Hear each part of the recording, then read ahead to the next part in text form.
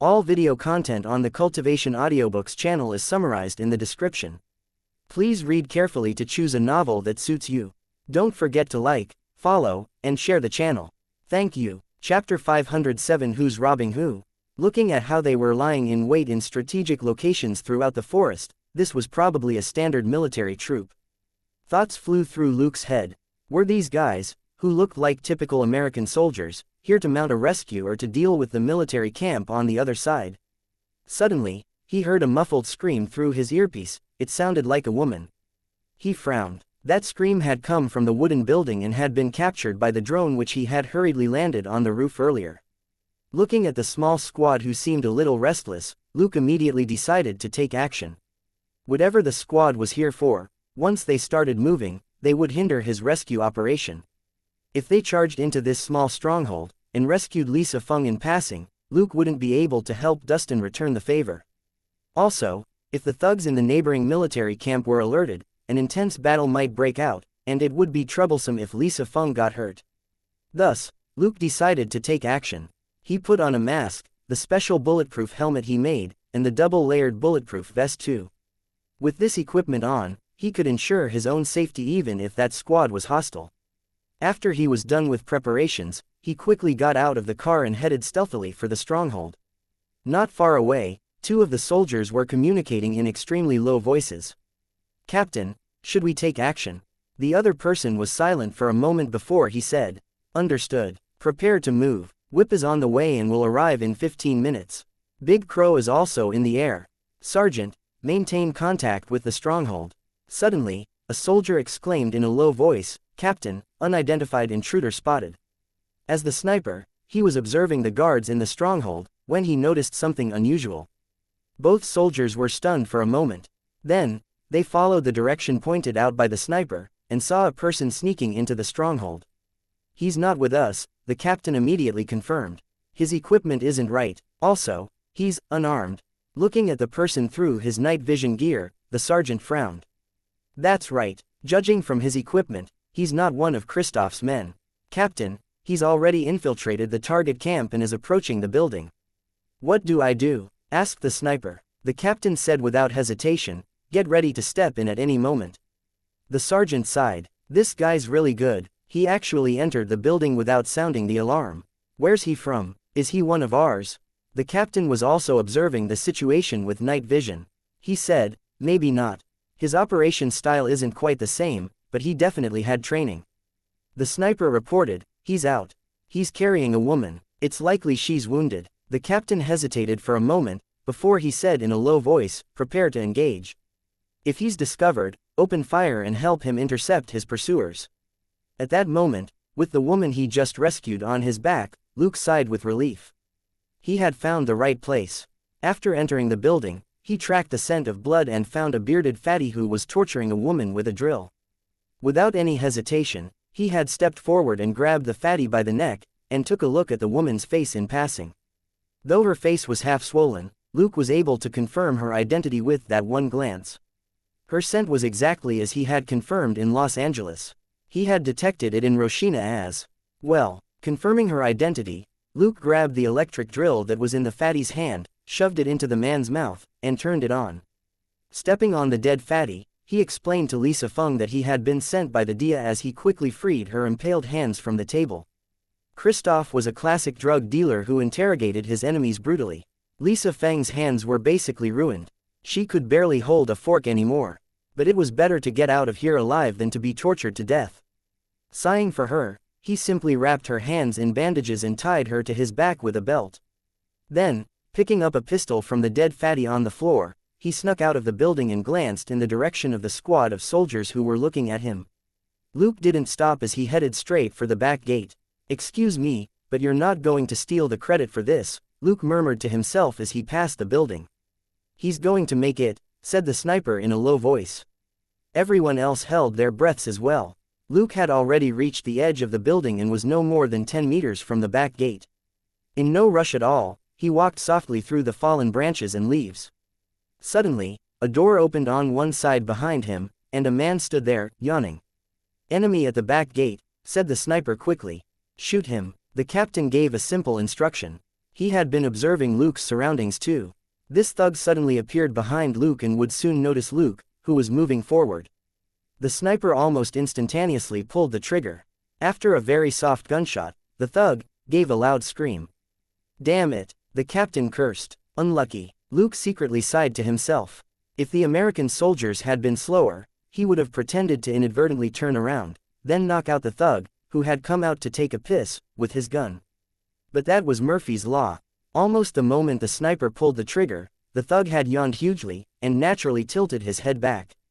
As a result, the bullet aimed at his head just brushed past it, leaving a line of blood on the thug's forehead. The thug immediately yelled at the pain. Without looking back, Luke shot the screaming thug. It was pointless to hide any longer, but he wasn't actually scared of the thugs in this stronghold.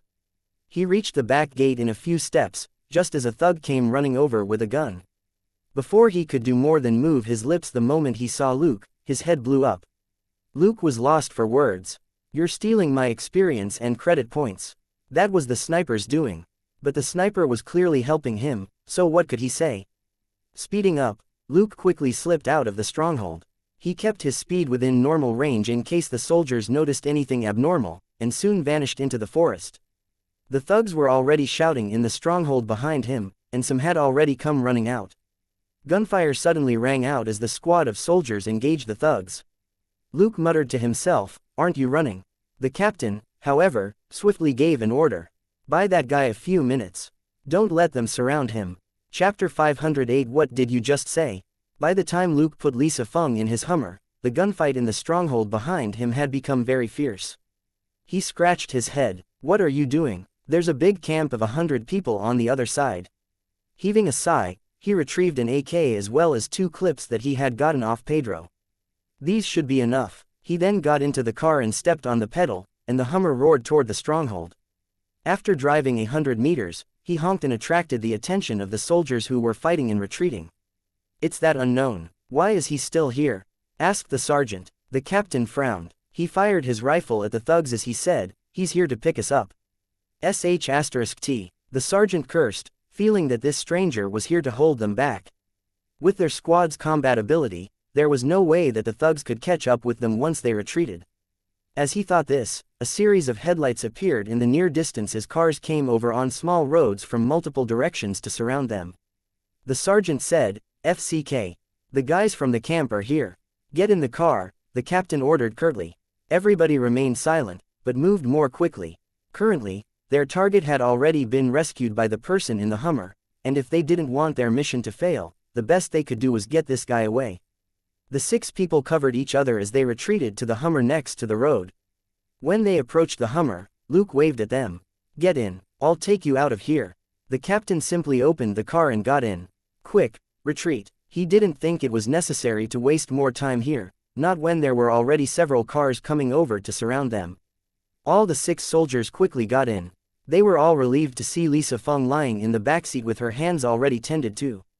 The target was still alive, so the driver of this car had been here to save her too. It was unlikely that he was an enemy.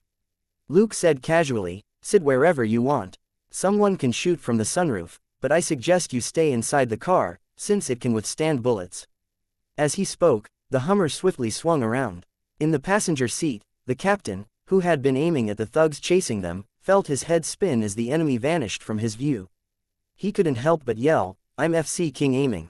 Bang, bang, bang, bang, bang. He was interrupted by gunshots. After turning the car around, the side of the Hummer was facing their pursuers.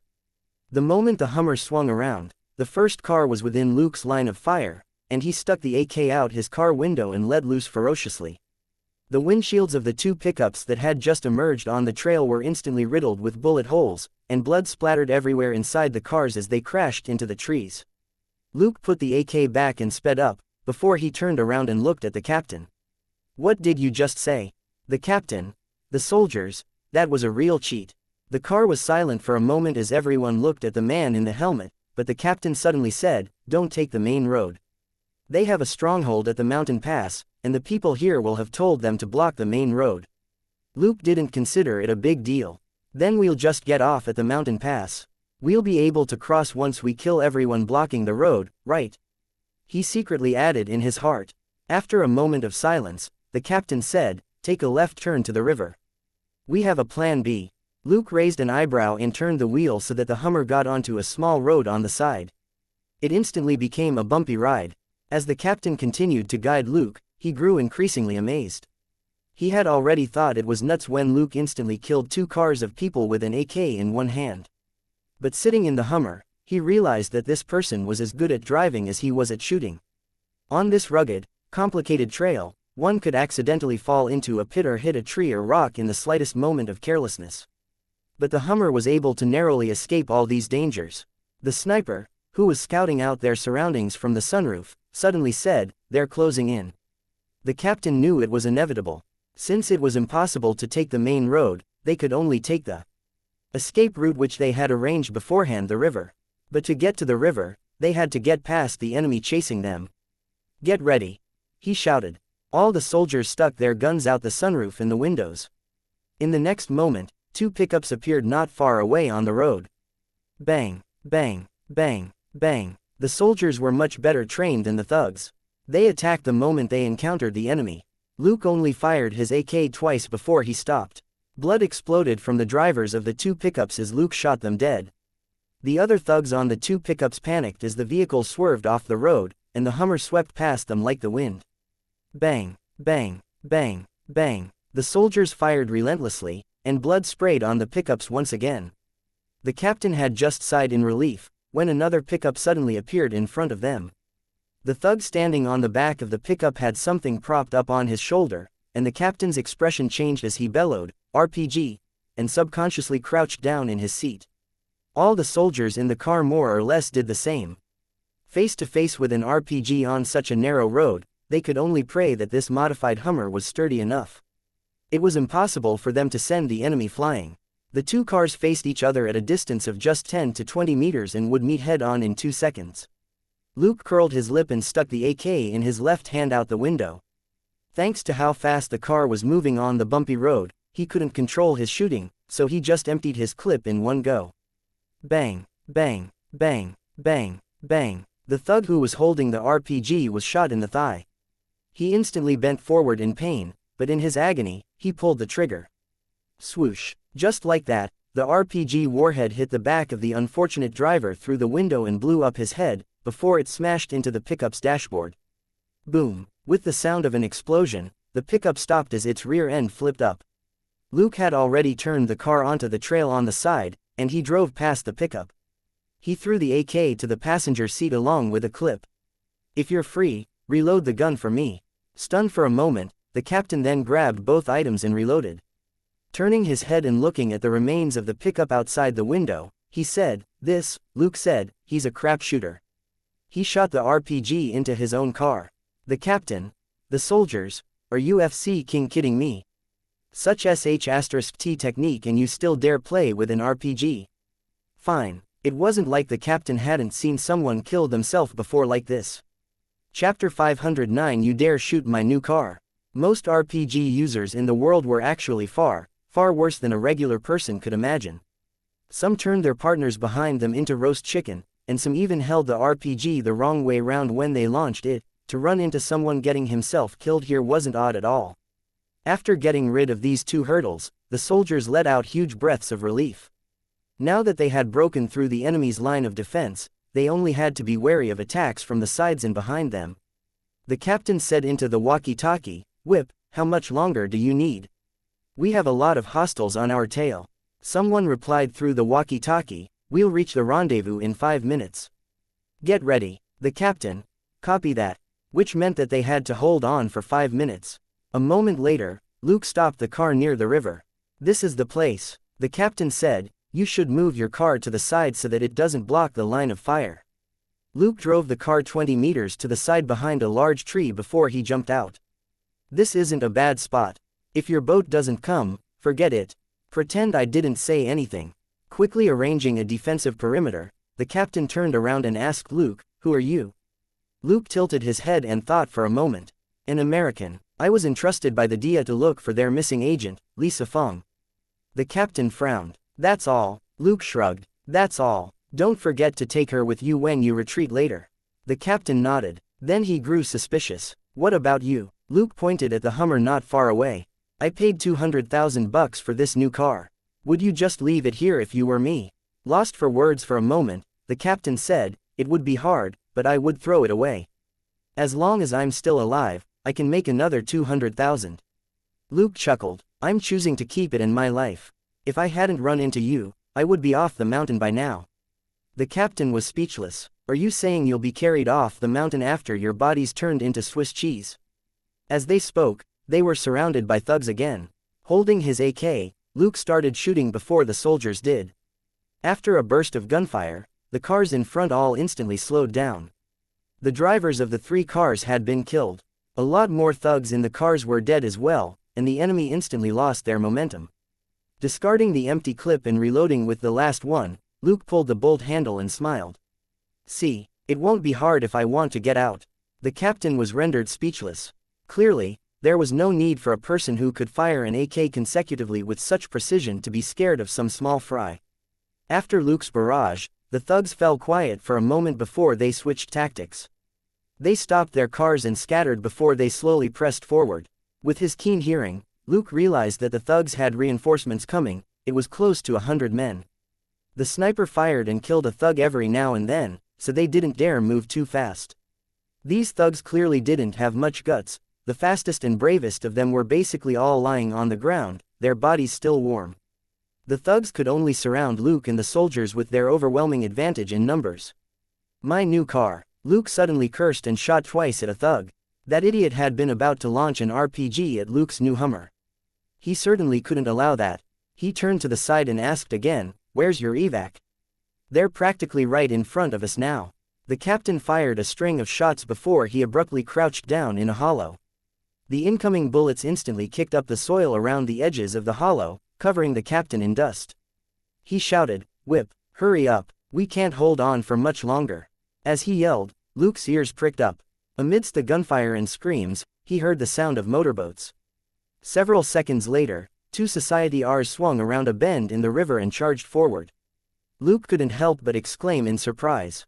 The moment the boats rushed forward, it was as if he could hear the whirring of the Gatling guns at the front of the boats. In the next moment, the Gatlings' barrels turned at high speed and their muzzles sparked as a dense spray of bullets instantly covered the trees on the riverbank. 2 seconds later, the heavy sound of M240 machine guns joined the battle. On the 2 special combat boats, the 2 Gatlings and 3 twin M240 machine guns unleashed dazzling firepower. The thugs who had been like hungry wolves just a moment ago immediately plunged into a hell of blood and fire. The gunfire was deafening as countless bullets were shot at them ferociously, and mixed into it was tracer ammunition that created numerous lines of fire amidst the trees like a storm. In the forest, tree branches and bark were sent flying. So were the bodies of the thugs. Those whose reactions were a little slower, or who didn't have suitable cover nearby, were directly shredded to pieces by the storm of metal. Once they started firing, the 2 special combat boats showed no signs of stopping. One of the boats slowly approached the bank which Luke and the others were on. The gunfire from the stern stopped for a moment so that they could get on the boat. The other boat circled round and didn't stop firing at all, not giving the thugs any chance to catch their breaths. Where Luke and the others had been on the riverbank earlier was a spot which protruded slightly out onto the river. That was why he had said that it wasn't a bad spot. If the special combat boats didn't show up, he and the soldiers would have been easily surrounded by the thugs. But now that the thugs had swarmed the area, they died even quicker. Firepower plowed through the trees again and again, as if the shooters on the 2 special combat boats were doing a clean sweep. In less than 20 seconds, not a single thug was left standing in the forest. They had either been killed or were sticking low to the ground to avoid death. Watching the captain and his team settle Lisa Feng on the boat, Luke said to them, I'm leaving. Good luck to you. The captain turned around and shouted, you're really going to head down the mountain on your own? Luke got in the Hummer with a smile. He closed the door and started the car, before he gave the captain a thumbs up. Then, the Hummer quickly turned around and drove down along the riverbank. 2 thugs had just crawled out of the trees. They barely caught their breaths when they saw a car fly past them. Bang, bang. Luke pulled back his left hand and put his pistol back into the holster. On the other side, looking at the still bodies of the thugs on the ground, and the Hummer vanishing quickly into the forest, the captain rubbed his mouth and didn't know what to say. This person didn't feel right. He had very professional skills, but he was very laid back. It's just killing people, do you really have to show off? The captain mumbled to himself, before he patted his teammate in front of him. Alright, let's go back. The special combat boats which had picked up the squad turned around unhurriedly and headed off in the direction that they had come. Chapter 510. This is very American and Hollywood. Even then, the machine guns on the two special combat motorboats were still unleashing firepower like crazy. Boom! A truck which the thugs had driven here finally blew up as it was suddenly sent flying in a small mushroom cloud. Just like that, the two motorboats swept through this uninhabited area and took their teammates away, leaving behind a forest filled with bullets, bodies, burning cars, and trembling thugs. Looking at this scene in the rearview mirror, Luke couldn't help but nod. Very good. It was very American and Hollywood. Oppressing the enemy with overwhelming firepower before the soldiers showed up to clean up the mess was the battle approach most commonly adopted by the American army. Luke took a detour in the Hummer and recalled the drone that had landed on the roof of the building earlier, before he drove straight off the mountain. He didn't think anybody would be in the mood to block the road after this. Half of the 100 men in Kristoff's base were dead.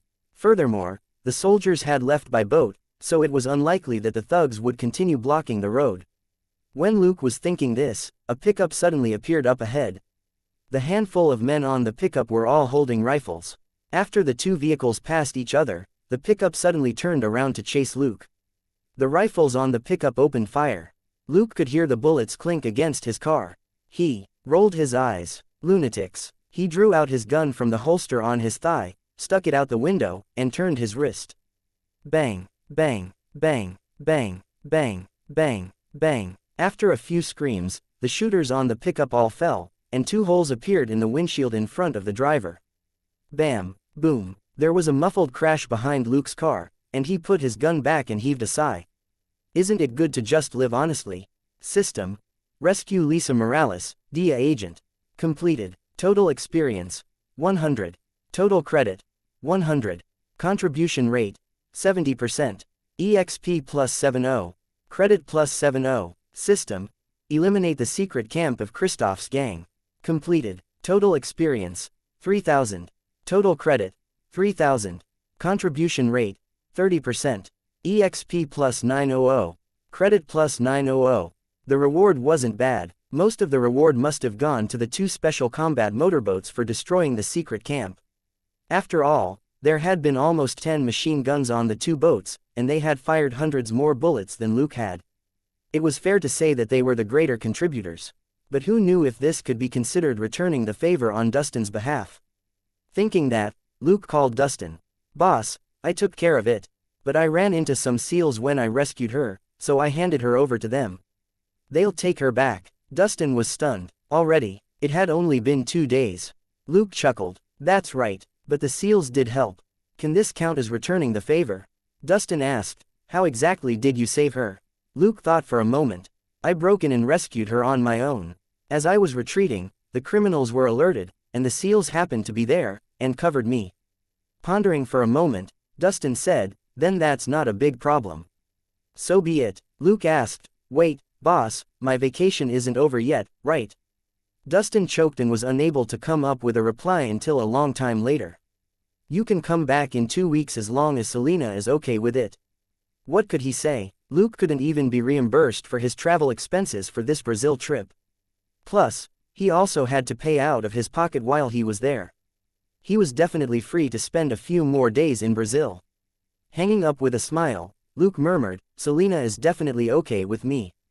But after thinking for a moment, he called her. Hello, dear, it's 7 in the morning in New York. Time to get up and pee. Get lost. Selena's furious voice burst out over the line, reminding Selena that she should develop healthy living habits and informing her that he would be in Rio for 2 weeks. Luke whistled as he crossed the sea bridge again. Looking at the beautiful city on the other side of the bridge, he chuckled. I will never forget Rio. He hit the gas pedal and sped toward the city. Rio was just as charming in the morning.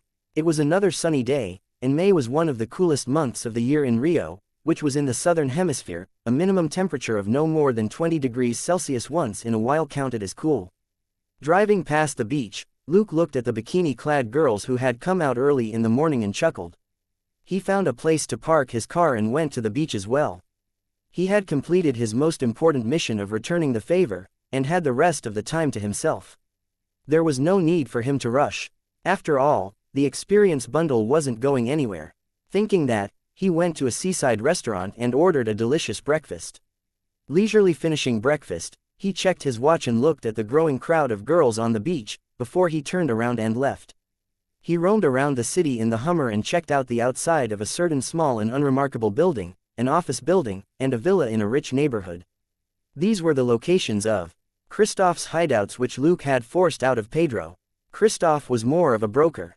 He was mostly in the business of transactions and wasn't obsessed with expanding his territory. He did business in Rio because of the special environment here. There was a limit to the disorder here and it wasn't entirely lawless. It was a very suitable place for someone as dirty as him to operate freely and groom subordinates. But this city was the turf of other big shots, like Hernan Reyes, who was one of the biggest bosses in Rio. Thus, all these locations were basically under Hernan Reyes's control. Luke spent the next 2 days very leisurely. Every time he went out for food or to shop, he would send out his drones to gather intelligence. From the movements of those people from the stronghold, he found even more of their associates. It was like pulling out sweet potatoes from the soil. Pulling one out got him a string of bonuses. Luke couldn't be any happier during those 2 days. While he typed out all sorts of backup information on his laptop, he subconsciously murmured, 20, 20, 50, 20, 100, 200, 50. Generally speaking, the system would give 20 experience and credit points for a goon, 30 to 50 for a minor leader, and 1 to 300 for the more vicious ones or the mid to top level gang leaders. It was a pattern that Luke had figured out after a long time. Of course his estimates weren't accurate, but he had fun doing it. The numbers he mumbled were actually the minimum he could get. As he mumbled to himself and took notes, Luke was full of enthusiasm for his next few days in Rio. Just like that, it was day 5 since he arrived in Rio.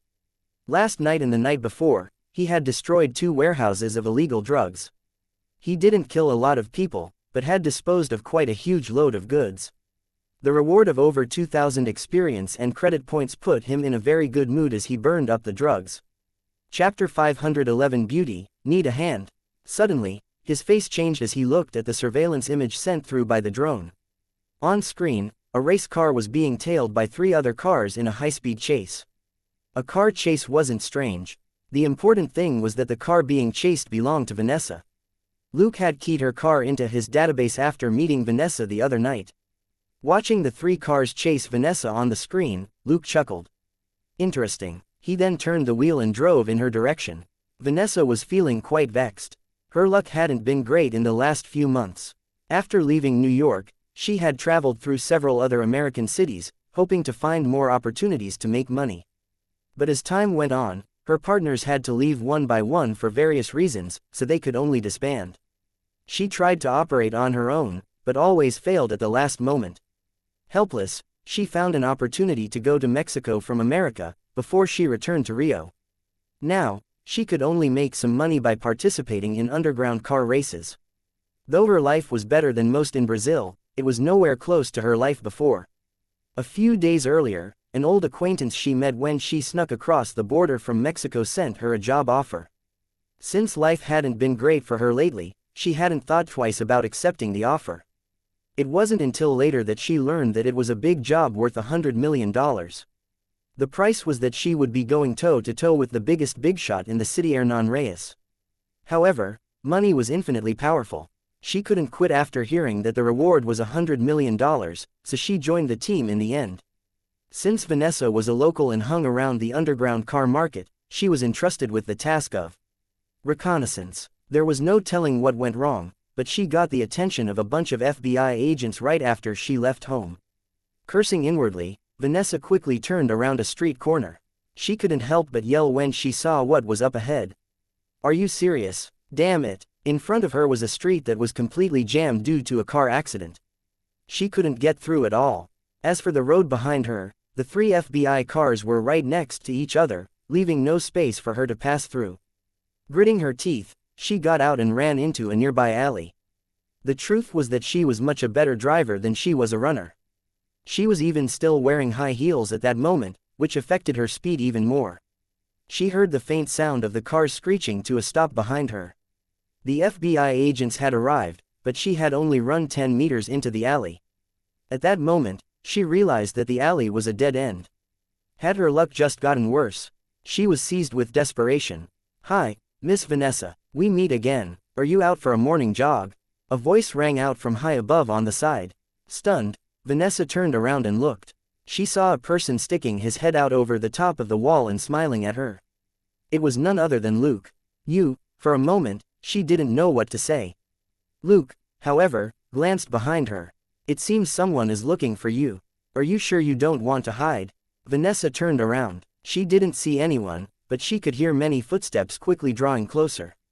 She glared at Luke. "Where can I hide?" Luke asked. "Do you need my help?" Vanessa gnashed her teeth. Yes, she had been tricked by Luke before back in New York. She knew that the officer was cunning, but he did cut her loose once. Also, the char siu had been quite tasty.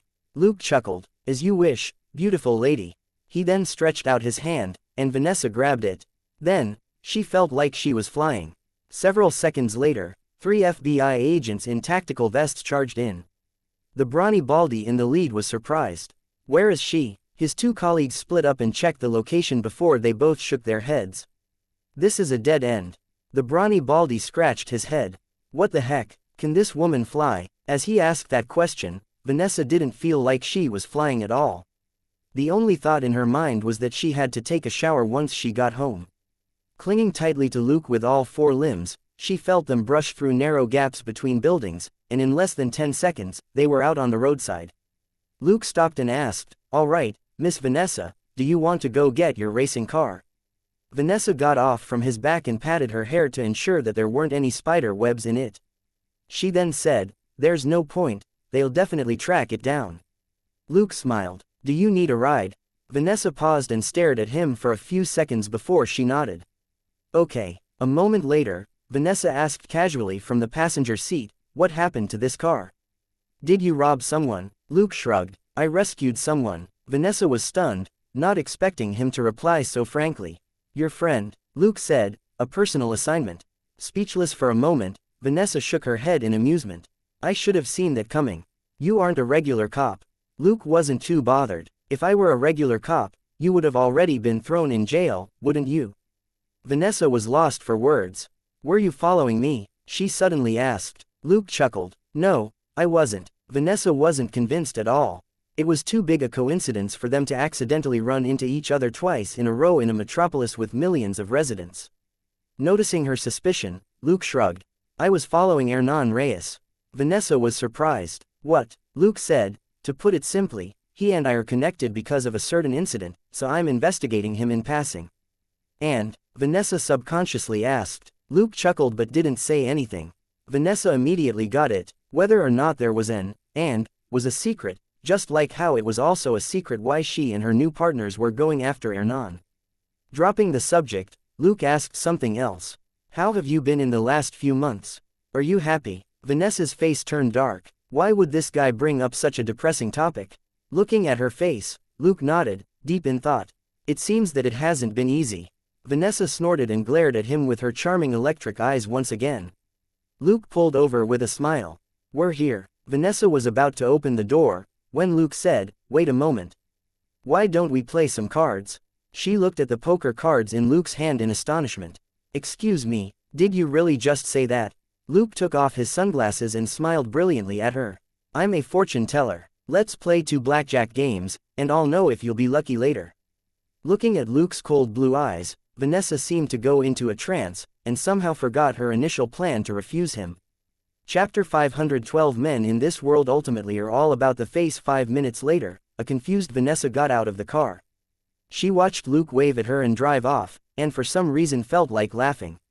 Why did he play a card game with her before leaving? He even claimed that the game could change her life. That would be more convincing if he had used tarot cards. He also said that he could tell what her luck was going to be like based on the number of times she won or lost. That was even more unbelievable. Yet when she was faced with all this utter nonsense, she actually listened to him with keen interest, as if she was bewitched. She must be crazy, but maybe this game really did help, as Vanessa's mood was a lot better as she walked into an alley, whistling a tune. "Luke, who had just lost 2 consecutive rounds, watched Vanessa leave before he shook his head with a smile. Your luck only went back to normal after you ran into me. He looked at Vanessa's abilities that were now dim in the list, but didn't feel any regret. Vanessa's abilities had been there long enough for him to learn them. Right now, elementary driving was on the list of his own abilities and wasn't tagged, which meant that the ability belonged to him. The whole point of super learning mode was to learn, after all, not to simply copy abilities. He had also let Vanessa go for a simple reason. First of all, the system didn't deem her as someone who had to be killed. Secondly, she had provided Luke with an elementary ability. Lastly, and most importantly, she had a pretty face. Any ordinary man would be partial to a pretty face. Luke also had elementary driving, which he acquired from Belle, the cab queen in New York, and he watched Vanessa take a circuitous route in the drone image before she entered an abandoned factory. After days of investigation, he learned that Hernan Reyes was very powerful and his influence stretched into all aspects of Rio. On the surface, Hernan was a big businessman who did a lot of charity work. He built drinking water systems for the slums, donated money to schools, and established many hospitals. But in private, this big boss was involved in all the underground businesses. He wasn't interested in anything else. If Luke could take him down, Daddy's system would have to give him 1,000 experience and credit points, right? Mulling over this thought, Luke drew a cross next to Hernan's name. But what were Vanessa and her team up to? It couldn't be money. Led by the Baldy and the handsome young man, the rest of the team had watched millions in cash burn to ash in front of their eyes the night before. That was right, Vanessa was one of the robbers in black masks who had attacked Hernan's storehouse last night.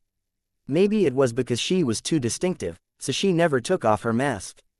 She had even been wearing men's clothes. Maybe a personal grudge was the only thing that couldn't be resolved with money. Then, did they all have history with Hernan? Driving the car into an alley, Luke quickly approached the factory. The factory was old and spacious, and had been specially cleaned up. There was a couch and a bed in one corner, and cars and car parts in another corner, which was where the cars were modified. There was a stove in yet another corner, where 2 black people were making food. With just one whiff of the food, Luke's evaluation of their culinary skills was hell. Vanessa was talking to several people on the couch. This bunch was made up of different genders and races. The brawny Baldy and the handsome young man who had burnt Hernan's stash were also here.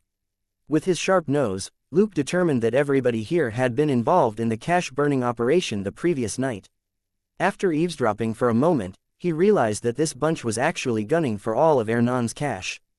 They had burnt the millions in cash because they wanted Hernan to gather the rest of his money together in one spot so that they could take it in one swoop. After all, carrying out one robbery was much easier than carrying out 10.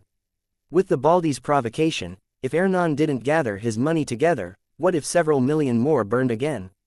If they did it once, they could do it again. Hernan had lots of men, but he couldn't watch all his hordes. The chances were high that the Baldy would attack them one by one. So, it was a ploy. Furthermore, it seemed that the brawny Baldy and the handsome young man really did have a personal grudge against Hernan, which made their actions all the more misleading. They were betting that Hernan wouldn't sit around and do nothing. Their plan in fact had gotten off to a great start. Of the locations that Luke had checked in the last 2 days, 2 had sent out huge amounts of cash. He hadn't made a move because it wasn't necessary. As long as he caught Hernan, wouldn't this big shot confess everything? But as he listened to this bunch talk about robbing a place, Luke clicked his tongue. How bold, you even dare rob a police station. After secretly taking photos of these people, Luke withdrew. It wasn't bad that these people were going after Hernan. Hernan was more likely to make a mistake while he was busy protecting his money. Taking advantage of the chaos was the ultimate strategy. Luke returned to the beach in the afternoon. Sitting in front of a stall with his laptop, he mulled over this operation plan. Vanessa and her team were going to act in a day or 2. It would be best for him to take advantage of this timing. The best would be if he could capture Hernan alive. He was very interested in the intelligence that this big shot might have. Suddenly, he saw 2 long legs out of the corner of his eye. He turned his head and saw Vanessa and an Asian guy walk by in the distance, then stop in the shade to chat leisurely with each other. Luke was amused. What were they up to this time? It didn't take long for him to understand. Hernan Reyes had appeared in a coffeehouse in a nearby hotel. Luke activated the sound collector on his fake phone and listened to Vanessa and her partner's conversation. "There's nothing we can do. That guy has 6 bodyguards with him, and the glass around him is probably bulletproof," the Asian guy said softly as he munched on some chips. 8. There's only one man each at the table on his left and behind him. Do you think they look like people who are there for coffee? Vanessa said in a low voice as she glanced at Hernan. "How long have you been inactive since the last time?" asked the Asian guy. Vanessa's face turned dark. "Can't I take a break?" The Asian guy looked at her face. "Your bad luck isn't gone yet." Vanessa turned her head away and refused to answer the depressing question. The Asian guy shrugged and dropped the chit-chat. He turned in Hernan's direction. "How can we get his palm print? Dominic must be kidding. We'll be stopped by his bodyguards as soon as we approach him." Vanessa snorted. "That's why certain things can only be done by women." Chapter 513. Damn you, you actually want. As she spoke, Vanessa took off the gauze wrap she had been wearing around her waist to reveal her super long legs that were as alluring as her eyes. She then strode in Hernan's direction. Staring at her perfect back, the Asian guy was too dumbfounded to say anything. But she had only taken 2 steps, when a stranger came from the side to hug Vanessa and bring her back. "I think this isn't something that needs to be done by a woman," the stranger chuckled and said. The Asian guy's expression was wary. I'm Vanessa's friend. You can call me Skywalker." The stranger nodded at him with a smile. Stunned for a brief moment, Vanessa then said in a low voice, "And you say you're not following me?" The stranger was none other than Luke. He said with a smile, "I really didn't. I've been here for 2 hours. I even had lunch here. What were you thinking of doing?" "Something like this." Vanessa glared at him. "Take your filthy hand away." Luke shrugged and withdrew his hand from her butt. "In any case, my hand should be cleaner than his, right?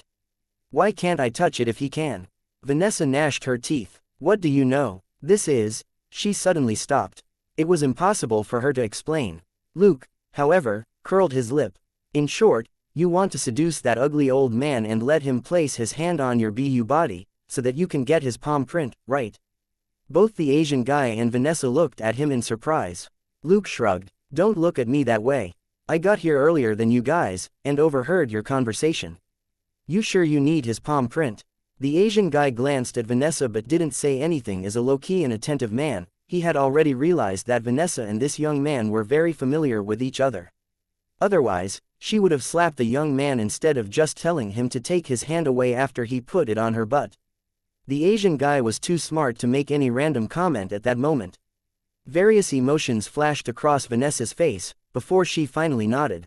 "Yes." Luke stretched. "Give me 2 minutes. I'll get his palm print for you." "Right, the 2 of you stay back a little, in case you get shot." With that, he got up and headed over to Hernan. The Asian guy looked at Vanessa. "Are we really going to stand back? Or should we help him?" Vanessa came back to herself at his reminder. She said in a low voice, "Hurry up and hide." She had never seen how formidable Luke could be with her own eyes, although it had been crazy how he had been able to leap between buildings with her on his back in the morning. However, she could never forget how Luke killed Sergei and his 30 men on the highway in New York. Here, Hernan only had 8 bodyguards. She didn't think they could stand up to Luke for long. She and the Asian guy quickly fell back to the corner of a building and craned their necks to observe the coffeehouse. The Asian guy asked casually, "Is he chasing you?"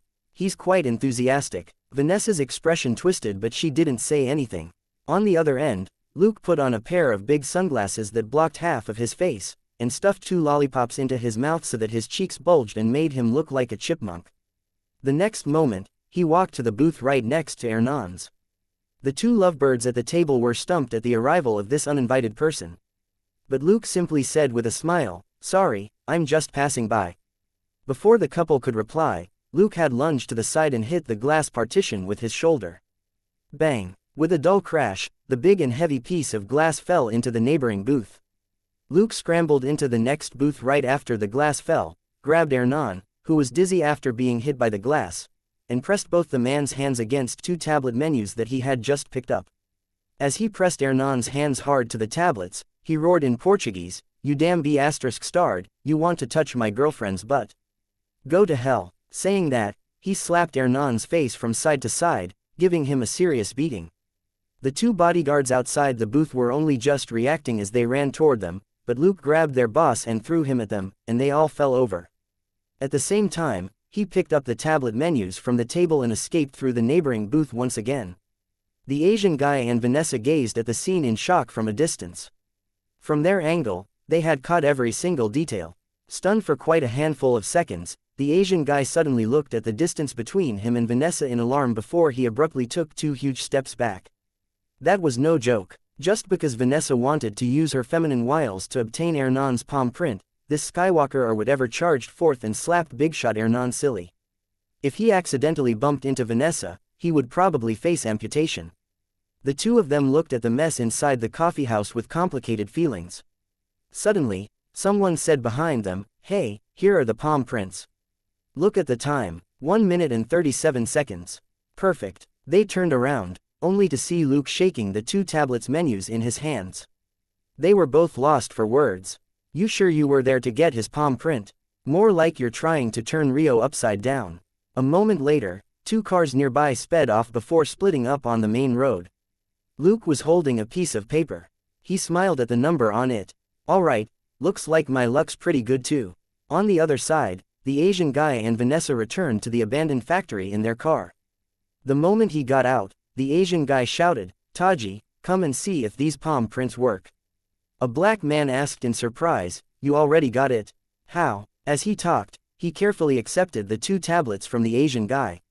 He observed them for a moment before he clicked his tongue. "You didn't get a random person's palm prints to trick me, did you? These palm prints are too clear. Did you press Hernan's hands to them for 2 seconds? The Asian guy turned his head with a strange expression on his face. "You want to explain it?" Vanessa shook her head. "Han, I'm going to go get some rest. You do it." Everybody gathered to listen to the Asian guy named Han relate what happened. By the time he was done with his story, his audience was dumbfounded. A tall black guy couldn't help but remark, "You must be kidding." The man simply walked in, knocked down a piece of bulletproof glass, took care of the bodyguards, slapped Hernan in his face, and got his palm prints. Everybody was as shocked as he was. If they could catch Hernan so easily, they would have done it a long time ago. They wouldn't have to go to all this trouble of planning to rob Hernan's hoard in order to lure him out to be killed. Chapter 514 Dating is free. And I have to work tomorrow. The only reason why the Braun Baldy didn't do it was that they didn't have enough combat ability. It was impossible for them to be quick about capturing Hernan when he was protected by 8 bodyguards. If they didn't catch Hernan in the very first instant, the police officers and Hernan's subordinates would swarm them, and it would be impossible to escape then. The black man who had spoken hesitated when he saw everybody's expressions. "Guys, do we want to invite this man to join the team? Our plan will be more likely to succeed with his help." "No." Everybody turned their heads, because it was Vanessa who had shouted from the couch. "Why not?" asked the black man curiously. The man was a capable fighter, and he had slapped Hernan in public, which meant that he wasn't on Hernan's side. Why couldn't they invite him? Vanessa was silent for a moment, before she said, "I'm not that familiar with him. This matter is too important. I can't let everybody take this risk." The black man was about to say something, but the brawny Baldy interrupted him. "Okay, Vanessa, who is he?" After a brief hesitation, Vanessa said, "Dominic, he's just an acquaintance whom I met in New York a couple of months ago." Dominic, the brawny Baldy, frowned. "We really can't invite him to join us." Vanessa quickly shook her head. "It's best if we don't." The man wasn't some sort of righteous cop, but he did cause her to lose more than $10 million last time. If he did that again, how was she going to explain it to her partners? Actually, she didn't really understand why she could be so calm about a police detective who had robbed her of more than $10 million. If her confidants from the last robbery knew this, they would probably mock her for trying to suck up to him. Dominic stared at her for a moment before he turned his head. "Okay, let's drop it and focus on our own plan. Placing your hopes on someone else is the most useless thing to do." They continued their discussion. With Hernan's palm prints, there was a lot they could do. On the side, Vanessa's feelings were in a mess. She didn't know what to do. Luke had shown up repeatedly and done something unexpected every time. Also, since he was onto Hernan too, she had no doubt that they would meet again.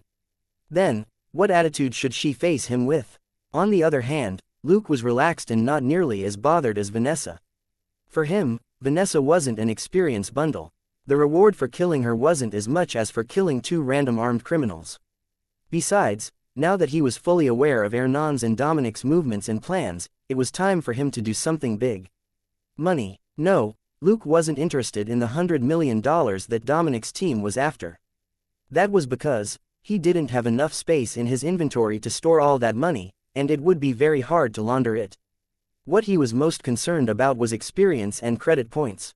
On his trip to Mexico last time, he got more than 10,000 experience and credit points from one job.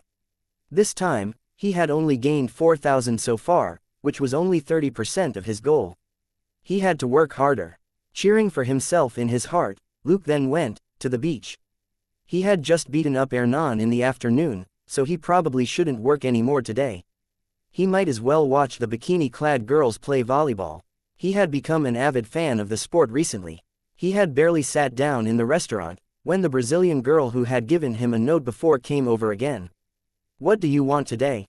"The usual." Luke nodded with a smile. "Yes, and I would like 2 specials." He gave her money for the meals as well as a tip. The girl accepted the money but didn't leave immediately. Instead, she gave Luke a coy look. "Hey, you have time to look at them but don't have time to ask me out." Stunned, Luke shook his head with a smile. "No, I'm just watching them in passing while I eat. Actually, I'm very busy." The girl reached out to lift his chin and she said, "Fine, but as long as you call that number, we'll be officially dating, and dating is free, understand?" With that, she turned around and left. Looking at her curves, which were far more charming than that of her American peers, Luke sighed. "But I have to work tomorrow." The truth was that not only did he have to work the next day, he had to start preparing right now. The surveillance he set up at the abandoned factory delivered intelligence to him unceasingly. Hernan's money was gathered in the police department. According to Dominic's intelligence, Hernan put his money in the vault in the police department. Clearly, this police department had long come under Hernan's control. Dominic had chosen the perfect time to attack, which was when Hernan went to the police department. However brazen Hernan's men were, they didn't have the courage to barge into the police department and help the police capture criminals.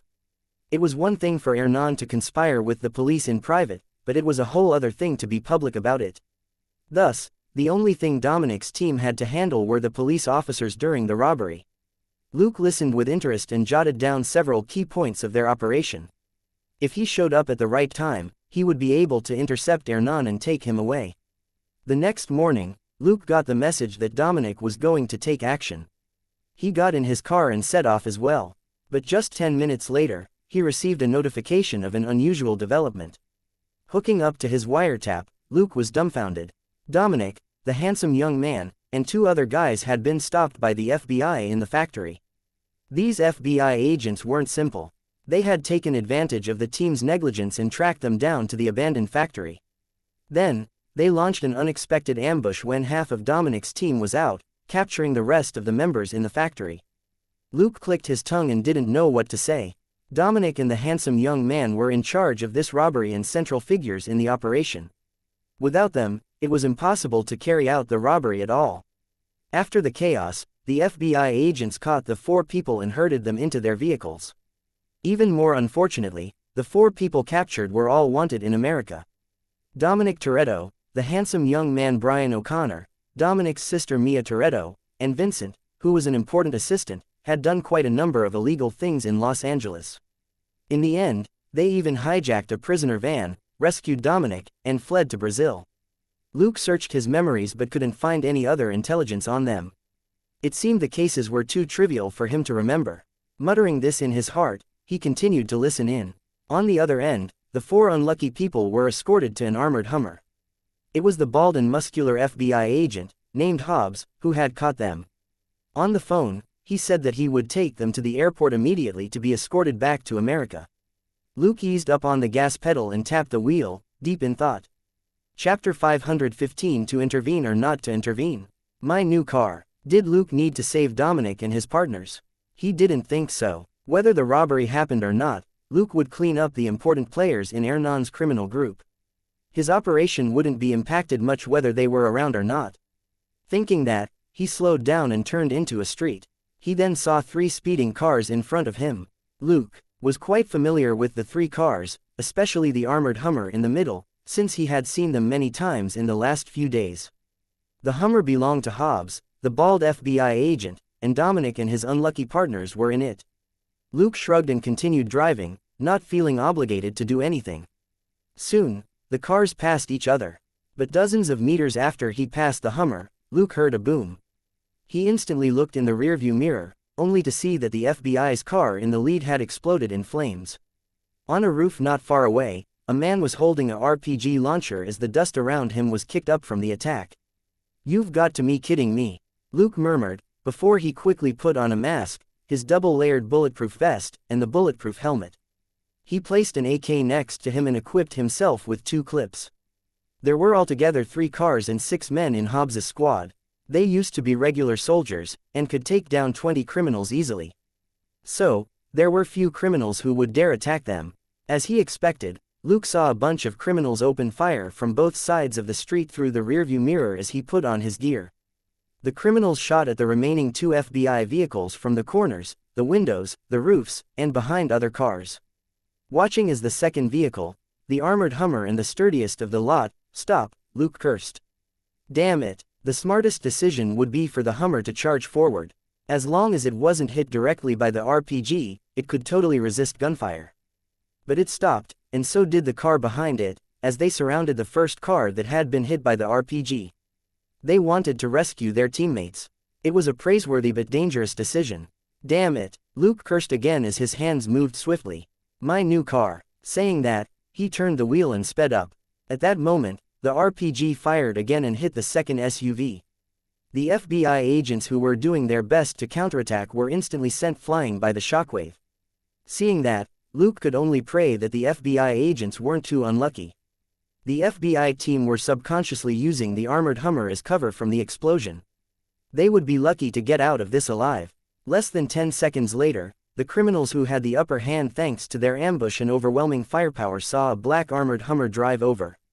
It zigzagged around at an astonishing speed on the street, and the AK sticking out of the window fired wildly. Some of the criminal shooters on the street were forced to retreat. The guy who was holding the RPG was killed first. Bang, bang, bang, bang, bang, bang. On the left side, several criminals who were shooting from the roof screamed and fell. The black armored Hummer charged toward the end of the road before it swiftly swung around and the AK switched targets. Bang, bang, bang. The last remaining bullets in the AK blew up the head of a man who was brave enough to stand up with the RPG again. My new car. I'll kill whoever dares to blow it up, Luke declared fiercely in his heart. At that moment, the black Hummer did a full turn. Luke hit the gas pedal and rumbled forward again. Now that the driver's seat was facing the opposite side, the AK opened fire like crazy again and used up half of the last clip. Several criminals on the right screamed and fell, some on the roof and some from the buildings. It was chaos. Lots of people were shouting, but nobody knew what everybody was saying. Hobbs, the bald FBI agent, was one of the people yelling. Damn it, Wilkes, say something if you're alive. Boss, cough cough, I'm still alive, but at least 2 of my ribs are broken. A young Asian struggled to spit out a mouthful of blood as he leaned against the back of another car. Hobbs was slightly relieved. The injury was bad, but it wouldn't kill him right away. Mike, what about you? He shouted again. A brawny Latino man raised his head from the ground. I'm fine, I'll live. Hobbs gnashed his teeth. Get up, kill the guys around us while that Hummer hasn't blown up yet. In this narrow street surrounded by buildings, there was nowhere for a car to escape an RPG, which was what happened to them. But Luke had already rushed back over to them. He opened the door and got out. Instead of getting out in a hurry, he reloaded his AK before he opened the door. The criminals stuck their heads out again. This time, they weren't as lucky. Luke's precision when he was on solid ground and holding the gun with both hands was completely different from when he was firing single-handedly from a speeding car. For Luke, the criminals sticking their heads out on the roofs were all moving in slow-mo. He even had the time to plan the most simple and efficient shooting route, and started blowing up the heads of the criminals along this route. Bang, bang, bang, bang, bang. 5 bullets took down 5 criminals one after another, as if they were being executed in a row. Luke then turned to face his car. Bang, bang, bang. The 3 criminals at a street corner not far away were shot in the head before they could make a sound. Bang, bang, bang, bang. 4 criminals on the second floor of a building behind the car fell. So far, Luke had only met 2 adversaries who were on par with him in terms of shooting within a range of 30 meters. Keeping his gun raised, Luke moved to Hobbs's armored Hummer and patted the door. "Hey, get out and rescue them." A moment later, the door opened, and a female agent aimed her pistol at Luke warily. Luke didn't even bother to look at her. "Hurry up and move the injured FBI agents into the car." The 4 people in the car swiftly got out. They had all been uncuffed. Luke glanced at the female agent but didn't say anything. Narrowing his eyes, Dominic asked, "Who are you?" Luke waved his hand. "Let's save them first. You don't want to be responsible for their deaths, do you?" "They're FBI agents." Stumped, they hurried to carry the 5 wounded FBI agents over and put them into the yellow Hummer. While they were moving the wounded agents, Luke fired several times with his AK and blew up the heads of some of the last few criminals. For a moment, except for the burning cars and the groans of the criminals, the street fell quiet. Everybody couldn't help moving faster as they quickly took care of everything. Looking at Hobbs, who was holding his gun and on high alert next to the car, Luke asked, "How's your injury? Do you want me to drive you to the airport?" Chapter 516. He said he's not interested in money. Hobbs gritted his teeth. "I'm fine." Luke nodded. "Then you take your car. I'll lead the way for you.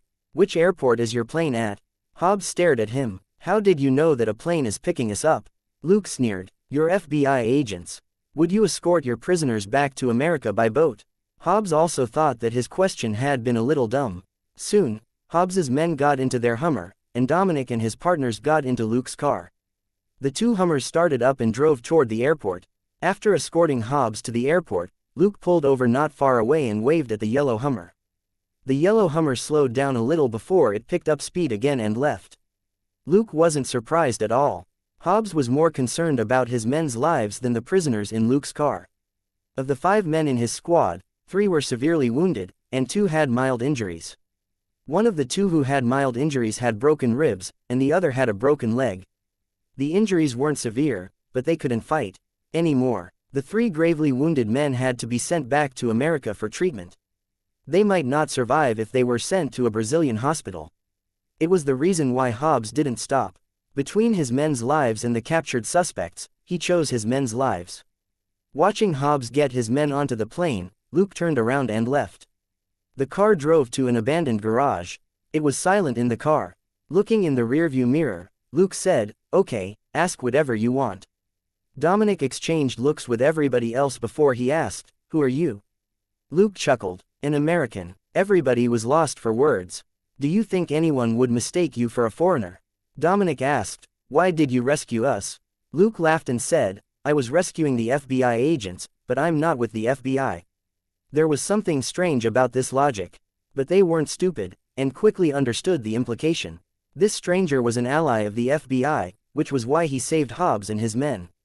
But he didn't work for the FBI, so it was unnecessary for him to help capture Dominic and his group. Okay, that made some sense. Also, everybody saw that the stranger was still wearing his helmet, and didn't bother to reveal his identity at all. Dominic and Brian were proud people, and didn't say anything. But when the car stopped, everybody looked at the driver again. Luke said, "All right, get out. I'm Vanessa's friend." "Okay." Everybody exchanged strange looks and got out. "Bye-bye, have a great day." Luke bid them farewell like from an ad, then turned the car around and quickly drove off. Everybody was speechless. Were there really still good Samaritans like this in the world? Luke didn't go too far. He found another abandoned factory and hid his black Hummer inside. After today, this black Hummer would definitely be hunted down by Hernan's men as soon as it appeared on the streets. $200,000. My new car. He heaved a sigh and cleaned up all traces in the car, before he left quietly. In the abandoned factory, Dominic and his teammates gathered together once more. Without the leaders, the group hadn't gone through with the planned robbery today.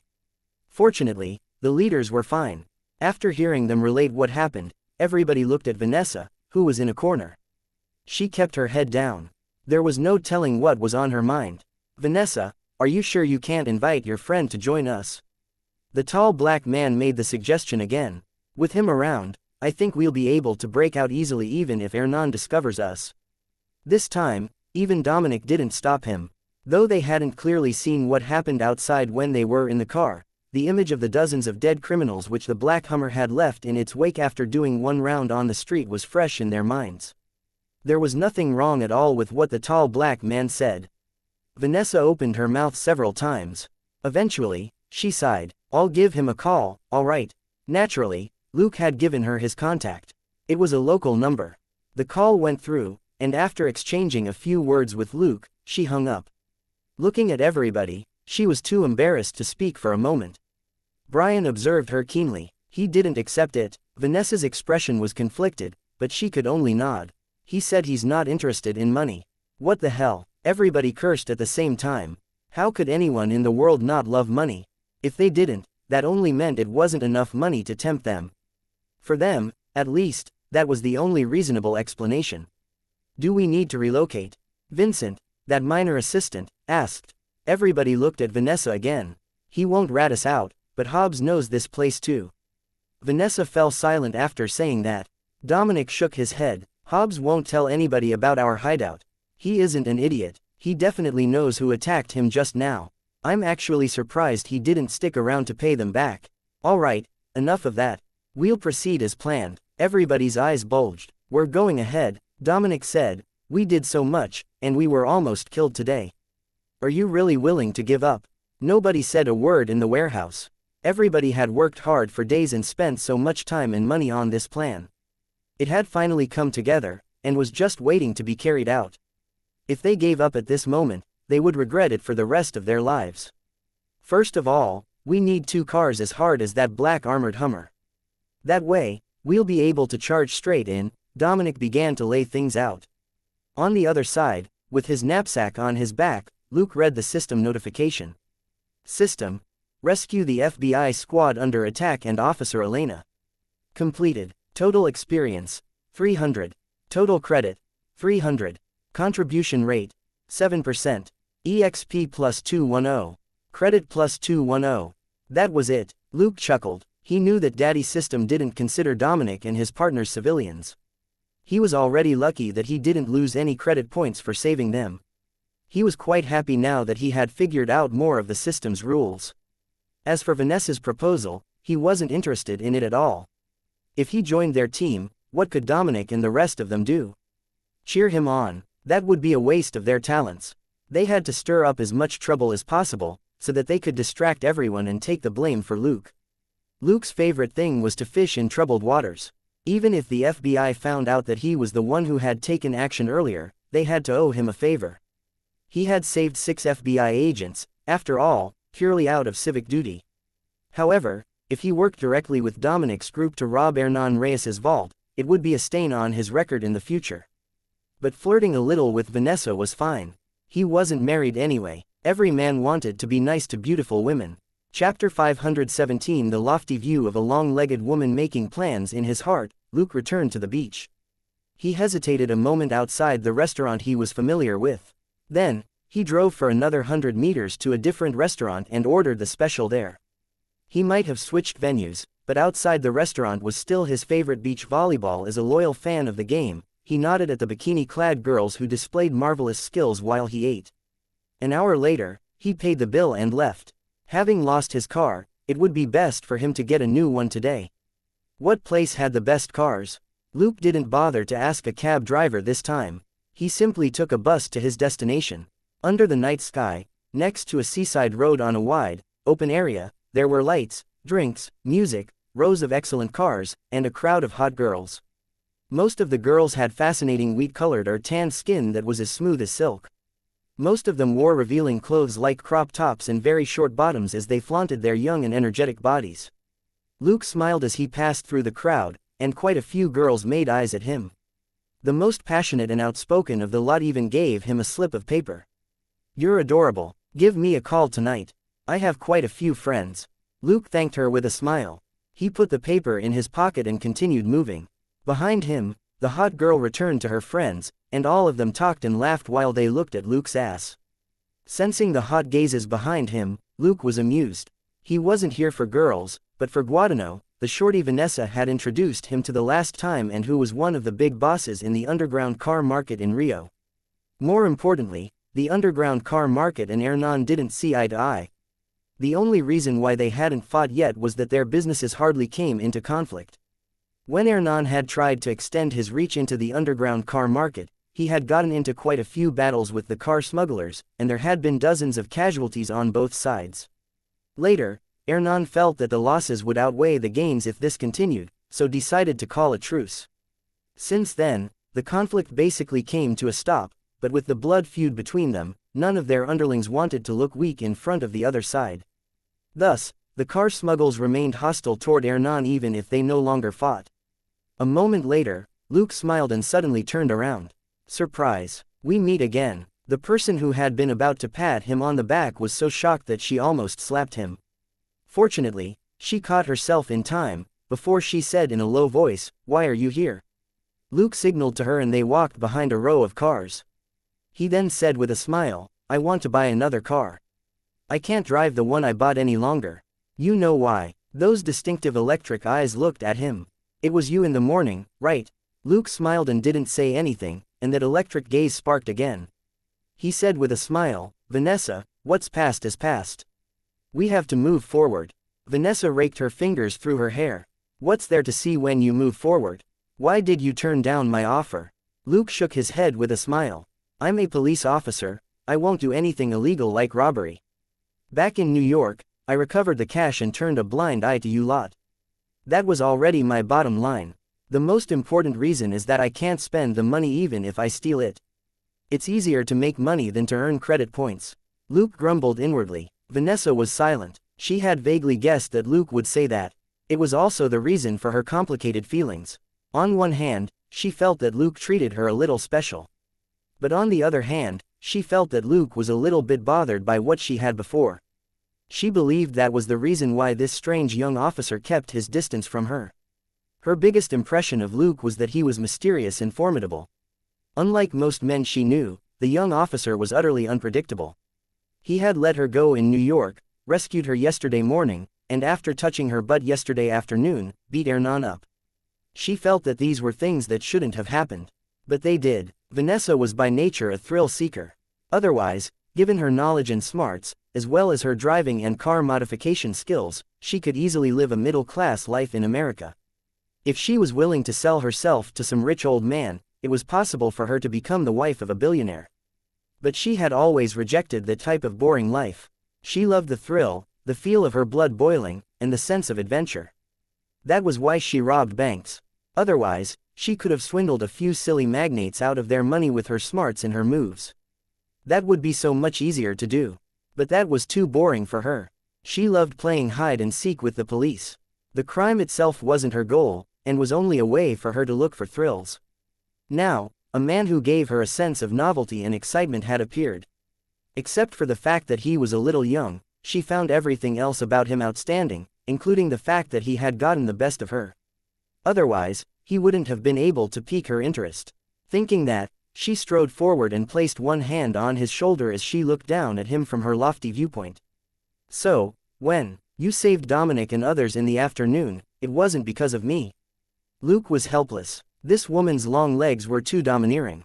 In her high heels, she was an astonishing 1.9 meters, which made her a heck of a lot taller than Luke. He spread his hands. "I was saving the FBI agents. They're my colleagues, after all, MMPH. His mouth was blocked. Panting after a moment, Vanessa mumbled a curse. "You, damn, rascal, can't you say something nice?" Accepting her sudden passion, Luke murmured, "Then, I did it for our friendship." Vanessa glared at him even when her mouth was busy. "You, Vanessa, you ran into an old acquaintance," someone asked casually. Luke and Vanessa finally broke apart and turned around. The moment Luke's face was revealed, a certain Asian guy smacked the back of the person who had asked the question. The tall black man who had just spoken yelled, "Holy sh**t. What are you doing?" Han, however, smiled from behind him and waved. "Hello, Skywalker." The tall black man forgot to close his mouth when he turned around and looked at Luke next to Vanessa. Skywalker. Luke had never mentioned his name to Dominic's gang. Vanessa had never revealed it either. So, they all referred to him the way he had introduced himself, as Skywalker. Luke chuckled and nodded. "Hello, Han." Dominic stared at him for a moment, before he came over and stretched out his hand. Chapter 518. A man who understands manners should be more proactive. Luke stretched out his hand as well, and the brawny baldy grabbed it and gave him a half-bear hug as he patted Luke's back with his other hand. "Thank you." His gratitude was clear. Luke said with a smile, "You're welcome." Dominic looked at him again for a moment before he waved his hand. "Let's go look for cars. Vanessa, you can take off your own." With that, the brawny baldy left with his crew. Among them, Han was the only person who could control himself. He had already seen Luke yesterday afternoon, and could just about contain his curiosity. But everybody turned their heads to look this Skywalker up and down as they walked away.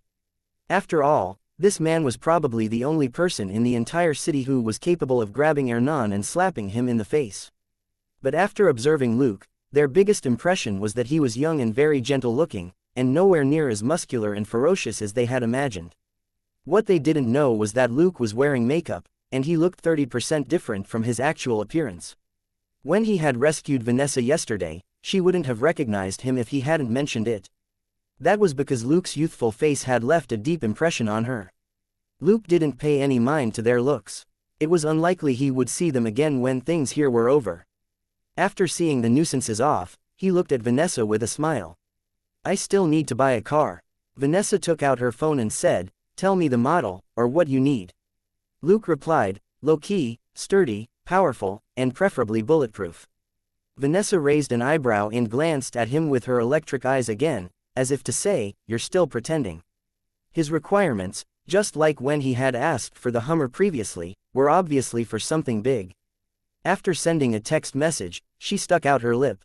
"Go hide there. Guadagno isn't a friend to Ernan, but he might sell you out for money." Luke shrugged and took out a black plastic bag from his knapsack for her. He then hid to one side. Soon, the same shorty drove over in a car. Looking at the specs which Vanessa sent to him after she examined the car, Luke gave an affirmative reply. Vanessa took out several wads of cash from the black plastic bag and pocketed them. She then waved her hand at the shorty in dismissal. The shorty was used to her treatment. He simply shrugged and left. Vanessa drove the car over to Luke and opened the door on the passenger's side. Luke got into the car. With a roar of the engine, the newly acquired car quickly sped up and rushed forward on the seaside road. Feeling the wind that whistled by, Luke couldn't help but raise his voice. "Where are we going?" Vanessa glanced at him with a vague smile before swiftly looking away. "Where do you want to go?" Her voice wasn't loud, and Luke had to strain to hear her. Looking at the speedometer which read more than 120 kilometers per hour, Luke preferred not to take any risks. He ventured, "The beach." As he expected, she rolled her electric eyes at him again. After speeding along for 10 minutes, the two of them finally stopped next to a beach. The view here wasn't great, and there was no sand here either. Thus, there were few streetlights or passers-by. After pulling over and turning off the engine, Vanessa undid her safety belt and got out. She leaned against the engine hood. Luke followed her out and stood next to her. "Well, this place looks nice." Vanessa burst out laughing. "This place has held the title of Rio's worst scenic spot for years. There aren't even any lights here. What's there to see?" Luke shrugged. "All that matters when you're sightseeing is whom you travel with. If I went to Ipanema Beach with Dominic, I dare say the scenery there would be awful." Vanessa heaved a sigh and grabbed his hand. After walking for 10 meters, she opened a door to a house. After the lights were turned on, Luke looked around and asked curiously, "This is a dorm?" Vanessa hummed in response and led him to a room. She pointed at the couch and said, "Have a seat." She then went to the side and opened the fridge. "There's only water here. Do you want any?" Luke hesitated a moment before he said, "There's juice in my backpack. Would you like some?" With a swoosh, a bottle of cold water was thrown at him. "Why are you so talkative?" Luke picked up the water and said with a smile, "Because I have manners." Holding a bottle of water in her hand, Vanessa had a few mouthfuls and went over to him. She looked down at him and said, "If you have manners, you should be more proactive instead of making me do everything. Do you understand, Luke?" "Huh, you." Outside the window, the waves undulated soundlessly. When it was almost dawn, Luke woke Vanessa. "Time to get up." Vanessa grunted. "Stop. Let me sleep a little longer." Luke chuckled. "Early to bed, early to rise. You can take another shower before I drive you back." Vanessa had already stretched out her hands to pinch his back hard. You It's only 6 o'clock. When do you expect to drive me back? Luke tilted his head and thought for a moment. An hour should be enough. Her hands on his back clenched even harder. You beast. Luke actually hadn't gone all out. Because of Dominic's big operation today, they had slept early last night, and Vanessa had slept for almost 8 hours. In the morning, they fooled around for only half an hour before they used the rest of the time to shower and get dressed. After Luke came out of the shower, he looked at Vanessa, who was tidying up. Thinking for a moment, he warned her, I need to tell you something. Vanessa turned to look at him with her captivating eyes. What is it? Luke said, be careful about Hernan's trump card. Vanessa was curious. What trump card? Luke said, my source tells me that Hernan already sent the notice last night for something called Hedgehog to come back. It could be a person, a secret army troop, or a weapon. Vanessa frowned. How did you? Never mind. I'll warn Dominic and the others. They left the house, and Luke drove her to the abandoned factory before leaving right away. Looking at the car driving off in the distance, Vanessa sighed, but then suddenly smiled. Forget it. This guy is pretty considerate. He's much better than those clingy men. Luke eavesdropped on the abandoned factory for several minutes before he sighed and called it a day. Dominic's team had adjusted their plan again. Today, they would modify their new cars and make final preparations. It was a peaceful day, except for the fact that many police officers and criminals were turning the city upside down for a young white man with sunglasses and fat cheeks. Chapter 519 Hernan has a cold, and the mysterious attacker Hernan left the house at 9 in the morning the next day. Looking at the image sent back by his drones, Luke was deep in thought. Who are these two new guys? Different from before, the two men who took the backseat of the limo together with Hernan were in gray attire and all covered up. Just like when Luke went out on a personal assignment, they were wearing masks and sunglasses. They were only around 1.75 meters tall, but looked very strong. Even their thighs were thicker than Vanessa's waist. Were they fighters who focused on physical strength? Luke thought for a moment, but shook his head. A regular fighter who was focused on physical strength didn't have a lot of advantages in front of guns and cars. They had to be agile as well. However, those two didn't seem to be carrying any guns. At most, they would only be able to carry a pistol. Mulling over this, Luke tailed Hernan's car from a distance. At 9:30, Hernan's car entered the police station. This boss didn't completely trust the police officers under his command. He came and checked his money every day. At the same time, his subordinates and the police officers were all frantically searching for Dominic, as well as for the man who had slapped Hernan so hard. At that moment, Hernan walked into the police station with a face mask on. Noticing the surprise in the eyes of the police station's director, he snapped angrily, I caught a cold, okay. The director immediately showed that he sincerely believed his boss's excuse. He simply said, Boss, the police station has twice the number of guards as usual. We also have elite officers around the vault itself. There's no need to worry. Hernan nodded his head, but mumbled to himself, Idiot, I'm worried that you're the one who'll steal my money. He quickly checked the money in the vault before he returned to the director's office, sitting down while the director stood on the side obediently like a small lackey. Hernan waved his hand impatiently. Go back to your business, don't stand around here. The director nodded and went away. After the door closed, Hernan finally took off his big mask to reveal his swollen cheeks. Fortunately, only the two brothers whom he trusted the most were with him, and they wouldn't mock him. Boss, when we catch the man who slapped you, give him to me. I'll break every bone in his body, one of the gray men said in a hoarse voice. Hernan nodded helplessly. Fine, you can have him. Those two brothers were loyal but not tactful, they had to touch a sore spot. Couldn't they drop it? Hernan had never been humiliated like this before. Remembering what happened in the afternoon the day before yesterday, he felt choked with rage. If he had been shot that day, he might have been angry, but not as aggrieved. Actually, there was nothing wrong with him physically. His swollen face, which was 50% larger than usual, barely counted as a minor injury. But he would rather that he had been shot the day before yesterday. That, at least, would have been more befitting for a bigwig like him. A bigwig who hadn't been shot wasn't qualified to be one. Instead, he had been slapped hard, and he couldn't find the man who did it. That was embarrassing. Even at that moment, Hernan still felt puzzled. What psycho would grab him just to slap him in the face? Besides, what the man said that day infuriated him as well. He had touched too many women's butts. How would he know which woman the stranger was referring to? If he killed the boyfriend of every woman whose butt he had touched, hundreds of men in Rio would be dead. After the incident, he even obtained the surveillance footage from the hotel. However, his subordinates regretfully informed him that the footage didn't contain any leads on the stranger. When they gave Hernan the news, they had all been sweating and feeling lucky that the surveillance cameras hadn't captured Hernan being beaten up. As a big shot in Rio, Hernan naturally forbade the hotel from recording him. In fact, there was no footage of the assailant on the cameras before and after he attacked Hernan. On top of that, the assailant had worn sunglasses, a hat, and a beard, and had something in his mouth that changed the shape of his face. Thus, while many people had witnessed the assault, none of them remembered what the assailant looked like. Actually, Hernan's subordinates didn't think that anybody would have the courage to claim that they remembered the attacker. As long as they weren't idiots, the locals would never say that they remembered what happened. The crux was that Hernan had been pressed down and slapped silly. If they remembered the assailant, that would mean that they had seen Hernan getting beaten up. But an investigation of the tourists showed that there really was nobody who had seen the assailant's face clearly or where he went. It became a new unsolved mystery in Rio as to who had slapped Hernan's face. While Hernan was sulking, Dominic and his team arrived at the police department's underground car park. 2 police cars escorted a somewhat shabby domestic armored truck in the front and back to the entrance of the car park. Looking at the back of the shabby armored truck, which had been strangely modified, the police officer on guard duty asked, "What's with this truck?"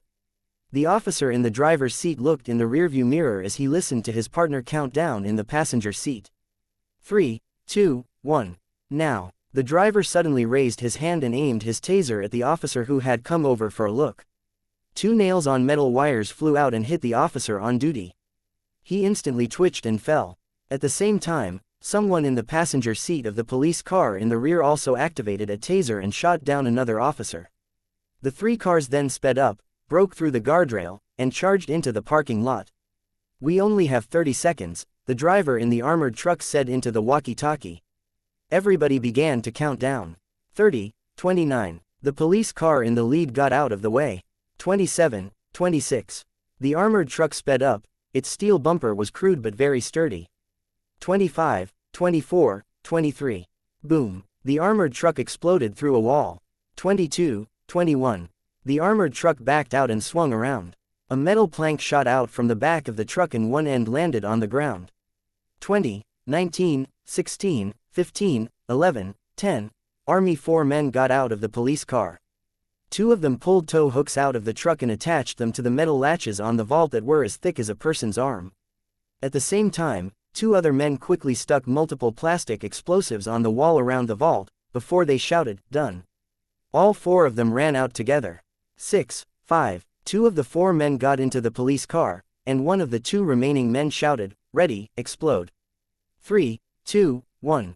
Boom, boom, boom, boom. A series of mild explosions rang out in a circle on the wall around the vault. Chapter 520. A race in Rio. Almost at the same time, the 2 police cars revved fiercely. With ear-splitting rumbles as tires screeched over the ground, the steel cables attached to the tow hooks at the back of the cars were pulled taut. With a loud crash, an enormous safe was dragged out. The 2 men who had been hiding outside the wall quickly examined the safe and directed the drivers. "Left. To the left. Okay. Hold it. FCK, move that brick away. It's out a little. No, it's fine. We can do it. Damn it, hurry up. We're running out of time. Okay, done." The 2 men in the rear watched the safe being hauled into the back of the armored truck. They quickly released the latches, and the plank which they had used to move the safe into the truck fell to the ground. In the meantime, they shored up the back of the truck with a thick, solid metal rail to prevent the safe from sliding. The armored truck immediately revved, and the tow hooks on the backs of the police cars were also released. The 2 men dove into the police cars and yelled, "Follow him out. If we stay any longer, we'll be turned into Swiss cheese." Several officers had appeared on the stairs to the parking lot by then. They fired at the 3 cars without hesitation, but the armored truck roared and, like an infuriated bull, charged out of the parking lot. In the office upstairs, Hernan was still pondering how he was going to squash Dominic, the bug who had emerged recently, when he saw the officers outside start to run around in a mess. Startled, he mumbled, What's going on? The director ran in, panic-stricken. They're here, Ernan asked. Who? The director replied, Dominic and his lot. They broke into the basement and stole the entire safe. Ernan's eyes bulged as he cursed out loud. What the FCK? On the road, Brian stepped hard on the gas in the armored truck. The 2 police cars which they had stolen had swung onto side roads and weren't with him. A string of police cars were following him with their sirens on. His wife Mia's voice came through the walkie-talkie. You better step on it. There are police cars up ahead, it looks like they're going to try and block you. Brian said with a smile, I see them. They can't stop me. As he said that, the armored truck crashed into a police car which wasn't able to brake in time and sent it flying, before the truck plowed aggressively through the cars on the highway. The police cars that were hit were sent spinning around. The armored truck's weight was on a different level altogether. Haha, that's what I'm talking about. Brian yelled. Mia was silent for a moment, before she continued, the police are coming up on your right. They're setting up spikes. Go left. Brian turned the wheel. The tires screeched as the armored truck took a sharp 90-degree turn and charged over the grass next to the road. A lamp post was knocked loose by the rear of the truck and it crashed onto the road, forcing the police cars behind it to stop. Mia said, incoming police cars from the south. Don't let them block you on your way to the rendezvous point. Brian burst out laughing. Not a problem. At that moment, 2 police motorbikes came charging out from the sides to chase him. The officers on the bikes took out their guns and fired. Brian simply glanced at them indifferently. His car had been modified with bulletproof glass. It was impossible for their Uzis to break his defense. However, no police officers would be equipped with Uzis. So, it could only be Ernan's men disguised as police officers. Brian's face turned cold. Looking at the police motorbikes behind him, he suddenly turned the wheel so that one of the truck's rear tires hit the motorbike that had just caught up. Sensing the minor crash behind the truck, Brian sneered and suddenly hit the brake. The other motorbike smashed into the back of the truck. The heavy armored truck only shuddered slightly. Brian sped up again and got back on track. The 2 police motorbikes were down, but it had still delayed him a little. Police cars were approaching him from both sides. The officers in the passenger seats fired like crazy with their rifles. Brian had to lower his head, as the officers were aiming to shatter the bulletproof glass. Mia said again, not good, they're about to surround you. Han, Roman, it's showtime. With loud rumbles, 2 police cars charged out from a nearby street and rammed into 2 other police cars. They then revved again without hesitation and smashed into the rears of 2 more police cars, causing them to veer wildly and crash into the buildings nearby. Brian was relieved. His truck was very sturdy, but it was extremely heavy and loaded with a cumbersome safe, so it couldn't go very fast. However, with help from Han and Roman, the tall black man, everything was soon taken care of. Han's and Roman's police cars then broke away again. And every time a bunch of police cars started nipping at Brian's heels, Han and Roman would charge in from the side to stir up trouble. Their police car camouflage was very misleading. Even though the police officers knew that 2 of the police cars belonged to the robbers, it was impossible for them to tell which ones were fake during a wild chase when they could see nothing but police cars. Furthermore, Han and Roman were far more skilled at driving than regular officers. With their teamwork in Brian's bull-like truck, almost 4 batches of police cars were annihilated one after another. Amidst the loud rumbles, Mia said, Han, Roman, the rendezvous point is up ahead. You can retreat now. The 2 heavily damaged police cars split up and disappeared into 2 streets nearby. More police cars appeared several hundred meters behind the armored truck. Brian roared, get ready, I'm coming. Let's go. The armored truck charged under a flyover, with a swarm of police cars hot on its heels. Not far away was the sea bridge. The armored truck advanced forward on that long bridge like a lonely knight. A swarm of police cars followed behind it, like a pack of hyenas nipping at a lion's heels. In the armored truck, Brian sneered. Son of bitches, have a taste of this. He turned the wheel, and the rear of the truck hit a police car on the right that was trying to overtake it. The police car was rammed against the bridge guard. It was pulled along the cement boundary for a dozen meters at an angle, before it fell into the sea. Wow! Brian yelled in excitement. He turned the wheel, and the back of the truck hit the front of a police car on his left. The police car was instantly sent flying as it flipped over in the air before crashing down roof first in the opposite car lane. The police cars behind the truck slowed down almost at the same time. The armored truck with the safe in it was so heavy that it could easily send the police cars flying with one nudge. Chapter 521 Confrontation on the bridge. Ernan, who was following them at a distance, cursed angrily. Useless. They can't stop one car when there are over 10 of them. One of the two men in gray said, "But, boss, that's an armored car." Ernan was speechless. "Of course I know it's an armored car. Why else would I stress that those useless police officers have over 10 cars?" These two brothers were really hopelessly stupid. Ernan sighed to himself. Well, fine. Ernan wouldn't have trusted them if they weren't so stupid. Just like that, the armored truck charged violently over the bridge. After a few brave police cars were knocked into the sea, nobody else dared to overtake the truck anymore. They weren't nearly as skilled at driving. After crossing the bridge, the armored truck suddenly slowed down. The police officers behind thought it was weird, and then saw the metal beast swing around on the open road at the end to face the bridge again. With a deafening roar of the engine, the metal beast revved and charged at the police cars again. The expressions of the officers in the police cars changed. They yelled frantically and the cars in the lead all came to an abrupt stop. But the officers behind weren't as quick to react, and were still speeding forward when they realized that the cars up ahead had stopped. The dozen or so police cars crashed loudly into each other. Only the last 3 police cars were able to stop in time.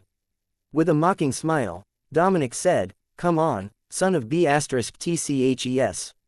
Let's see who's tough." Saying that, he pressed 2 buttons on the dashboard. The armored truck's bumper slowly tilted so that it was sticking out almost horizontally. The engine revved even more explosively, and blue flames spurted out of the truck's exhaust pipe. The truck, which had been slower all this time, suddenly sped up, and despite the heavy bumper, the front of the truck lifted slightly off the ground. Dominic had finally activated the acceleration system. The armored truck's headlights were turned on as well, bright enough to blind the Rio police officers in front of him. After the initial acceleration, Dominic pressed another button, and the car sped up even more. Looking at the metal beast charging right at them with a frightful rumble, all the police officers screamed in fear. They quickly ran out of their ruined police cars and into the opposite lane. Bang! With a tremendous sound, the truck cut through the 2 rows of police cars at a perfect angle as the 2 cars at the very front were knocked to the sides. After a series of collisions, the 2 rows of police cars were split apart like a hot knife cutting through butter.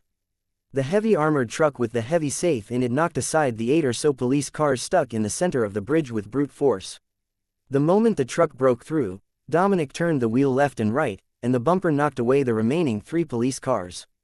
The road in front of him was now clear. Everybody was dumbfounded. Both the Rio officers in the opposite lane and the criminals in Hernan's car coming up from the rear were lost for words. The image of a metal monster which weighed more than 10 tons coming at them at more than 100 kph was too shocking. Even more horribly, this monster also had a horn on its head. Hernan's driver had just stopped the car and gone into reverse gear as he tried to turn back, when the armored truck sped over. Boom, boom. The 2 black SUVs in front of Hernan were sent flying.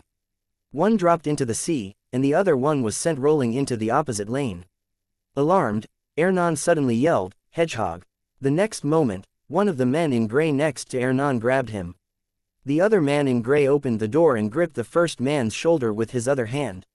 He pushed off of the door with both legs, and all 3 of them jumped out of the car.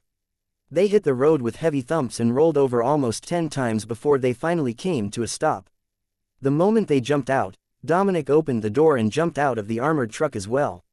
In that last stretch, he had turned off the acceleration and let the car slow down naturally. Even then, the armored truck's inertia easily pushed Hernan's car out. Stuck together, the 2 vehicles broke the cement boundary and dropped into the sea. Dominic rolled over the ground before struggling back to his feet. Not far away, Hernan's driver, who was half kneeling on the ground and had a fierce expression on his face, pulled out the pistol at his waist and aimed at Dominic. At that moment, a black Dodge flew over from behind. The car spun and hit Hernan's driver, sending him flying into the air in an arc before he fell into the sea.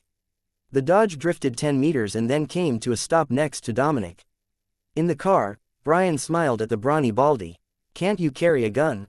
Dominic grinned. "You brought one, right?" Brian tossed a pistol at him. Catching it, Dominic got into the car. They lifted the guns at the same time and aimed at the road up ahead as the Dodge sped up. On the road, One of the two men in gray was slowly getting to his feet, and he roared furiously, "That hurt, damn it." Both Brian and Dominic frowned. How was this dude still so lively after the crash? They fired their pistols without any hesitation. Bang, bang, bang, bang. The man in gray simply covered his face with his hands and bent low, before he roared and charged at the Dodge.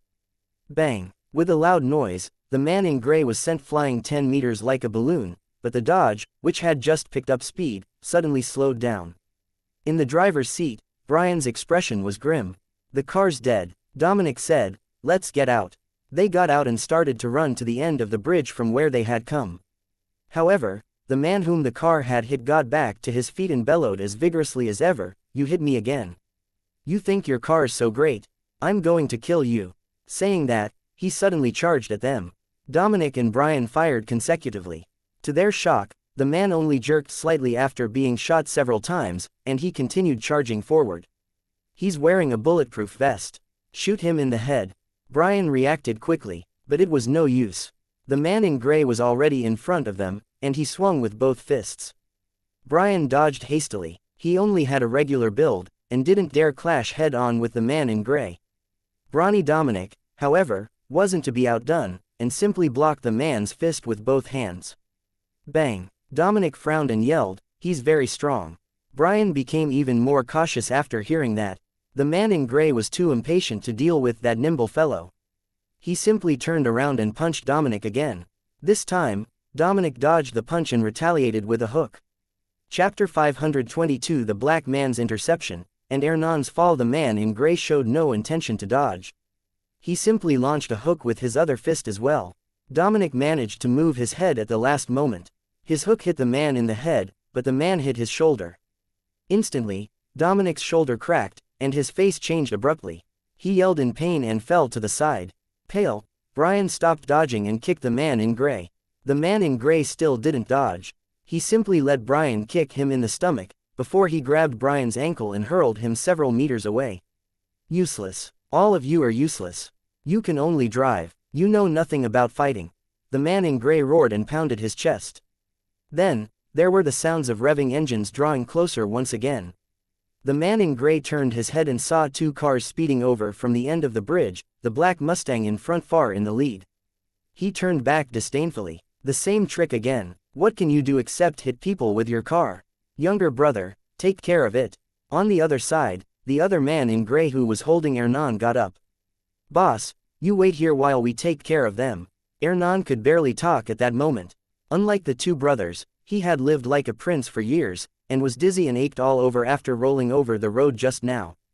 But, the man in gray who protected him had taken most of the impact, so despite how much he hurt, Hernan wasn't badly injured. This man walked out to face the two cars that just appeared as he grumbled, "I'm the elder brother here." "You're the younger brother, got it." The man in gray who was beating up Dominic and Brian laughed. "Then let's have a contest. Whoever gets blown further back is the elder brother." The other man in gray quickly agreed. "Okay." Hernan, who was still in pain, didn't know what to say. "What the FCK, shouldn't the one blown back a shorter distance be the stronger one? Do you think that this is the shot put?" The man in gray on this end had started running with the exact same posture as the first man in gray who had been hit by Brian's dodge. Bending low and covering his face with his hands, he dashed forward. The black Mustang quickly approached the man in gray from the end of the bridge. A gun was stuck out of the driver's window, but the man in gray ignored it and kept running. Bang. Bang. Bang. The man in gray jerked but ran on. However, the collision he was anticipating didn't happen. The engine whooshed past him.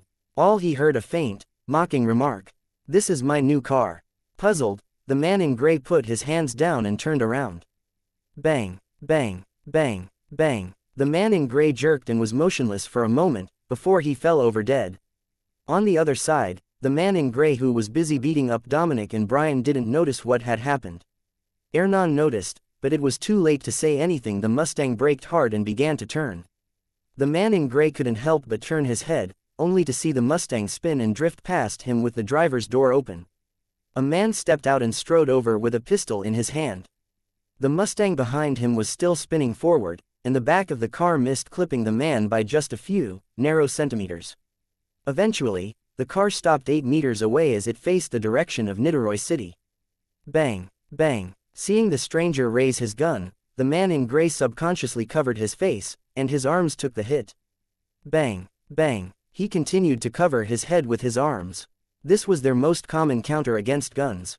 Bang, bang. But when he felt the impact on his arms this time, he suddenly felt something tighten around him. Looking down, he saw what appeared to be a rope around him. However, the rope was as thick as fingers and had a metallic luster to it. It was a steel cable. Before his slow brain could figure out what was going on, more of the cable was wound around him until he was completely tied up like a dumpling. A figure then darted behind him and kicked him in the butt before stepping on his back and moving quickly. The man in gray finally realized what was going on. He roared furiously and struggled. Unfortunately, however strong he was, he couldn't break the steel cable. It was wrapped around him so tightly that it was impossible for him to exert his strength. After trussing the man up, Luke said, "Bingo," to himself. Basic roping was certainly worth it. Naturally, he was the person who had joined the battle in the Black Mustang. After witnessing the two gray men's performance, he knew that they were probably Hernan's trump cards. They could withstand bullets and cars going at over 100 kph without being killed. They couldn't be normal. This capability was too much for Dominic and Brian to handle. Dominic and Brian weren't stupid, it was just that they didn't have all the facts. If they had driven off, it would have been impossible for the two men in gray to catch them. Or they could have crushed the two men in gray repetitively with the armored truck. Luke didn't think that the men could survive that. But Luke, who had been observing the battle with his drones, had discovered that the two men's weakness was their eyes. When they covered their faces, they were actually protecting their eyes. Also, the two men in gray weren't very nimble. After entering the battlefield, Luke quickly shot the first man's head through his eyes, before he tied up the second man with a steel cable. After dealing with the two extraordinary opponents, Luke threw out another rope and caught Hernan, who was trying to slip away, and hauled the man back. Tying this big shot up in much the same way, Luke dragged them over to his Mustang, one captive in each hand. He stuffed the man in gray into the trunk and threw Hernan into the backseat. Then, the Black Mustang roared and drove straight to Niterói. From the moment the first man in gray was killed, to the second man and Hernan being caught and taken away, no more than 20 seconds had passed. Dominic and Brian, who struggled back to their feet, looked at each other in bewilderment. What the hell happened? Who was that 1.9-meter tall black man just now? Why did he help them? Brian didn't dwell too much on it. Grabbing Dominic's right arm, he pulled, twisted and shoved it back in place. There was a crack, and Dominic gave a loud yell, but his expression relaxed after that. His right shoulder, which had been dislocated in the battle, had been popped back in. Dominic rubbed his sore shoulder and said, "Thanks." It was not until that moment that the second car, a Toyota, reached them. Han was driving the car, and Vincent waved wildly at them, an AK in his hand. "Hurry up and get on, the police are coming." Chapter 523 Gains for everybody, and a crafty escape plan. Dominic didn't waste any time on small talk. "Let's go." The two in-laws immediately got into the backseat of the Toyota, which turned around and rushed toward Rio. After the Black Mustang crossed the bridge and entered Niterói, Luke pulled over on a quiet road and dragged the man in gray out of the trunk. Taking off the man's hood and mask, Luke sighed after seeing the man's face. "Yeah, you really are too hideous to look at." That being said, he didn't cover the man's face again. The man grunted angrily, but couldn't utter a word with the towel stuffed in his mouth. His face was extremely ugly. His skin was gray and black, like a lizard's, and had bumps on it, which didn't make him look human. Luke couldn't care less about his fury. He took out a knife and slashed the man's shoulder a few times. Looking at the blunt tip of the knife and the white marks on the man's shoulder, Luke nodded. "You really have great defensive abilities. Not just getting hit by a car, even sharp weapons can barely pierce you.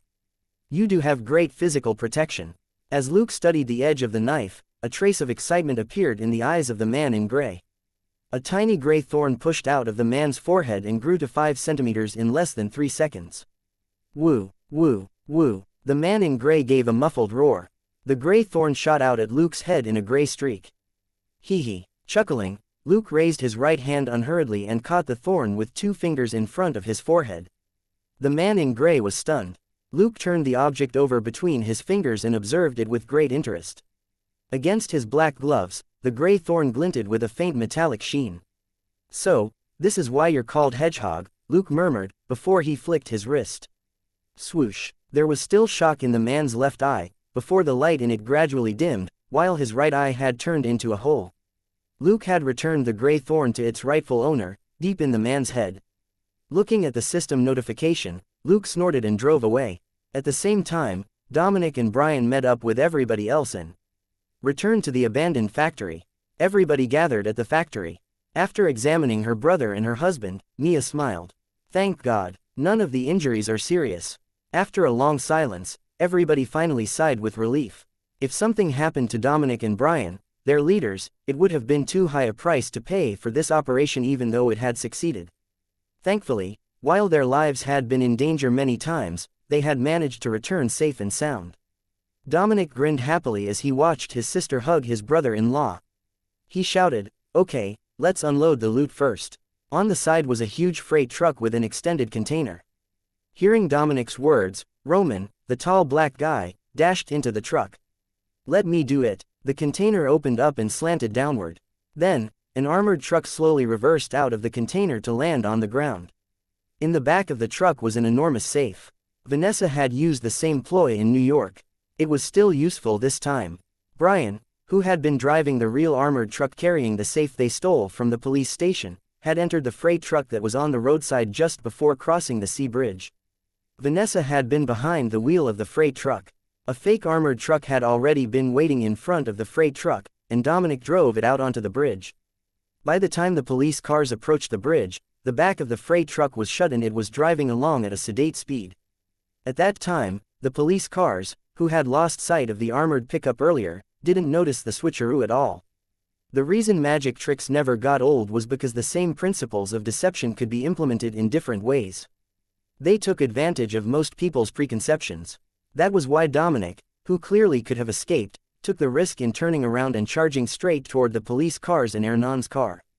Apart from getting revenge on Hernan, it was also because the armored truck which fell into the sea had only been carrying a fake safe which didn't contain any money at all.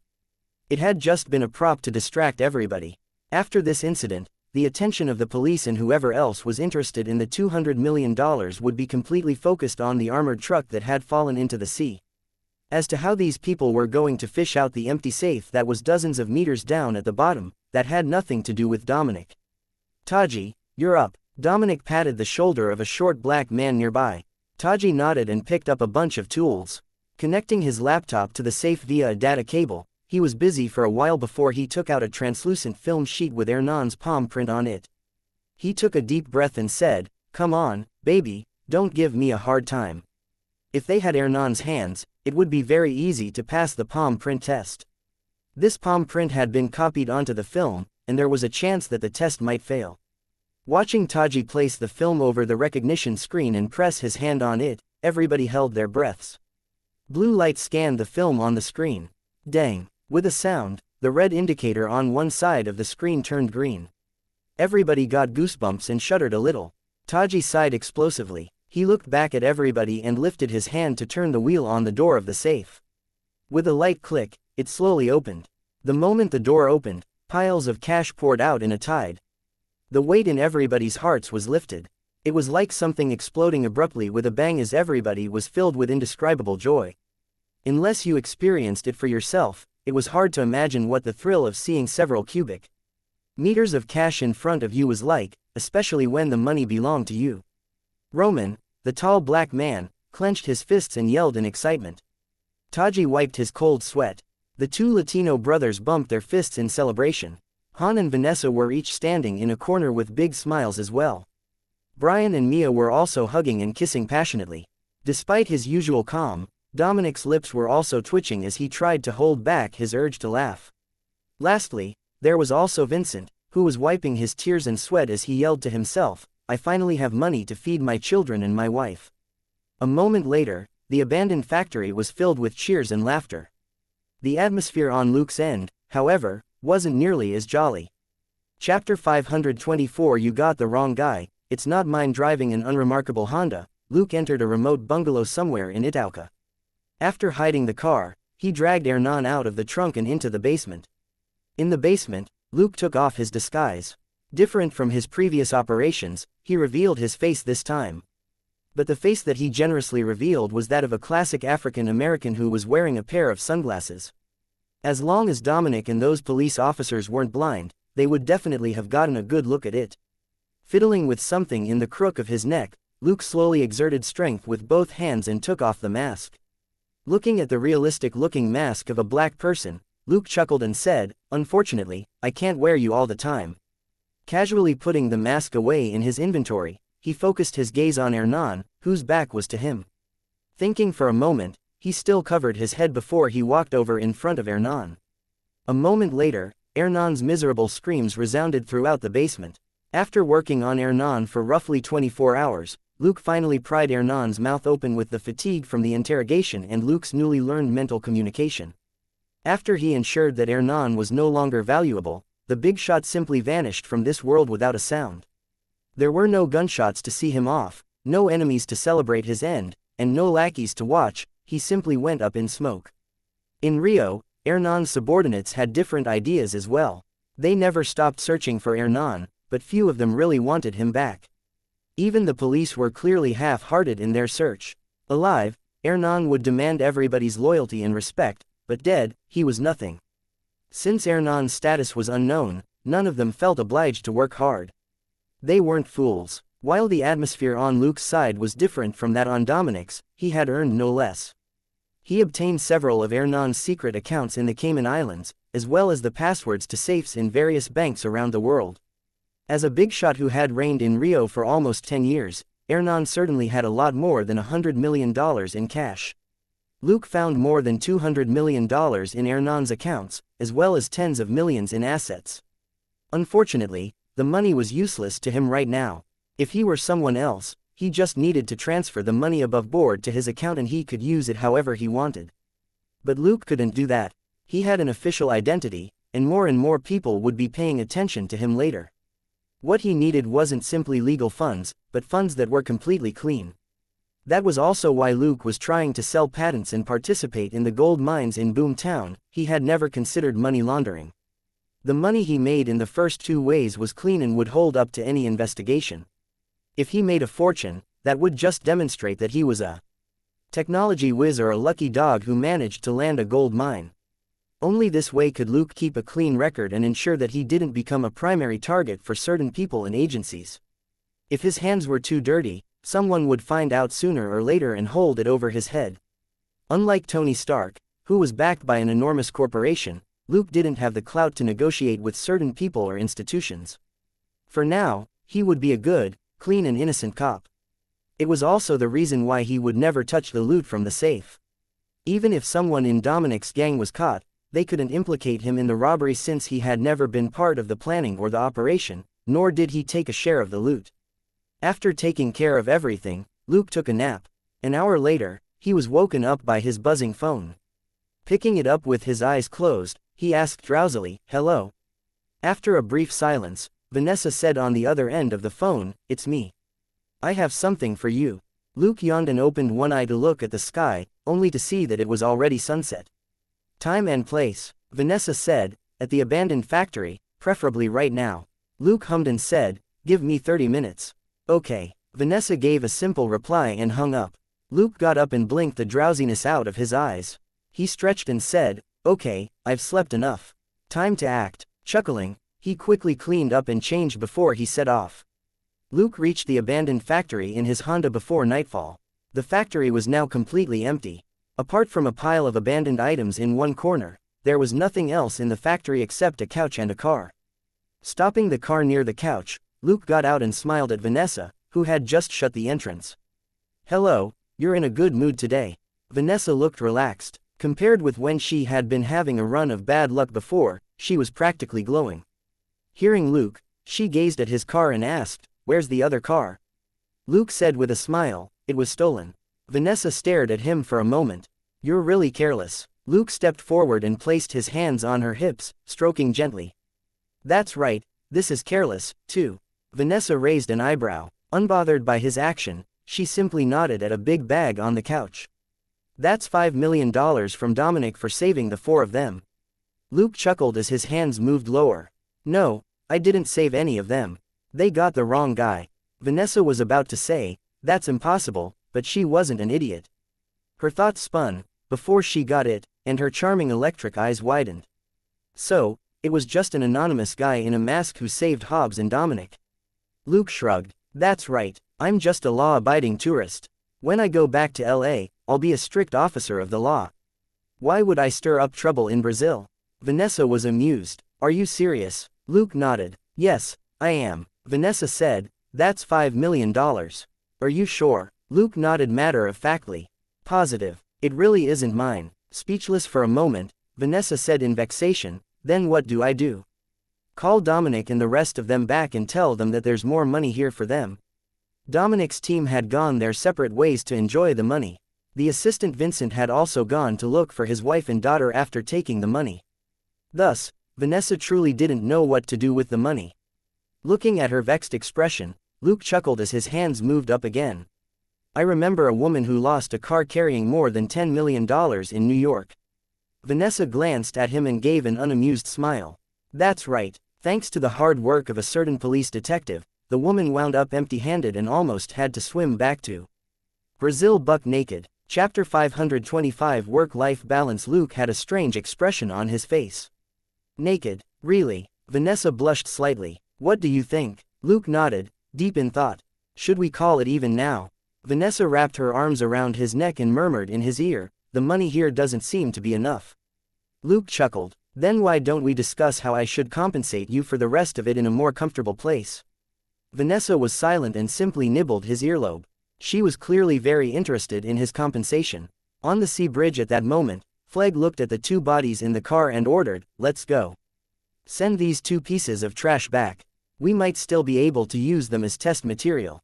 An agent next to him looked at the sea and asked, what about the safe? As he moved, Flegg said, you want to pick it up right in front of the Rio police. The agent thought for a moment and realized that it was impossible. But Flegg said in a low voice, get someone good at underwater operations to move it at night. A smile spread across the agent's face. If the safe really had that much money in it, his bonus this time would be 80 to 100,000 at the very least. He hurriedly asked, boss, what about the guy who killed the two hedgehogs? Aren't we going to do anything? Flegg got into a car. Have the local CIA branch look into it. The agent nodded and got into the driver's seat before he drove the car away. At most, they would just keep an eye on the person who killed the Hedgehog brothers. After all, based on their intelligence, that black person only demonstrated exceptional marksmanship, formidable rope-handling skills, and reasonably good driving skills. There was nothing out of the ordinary about them. Even Flegg could have effortlessly killed or captured superhuman morons like the Hedgehog brothers. Superhumans who were only brawn and no brains or skills were nothing to be scared of. Why did most superhumans lie low? Not because they wanted peace, but because they didn't have guts. Working alone, most of them wouldn't be able to withstand an attack from a squad of trained, well-coordinated elite soldiers. When they were prepared, Flegg and his dozens of agents could fight most superhumans. As long as the super abilities weren't especially tricky, it was only a matter of time before these superhumans were caught. Boss, that black person is roughly on par with our team, right? Asked the agent who was driving. Flegg hummed and said, more or less. Actually, he estimated that his team was probably slightly inferior to the stranger, while he himself might be just a little better than the guy. But the difference was meaningless. A regular elite didn't have much of an advantage if he was outnumbered, unless he was a certain former colleague that Flegg knew, who had reached the peak in human battle and tactics, and was like an army unto himself. Flegg knew very well that if it wasn't for his loyalty to America, he could be replaced. Luke spent his remaining days between leisure and work. During the day, he would visit scenic spots around Rio in disguise with Vanessa acting as a local tour guide. At night, they checked into a hotel to enjoy each other's company. Late at night, after Vanessa fell asleep from exhaustion, Luke would go out harvesting in high spirits. He would return to the hotel before dawn and sleep for another 2 hours, before waking Vanessa up to continue compensating her. It was the perfect work-life balance. His experience and credit skyrocketed at a rate of over 3,000 points every day. This wasn't his jurisdiction, and the city wasn't peaceful in the first place, so it was more straightforward for him to earn experience and credit points. After killing some people, He would throw their bodies into their enemy's nest, before he killed people on the other side. A fight would then break out between the two gangs. Nobody really knew why the gangs suddenly started to clash. But with their members' deaths, these gangs weren't the type to sit down and talk it out, they just took out their guns to fight. Thankfully, these gang fights didn't spill over into the city center or the tourist district in the south, so they didn't affect Luke and Vanessa's trip. It was raining in Rio today. Rio in the rain had a different beauty to sunny Rio. In the cool and damp breeze coming off the ocean, Luke slept in a seaside chalet with Vanessa in his arms. This was a small, detached villa. They were tired of the big hotels, and a small seaside chalet like this was enjoyable every now and then. It was very tranquil. There were only the sounds of the sea breeze, the water dripping on the roof, and the trees outside. With Vanessa's smooth, warm body in his arms, Luke looked at the sky and mulled over his next operation. Given the extent of his compensation today, Vanessa would probably sleep until the sun was high. This hazy, rainy night was perfect for his work as well. Suddenly, his fake phone buzzed. Luke quickly grabbed his phone. Looking at the dozen red dots that had suddenly appeared on the map, he frowned. Instant covering Vanessa, who was sound asleep, with a t-shirt, he broke into a run. Opening the door which faced the ocean, he dashed over the 10-meter boardwalk, as fast as a shadow, and entered the ocean. In his arms, Vanessa was roused by the seawater, and her face was full of bafflement. "MMPH. Luke covered her mouth and whispered in her ear, "We have shooters." Vanessa promptly shut up and held onto Luke tightly as he swiftly carried her through the water. In less than 20 seconds, Luke took her to the beach 100 meters away and hid under the porch of another chalet. "Stay here and don't make a sound. I'll be back soon," he said softly, and was about to leave. Vanessa pulled at him and said, "It's dangerous, don't go." She had confidence in Luke's abilities, but the enemy was prepared and Luke was only in a pair of shorts. The situation wasn't in his favor at all. Luke chuckled and stroked her under her t-shirt. "I'm not an idiot, I'll be fine." Saying that, he jumped back into the ocean and returned to the chalet. Swoosh! Fire suddenly streaked toward the chalet that Luke and Vanessa had been in earlier. Boom! The chalet abruptly exploded in a ball of flames and crackled in the aftermath. Staring at the explosion from the water, Luke raised an eyebrow. "Hey, you're even using metal warheads with an RPG.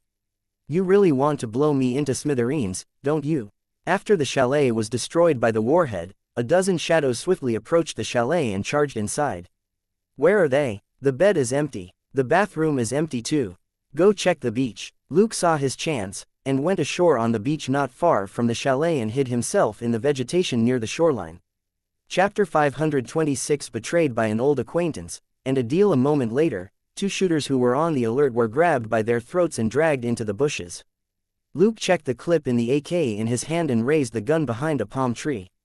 Bang, bang, bang, bang, bang. The people who were searching the chalet instantly collapsed.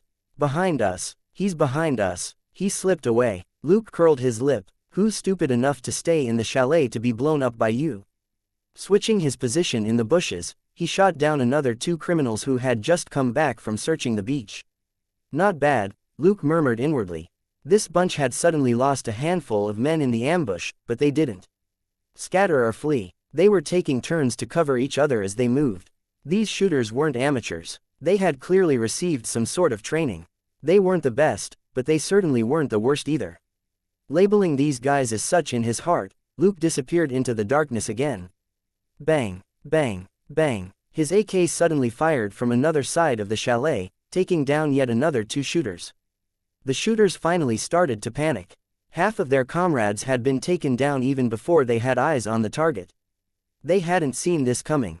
Also, they had no idea how many men the other side had. "Cover each other and retreat to the left. There's cover over there," the captain ordered. The remaining 6 men instantly obeyed. They were sitting ducks in this small chalet. Just like when they launched the RPG earlier, they were live targets, standing here. Once they blended into their surroundings, they would be able to contend with the enemy. The 6 of them spread out as they quickly ran for the vegetation on the side. They kept several meters away from each other to avoid being killed all at once. When the 2 men in the lead ran into the trees 5 meters away, the last 2 men had just stepped out of the chalet. Bang, bang, bang, bang, bang. From the roof above the side door of the chalet, Luke shot all 6 of them in the back one by one from his vantage point. He liked opponents who ran around the best. They were practically sending themselves to his gun. Jumping down from the roof, he aimed the AK to the left and right. Bam, bam, 2 guys were shot in the back of their heads. Another 3 had already been shot in the head, so Luke didn't have to kill them again. Luke caught the last one, who had been shot in the leg. This was the captain who had given the order earlier. Dragging the guy to the porch, Luke didn't get the answer he wanted from the tough guy until he crushed all his fingers and toes. Luke took out a Nokia phone from the guy's pocket and showed him the call history. Which one? The captain was practically sobbing. First one, the first one. Luke nodded. Tell your boss that you've completed the mission and that you're bringing my body back. Got it. The captain struggled to nod. He didn't have a choice. This monster had said that if he played any tricks, all his bones would be broken and he would be dragged along behind the car until the man found his boss. The captain would rather die right now than die from being dragged behind a car. Under Luke's watch, the captain finished the call, then begged, Can you give me a chance? Luke nodded, then stood up. Bang, I already gave you a chance to keep your bones intact. He shrugged, threw away the AK, and took the M1911 and its clips off the captain. After dropping the bodies of the shooters into the ocean, he went back and picked up Vanessa. Luke didn't have much in the chalet, but Vanessa's phone and assorted items couldn't be left behind so carelessly. In the wreck of a chalet, Vanessa, who was drenched, took off her only t-shirt and wiped herself dry with a big towel. Putting on his clothes not far away, Luke asked, Wait for me in a safe place later. With her back to him, Vanessa dropped the towel and put on a shirt and light purple underwear. Then, she turned around and glanced at him. I want to know who tried to kill me too. Luke was already dressed by then, and he forced a smile at her words. Actually, they might be after me. Vanessa laughed. I was the one who booked this chalet. I don't think you were the only target of that RPG. Luke thought for a moment and realized that it made sense. He could only warn her, you might run into an old friend later. Vanessa frowned. Who? Luke walked over and took out a pair of shorts from the closet. He sat her down and put them on her. You just hide and don't make a sound. Vanessa frowned even harder but didn't say anything. Several minutes later, they took one of the shooters' cars and quietly left the chalet. In another seaside villa in Rio, 2 men were sitting across from each other. One of the men, who was rather short, asked impatiently, How much longer do I have to wait, Christoph? It's been half an hour. Your men said that they killed them. It's time for you to pay up, right? The man called Christoph had curly long hair and a thick beard.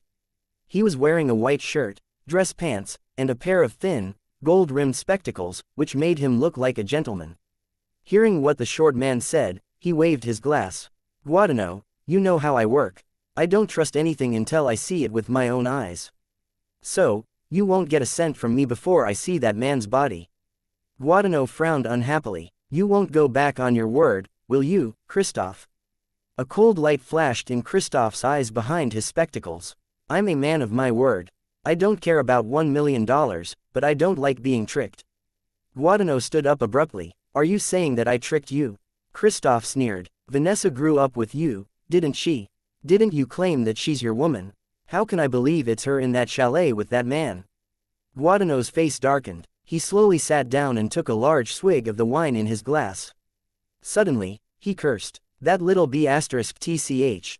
I pursued her for so many years, but she hooked up with a pretty boy after just several days. If I hadn't checked her secret bank account, I wouldn't have known that she paid for the room. I can't swallow the humiliation. Christoph's expression changed slightly. He was a little more convinced. Compared with some foreign pretty boy, Guadagno had an ugly face. It wasn't a stretch to say that he was uglier than the average Joe. Of course, Christoph didn't believe Guadagno's bullshit about Vanessa being his dream lover.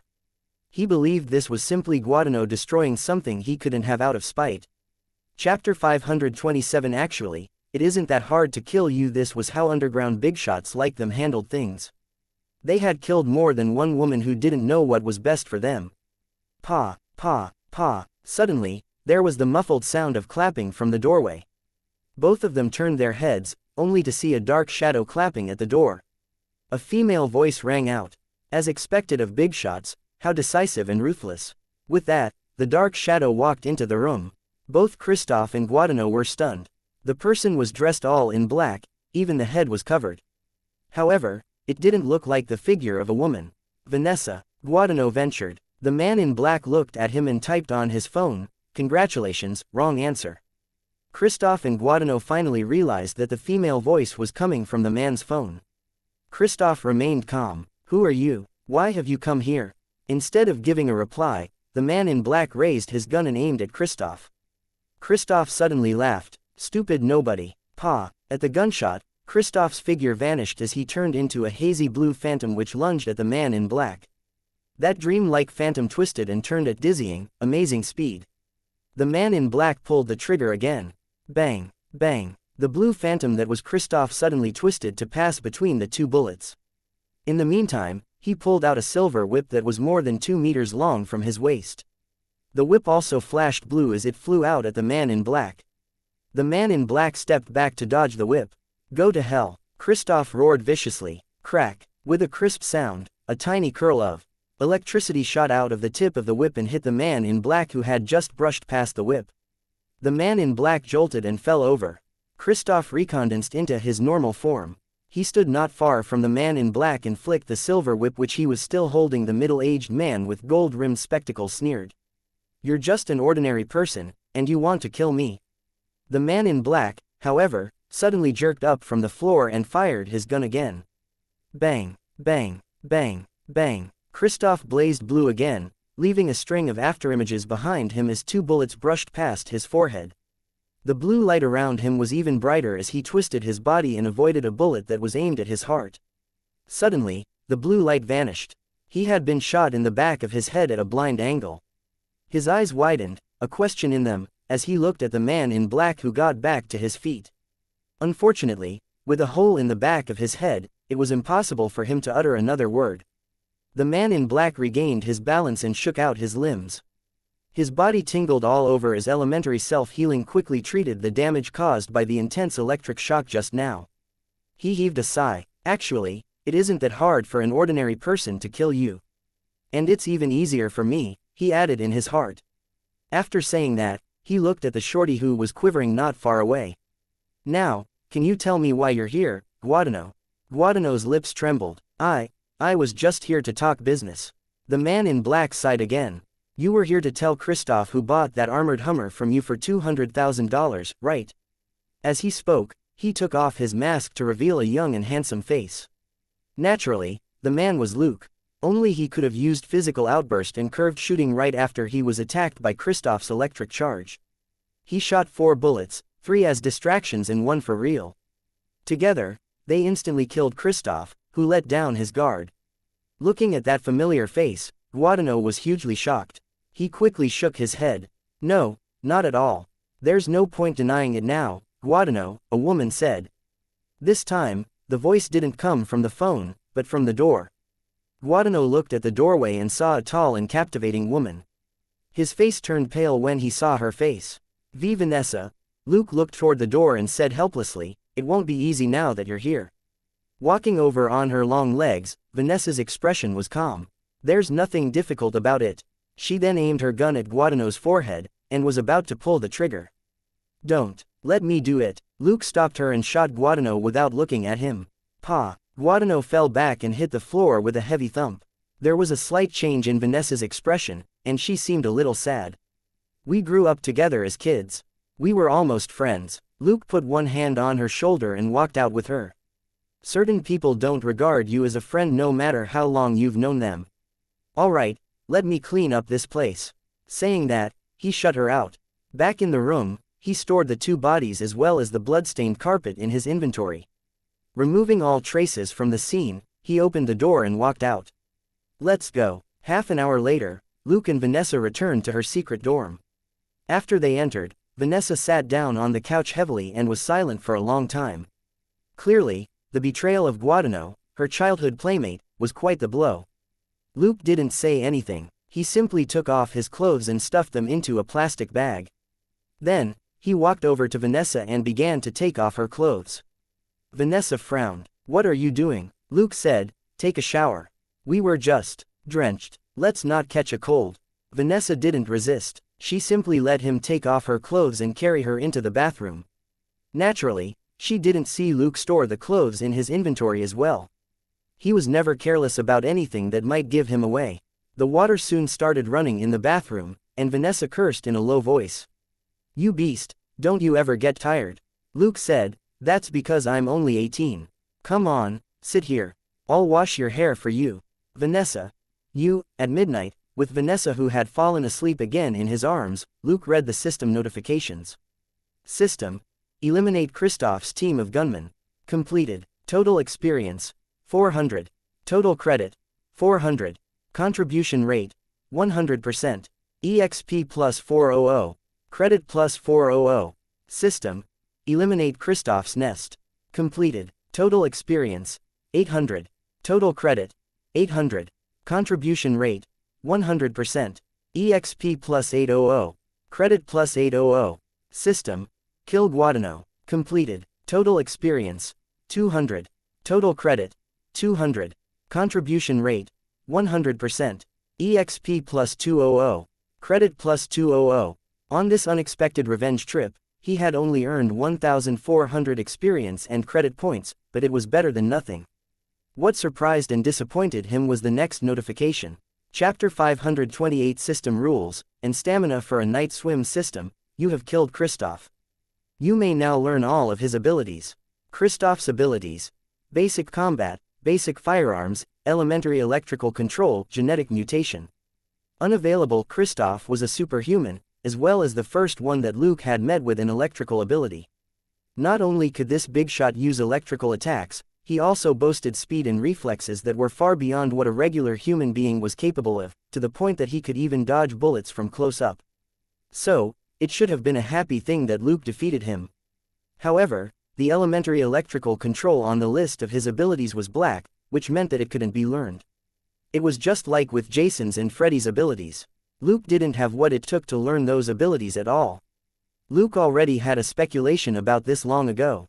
Today, he could finally confirm part of it.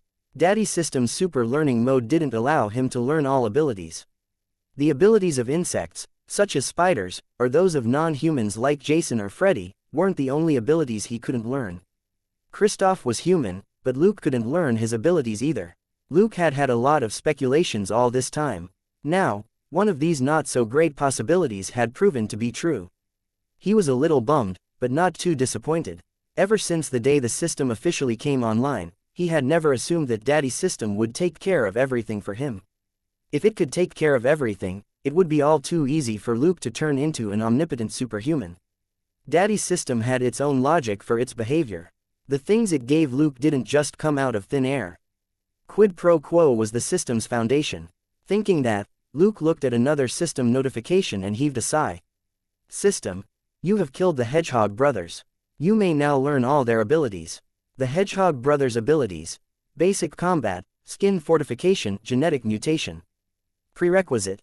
20 Strength, Irreversible. Cost. 20,000 credit points, Skin Thorn, Genetic Mutation. Prerequisite. 20 Strength and Skin Fortification. Cost. 10,000 credit points. He was qualified to learn the Hedgehog brothers' abilities. Seeing the note that it was irreversible, however, he quickly gave up on the abilities after a simple analysis. If he were to learn their abilities, he would get the Hedgehog brothers' reptilian skin, which was why they were so inhumanly sturdy and hideous. He would rather wear an extra bulletproof than learn their abilities. That side effect was even more unacceptable than going bald. At least, he had seen people who were bald but handsome, but nobody could look like a lizard and still be considered attractive. Furthermore, with a warm girl in his arms, to say that he wasn't satisfied would be hypocritical of him. If he learned the Hedgehog brothers' abilities and took on their wretched appearance, he was sure that Vanessa would rather return her favor to him in other ways than sleeping with him. Thus, he gave up on those abilities without any hesitation. However, while certain things could be abandoned, others couldn't. A cold light flashed in Luke's eyes. He had been pretty restrained in his credit-earning operations in Rio. He mostly went after gangs involved in human and organ trafficking, as well as violent gangs that had killed many people. Drugs in Rio were peddled rampantly and out in the open. Luke basically hadn't done anything. If he purged Rio of the drug traffickers, tens of thousands of people might have to die, which was too big a wave. And while the people in the underground car market were also involved in shady business, he never thought about dealing with them. Even back in Los Angeles, he had never dealt with thieves or car smugglers. But what Guadagno did today prompted him to make a decision. Luke wasn't afraid that people in Rio would learn of his identity. The DEA and the CIA should know by now that he had rescued Lisa Morales from Christoph's gang. He had also contributed a lot to the rescue of Hobbs's squad. It didn't matter if anyone knew about him. But what about Vanessa? If anybody associated with Guadagno leaked suspicious information to Christoph's and Hernan's subordinates, would those people kindly let Vanessa off? It wasn't that Vanessa was very important to him, but simply that Luke didn't want anyone else to be affected by him, much less a girl he was intimate with. Therefore, all the members in Guadagno's gang who had committed crimes had to die. In the next few days, Luke and Vanessa changed up how they traveled. They rented a boat with cash and visited scenic spots in Rio by boat. They slept on the boat at night as well. Luke copied the idea from Haley Cohen. Mobile lodgings were both convenient and safe in Rio, which was surrounded by the ocean. As he expected, nobody disturbed them again after that. They now had less time and fewer places to visit. Most of the time, Luke and Vanessa simply basked in the sun on the boat, or went fishing and swimming. As they relaxed, Luke asked Vanessa about her early life in Rio. It was quite simple, and she didn't have anything to hide. Vanessa's full name was Vanessa Giselle Bugera, so some old friends called her Giselle too. After her parents passed away from illness years ago, the people closest to Vanessa were the three long-legged girls whom she worked with back in New York. She became acquainted with Dominic's team when she got involved in some drug deal in Mexico, and she trusted Dominic's character. On the other hand, her three bosom friends/partners had gone to Europe. She heard that they caught the eye of some designer and had become fashion models. Vanessa said that when Luke went back after his vacation, she would fly to Europe and buy the clothes which her three friends walked the runway in. Luke could only express sincere admiration for such spiteful behavior. As for whether or not they would fall out after this catfight, he didn't care. That night, Luke climbed back onto the boat and drew out a long, relaxed sigh. Vanessa's voice came from inside the cabin.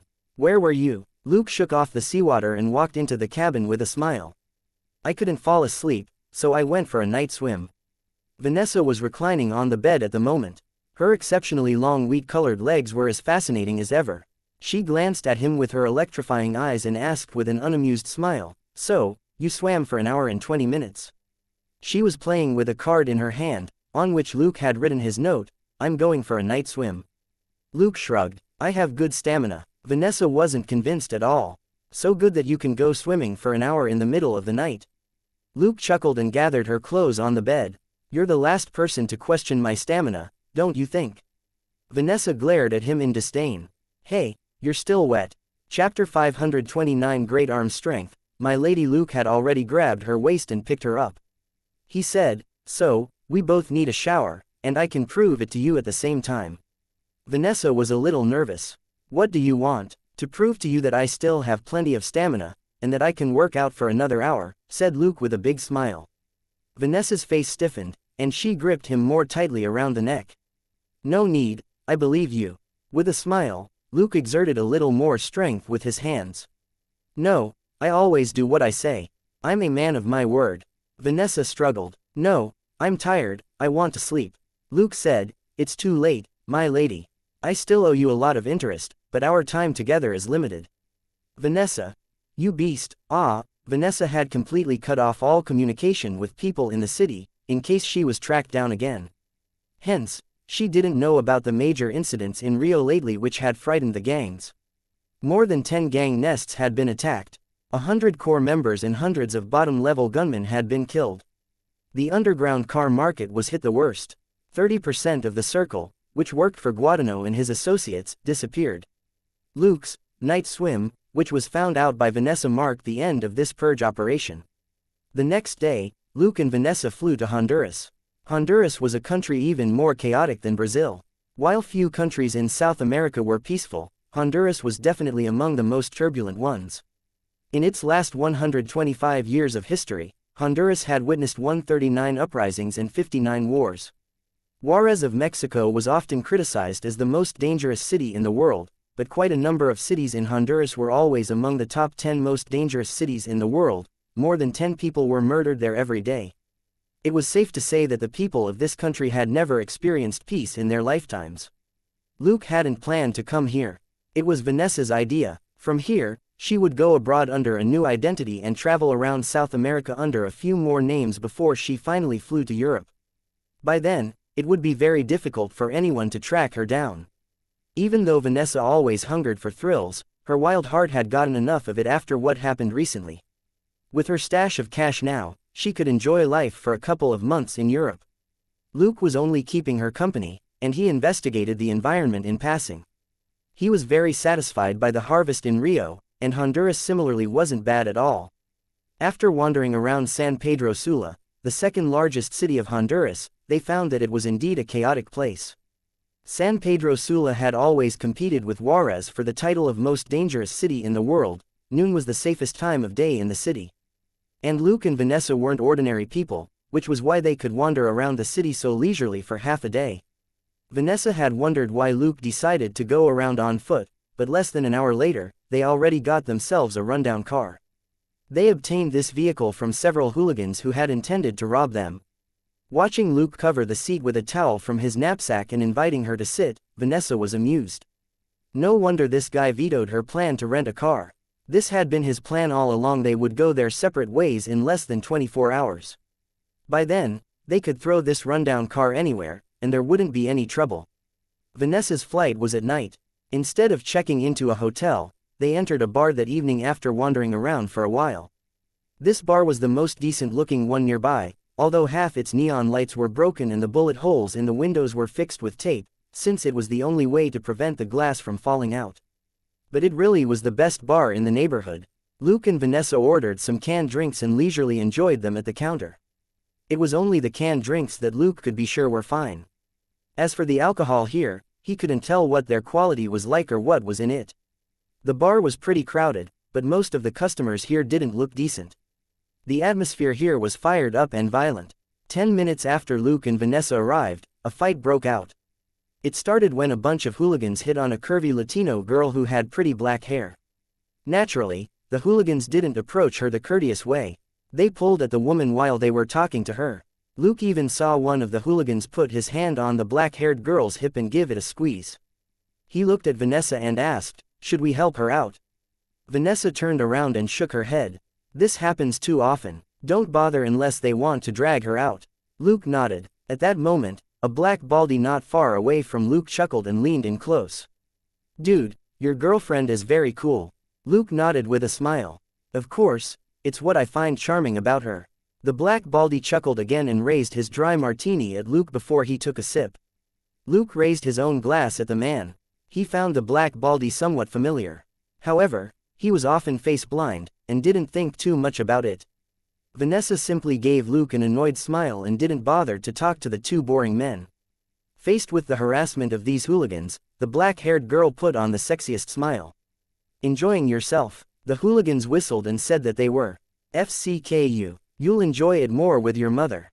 With a roar, the black-haired girl abruptly exploded and slapped the hooligan who touched her butt so hard he turned a full circle. Luke's lips twitched as he secretly praised, "Great arm strength, my lady." Even if the hooligan wasn't that big, he was still a tough guy, and for him to spin at a slap was too fierce. Hence, the fight began. Looking at the black-haired girl who was surrounded by the hooligans, the black baldy looked like he was going to step forward. But after the girl roared and knocked out the hooligan with a slap, the black baldy was dumbfounded.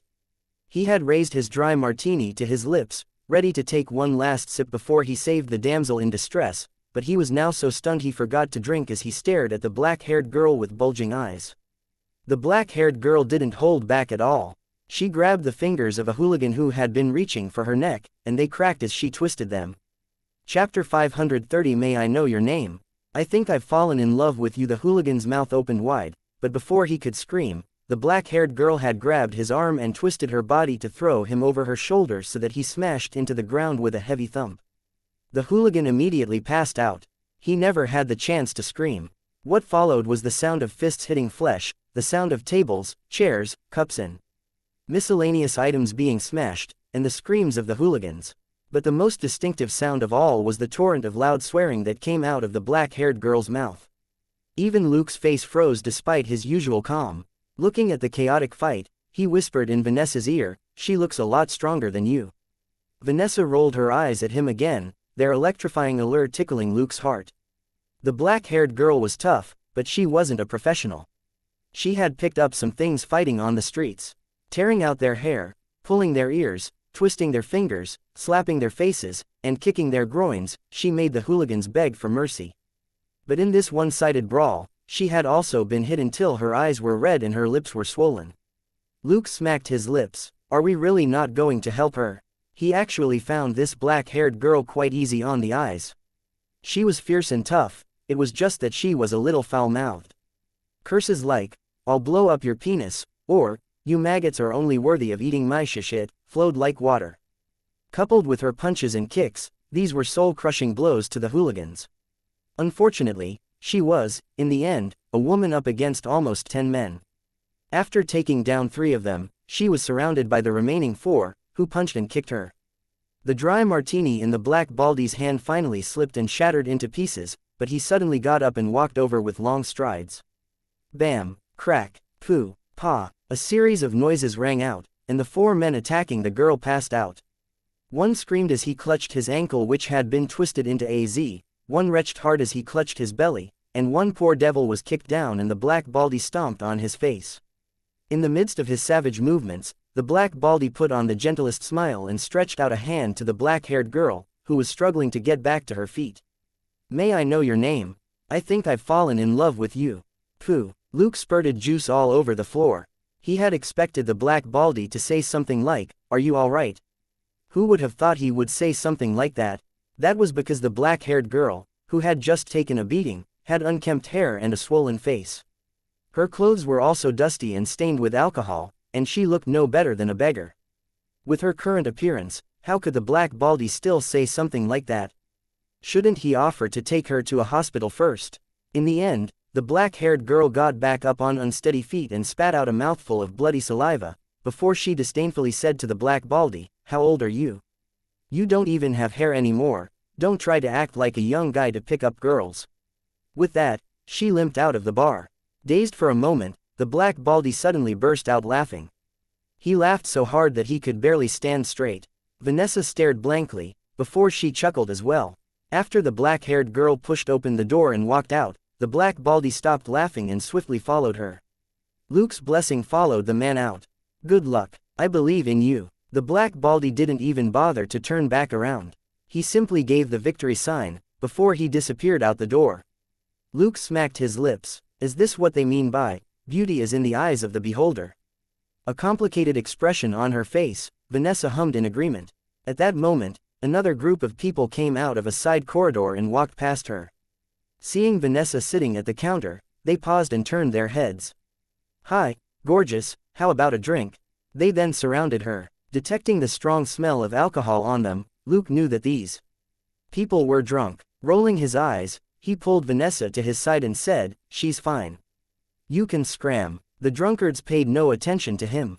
They approached Vanessa with dumb leers and reached for her. Luke grabbed a bottle opener from the counter with his right hand, and stabbed again and again with it. In 1 second, he had stabbed 4 times, and 4 men knelt down next to his feet as they screamed and clutched their hands.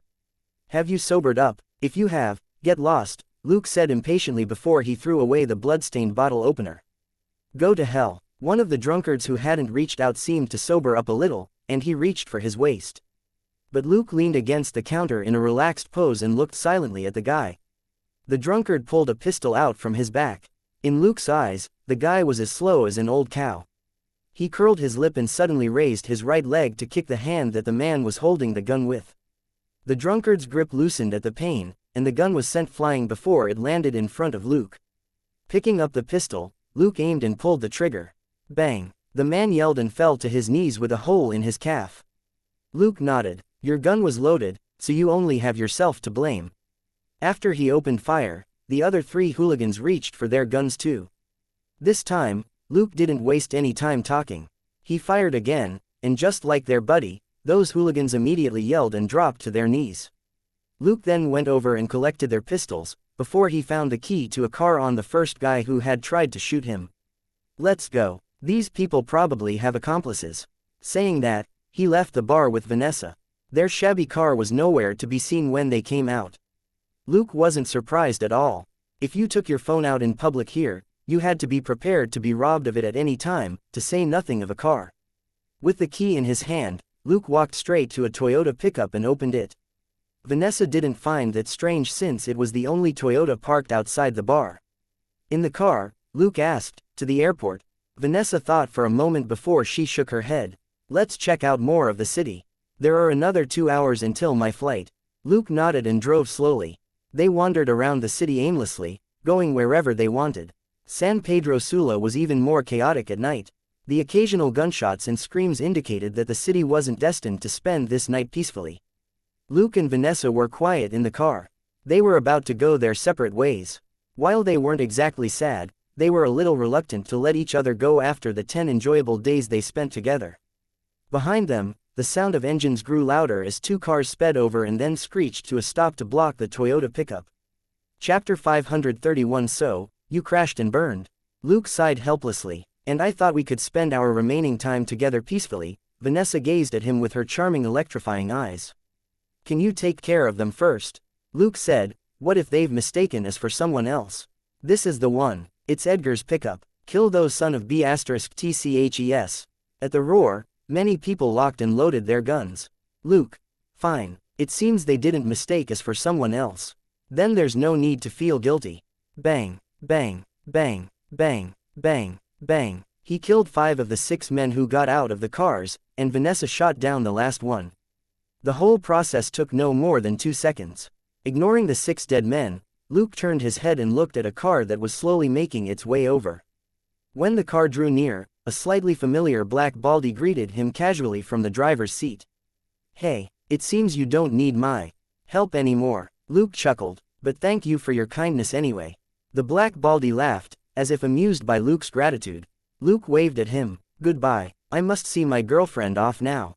The black baldy simply nodded with a smile. Luke said in passing, "I wish you a lovely night." Immediately, the black-haired girl in the passenger seat grunted angrily in response. Pretending that he didn't hear it, Luke hit the gas pedal and sped away. Some passers-by looked over, but nobody kicked up a fuss. A few deaths in San Pedro Sula at night couldn't be any more common. After Luke drove some distance away, Vanessa suddenly said, "Let's go to the beach." Luke did as she asked and drove to a quiet beach. He took out a towel and lay it out on the flat beach, before he sat down with Vanessa in his arms. Staring at the dark sea for a long time, Vanessa suddenly asked, "Will we meet again?" Luke chuckled, "I'm usually in Los Angeles, except when I'm on business trips. I'm not going anywhere." Vanessa was somewhat relieved after hearing that. She had been feeling a little conflicted after the last few days. She was very fond of Luke, or rather, she found Luke very attractive. However, that fondness and attraction weren't enough for her to abandon her free-spirited life.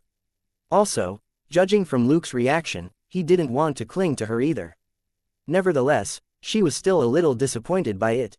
Now, she had gotten a neutral answer, and one which was most suitable for her. With Luke's response, they would no longer be acquaintances who just happened to run into each other, but friends who were comfortable with each other. Maybe one day, when she missed him, she could meet up with this old friend in Los Angeles under another identity. That was good enough for Vanessa, who had few friends. Thinking that, she asked, "What time is it?" Luke glanced at his watch and said, 8:30. She hummed and said, "I think my flight is at 10:20. Luke said, "I know. I'll get you there before that." Vanessa couldn't help but glare at the man next to her, but it was hard to make out her fascinating eyes in the darkness by the sea. She could only turn around and stretch out her long legs as she straddled Luke and looked down at him. "Do you want to stay here and do nothing for the next hour? It'll only take 20 minutes to get to the airport." Luke chuckled. He didn't get up but simply hugged her thin waist and stroked it gently. "So, we can still discuss interest repayments." Vanessa shifted her skirt and moved lower. "We've been over this many times. Didn't you say that compound interest is an option?" Luke nodded and sighed. "So, there's no way that I can pay the interest in full." Both of them moaned in the middle of their conversation. By the sea at night, there was still nothing to be heard but the rolling tide crashing onto the beach. At 10:20, Luke returned to the previous bar on his own. Ordering another can of juice, he leaned against the counter lazily. A few minutes later, another person entered the bar. He smiled when he saw Luke and sat down next to him. "Where's your girlfriend? Is she gone?" Luke tapped the counter lazily and said to the bartender. "His drink is on me." The man was none other than the Black Baldy. He smiled again when he heard that. "I like you, boy. I'd like a tequila pop." After the bartender brought the drink over, the Black Baldy tapped the glass on the counter, and when the drink fizzed with bubbles, he drained it in one gulp. Luke raised his eyebrow. "Where's your future girlfriend? Since you're drinking here, I'm guessing you crashed and burned." The Black Baldy put the glass down and smacked his lips. "She will be my girlfriend, and my wife after that. But it takes time to build love." Luke blinked innocently. "So, you crashed and burned?" The Black Baldy glared at Luke with the eyes of a bull. "Young man, treasure the beauty of love and don't waste time. Love is the most precious thing in the world." Luke nodded, deep in thought. "Fair enough. But, you crashed and burned." He sipped calmly on his juice. The Black Baldy gazed at him angrily for a while, before he suddenly smiled. "Kid, you're too young. I personally took her home and confirmed it was her place." Amused, Luke gave him a thumbs up. "You're a pro." Smiling proudly, the Black Baldy suddenly stretched out his hand. "What's your name?" "I'm Kincaid." Luke shook the man's hand. "Skywalker." Kincaid's lips twitched. "Are you serious?" Luke drew his hand back. "As serious as your own name." Speechless for a moment, Kincaid drew his hand back as well. "Fine, we're in the same trade. Your hand doesn't seem like it, but your technique, well." He smiled broadly. Pondering for a moment, Luke nodded honestly. "Sort of. I'm a good guy." Kincaid agreed with him. "Yes, I'm a good guy too." "Bullshit. Who the hell knows how many people you've killed?" The same thought popped up in their hearts. Luke stared at the tattoo on the man's bald head, which was an image of ravens flying or perched on a bare tree. The strokes were simple and in the simplest black. After a moment of observation, Luke asked, "Your tattoo is interesting. What does it mean?" Kincaid replied after a brief silence, "The passing of lives, I guess." Luke hummed and didn't ask further. They sank into silence. At that moment, a dozen men suddenly swarmed the bar. Holding guns and eyes wide, their fierce gazes swept over the customers in the bar. Chapter 532. They're here for you. They're together. Seeing the gangsters' attitude, the customers in the bar silently retreated to hide in the corners without needing to be told. Kincaid glanced at the strangers. "Are they here for you?" Luke asked. "Why can't they be here for you?" Kincaid shrugged. "I don't think I've pissed off anyone here." Luke scoffed and drew two circles on his face. "Don't forget the guy whose face you stamped into a tomato pizza. You think you didn't piss him off?" Kincaid nodded helplessly. "Fine, but you shot 3 unlucky bastards in the leg, and then you and your girlfriend killed 6 of their friends who wanted revenge. That's way worse than what I did, right?" Luke said, "But that can't prove that these people are here for me, can it?" "That's him. That's the white boy who killed Farino and the rest," shouted one of the newcomers. All of them aimed their guns at Luke. Kincaid burst out laughing and moved to the side. "See, it really is your business." There was nothing Luke could do except raise his middle finger at Kincaid. "The Black Baldy's with him. He ruined Sam's face earlier," the same guy shouted again. Immediately, half the newcomers shifted their guns to point them at Kincaid. Luke was amused. "Looks like this is also your business." "Half each," Kincaid said. "Fine, let's get this over with. I still need to bond with my wife." "Your future wife," Luke said unrelentingly. As they mocked each other, the gangsters at the door grew impatient. "Kill them." Bang, bang, bang, bang, bang. Just before the gangsters opened fire, Luke lunged and rolled to hide behind a coffee table and chairs on the side. Keeping low, he darted into a corner, before he gave a thumbs up to the other side. "Keep it up, Kincaid. I believe in you." "Haha, nice try." Half each. Kincaid had basically moved the same time as Luke as he flipped over the counter to hide behind it. He curled his lip in disdain. Luke shrugged. "Fine, deal." The barrage of bullets wrecked the wine cabinet and counter. All kinds of alcohol and objects were sent flying. In the meantime, the dust had been kicked up in Luke's corner as bullets nicked the wall. When the two of them split up, the gangsters subconsciously pressed forward. Their guns were still firing wildly. For a moment, the whole space was filled with deafening gunfire. Luke had already put on earplugs to block the noise and prevent his ears from ringing. The gangsters, on the other hand, frowned at the pain in their ears as they fired. Looking at the counter, Luke had to praise Kincaid, that wily old fox. After jumping behind the counter, he had slipped out and was now watching the show from a distant corner. Luke raised a hand and signaled for him to fire on the count of 3. Kincaid replied with an OK gesture. As Luke counted down, the gangsters' gunfire suddenly slowed down. These guys were super amateurs who couldn't even keep up ongoing gunfire. Half of them had used up their clips and were busy reloading at the same time. Luke finished counting down at just the right time. Almost in unison, Luke and Kincaid both stuck their guns out. Bang, bang, bang, bang, bang, bang, bang. Kincaid and Luke were in 2 different corners. Caught in the crossfire, half the gangsters were instantly killed. Luke didn't even bother to aim. He didn't have to show off his marksmanship in front of Kincaid at all. These dumbass gangsters thought that they had the advantage in numbers. From the moment they came in and opened fire as they pressed forward, they didn't even spread out. In such a confined space, this group of a dozen gangsters had massive bullseyes on their backs. Kincaid and Luke quickly emptied their clips. Only 3 of the dozen gangsters were lucky enough not to be shot. Scared witless, they ducked to the sides. While reloading, Kincaid made a carry on gesture at Luke. Luke shrugged. He was half a second quicker at reloading than the Black Baldy, and he stuck his gun out again. Bang, bang, bang, bang, bang, bang, bang. 2 gangsters who didn't hide well enough screamed and collapsed, one shot in the heel and the other in the elbow. Bang, bang. Casually shooting them in the chest, Luke reloaded again. On the other side, Kincaid applauded him soundlessly. Luke raised his hand and made a "it's your turn" gesture. Kincaid smiled. He didn't stick his head out, but simply flicked his wrist and raised his gun.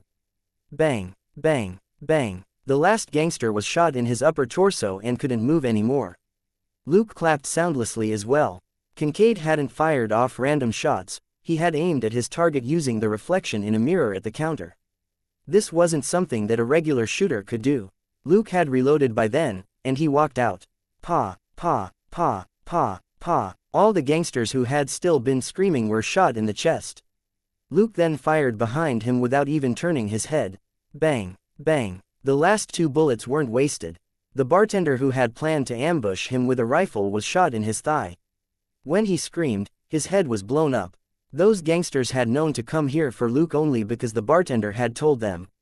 Luke knew that this bar was in their territory and that the bartender worked for them. Otherwise, he wouldn't have returned to this bar. Pa. Kincaid walked out and aimed at someone behind Luke. A guy who was secretly aiming at Luke from the crowd took a bullet to the head. Kincaid said with a smile, "You owe me your life." Luke curled his lip and suddenly flung his empty M1911. With a clunk, the gun hit the face of another gangster at the door who was aiming his gun at Kincaid. Luke shrugged. Now we're even. Those 2 were with the gangsters, but had pretended to be customers and didn't step out at the beginning. Now that the 2 covert gunmen were dead, there were no more people among the customers hiding in the corners who took out any guns. Luke went over and picked up a gun from one of the gangsters before he returned to the counter. Kincaid was rummaging around at the moment, and after a while, he gave an "aha" and took out a bottle of red wine. Luke glanced at the label but didn't recognize it. Is this good wine? Kincaid curled his lip. So, but it's the real deal at least. The tequila that the bartender gave me earlier was definitely fake and tasted crap. This bottle of wine will be his compensation to me. I'll take it to Sonia later. Luke picked up his can of juice from the counter. It was a miracle that the can had survived the barrage. Taking a leisurely sip, he asked, "Sonia, is that your future wife?" Chapter 533 Another level up, and hard-earned experience and credit. Kincaid opened his eyes wide. "She will be my wife." Luke shrugged. "Then, may you have a baby soon." Kincaid simply raised his middle finger at him. Just like that, they walked out of the bar, one holding a bottle of wine and the other a can of juice. Kincaid remarked casually, "You look a little like someone I know. Your technique is pretty similar, except that you're not as good at shooting and not as handsome. Your beard is also fake." Unbothered, Luke took a swig of his juice. "Someone who's actually better looking than I am who?" Kincaid thought for a moment and in the end still decided to answer his question. "His name's John. He's an old guy who's already retired. I don't think you'll ever run into him." As they chatted, they left the bar. Getting into his pickup, Luke waved at Kincaid who was getting into a Ford. "See you. I have a plane to catch." Kincaid simply waved back, and the 2 men went their separate ways in their respective cars. The bar fight had just been a game to them, and a way to make an impression on each other. In the wee hours of the morning, Luke got on a plane bound for Los Angeles. His lips curved up as he read the system notifications. Mission: eliminate drug dealers and destroy their nest at the bar. Completed. Total experience: 2,000. Total credit: 2,000. Contribution rate: 60%. EXP plus 1,200. Credit plus 1,200. As experience has reached 50,000 points, the host is now level 13. Extra stat points: 5. Thanks to his harvest back in Mexico, he already had more than 15,000 experience points before this trip to Rio. In the next dozen days or so in Rio, Luke went on a killing spree and earned 3,000 plus every night. By the time he arrived in Honduras, his experience had surpassed 48,000 points. He had only gone back to the bar because he needed the last 1,000 experience points to level up. And given his slight OCD, he didn't want to wait until he returned to Los Angeles to obtain the points. Let the level up be the best bonus for this field trip. Looking at his stats, Luke fell into deep thought. 40 strength, 20 dexterity, and 20 mental strength. Overall, this was the optimal configuration for him for most circumstances.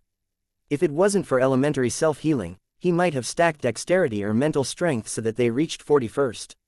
He was now facing a conundrum, whether to improve dexterity or mental strength first. Since 40 was the second threshold, the most cost-effective choice naturally was to increase dexterity or mental strength to 41st. Splitting the points between the two attributes would mean that neither of them would operate to maximum effect for a long time, not until they both reached 40. Currently, the demand for experience points soared every 5 levels, and this massive increase meant that every subsequent threshold he reached required the sum of practically all the experience points of the last 10 or so levels. The experience points required for every new level, on the other hand, was an increase of 20,000 points.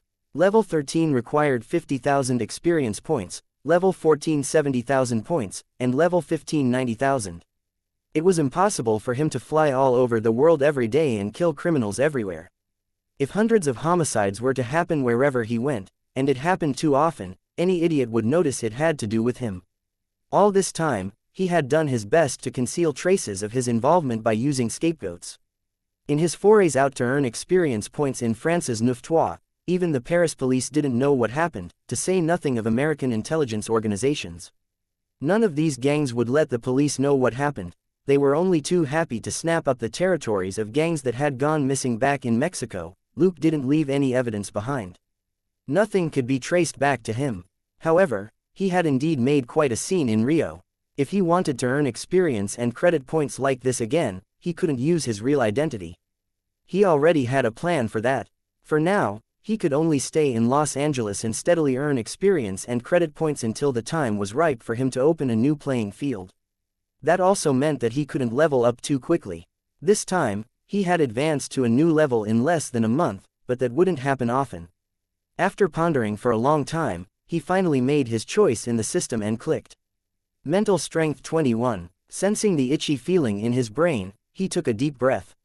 Now that he had made his choice, he could only continue forward without any hesitation. Thinking that, Luke closed his eyes and began to review his Rio trip.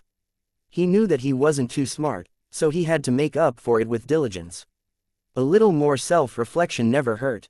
It was a good thing that he had elementary self-healing, and his mental strength had surpassed 20. Apart from 2 hours of sleep, his brain was almost never idle for the remaining 22 hours in a day.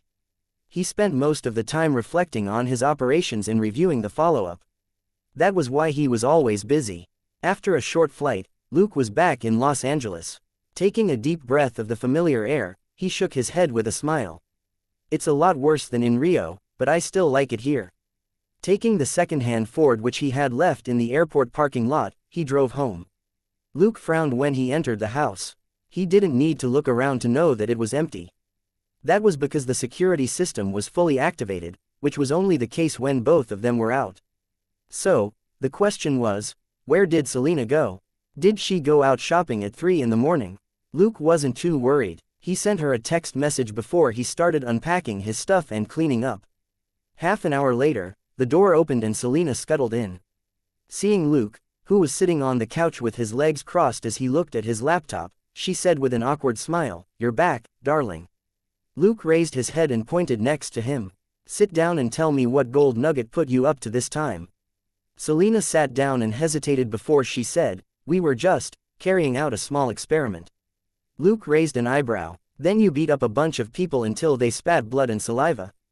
Don't tell me you were so bored you joined an underground fight ring. Selena chuckled and said, no. I just beat up some hooligans. Luke hummed and said, then that's fine. Take a shower and go to bed. Seeing his expression, Selena knew that he really didn't think it was a big deal, and she was stunned. You're not mad. Luke found that strange. Why would I be mad? Young lady, you can only cause a punch-up at most. What's with this sense of guilt? You need to toughen up. Luke mocked inwardly. Selena relaxed, then went over to pull at him. Go, let's go to the training room. I made some progress in my training recently. Luke didn't resist, and just got up with a smile. In the training room, Selena put on her gloves and looked at Luke in his pajamas and slippers. You should change your clothes. Luke shook his head and kicked off the slippers. He then hung his pajamas on the workout equipment on the side. Picking up 2 hand targets, he waved and said, let's do this. He had some idea of what she wanted to show him, and he was very interested. Chapter 534 Progress in Promise. Gold Nugget, you come out first, said Selena. Gold Nugget quietly drifted out of her back in the form of a ball. Without another word, Selena charged forward and began to attack. Sensing her speed, Luke exclaimed in surprise. Interesting. As he spoke, Selena struck both hand targets in a storm of fists and legs. Holding the hand targets up under her attack, Luke remarked in amazement, you made a lot of progress. Selena kept up the attack for roughly 3 minutes, before she jumped back in annoyance. Let's stop. Luke took off the hand targets with a smile and tossed them aside. Not bad. Is it because of Gold Nugget? Leaning against the workout equipment, Selena murmured angrily, it doesn't make sense. Why can't I hit you when I'm already this strong? You must be cheating. Luke walked over and rubbed her head. Young girl, you're too naive. I've never used my strength when we spar. Selena didn't know what to say. Luke finally said, Gold Nugget, why don't you roll over here? The golden slime hopped onto the workout equipment and demanded, apologize. Luke glanced at it. Why, you told me to roll over. The golden slime kept bouncing furiously. Luke put one hand to his forehead. You're a ball right now. How can you move without rolling? Gold Nugget was lost for words. It thought for a long while, but couldn't think of a retort. Fine, forget it, Luke said, don't change the subject. Tell me what happened to her. His expression turned calm when he said that. He wouldn't blame Selena. He knew that she had been under some pressure lately, so it was inevitable that she would try a shortcut when she discovered one. But Luke had to find out for sure how dangerous this shortcut was.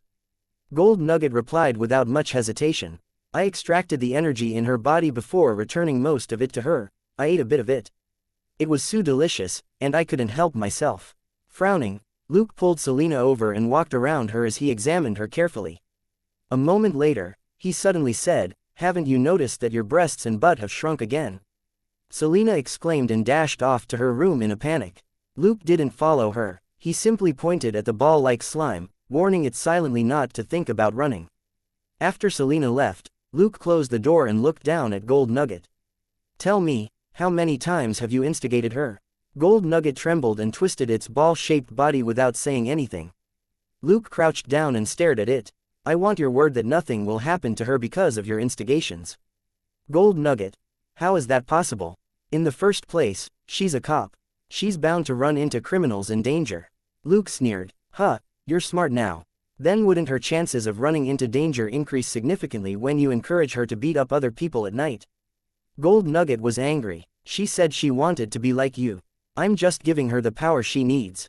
After a brief silence, Luke slowly reached out and touched Gold Nugget's ball body as he said in a soft voice, remember, I'll kill you if anything happens to her. Gold Nugget screamed in fear and pain. Ah, no, this bloody energy, again, take it back, take it back. Luke's ice blue eyes were indifferent as he squeezed Gold Nugget in his palm, and it couldn't escape. He asked softly, do you understand? Gold Nugget kept screeching and trembling wildly as it did all it could to avoid some frightening thing. I do. I'll definitely do my best to ensure her safety and never let her run into danger.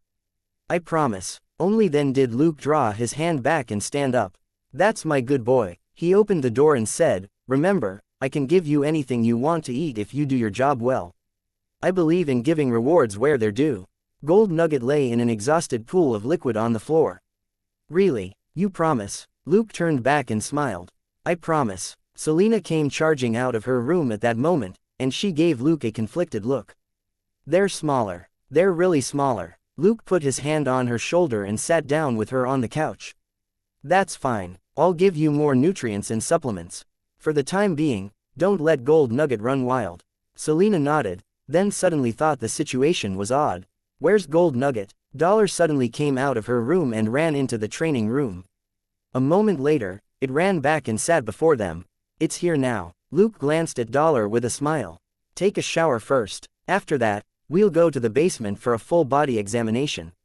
Selena hummed in response and went to take a shower. Half an hour later, Luke read Selena's data and was lost for words. If Selena's measurements were expressed in system units, she was basically at 20 strength and 20 dexterity too. Of course, her stats weren't multiplied by a coefficient like Luke's. That meant that she was twice as strong and agile as an ordinary person.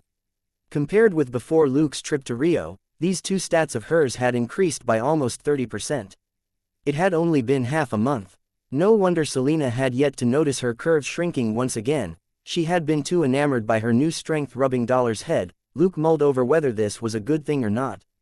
From Selena's questions previously, Luke knew a lot about Gold Nugget now.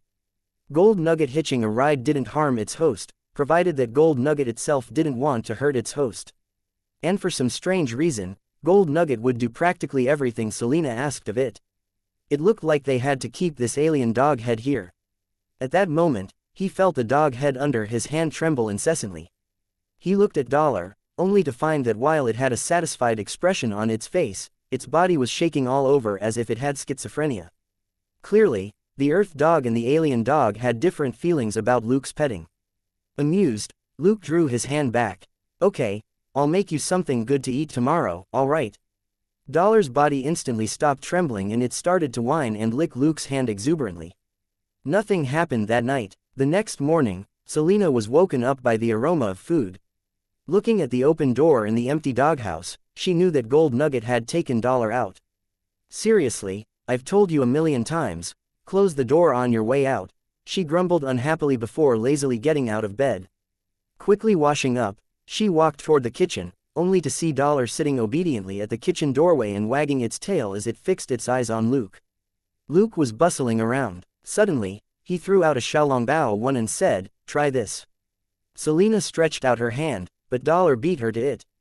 It stuck out its tongue and grabbed the xiaolongbao, before chowing down. Selena gnashed her teeth. "Gold Nugget, you actually dare snatch my food." One Small Steamed Bun Chapter 535 Everybody as busy Gold Nugget whined as it chewed the xiaolongbao. Luke turned his head with a smile. "It didn't steal anything. It's helping me check the taste of the xiaolongbao. Yours will be ready soon. You can go to the dining table." Selena quickly went to the dining table. "Chef, service." Gold Nugget followed her and sat down next to the dining table too. Selena angrily stretched out her foot to kick its butt gently. "Don't copy me." Dollar stuck out its big tongue and tried to lick her. This time, it was Dollar the dog who was trying to cozy up to her.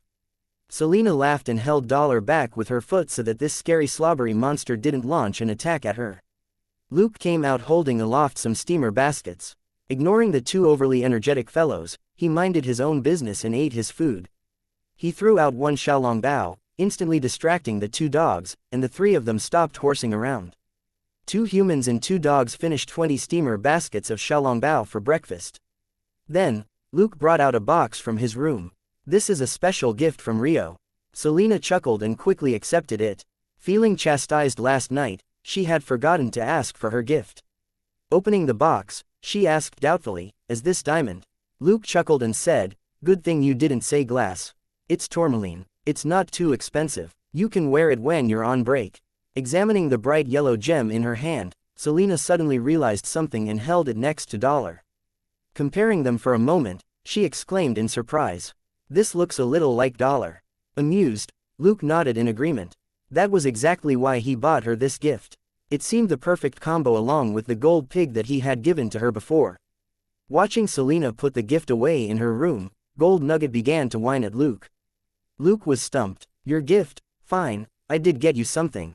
Saying that, he returned to his room and then took out a stack of unique Brazilian juice flavors from his inventory. He put the juices in front of Gold Nugget. They're specialties of Brazil, 18 mysterious juice flavors. I guarantee they're unique. Gold Nugget sniffed them for a moment, then looked at Luke disdainfully as it began organizing the juices. There were 2 rows of 5 cans each, plus 1 extra. Luke was instantly embarrassed. Fine, there are only 11 cans. But that's not because I'm bad at math, I just said it without thinking. Do you want them or not? Hearing that, Gold Nugget ran off with a swoosh to drag out an empty bag from Selina's room. It then put all the juices into the bag and brought it back to its doghouse. From the room came Selina's angry yell. That's my new bag, I only bought it several days ago. It cost me $50. You bad dog. Putting their respective gifts away properly, Selina and Gold Nugget were perfectly satisfied as they went to work. Today, Luke and Selina reported at the police department together with Gold Nugget. After showing up with $1 several times and seeing that nobody had any objections, Selina no longer left it in the car. Seeing Luke, who had been away for a long while, their colleagues at the Major Crimes Division all greeted him and received some snacks from Selina in passing. Billy Wong, who had always had a cheap mouth, said, Luke, Selina's mood has improved since you returned, right?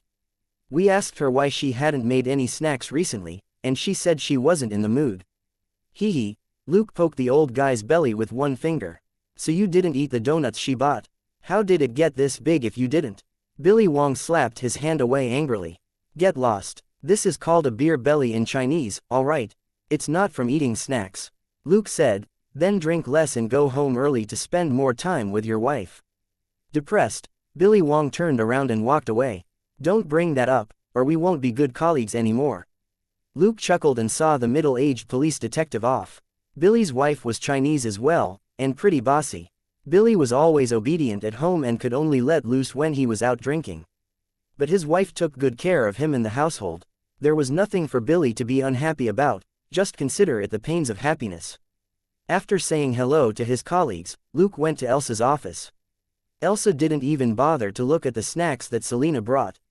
She just put them in her drawer before she asked, had a good break? Luke nodded with a smile. Elsa stood up and took down a stack of case files from the top of a cabinet on the side. These are yours. Any objections, Luke? Not at all. However, boss, want to have lunch with us? Elsa. Is something wrong? Luke. Everything's fine. I just want to talk about Martin and Roger. Elsa nodded. Okay, get to work now. Case files in hand, Luke left the office with a smile. At her desk, Selina started looking at the case files as she said, it's probably her time of the month. Don't take it to heart. Luke was stunned. It's her time of the month. I thought it was only because of work pressure. Stumped for a moment, Selina nodded. Fine, maybe it's a combination of the two. Luke. Has work been busy lately? Stark. You don't know. The Stark Expo is happening again, and all sorts of people are pouring into Los Angeles. Can you imagine how much work that involves? Luke scratched his head. Is that so? That explains a lot. The Stark Expo in itself wasn't that big a deal, but during this period, LA's city center would see an astonishing amount of traffic. Merchants, clients, and tourists who wanted to be part of the fun would take this opportunity to visit Los Angeles from all over the world. Moreover, Stark Industries sold weapons. It wasn't hard to imagine what sort of clientele and tourists they would get.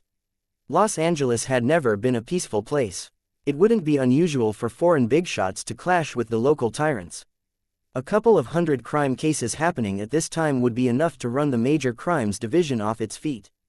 But Stark Industries was a major taxpayer in Los Angeles, and also made all kinds of donations to the police department every year. What were the American police for? To provide a safe environment for the big patrons, of course. Since they had already taken the money, LAPD could only get their entire police force to work overtime and maintain order. As she flipped through the case files, Selina started throwing some at Luke. This one has to take priority. This one, too. This one can't be put off either. Looking at the case files that were thrown at him, Luke clicked his tongue. It's already this bad. Selina didn't raise her head. Why else would I go out at night? Cough, cough, that's why I've been busy recently. Luke shot her a glance but didn't ask further. He knew what she didn't say was that she had been out at night recently to beat up a lot of hoodlums precisely because of the deterioration in public safety. Swiftly skimming the case files, he got up and said, "Let's go. We'll have to work overtime for the next few days." Chapter 536. Eat, drink, and work hard. Half an hour later, looking at the cakes in the display window, Selena mumbled, "So, this is how we work overtime." Luke replied self-righteously, "Do you not know how much energy we consume every day? How can you investigate cases when you're hungry?" "Lucy, I would like some cakes." Lucy, the female server, came over with a smile. "Luke, it's been a while. Which one would you like today?" Luke nodded with a smile and pointed at a row of cakes. "I would like 10 of each of those cakes." Lucy was surprised. "Are you sure?" Luke had just pointed at more than 10 types of cakes. Luke nodded with a smile. "I have 3 gluttons at home. They all need lots of food." Lucy didn't worry about it any longer after her initial surprise. In any case, this big customer always bought cakes in large amounts each time. Otherwise, she wouldn't remember him so vividly, though her impression of him was also partly because of his looks. Luke and Selena left with a bunch of boxes. They put the cakes that wouldn't flip over in the trunk, and the rest in the backseat. Luke said to the dog in the backseat, "Gold Nugget, make sure these don't fall over. Your favorite strawberry cream cake is in there." Gold Nugget instantly stretched out a paw and placed it on the pile of boxes. Luke nodded in satisfaction. "Good boy, Selena. Hey, half the cakes are mine. They're not all for you." Dollar whined with a blank look as it blinked its bean-like eyes. "Selena, it's useless even if you tell Dollar to play cute. Half the cakes are mine." Dollar tilted its big head and looked at its young master innocently, and the alien dog just pretended to be deaf. Driving off, Luke said, "It's easy. It can't hold the cake itself anyway. You can give it however much you want to give it, right?" Selena realized that was true. "Haha, that's the advantage of having hands." Gold Nugget silently lowered its head and looked at its paws in frustration. "That's cheating. If Luke didn't forbid me from doing it, I can create hundreds of tentacles to steal the cakes 100 times faster than you." Thankfully, Selena didn't really do what she said. Sitting in the passenger seat, she soon began to share the cakes with Gold Nugget. She didn't even bother to turn around. She simply threw bits of the cake over her shoulder, and Gold Nugget would unerringly catch all of them with its big mouth. She and the dog made a great team. Luke simply left them alone. With Dollar and Gold Nugget's company, Selena was a lot happier. Compared with her condition after the trip to Mexico, she seemed to have let certain things go. Luke was quite glad to see that. Why else would he have let Gold Nugget off so easily for its wrongdoings? He could have punished the dog by cutting its snacks and feeding it dog food for a few days. But the dog had made up for it in other ways, so it balanced out. Before long, Luke and Selena reached the passage to an underground parking lot at the back of a bank. Flashing their badges, they drove in and parked the car, before 2 men and 1 dog went over to a side door. Luke glanced around and asked with a strange expression, "The robber's death wasn't caught on camera?" Munching on her cake, Selena replied, "The robbery in the hall is on tape, but the cameras here were thrashed and there's no footage of him." Luke asked, "And the bank has already replaced the cameras, right?" Selena nodded. "That's right. The case was 2 days ago. Of course the bank wouldn't leave the cameras broken." Examining the locations of the cameras, Luke said, "The guy ran off on his own, so how did he break the cameras?" "By shooting at them." Selena said, "That guy had a gun, but it wasn't his gun that destroyed the cameras."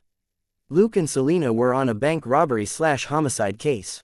However, the victim wasn't any of the bank security or a client here, but the robber himself. That unlucky bastard hung himself at the door at the end of the passage instead of leaving after the successful robbery. Taking out a photo from the case file and comparing it with the door, Luke heaved a sigh. "In any case, I don't believe that our Mr. Robber hung himself because of a guilty conscience after the robbery." Selena nodded. "I don't believe it either." After examining the scene, Luke didn't tarry and left right away. Sitting in a cafe booth, he read the case file and looked at the statements as well as photos of the crime scene, and had an inkling about what happened. Next to him, Selena was reading case files as she munched on a cream cake. She also put a piece on Dollar's plate every now and then. It wasn't long before Elsa pushed the door open and came in. She nodded in satisfaction when she saw their diligence. They loved to eat and drink, but they never slacked off when it came to work. Luke raised his head and greeted her with a smile. "Shall we order now, boss?" Elsa nodded. Soon, they ordered a bunch of food and ate. Drinking her tea after lunch, Elsa said, "So, what do you want to know?" Luke shrugged. "I want to know Roger and Martin's work situation." Staring at him for a moment, Elsa suddenly laughed. "You don't know what's going on with them. I let you go for 2 weeks, it would have been a waste if you hadn't produced results." Luke asked, "So it's all good now?" Elsa nodded. "Sort of. They had one official warning, and aren't eligible for promotion for the next 2 years. But Roger has no plans to be promoted right now, and Martin doesn't care. So, it's all been wrapped up." Luke was quite satisfied with Palmer. It was thanks to her efforts that the DIA took full responsibility for what happened in Tijuana back in Mexico. Elsa, however, added, "But Martin might take extended leave, and Roger will take a short break." Luke was stunned. "Why?" Elsa said, "I'm not sure. I asked Martin once, and he said that he needed to fix his mental condition, only after it's stable will he think about coming back to work. As for Roger, I heard that his heart condition is flaring up again." Luke burst out laughing. "Are you sure it isn't because of what Martin did?" Elsa nodded helplessly. "It probably is. He's old, after all, and what they did was really unbelievable. It's not a bad idea for him to take a break." Looking at Luke's laughing face, she couldn't help but say, "Don't be so gleeful. They're both capable detectives. Now that they're on leave, a lot of their cases will be transferred to us. You'll have to work overtime." She felt a little helpless when she said that. All the cases Luke and Selena worked on were tricky ones. In the hands of other detectives, only 10% of cases would have been cracked. For Luke and Selena to solve 30% of the cases was a real feat. Elsa found it excessive that she had to give them more pressure. Luke had been away for 2 weeks. She knew that he had probably taken a break toward the tail end of it, but she didn't call him back. That was part of her compensation to him. But with the Stark Expo about to open, she couldn't continue letting her most competent general goof off. Luke nodded with a smile. "No problem, boss. We'll solve whatever cases we can." Chapter 537 Rich and willful guy was robbed. If we can't crack them, it doesn't matter how much we talk about them here. Elsa and Luke had the same thought in their hearts. After their chat, Luke and Selena went back to their investigation, and Elsa returned to the police department. However, she did give Luke some assistance. "If you need help, you can look for Elizabeth and Billy's team, or Simmons." Of course, Luke thanked her. These were all the people under Elsa, and she was giving him her full support. The three of them split up. Luke and Selena went to the second scene. It was another bank robbery/homicide. Just like the previous case, the robber died after running into a hallway, and his loot disappeared without a trace. Even more bizarrely, none of the surveillance cameras had captured the robber's death either. Reading the report of the simple autopsy done at the scene, Luke took out a chocolate lollipop, tore the wrapper off, and put it in his mouth. His words were a little muffled as he said, "These two cases are a little similar, except that this man was killed after he was hit hard in the back of the head." Selena nodded. "That's right. So, both cases are ours." Just like earlier, Luke did one round of the crime scene before leaving with Selena for a third case, which was at a 5-star hotel called Calmore Hotel. Standing next to the road where the crime happened, Luke looked at the scene and nodded. "At least this case shouldn't be related to the last two." Selena rolled her eyes. "There's a casino here. The guy who got mugged had just won a lot of money." Luke waved his hand to indicate that they should go in, and asked, "What kind of idiot comes out with cash? Does he think LA doesn't have enough robberies?" Remembering the information on the victim, Selena said a little uncertainly, "Perhaps he's too rich to care." Luke smacked his lips and felt that she was probably right. Standing in the hotel casino, he and Selena drew a security guard's attention the moment they put on their badges. "Detectives, how can we help you?" Luke. Mr. Jameson reported that he was robbed of $20,000 yesterday. "We're here for him." The security guard sighed helplessly. "Please wait a moment." Saying that, he went into the hall and said something to a middle-aged white man who was shouting and yelling at a table, before he pointed at Luke and Selena. The middle-aged white man muttered unhappily, but he still got up and went over. His eyes glittered when he saw Selena. He stretched out his hand and said, "Ah, hello. May I know your name? Would you like to have dinner with me after work? This is my card." Selena casually raised the cake she was holding and took a bite. "Sorry, but I'm not hungry." "Jameson, Luke stepped forward and took the card from the man's hand.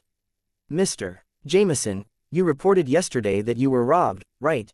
Jameson nodded angrily, not bothered by the fact that Luke didn't introduce himself. Yes, you're so slow. If this was New York, I would have already filed a complaint with your director. A neutral smile fixed on his face, Luke asked, then can you tell us what happened yesterday? Jameson was impatient, but he wasn't someone who didn't care about his money at all, and he quickly described the robbery yesterday.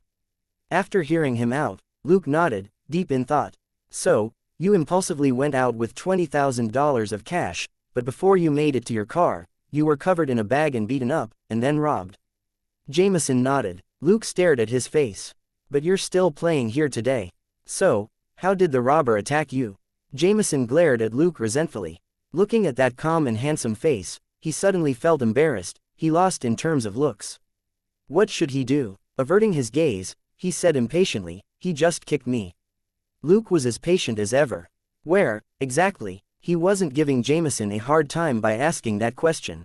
The truth was that most robbers who didn't have any weapons on them would just punch and kick a person, and would be more violent. A person would be lucky to get off with just a swollen and bruised face. If they had a gun or a blade, then either the robbery would turn into a homicide, or the victim would obediently hand over their money. Most robbers and victims understood this rule very well since it happened very often. People who hadn't been robbed in Los Angeles were as rare as people who had never lost anything to a thief. As if going to work, many robbers would appear on the restless streets every night. When they ran into ordinary people who were on their own, they would take out their tools and stop the other party, and have these people hand over their cash, watches, phones, and so on for safekeeping. Most LA people wouldn't keep a lot of cash in their wallets when they went out. They usually carried $30 to $50. Of course, it was unwise not to carry any cash either. If an ordinary person ran into an armed robber, it was better to let the robber take $20 than to take a bullet from a robber who was furious after a fruitless endeavor. Thus, many people carried pocket change on them in the event that they had to pay this toll. The robber who mugged Jameson had worn a black hood. It seemed he had been well prepared. There weren't any injuries on Jameson's face. He was as healthy as could be, and was still making a big fuss as he gambled. This was a little strange. After hesitating for a moment, Jameson said in a low voice, "He kicked me in the butt." Luke raised an eyebrow. "Did you get it checked out? Were you badly hurt?" Jameson coughed in embarrassment. "Hotel security checked it for me. It's fine." Luke let out an, "Oh," and didn't ask any further questions. Clearly, the robber's kick had barely hurt Jameson, and he had only felt pain for a bit. Nodding, Luke said, "Okay, thank you for your cooperation. We'll let you know if there are any updates on this case." Jameson was surprised. "Huh, that's it," Luke once again responded with a polite and calm smile. "You have to give us time to investigate, right? After all, LA is a big city, it isn't as safe as New York." Jameson was unable to say anything. He was used to acting pretentiously in New York, and was now only just realizing that he couldn't act up here. His usual tricks didn't work here in Los Angeles. Luke and Selena left the hotel, but before they got into their car, they saw a black man stealthily opening the trunk of another car. Looking at each other, Luke and Selena had no choice but to go over. 2 meters behind the black man, Luke asked, "Sir, have you lost the key to your car? Do you need me to call someone for you, or help you find a police officer?" Chapter 538. Don't look down on the young. The black man was so frightened that the crowbar in his hand fell to the ground. He turned around nervously and awkwardly. No need. Seeing the badges that were hanging on their chests, he became even more anxious. "Ah, I have to pee. Talk to you later." With that, he slipped away. Luke and Selena couldn't be bothered to nab him. There were too many such thieves in Los Angeles. If this one hadn't been on the way and Luke could earn 10 experience and credit points just by saying a few words, he wouldn't have intervened at all, scaring off the dumb thief who had failed to steal anything and had lost a crowbar instead. Luke was about to leave. But even when dialed down to an ordinary level, his sharp nose was still more sensitive than a regular person's, and he suddenly discovered something interesting. Staring at the car, he suddenly asked Selena, "Does the case file mention Jameson's license plate?" Selena searched the case file for it. "Hey, that's right, this is it." Luke took out Jameson's card from his pocket and dialed the number on it. "Is this Mr. Jameson, we just ran into someone trying to break into your car. In less than 2 minutes, Jameson came charging out in a rage. Damn it, what's wrong with Los Angeles? Is this hell on earth? He didn't flip out at Luke and Selena. He wasn't stupid. While the police detectives of the Major Crimes Division didn't necessarily have high positions, they had much greater power than regular police officers. Also, petty theft didn't come under their purview, and they could have just ignored it. Luke simply nodded at him. Mr. Jameson, is this your car? Jameson took out his key and pressed the unlock button, and the car instantly beeped. Luke said, "Can you open your trunk?" The thief seemed to be trying to open it just now. Jameson found that strange, but did as Luke asked. After the trunk was opened, Luke looked at what was inside with a mocking smile. Mr. Jameson, isn't that the brown paper bag provided by the casino? Judging from how packed it looks, does it contain the $20,000 you lost? Dumbfounded, Jameson grabbed the bag and poured out its contents into the trunk. 2 wads of cash slid out. Considering the amount and the denomination, and as long as a few notes hadn't been pulled out, Luke felt that this was definitely the $20,000. Looking at Jameson, who was checking the cash with utter disbelief on his face, Luke said with a smile, "Mr. Jameson, it seems that you can make a call and withdraw your case now, right?" Jameson was vexed. "But I really was beaten up and robbed. How would I know that he would throw the money into my trunk?" As he said that, he suddenly realized something. Wait, did he cover my head precisely because he didn't want me to see him throw the money into the trunk? Or he didn't want me to see his face? He's just making fun of me. Both Luke and Selena agreed with this speculation. Unless Mr. Jameson had nothing better to do than call the cops over something that didn't happen, this was more likely petty revenge than a robbery. The robber didn't take the $20,000 when it was right in front of him. This was probably personal. He beat Jameson up but didn't hurt him, so he probably didn't hate Jameson. He just wanted to humiliate him. Even if the robber was found, it would be hard to convict him. After all, Jameson hadn't lost any money, and he wasn't hurt at all. Luke and Selena didn't waste any more time and simply told Jameson to park the car inside the hotel compound. They didn't know what the idiotic magnate was thinking when he parked the car outside the hotel and carried the cash on him when he left. He only had himself to blame for his misfortune. Luke's guess was that this guy wanted to flaunt his cash by spending it extravagantly. Except for criminals, most people didn't earn so much from their daily work.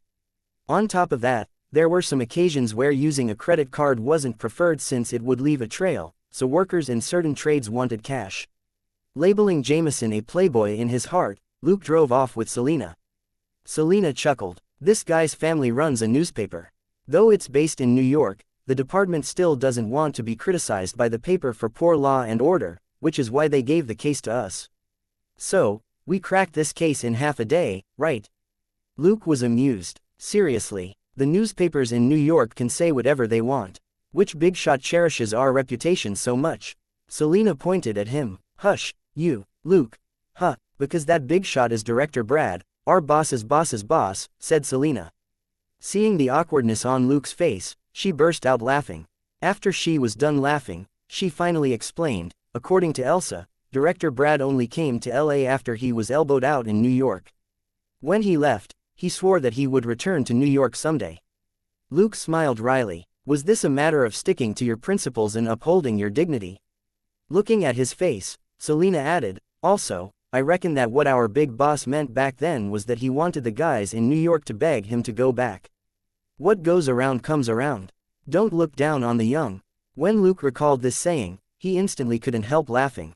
Director Brad certainly wasn't a young man, and no one had ever looked down on him. He was one of the most powerful men in LAPD. His position as director of Westside LAPD could at most only be considered a minor setback in his life. Dropping the discussion about their boss's life, the two of them drove back to the police department. Luke didn't tell Selena that he actually knew who beat up Jameson. The scent of a certain unreliable, best hitman, still lingered on the bag of money. From Luke's contact with the guy, this really was something the guy would do, not for the money, but for fun. But who knew exactly how Jameson had pissed off this best hitman? However, the best hitman hadn't gone so far as to cut Jameson into pieces. Perhaps, the grudge wasn't too serious. Back at the police department, Luke examined the bodies and evidence that had been collected from the 2 bank robbery/homicide cases. Putting aside the man whose head had been smashed in, he discovered something new about the robber who had been hung with a rope. Looking at the noose, Luke rubbed his chin. This technique looks familiar. In fact, it wasn't just familiar. The knots and the height of the noose were similar to the skills of Todd Vince, that assistant director/writer. Luke could even picture how the noose must have flown through the air to land around the robber's neck and hang him. Todd Vince had already been crushed under the wheels of a big truck. He was as dead as could be. Of course, a dead person couldn't commit a crime. It could have only been done by someone with proficient rope skills. Chapter 539. Who's been abducted? Was it a fight between robbers, or had a passerby intercepted the robber? Suddenly, the phone on the desk rang. Selena quickly picked up and then hung up after a few words. Let's go. Dustin's asking for us. It's an emergency. Any case that Dustin called them in on personally was always either urgent or serious.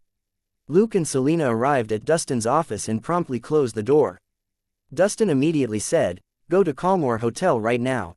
There's just been an abduction. Hadn't they just come from there?" Luke looked at Selena and asked, "Who was abducted?" Dustin said, "Tony Stark." Luke and Selena exclaimed, "What the hell?" Staring at their faces, Dustin said, "It failed. That's why I'm only sending the both of you. If the abductors succeeded, all of LA's police officers would be out searching for him right now." Luke sighed. "So, we're only going there as a formality." Dustin said, "You could say that, but the best would be if you can find the would-be abductors. You know how much Stark Industries donates to our police department every year, right?" Luke nodded. "All right, we'll head over right now. However, we won't be able to meet with Mr. Stark anyway, right?" Dustin gave him a strange look. "Why else do you think I'm assigning this case to you?" Both Luke and Selena were lost for words. So that was it. Luke and Selena had been transferred here because of their connection to Stark, which was why this case had been thrown to them. Luke sighed again and nodded. "Got it. Fine, just investigate it. In any case, Stark isn't a big deal," Luke murmured inwardly.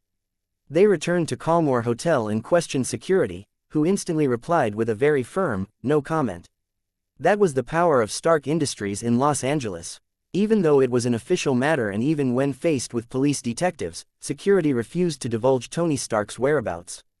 Luke wasn't bothered. He simply wandered through the hotel's main thoroughfares, and a while later, arrived at the casino. Looking at the Playboy not far away, he chuckled and said, "It's been a long time." Signaling to Selena, the two of them went over. Instead of heading right for Tony Stark, Luke approached one of the surrounding bodyguards and said something in a low voice after flashing his badge. The bodyguard didn't make trouble for him, but he didn't let Luke go over either. He simply went to a fat bodyguard next to Tony Stark and whispered something to him. A moment later, the fat bodyguard came over and said in a low voice, "It's Mr. Stark's private time right now. You can make an appointment at his company to see him." Luke raised an eyebrow. "Mr. Happy, do you remember me?" The fat bodyguard frowned and observed him for a moment. He then suddenly looked at Selena, as if recalling something. "It's you." Luke smiled. "Since Mr. Stark is busy playing, why don't you ask him if he's interested in another game with me?" The fat bodyguard was unhappy. As I've said, it's his private time. Luke's expression didn't change as he said, "Why don't you ask him if he wants to beat me once?" After all, he didn't seem very satisfied when he lost last time, right? The fat bodyguard was annoyed. "You." On the other side, Tony Stark finally noticed the stir and looked at them. His face changed when he saw Luke and Selena. Staring at Selena for a bit, he was about to open his mouth to say something. Suddenly, the memory of an unpleasant experience flashed through his head. He remembered how he had invited a certain female detective to dinner, and they did end up doing nothing but eat. Then, the young man's face reminded him of something even more unpleasant. Like how he had been trounced last time and didn't even have the opportunity to turn things around. Narrowing his eyes, he waved and asked, "Happy, what's going on?" Happy walked back to him and said something in a low voice. Stark's expression didn't look very nice either. Happy had already conveyed Luke's idea very tactfully, but it still pissed Stark off. Was he a sore loser? He was. It wasn't about the money. What he hated was the feeling of not being able to redeem himself after failing. He said something to Happy in a low voice. Happy immediately walked over. How do you want to play? Luke pointed at the dice on the table. Let's toss those and we'll guess if the number's higher or lower. Also, if Mr. Stark wants to play a few more times, we can play best of 3, or best of 5. Happy asked, what's the wager? Luke took out a bank card. This card contains all my savings. He chuckled at Happy's strange expression. There's $520,000 in the card. You can check it first. Of course, if Mr. Stark thinks that's too little, let's just forget it. That's 5 to 6 years of my salary. Hearing that, Happy couldn't help but ask, didn't you get a large sum of money last time? He swallowed down the word, win. Luke shrugged, shouldn't you spend money if you have it? Mr. Stark has always been my role model in that regard. Happy. Makes sense. But you still suck. Happy whispered something to Stark, whose gaze was now fixed on Luke as he didn't pay much attention to Selena. A moment later, he nodded. Happy came back. Mr. Stark has agreed to your request. It'll be best out of 5. Luke handed over his bank card and said with a smile, then, my request about the investigation. Happy frowned. I can give you 5 minutes. Luke shook his head. No, 5 minutes is too precious to Mr. Stark. I only need the bodyguards who were at the scene to cooperate with me. They certainly can give me more than 5 minutes, right? Happy was stumped, but he didn't ask Stark this time, and nodded right away. All right, Tony Stark had more than one security team.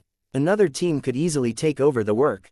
Besides, Luke had only asked for the cooperation of the bodyguards who had been present during the attack, which was just one team. Then a thought flashed through Happy's mind. If this young detective only wanted to talk to the bodyguards, why did he want to gamble with Stark? Luke wasn't wrong. A 5-minute conversation with Stark was truly too precious. But it wasn't as troublesome if he wanted to talk to the bodyguards, even if he had to wait a day or two. There was no need to shell out $500,000 to buy this time. But the agreement had already been struck, and Happy's doubts were no more than a passing thought. He gave the card to one of the bodyguards to confirm the amount on it. Tony Stark had been tricked last time when he didn't confirm the amount of money that was on the card. Even though that had been due to his own carelessness, Happy didn't want a repeat of that. Thankfully, as Luke stood opposite Tony Stark, the bodyguard who checked the card returned and verified the amount on the card with Happy. Chapter 540. You really lost $500,000. Stark looked at Luke and crossed his legs leisurely. You're really dedicated to your work, detective, to be willing to spend so much money on a case. Luke smiled. When you do a job, you should love it. You can't be sloppy if you want to live a better life. Propping his chin up on his hand, Stark thought for a moment, before he agreed. That's right, you're smarter than many adults. If those without talent don't work hard, they won't even be able to work as janitors. Amused, Luke nodded in agreement. You want to go first, or shall I? Stark raised his head slightly. You go first. At that moment, the gamblers around the table had all learned of the upcoming game, and watched quietly with keen interest. Bystanders were the same everywhere. Luke wasn't polite, and grabbed the dice and tossed them out. He used slightly more strength. The 3 dice rolled over the table for a long while and hit the edge twice before coming to a final stop. 1, 2 and 3. It was 6 in total. It seems I'm not very lucky. Luck's expression was the same as ever. He really had just tossed the dice randomly just now. Tony Stark's expression was just as indifferent. He accepted the dice which Happy gave to him and threw them casually. 3, 3 and 6. It was 12 in total. The game was 0-1 in Stark's favor. Luke didn't say anything, but simply grabbed the dice and threw them again. This time, he used less strength, but the dice still jumped and rolled for quite some time before they stopped. 4, 5 and 6. It was 15 in total. Tony Stark raised an eyebrow but didn't say anything. He picked up the dice and threw them out. 1, 3, and 6. It was 10 in total. A1. 1 tie. Luke picked up the dice and threw them casually again. 3, 3 and 4. It was 10 in total. Tony, however, threw a 3, 4 and 5 this time for a total of 12. It was 2-1 in Stark's favor again. At that moment, Luke's face turned serious. He didn't immediately throw the dice out after he picked them up, but weighed them in his hand, as if he were praying. In the end, he raised his hand and tossed the dice. The dice rolled. The first one to stop showed a 6. The second one stopped on a 6. The last one stopped too, and it was a 4. It was 16 in total. Luke was relieved. He seemed quite happy with his result. Tony snorted. He was slightly amused by Luke's nervousness, but he was too proud to show it. After he picked up the dice, he tossed them out casually. The 3 dice rolled on the table. The first one stopped. It was a 5. The second one stopped too, and it was a 6. The audience held their breaths and waited. This was getting interesting. It wasn't clear who the winner would be, until the last dice stopped. Luke's expression didn't change as he watched the rolling dice slow down, but there suddenly was sweat on his forehead, and he clenched his fists as well. As if sensing it, Tony Stark looked at him. He then chuckled to himself. Why was this young man so nervous about $500,000?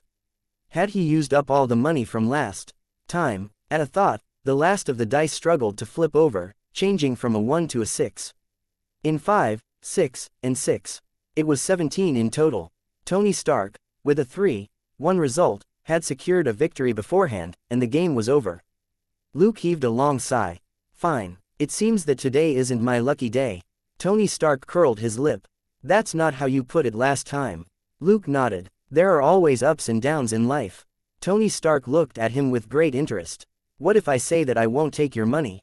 Luke thought for a moment, then said, the ups and downs in life are too thrilling.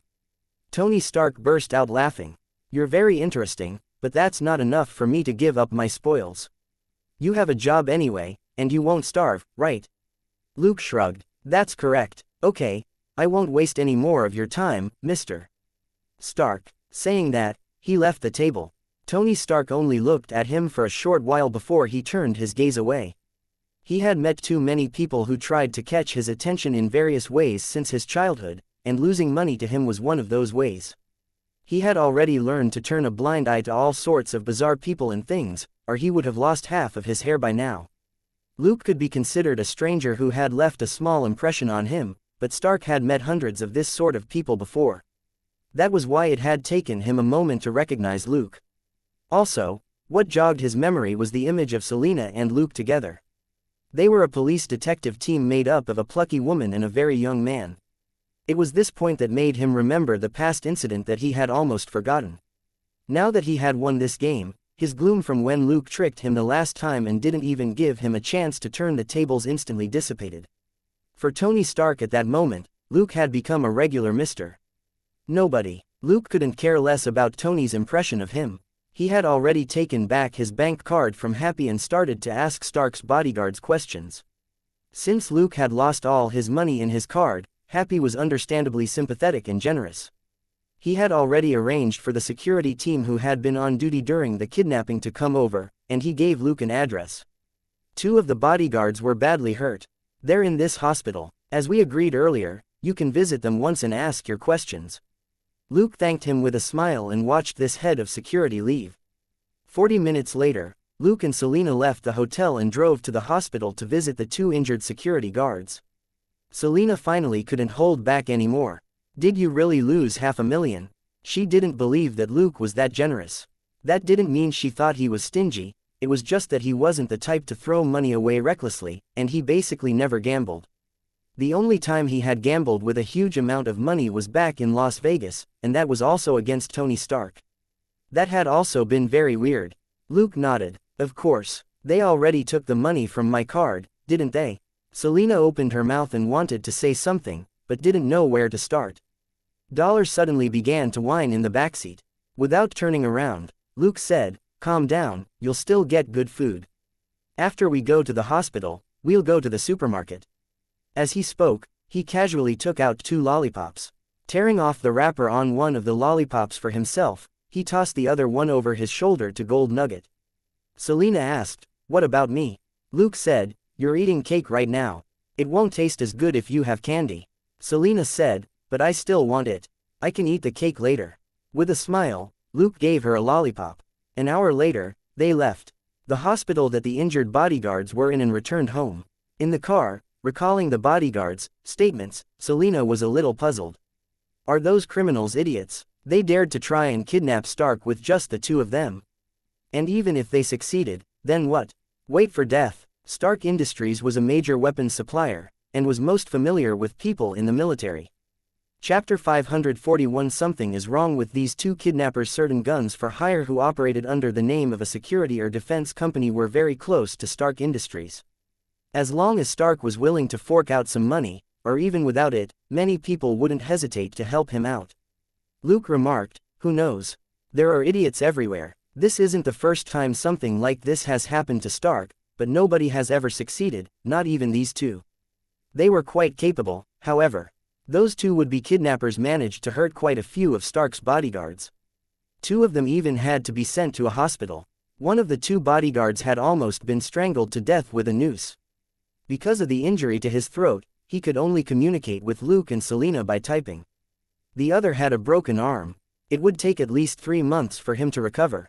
It was a good thing that they were all first-rate bodyguards, and Stark had fitted them out with all sorts of equipment. The moment the attack happened, their colleagues had noticed something was wrong and hurried over to back them up. Otherwise, the two bodyguards might have been killed instead of just wounded. While driving to the supermarket, Luke prompted Selena, "Don't you feel that there's something wrong about the two kidnappers?" Selena asked, "You mean something wrong with their heads?" Luke chuckled, "That's a real possibility, but what I wanted to say is that one of the bodyguards was hung with a rope and the other had his bones broken. Does that ring a bell?" Selena instantly got it. "Are you talking about the two bank robberies?" Luke nodded. "It looks like a coincidence, but the techniques are a little similar."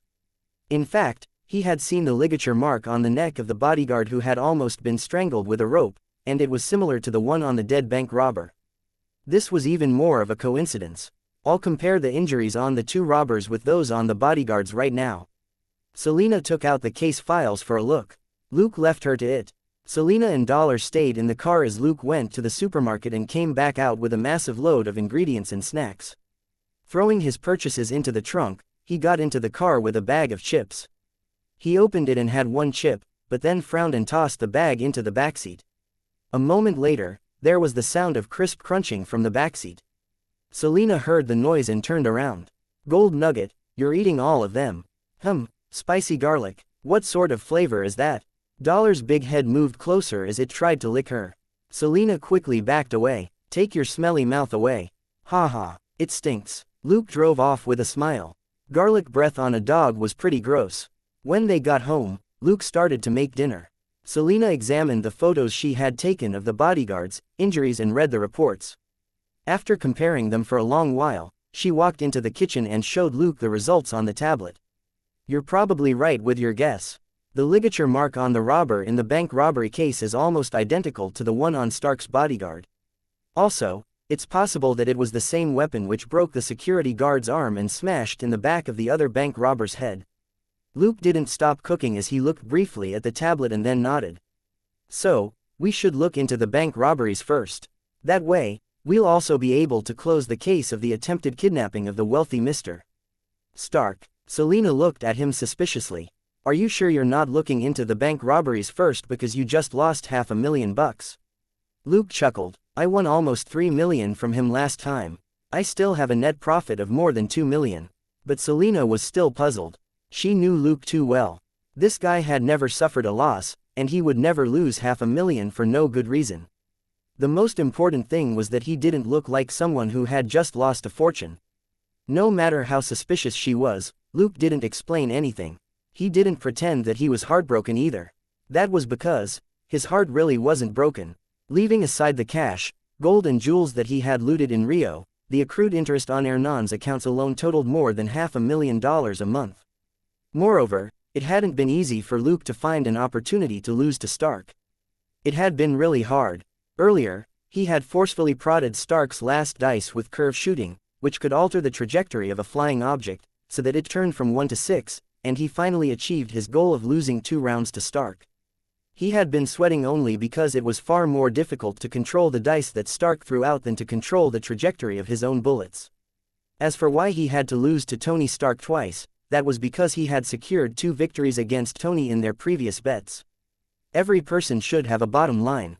Luke had obtained a heap of important practical abilities from Stark, and he would continue to use them in the future.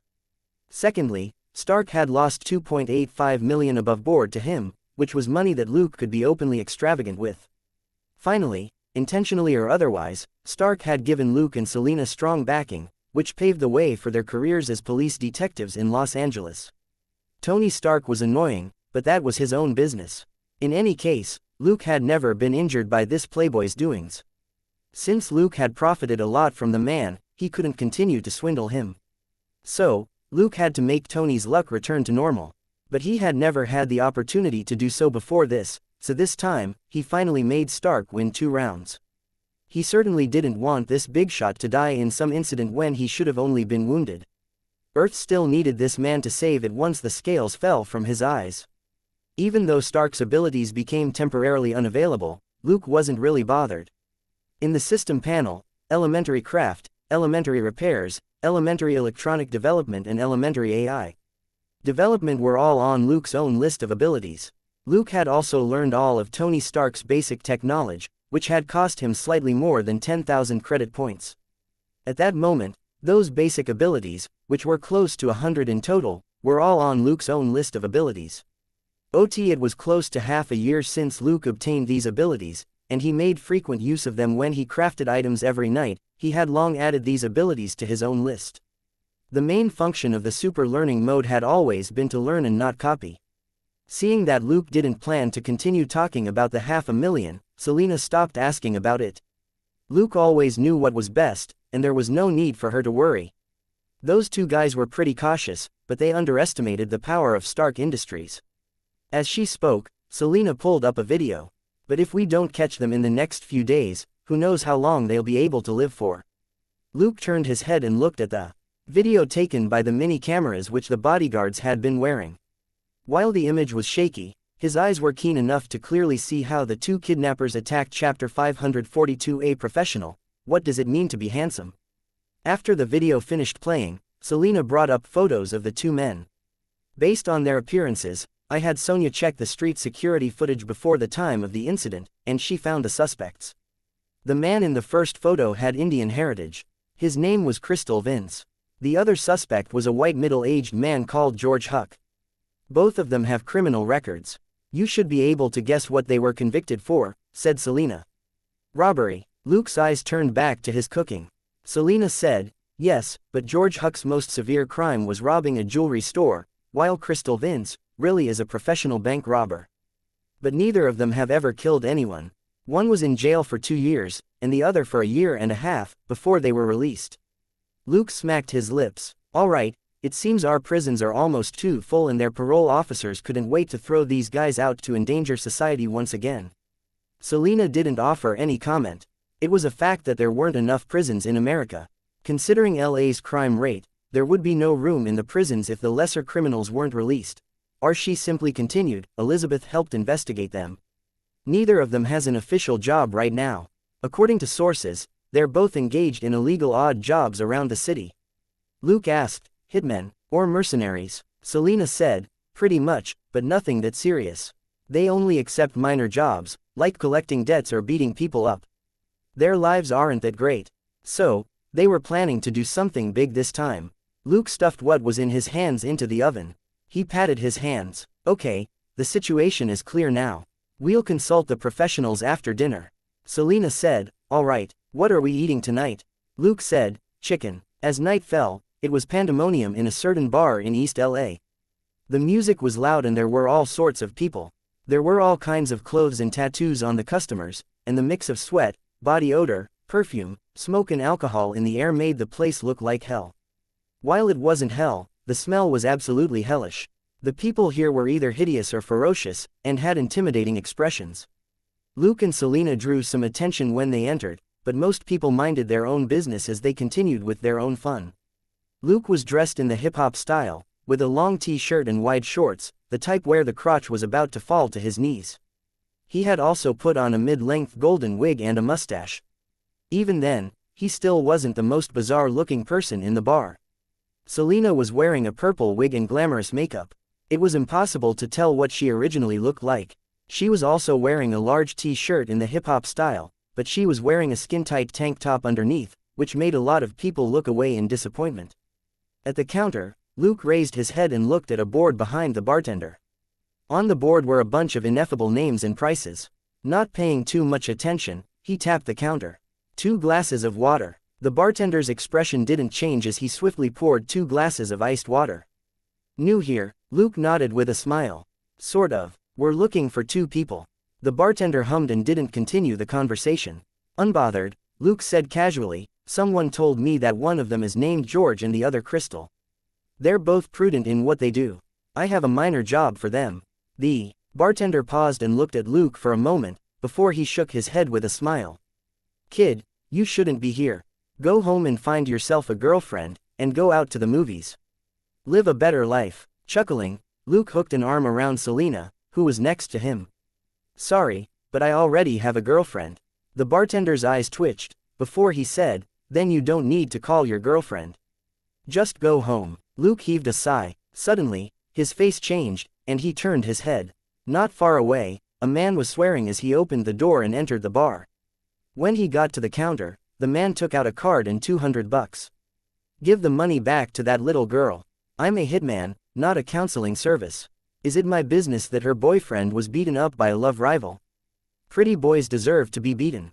Sam, did you distribute flyers for the bar in random places again? How is it that even little kids are running over to your bar now to hire a hitman for love spats? As he spoke, he glanced at Luke and Selena and gave them an easy smile.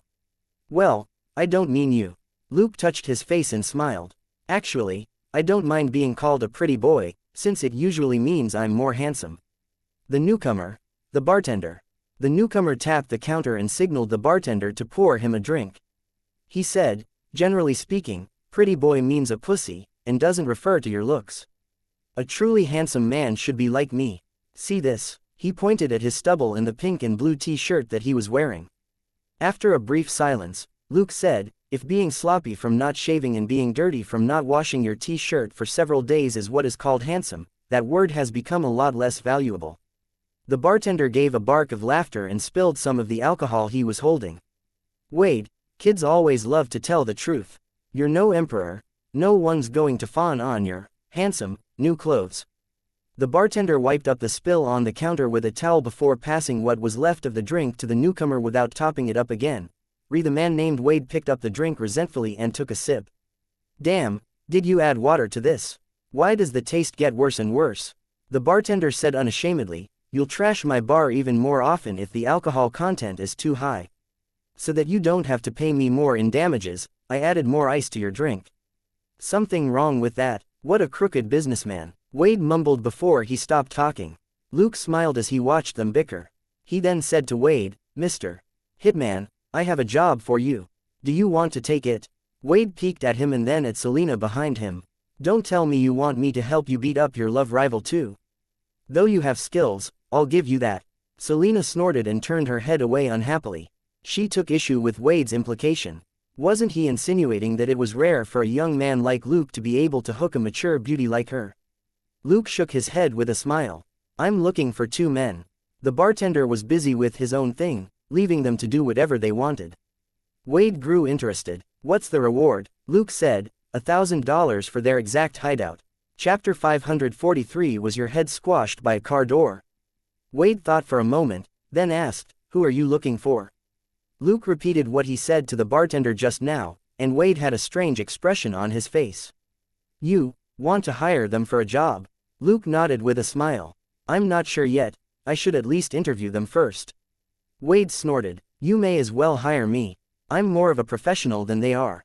Luke shrugged. Aren't you a hitman? How can I hire you for a petty assignment? Wade opened his mouth, but didn't know how to respond to that. Rolling his eyes, he nodded. Fine, I'll take the job. I guarantee I'll get you their precise location in 3 days. However, you need to give me half the payment in advance. Luke chuckled and fished out 5 bills from a roll of cash as well as a name card, and pushed them in front of Wade. Deal. He then took out another bill and placed it on the counter. Your drink's on me. He then left with Selena. Watching Luke and Selena disappear through the door, Wade suddenly slapped his hand down on the $100 bill. Like he said, my drinks are on him. Sam, the bartender, unhappily gave him the middle finger, and drew back his hand which had been a second too late. Luke's 2 glasses of iced water, plus Wade's half glass of whiskey that was mostly iced water, couldn't be worth more than $50. The bartender was a step too late and promptly lost $50. However, Faced with Wade, who was even more shameless, he wasn't confident that he could filch the $100 bill from him, and could only hold back. Wade pocketed the $600 bills and smiled. "Ha, I can look for my dear Vanessa later for some fun." In the meantime, he took out a handful of crumpled bills which came to a total of $20, and gave them to Sam. "This is for the drinks," Sam said grimly. They also ordered 2 glasses of water. Wade smirked. "Cut it out. You want to charge me for 2 glasses of water that you poured from the tap and then put ice in? Goodbye." With that, he got up and left the bar. Sam could only raise both his middle fingers at him to indicate his twofold disdain of Wade. On the other side, Luke and Selena walked back to where their car was parked, only to see a man with his back bent next to the driver's seat and busy at work with a crowbar. Selena was about to yell, but Luke raised his hand to stop her. She instantly closed her mouth. They silently snuck up behind the man and heard him mumbling, "Good boy, you're a really good boy. Don't bark, I'll buy you a hot dog later." Dollar sat obediently in the backseat with its head tilted slightly and its black eyes fixed on this idiot who was courting death. Seeing Luke and Selena coming over, the dog still didn't make a sound, but had a schadenfreude expression on its face. "You actually want to use pig swill like a hot dog to trick me? Get your head squashed by a car door." Luke quietly stood behind the man and craned his neck to look over the man's shoulder to examine his car. The car was undamaged, except for a few scratches around the window. What was going on in LA? Had hell arrived on Earth? He had run into 2 car thieves in one day. Luke heaved a soundless sigh. He then took out the remote for his car.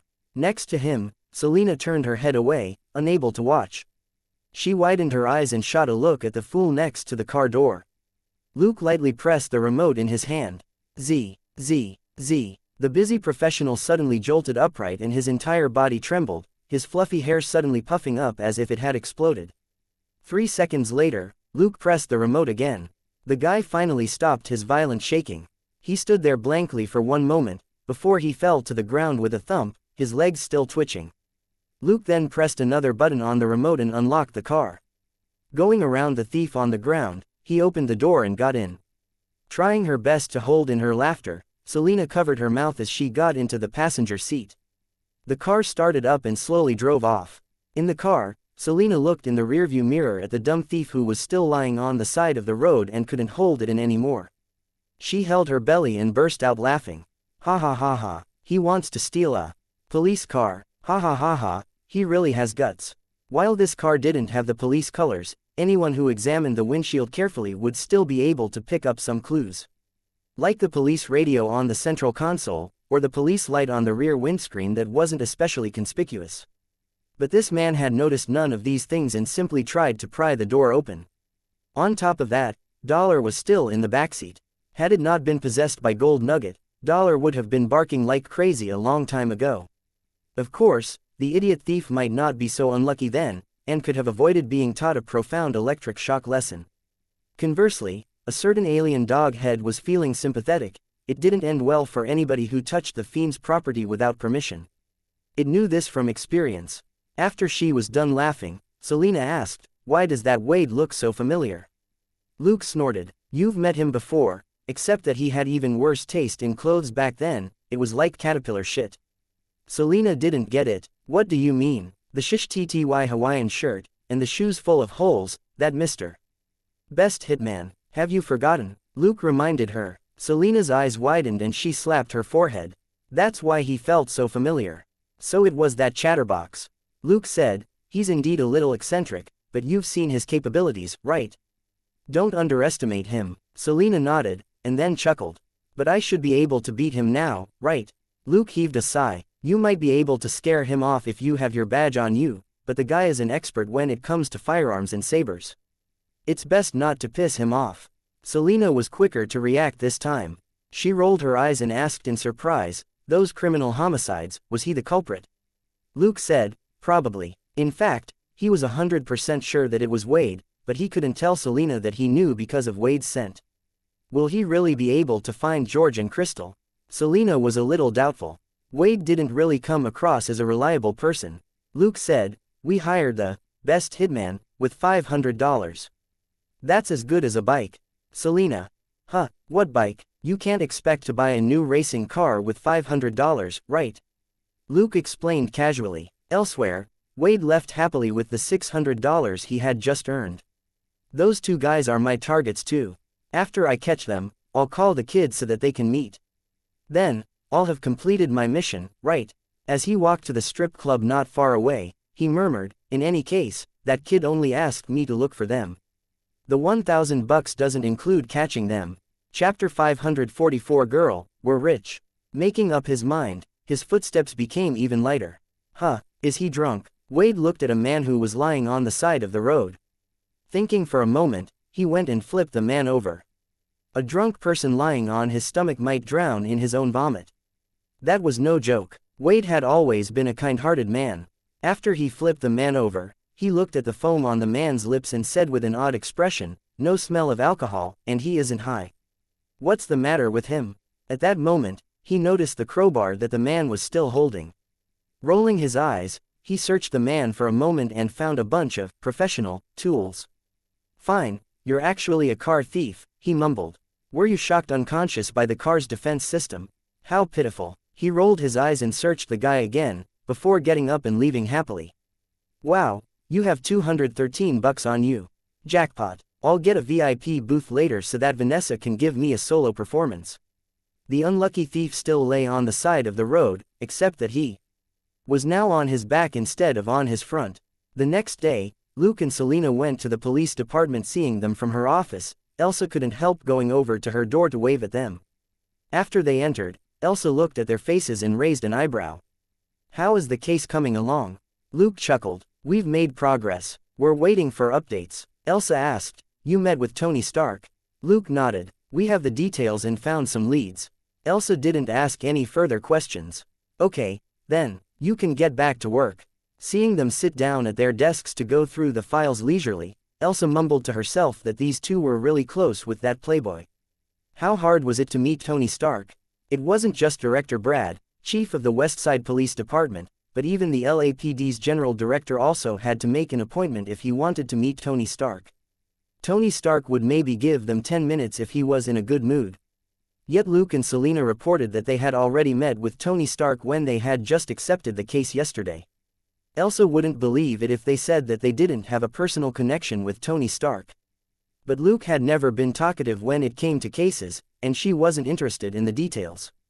A detective who could solve cases was a good detective. Elsa didn't care about anything else, as long as they didn't cross any boundaries. There was no sound from Wade during the day, and they didn't discover anything new in the files. The day passed uneventfully. Luke and Selena read the files at the police department in the morning, and slipped home for training in the afternoon. In the evening, the phone suddenly rang while they were having dinner. Luke picked up the phone and said a few words, and couldn't suppress the smile on his face. Looking at his expression, Selena asked strangely, "Did you come into some money?" Luke laughed as he stood up, and kissed her on the forehead. "Girl, we're rich." Selena had no idea what was going on. Luke had already dashed into his room. He changed clothes and then hurried back out. Selena called out to him, "Hey, wait, have you gone crazy?" Luke froze, and then patted his forehead. Calm down, calm down." He then came back and whispered something in Selena's ear, making her turn her head in shock. "You must be joking." Laughing, Luke hugged her hard and said, "It's true. I have to go to the company and make arrangements. You can take a break tonight. Gold nugget, let Selena give you some snacks. You can have as much as you want today." With that, he slipped out of the house. Selena stared at the door blankly for a while, before she mumbled, "Seriously? My 5% wasn't wasted." Dollar was already walking around her and whining, which finally woke Selena up. She grabbed Dollar's head and stared at it for a moment, before she kissed its forehead. "Haha, I picked a good name for you, Dollar." "Right, Gold Nugget is a great name too." Dollar and Gold Nugget were both at a loss. Thanks to Selena's intervention before he left the house, Luke had already calmed down. Remembering his behavior just now, he was amused. "As if I've never seen money before." He sighed to himself. It was very easy for him to make a quick buck on the sly. But making a fortune legitimately wasn't so simple. What was important was time. He was confident he could make a huge amount of money after a few years, so this unexpected windfall was a pleasant surprise. After taking a few detours and putting on a disguise in some apartment building, Luke drove an unremarkable Chevrolet to Beverly Hills to meet Secretary Jenny. This time, Luke simply drove to Jenny's villa. He smiled at Jenny, who came to the door to greet him. "How do you feel?" Jenny couldn't hide her excitement. "Your luck is really good." Amused, Luke stepped into the house. They went to the study on the second floor, and Jenny gave Luke a report for a look. Jenny said, "I just read the report and confirmed the data. I also asked some of my classmates from college about what some of it meant. As long as the data in the report is accurate, the conclusion can't be wrong." Nodding slightly, Luke scanned the data quickly. In this regard, he was as good as Jenny's classmates. Tony Stark was an expert at developing materials. It was just that the work was mostly done by the R&D department at Stark Industries, and Stark had yet to throw himself fully into this area. Or more precisely, the Playboy hadn't done any sort of research himself in this area yet. After swiftly going through the investigation report, Luke said with a smile, "Okay, it seems we really struck it big." Just now, Luke received a call from Bobby, who informed him that the mining company had successfully located a new vein. After confirming the news, the first thing Bobby did was to call his boss Luke with the good news and ask him what he should do next. Luke told him to tell Jenny the news and send the investigation report to her. He then came over to her place. He hugged Jenny, and they sat down to talk about the future of the mining company. Jenny had to ask for leave and go to Boomtown for an inspection. Luke didn't need to go. With Bobby there, and since Samantha, Elizabeth's mother, was in charge as the sheriff, few things could go wrong. Luke hadn't given Bobby any administrative power. Bobby was purely a supervisor who oversaw the development of the mine. Though this PR manager wasn't that good at using his mental communication ability, he could still tell if someone was lying. Luke had also instructed him to observe silently and to report any problem that emerged right away. Bobby was none other than a human polygraph that Luke had set up at the gold mine. Chapter 545 Rejection and New Proposal. Today, a new vein had been found in Boomtown, and a preliminary investigation report had come out. The forecast was that every ton of ore would produce 11 grams of gold, but that wasn't the main point. The main point was that according to the report, this new vein could yield a profit of $600 million to $1 billion. That meant that this mother lode was worth more than that. Mining gold was very costly, but the costs involved in this new vein were relatively low, and could be further reduced because of the presence of other minerals. Given his 25% share in the mining company, Luke could reap a dividend of $150 to $250 million. Before he left the house earlier, Luke had told Selena that she might become a millionaire. Luke and Jenny didn't talk for very long. Jenny would take the company car to Boomtown and make sure that the mining company was compliant. Luke didn't have to do anything. Looking at an excited Jenny, Luke suddenly said with a smile, "You're the company secretary, and you put in a lot of effort to set up this gold mine. You should also be rewarded." Jenny looked back at him. "What kind of reward? How about a 5% share in the company?" Luke asked. Stunned for a moment, Jenny's lips moved, but she didn't say anything. Luke saw her frown as if pondering some matter. He didn't interrupt her, and simply put his hands in the right places. After thinking for almost a minute, Jenny finally shook her head. "No, I can't accept the shares." Curious, Luke used a little more strength and pulled her closer. "Why not?" Jenny put her hands on his shoulders to stop him and to put some distance between their faces, before she said, "Because I didn't do much to deserve that. All I did was write up a few standard contracts for the mining company. Any law firm could have done that for tens of thousands of dollars. Chris was willing to sign the contracts because you already did the work convincing him. I didn't do anything." Luke shrugged. "But even Bobby has a 1% share as the PR manager." Jenny suddenly laughed. "Yes. That's why he has to oversee the mine in Arizona while I continue my studies in LA. Also, he's been with the company longer than I have. It's understandable he would have a share in it." She paused for a moment, then took a deep breath. "You've already transferred the mining company stock. It's not under your name anymore, right?" Luke nodded. Clearly, he couldn't keep this a secret from Jenny. "The mining company is a subsidiary company that has broken away to become independent. It doesn't matter if I'm there or not," Jenny said unhurriedly. "I'm not interested in mining, even if it's a gold mine. But I have a new idea. Wanna hear it?" Luke nodded again. "I'm very interested in the smartphone company you mentioned." Jenny's eyes lit up. "That's more to my liking. You even have a finished sample. We only need to manufacture and market it." "I want to do that." Luke immediately understood. The main work of a gold mine was to reduce costs and increase yield. It was a simple production and administration process. That was what most factory managers did. As a young woman who had inherited her father's business acumen, Jenny didn't want to be a factory manager. She preferred working with high-tech and high-added value, like smartphones. Promoting and selling new cell phones that nobody else had to the whole world was clearly more interesting than digging and mining. Luke patted his forehead. Sorry, I did say at the beginning, you can become the CEO of the phone company. Jenny giggled and kissed him. So, we'll start a new phone company. Whether it's company or personal shares, I want to invest in this phone company. Luke raised an eyebrow. What do you mean? Jenny said, my mother left me some money. I've been investing in the stock market and certain funds, but I think it's time to start a new venture. Luke found that odd. You dad doesn't know. Jenny hit him angrily. Don't mention that man. But she sighed soon after. He's too busy keeping his new wife and son company to care about me. Luke asked oddly, really? Jenny lowered her head. Fine, he knows about the money. But that's my mother's private assets which she left to me in her will. There's nothing he can do. Luke stroked her back to comfort her. Then why did he threaten to stop giving you an allowance back then? Jenny bit her lip and couldn't help but press down on his shoulders with his hands. HMPH, would we still be related at all if he didn't give me an allowance? It's been almost 2 years since we met. Luke got it. Jenny had become an adult a long time ago, and had her mother's inheritance. The money that her father gave her was just a symbolic continuation of their father and daughter relationship. Otherwise, after getting a younger wife and a new son, he would have already stopped giving Jenny an allowance. Luke thought for a moment and asked, all right, what do you want to do?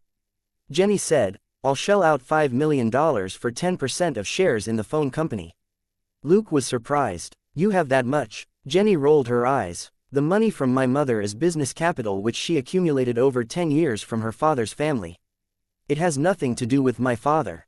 Luke sweated. Okay, so, you're saying that your mother was already a magnate before she married your father? Jenny replied matter-of-factly, that's right. Why else do you think the man waited until she died before he? Forget it, let's not talk about that. But she couldn't help exerting strength in her hands again. Clearly, she had a lot of complaints about her father. Luke was silent. It seemed it would be hard for the father and daughter to make peace. But it was none of his business. He couldn't care less what Jenny's father wanted to do. In any case, that financial big shot was useless to him. His hands retaliated against Jenny's rough behavior earlier. I think we should discuss the new company somewhere else. Jenny cried out in surprise. What do you want to discuss? Luke said earnestly, the chairman of the board oversees the CEO, right? Jenny glanced at him. I'm still the secretary, chairman of the board. Luke realized that she was right. He nodded. Then you should do the work of a secretary, and give it one last hurrah. Jenny. Scram. Luke got home at 11:30 that night. Selina had just taken a shower. She looked at him strangely. You're not spending the night with Miss Jenny. He chuckled and said, we finished talking about business, so I'm back. Jenny will go to Boomtown and inspect our gold mine tomorrow. Luke specifically stressed, Sure enough, he diverted Selina's attention. What you said before you left, is it true? Chapter 546 Free shares, dividends, and secret agreement. What amazed Selina was how she and Luke had unexpectedly made a fortune again. Luke pulled her down onto the couch and explained the outcome of the investigation on the gold mine in detail. It was much more convincing than simple words like, we struck gold, we're rich, or, you're a millionaire. Selina was stunned for quite a long while, before she murmured, am I rich now? Luke chuckled. That's right. Do you want to retire? Selina suddenly woke up and shook her head quickly. Why would I? With Gold Nugget's help? Well, in any case, I'm going to keep working. Looking at her, Luke stretched out his hand. Then, we'll still be partners. Selina snorted and slapped his hand. Do you want another partner? Luke smiled. To be honest, I never considered that. Selina snorted again, but was more relaxed. Fine, you pass. Okay, I'm going to bed. My training today was really exhausting. Luke was dazed. Didn't I say that you can take a break?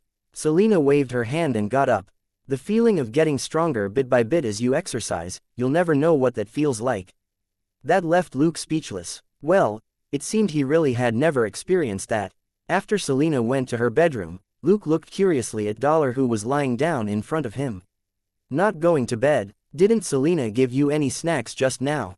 Dollar began to whine. This time, Luke could guess what it was saying. He frowned and pondered for a long while, and faintly understood what Dollar's aggrieved expression meant. He ventured, "Are you saying that since Selena has a share, you want a share as well?" Of course, it was Gold Nugget expressing its opinion through Dollar. It instantly barked at Luke's words. It was a happy bark. Clearly, Luke was right. Luke had a strange expression on his face. Selena invested $200,000 in the company when it was founded a few months ago, and she got 5% of the shares. What did you invest? Gold Nugget instantly wilted. Through its symbiotic relationship with Selena, it learned a lot of general knowledge, including basic concepts like money and shares. It was at this moment that this alien dog realized that it was completely broke. Looking at that expression, which was full of despair, Luke considered for a moment, then suggested, "Why don't you ask Selena for a free share?" Gold Nugget suddenly raised its head and stared at Luke with its shiny little eyes, waiting for an explanation. Luke gave him a basic rundown on free shares, but Dollar shook its head in bewilderment. Luke used even simpler and more practical terms to explain it. If Selena is willing to offer you a free share of 1% in the company, you'll get an annual dividend that could be anything from tens of thousands to several $1,000s. Gold Nugget's eyes sparkled as it nodded wildly. Luke continued dropping bombshells. "If my company continues to expand, the profits might double, and so will your dividends." When he said that, Gold Nugget nodded so hard it almost dislocated a joint. Luke smiled and patted the dog's head. "Then go and negotiate with Selena. You know that here, we value the spirit of a contract. When money is involved, it's best to have an agreement in place to avoid any unpleasantness, right?" Gold Nugget nodded quickly and dashed into Selena's room. A moment later, Selena said unhappily, "What? You want a share? You invested? What did you invest?" Your skills." "About that, fine. How many shares do you want?" Luke was amused. In fact, it wouldn't matter even if Selena gave all her dividends to Gold Nugget. Luke was the one who had the final say on how much, when, and how the dividends would be distributed. He wouldn't give Gold Nugget a hard time, but it wasn't like the dog could go out with cash in its mouth to buy stuff on its own. Shaking his head with a smile, Luke got up and went to the basement to start with his regular overtime. The next day, both Selena and Gold Nugget looked lively. It seemed that their negotiation last night had gone well. After breakfast, Luke and Selena swung by the police department to pick up a few cases from Elsa before they promptly returned home. Luke began to deal with the issue of manufacturing the smartphones. It actually wasn't a huge problem. Given the current technology, most of the suitable components for a smartphone already existed. He only needed to address some pivotal problems and control the key technology. Selena continued to work out and study the case files. Dollar spent most of its time eating and drinking. It didn't need to exercise, as Gold Nugget took care of everything. The only thing that upset the dog was that its other self would often control its own body, which was the one black spot in its otherwise perfect doggy life. When night fell, Luke got a call on his burner phone. Luke picked up the call and said a few words before he waved at Selena. "Change your clothes, mister." Best Hitman said that he found the two guys. "He wants us to inspect the goods and pay him." "Inspect the goods?" Selena asked weirdly as she walked back to her room. Luke thought for a moment. "His job isn't complete until we meet the two guys. Otherwise, I won't give him the rest of the money." Selena realized it made sense. They both put on their hip-hop disguises and drove off. Based on the address that Best Hitman, Wade gave them, they found an abandoned factory in the Eastern District. Opening the rundown metal gate that only had a chain on it, they entered the factory not far away. It had all the trappings of an abandoned factory, except for one area lit by a camping light. Luke and Selena saw Wade, who was sitting leisurely on a worn couch and taking a slice of pizza out of the pizza box next to him.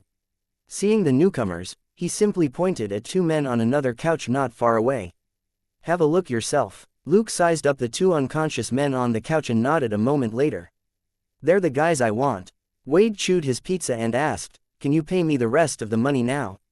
Luke nodded with a smile and took out $500 from his pocket, which he tossed in the direction of the couch. Wade quickly sat upright, snatched the money, and counted it in delight.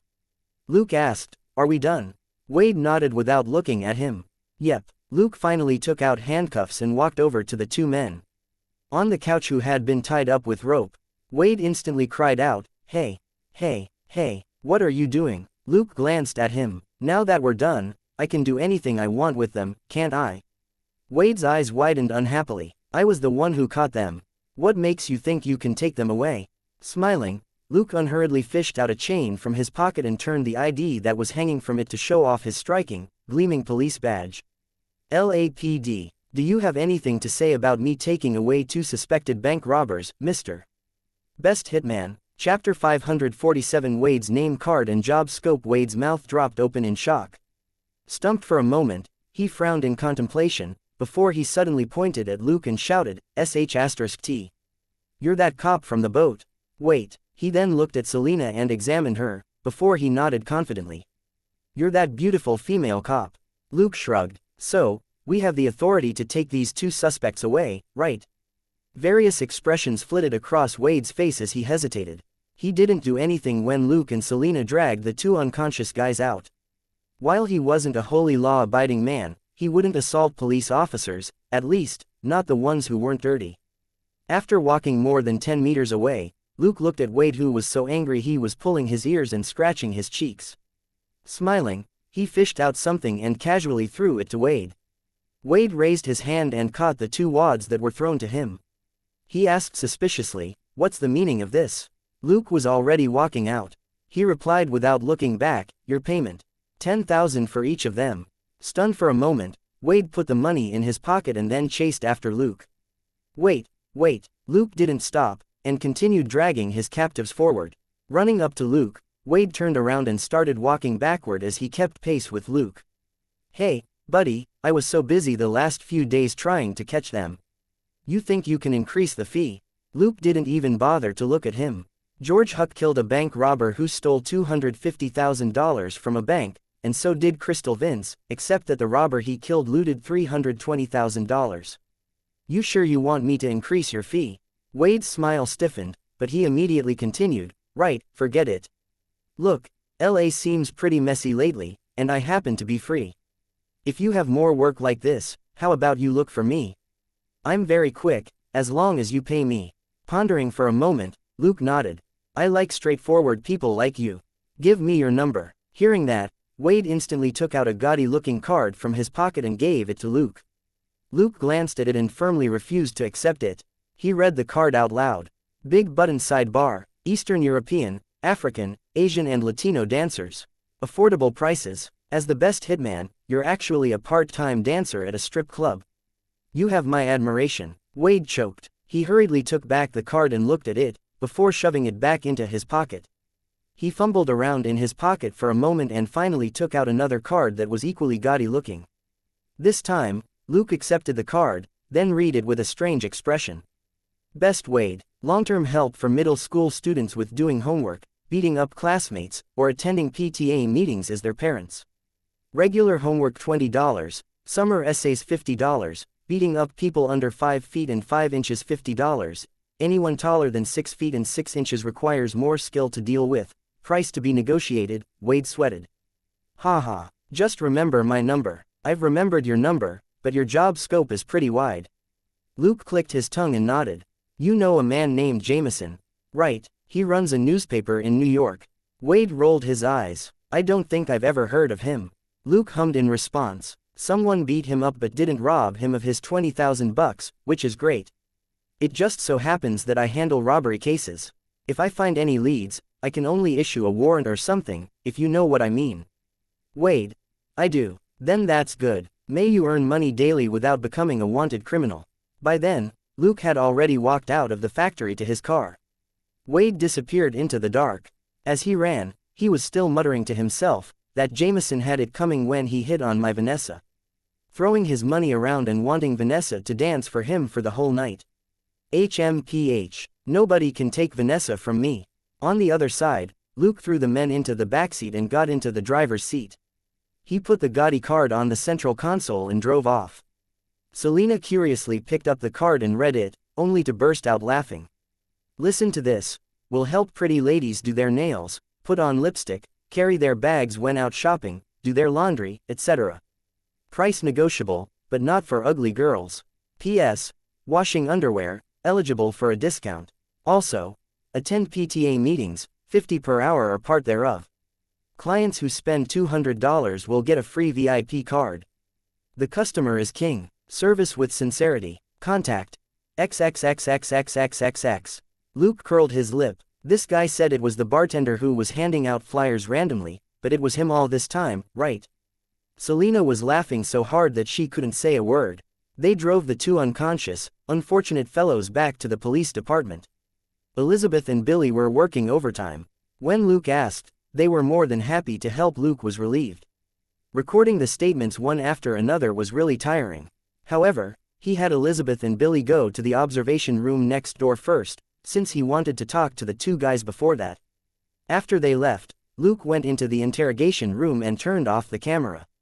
He turned around and poured half a bottle of water over each of them. The two woke up very quickly. Their expressions couldn't look any more awful when they saw the familiar environment, and they couldn't help wondering, wait, that guy, he had actually hooked up with the police. Looking at the two men whose minds were whirling with ill intent, Luke threw 2 keys at them. I'll give you a chance to make a bet with me. Knowing that the keys were for their handcuffs, the two men couldn't help but look at Luke. Luke unhurriedly took off his loose outer t-shirt to reveal the shirt that he was wearing underneath. Undo your handcuffs. If you can beat me, you can leave the police department, and I guarantee that I won't come after you. If you can't, just answer my questions and confess what you did. The two of them subconsciously looked at each other. George Huck nodded, and so did Crystal Vince. They grabbed the keys and quickly undid their handcuffs. Officer, I need to ask you something first.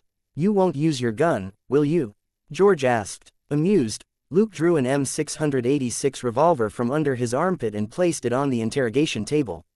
The expressions of the two men changed as they stared at the gun. After a brief silence, George coughed and said, Officer, do you mean it? Crystal suddenly lunged forward to grab Luke around the waist. George followed closely behind Crystal and swung his fist. It seemed he had been waiting for Crystal to hold Luke in place so that he could punch Luke.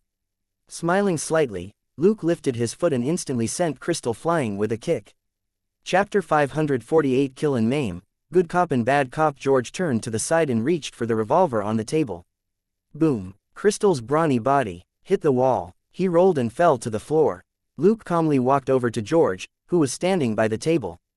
George quickly cocked the gun and aimed at Luke. Don't move, officer. Luke, however, didn't stop, and continued toward him. Gritting his teeth, George lowered the gun so that it was pointing at Luke's thigh, and pulled the trigger. Click. There was a light click, and George's face darkened. He pulled the trigger again. Click. Luke grabbed George's left hand, which was holding the revolver, with his own left hand and punched George in the stomach with his right hand.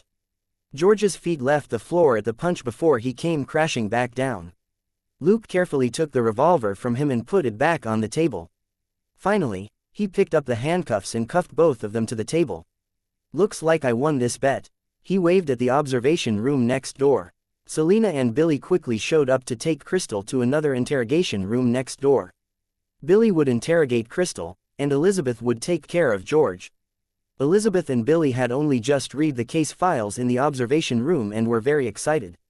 These two actually tried to kidnap Tony Stark. There was a lot more merit to be gained from this case than from bank robbery cases or whatever. Their interest in this case increased, and they were also very diligent in interrogating the criminals. However, neither Crystal nor George was cooperative. They completely dismissed the bet which they made with Luke earlier and refused to open their mouths. On the side, Luke smiled and turned off the camera once more. He then signaled to Elizabeth to pause the interrogation.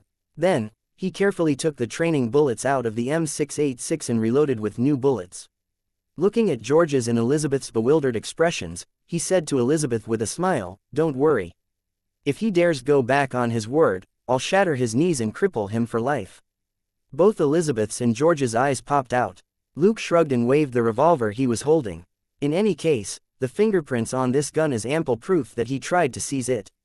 It's not like I'll kill him. Crippling him will at most mean just a few months of investigation by the Internal Affairs Division. Elizabeth turned pale. Are you serious? There was indeed nothing wrong with this move. George's fingerprints were on the revolver, and as long as he didn't die, the police department would only be going through the motions with any investigation they carried out. George was a habitual offender who had just tried to kidnap Tony Stark. Nobody would be on his side.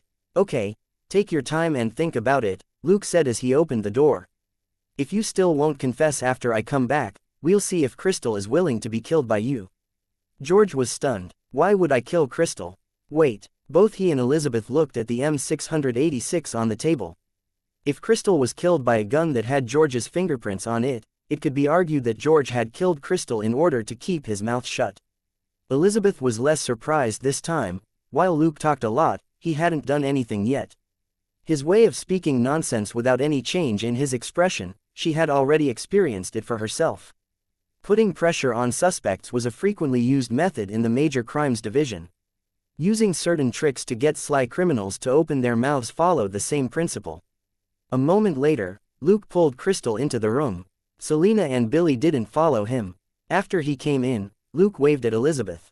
Go have a cup of coffee in the lounge. You know nothing about what happens next, okay? Elizabeth asked gravely. Luke, is this really appropriate? You've killed a lot of suspects recently. The Internal Affairs Division will investigate you if another one dies. Luke didn't consider it a big deal. It doesn't matter. They can only investigate me. Do you think they can fire me? Thanks for the reminder. You can leave now. Hesitating for a moment, Elizabeth finally heaved a sigh. Try not to kill them, okay? She subconsciously glanced at Crystal. The pity in her eyes chilled Crystal. Luke said, I know. He pushed her out of the room as he spoke. Shutting the door of the interrogation room, Luke picked up the M686, his action almost ludicrously careful. But neither Crystal nor George laughed, since the strange way he picked up the gun was to preserve the fingerprints on it, which was a dangerous hint. Luke said calmly, I hate people who don't keep their promises. The untrustworthy should all be killed. Are you ready, Crystal? On the count of 3. Saying that, he took out a Glock and aimed it at George's knee. 3, 2, wait, I'll talk. Crystal suddenly shouted. One gun was only aimed at George's leg, while the other gun was aimed at Crystal's head. George would be crippled at worst, but Crystal would die for sure. How could he tolerate this difference in treatment? Why did George get to live while he died, when both of them knew the exact same things? George said angrily, You idiot, it's a trick. Luke raised his eyebrow. Is that so? Then hang on a bit. Then, he turned the Glock around and gave it to Crystal. Here, take this gun. I'll blow up George's head, and break your leg later. George and Crystal recalled the gun earlier that had been loaded with training bullets. They both cursed. Damn cop, you think we're idiots. But when Crystal subconsciously glanced at George, he noticed the fear in the latter's expression, then realized what was going on. It turned out it was this accomplice of his who was the one duping him. Crystal gritted his teeth. No need, I'll tell you everything about Stark's kidnapping. I know everything he knows. George's face wasn't dark anymore, but blue. This way, he really did become completely worthless. Luke's scheme was obvious, only one of them could live. It wasn't like he and Crystal were sworn brothers, they would never die for each other. The police were pros at setting up this predicament for prisoners. Putting away the Glock, Luke nodded in satisfaction, opened the door, and said to Elizabeth, Someone, take Crystal away to record his statement. Elizabeth, who was leaning against the wall near the door, mouthed, Good job, soundlessly and gave him a thumbs up. Luke gestured back to indicate that she had done well too. Their behavior in the interrogation room naturally had all been a show. Without any prior communication, they had carried out the textbook good cop, bad cop routine. As a student groomed by Luke, Elizabeth was familiar with his personality and methodology. She knew that he had been bluffing when he said that he would kill and cripple the suspects. Chapter 549 Stay true to your heart, and Flegg's intervention. Luke had never done anything like that in his career. He had killed lots of criminals and suspects, but only armed ones at crime scenes. He was very clean in his usual work. In the major crimes division, he and Selena received the least complaints, and even then the complaints were the most minor ones. Otherwise, Dustin and Elsa wouldn't be so unyielding in the face of pressure from the Internal Affairs Division. Selena and Billy came out of the observation room. Billy gave a silent thumbs up as well. Selena wasn't impressed at all. She was too familiar with the routine. When Luke had split them up just now, she already knew that he was going to kill two birds with one stone by recording the statements and teaching his students at the same time. When they escorted Crystal over just now, Selina explained how Luke and Elizabeth cooperated with each other to Billy in the observation room. For example, when Luke picked up the gun, he had given Elizabeth a subtle hint. Pretending to be surprised, Elizabeth blinked her eyes, which was a signal for, okay. There were a lot of little details, and Selina roughly explained all of them. Luke wasn't the only teacher. Selina was also half a teacher to Elizabeth and Billy, who also respected her very much.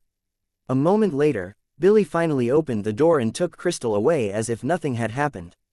Then, Elizabeth returned to the interrogation room and looked at George, who was fuming over his silly teammate. With Crystal around, his confession wouldn't really matter. A confession couldn't be used as direct evidence to convict a criminal, but it might influence the judge's sentencing. The smartest thing he should have done was to confess sooner and blame the crime on Crystal, or he would have to take the blame for the attempted kidnapping. In less than an hour, both their statements were taken. Luke said something to Billy, who nodded quickly and left. Luke also played a few rounds of blackjack with the two kidnappers in passing. It took him less than 2 minutes to win a game against each of them. Billy returned with shackles that were used for felons. Those shackles bound the hands and feet together, which prevented a prisoner from moving fast. At Luke's deliberate reminder, Billy brought the heaviest shackles for the two kidnappers. After Billy shackled them, Luke checked the shackles one more time before they brought both suspects to the holding cells. George and Crystal were put in separate cells. Luke specifically warned the guards to pay special attention to these two guys. When everything was done, it was almost 11. Looking at Elizabeth and Billy, Luke said with a smile, "As usual, you can follow up on this case, unless you don't want to." Naturally, the two of them had no objections.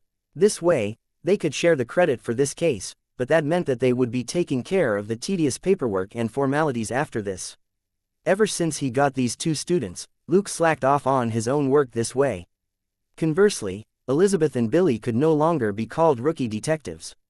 The number of cases they worked on and their achievements were enough for the senior detectives in their division to acknowledge them.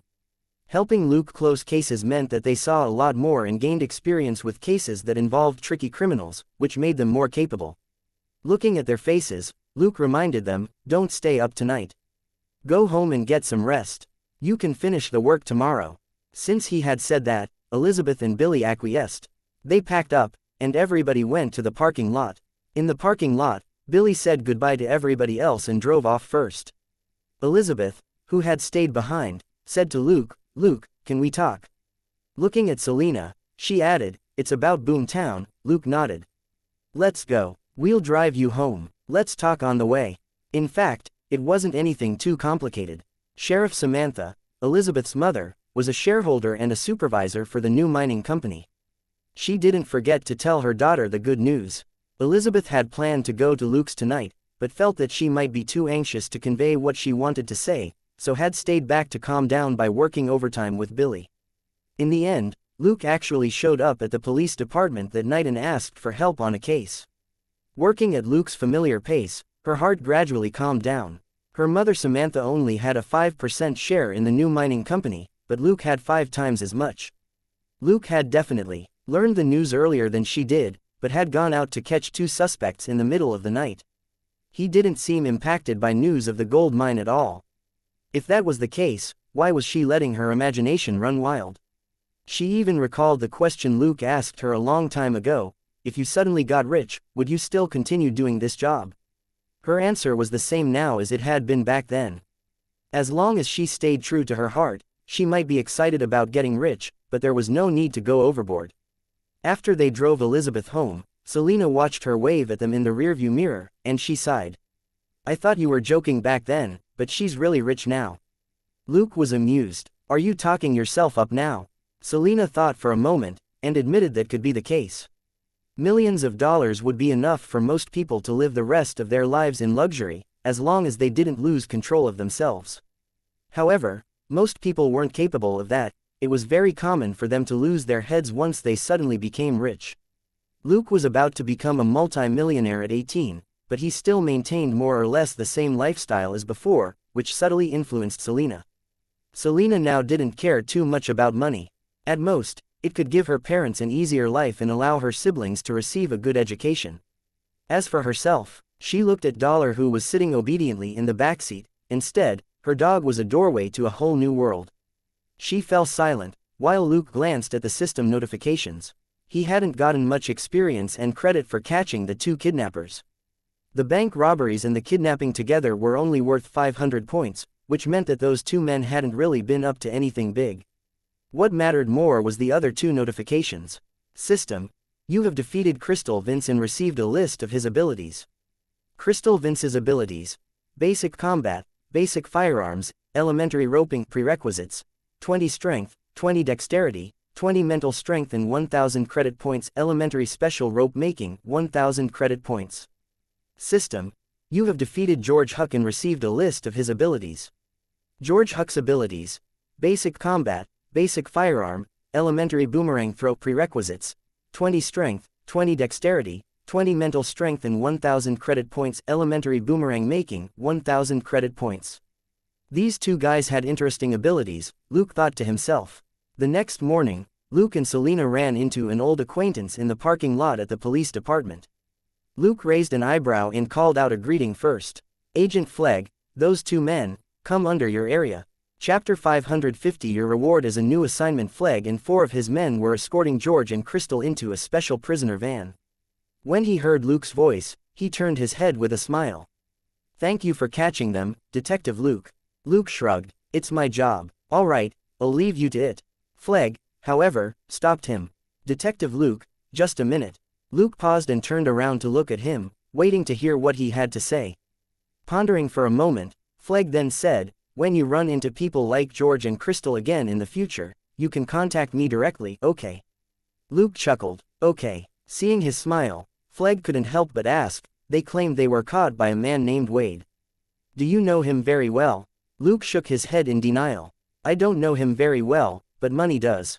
Flegg was stumped. Money, Luke said, bills, cash, and money, the only things he knows are these.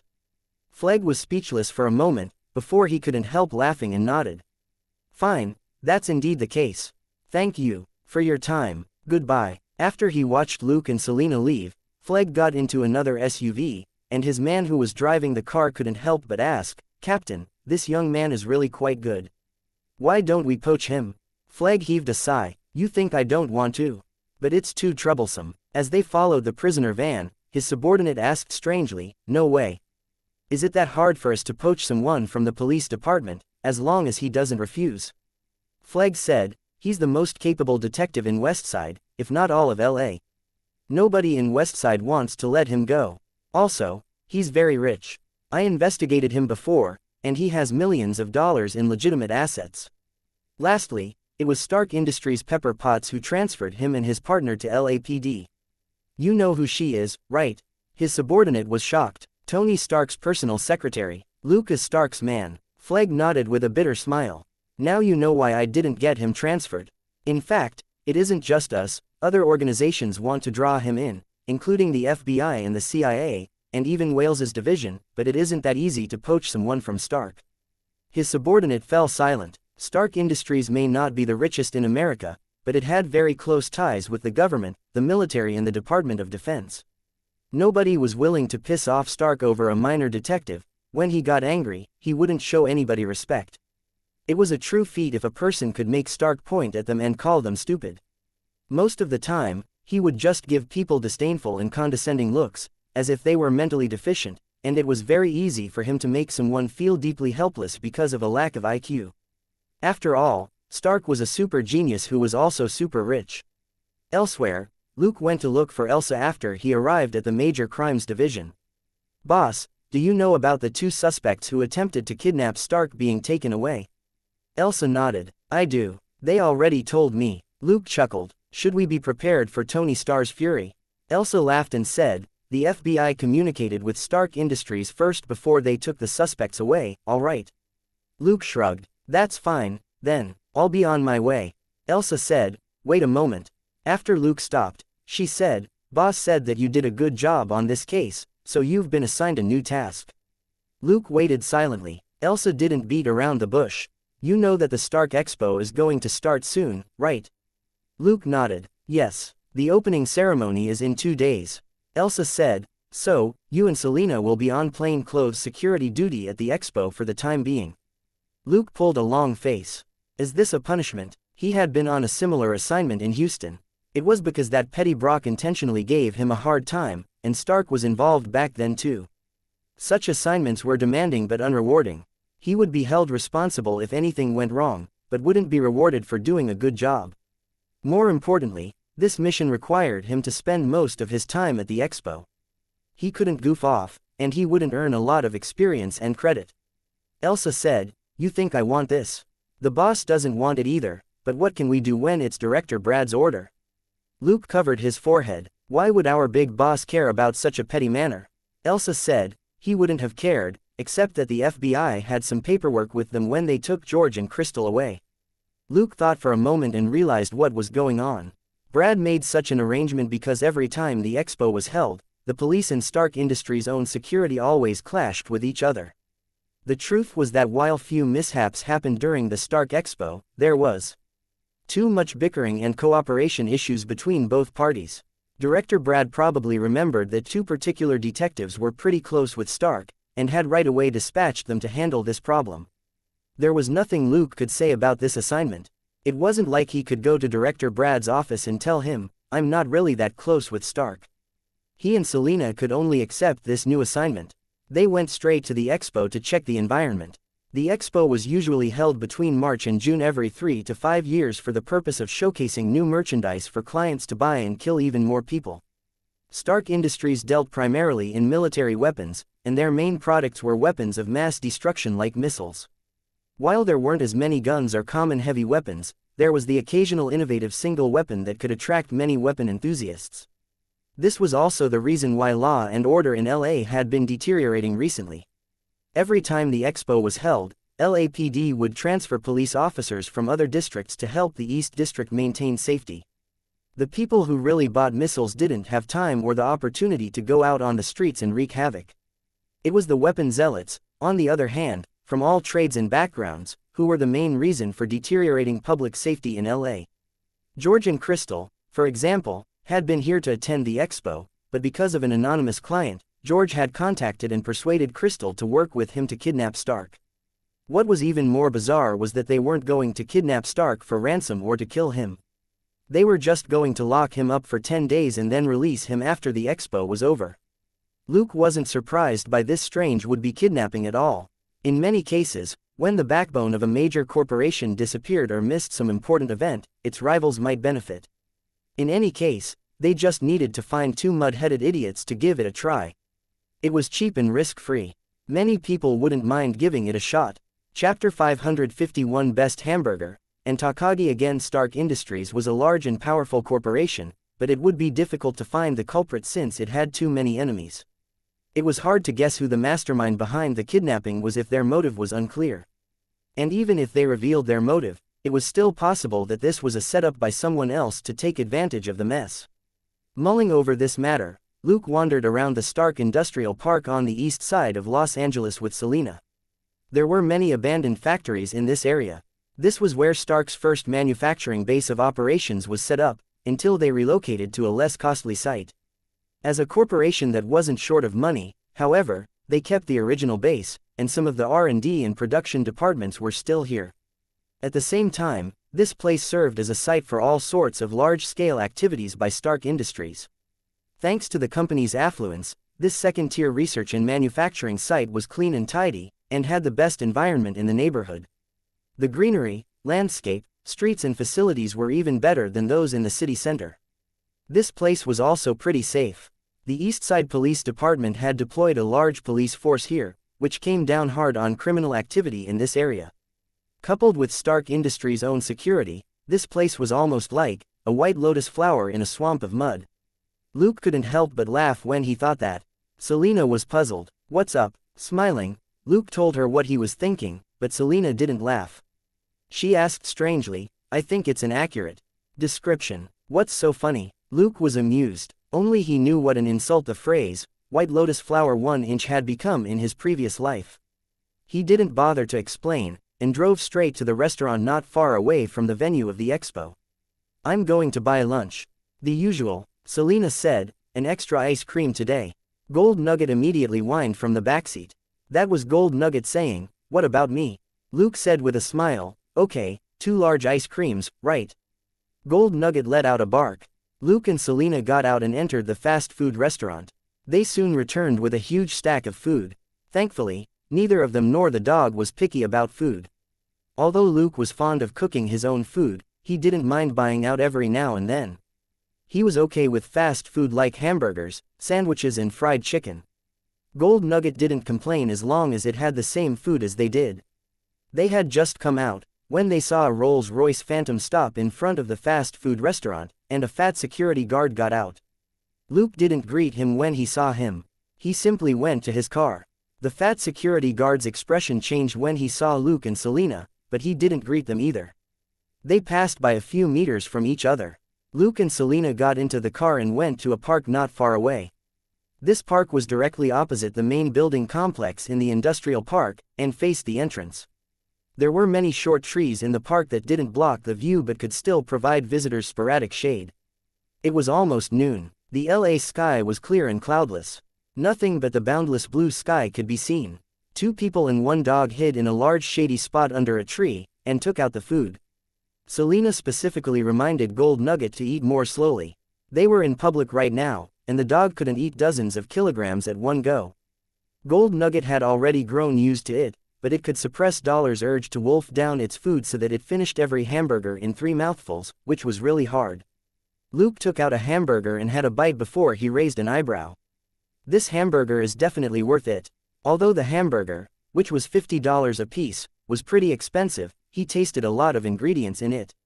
Both the bread and the meat in the hamburger were of top quality, and the portion was generous. The cheese in the hamburger tasted great too. No wonder it sold for such a high price. Although there were pizzas that cost $200 a piece, they were made of caviar, black truffle foie gras and edible gold. They were expensive, but might not be as delicious.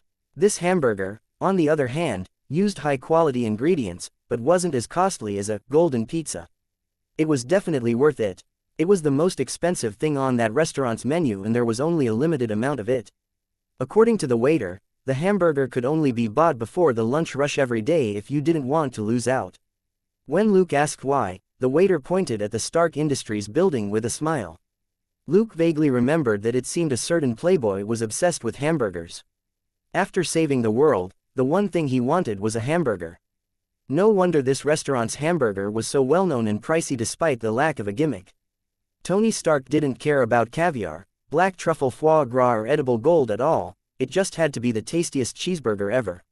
Selena ate very happily on the side and didn't complain at all, which was quite unusual. Usually, she would complain that most fast food was pig swill, even including what she made herself. She also infected Gold Nugget with this notion, but the dog was enjoying the food today as well. 2 people and 1 dog enjoyed their peaceful lunch. Suddenly, a car pulled over not far away, and an old man followed by 3 other men got out. When Luke noticed him, he found it a little odd, but got up with a smile to greet him. "Hello, Mr. Takagi." The old man turned out to be Takagi, the president of Nakatomi Corporation, whom Luke hadn't seen in a while. Luke voluntarily stretched out his hand, as he couldn't take the old man's solemn bowing. Takagi was free to bow, but Luke didn't quite like it. After they shook hands, Takagi spoke in his typical serious manner. "Detective Luke, you must forgive me for never visiting you in person. It would be a pain if you did come." Luke murmured inwardly, but he said with a smile, "You're too kind, Mr. Takagi. Thank you for understanding that I'm busy with work, and thank you for your gifts." Though they never met again after the robbery in Nakatomi Plaza, Takagi had sent Luke special and expensive food ingredients as gifts every major festival. Other gifts might get Luke into trouble, but food ingredients were fine. Takagi was definitely considerate and courteous. Because of his politeness, Luke couldn't ignore him. As they chatted, Luke learned that Takagi was here to attend the expo as well. However, he wasn't here to purchase anything, he was just accompanying a major client. The client wasn't here yet, and Mr. Takagi saw Luke on his way here, so he stopped to say hi. One Vicious Women Who Pretend to Be Innocent Chapter 552 Opening of the expo, and non-stop delivery. Several minutes later, a middle-aged man behind Takagi coughed. Takagi then said goodbye to Luke. Clearly, it was about time for his appointment with the major client. Luke bade him farewell politely and saw the old man off. After Takagi's car drove away, Luke walked back with a smile. Everything about him is great, except that he doesn't have to be so courteous. Selina patted her chest. Good thing I wasn't the one who saved him, my back would break from all that bowing. Luke couldn't agree more. After that coincidental encounter, nobody else disturbed them as they enjoyed lunch in peace. As Luke drove home at noon, he and Selina analyzed the situation. That site is too big, and it's not our jurisdiction. Stark Industries also has tight security. We won't be able to use the surveillance cameras on the car to monitor sensitive areas in the site, or fly the drones to monitor the environment. We can only count on ourselves. Selina also felt helpless. If it were another company, all they had to do was set up surveillance cameras at a few key locations. Coupled with a few drones, this could have been an easy assignment, and there would be no need for them to patrol on foot at all. She could only say, "Let Gold Nugget help out. It's much better than a police dog." Gold Nugget whined unhappily, but it didn't know what it should protest about. It was indeed better than a police dog, but it still didn't like the comparison. Luke nodded. "All right, if we have to split up, you'll take Gold Nugget with you, but don't forget the safety rules." Gold Nugget barked again to show that it had already remembered them. Luke comforted the dog with a smile. "Protecting Selina without exposing yourself is going to be a long-term thing. It's not that I don't trust you, but I have to remind you when necessary." Seeing Gold Nugget fall silent, he comforted it again. "Look, there's 5 left of the top-quality burgers which I bought at noon. They each cost $50. Do you know whom it's for? Tony Stark, one of the richest people in the world." Gold Nugget's little bean-like eyes were filled with curiosity. Luke knew that this guy had recently become interested in money, and he explained, "Take the house we're living in, for example. He can buy 100 of them with the money he earns in one day." Selina was stunned. 100? Luke's villa was worth $1 million, and 100 of them meant $100 million. She couldn't imagine what it meant to earn $100 million a day. Luke shrugged. "That's just my guess. You can't take the public financial statements on how much Stark Industries makes annually at face value. In any case, the money he earns in a day is enough for us to have the best burgers for a lifetime." Sparkling dollar signs seemed to flash in Gold Nugget's eyes. Looking at the dog, Luke coughed and said, "Of course, Stark Industries is mostly focused on military weapons, and generally speaking, companies like these are rougher and wouldn't mind employing research methods like skinning and slicing." Gold Nugget trembled and promptly woke up from the temptation of money. "Even if I become rich, I can't buy good food to eat if I'm dead." There was a whisper in its heart. What if the fiend is bluffing? There was instantly a retort from another voice. "Don't forget what we saw in Selina's memories. If those secret agencies really catch us, they'll definitely torture us for research," the first voice argued. "Fine, the human beings in this world are really cruel. Let's just lay low by Selina's side until we have a better understanding of the situation." The other voice instantly surrendered during the symbiosis. Gold Nugget had learned a lot of general knowledge through Selina. In Selina's mind, the military and certain US government research organizations were like hell. Although these impressions were basically from movies and TV, Gold Nugget believed them without any doubt. That was because Selina avidly believed them herself. Everything was peaceful the day before the expo opening. Luke and Selina spent the day familiarizing themselves with the Stark Industrial Park. Nothing happened that required their intervention. On the day of the expo's opening ceremony, they arrived at the venue on time and saw hordes of cars and people flooding the site. 100 police officers had been deployed from Eastside Police Department to help maintain order, but it was still complete chaos. It wasn't a Stark Industries problem, but the weapon enthusiasts who visited the industrial park were being too disorderly. Some of them were on their own, and some were in groups. They were absolutely disorganized, undisciplined, and aimless. When they arrived at the industrial park, they took photos, bantered, bickered, scuffled and ran amok. The troublemakers were a minority, but with more than 10,000 visitors to the park, the 100 or so Eastside police officers were swamped. At that moment, reinforcements from the other police departments arrived. Whoever caused trouble and didn't listen to reason were escorted to the patrol cars and delivered straight to the temporary holding cells in the police department. If they calmed down, they would be released at night.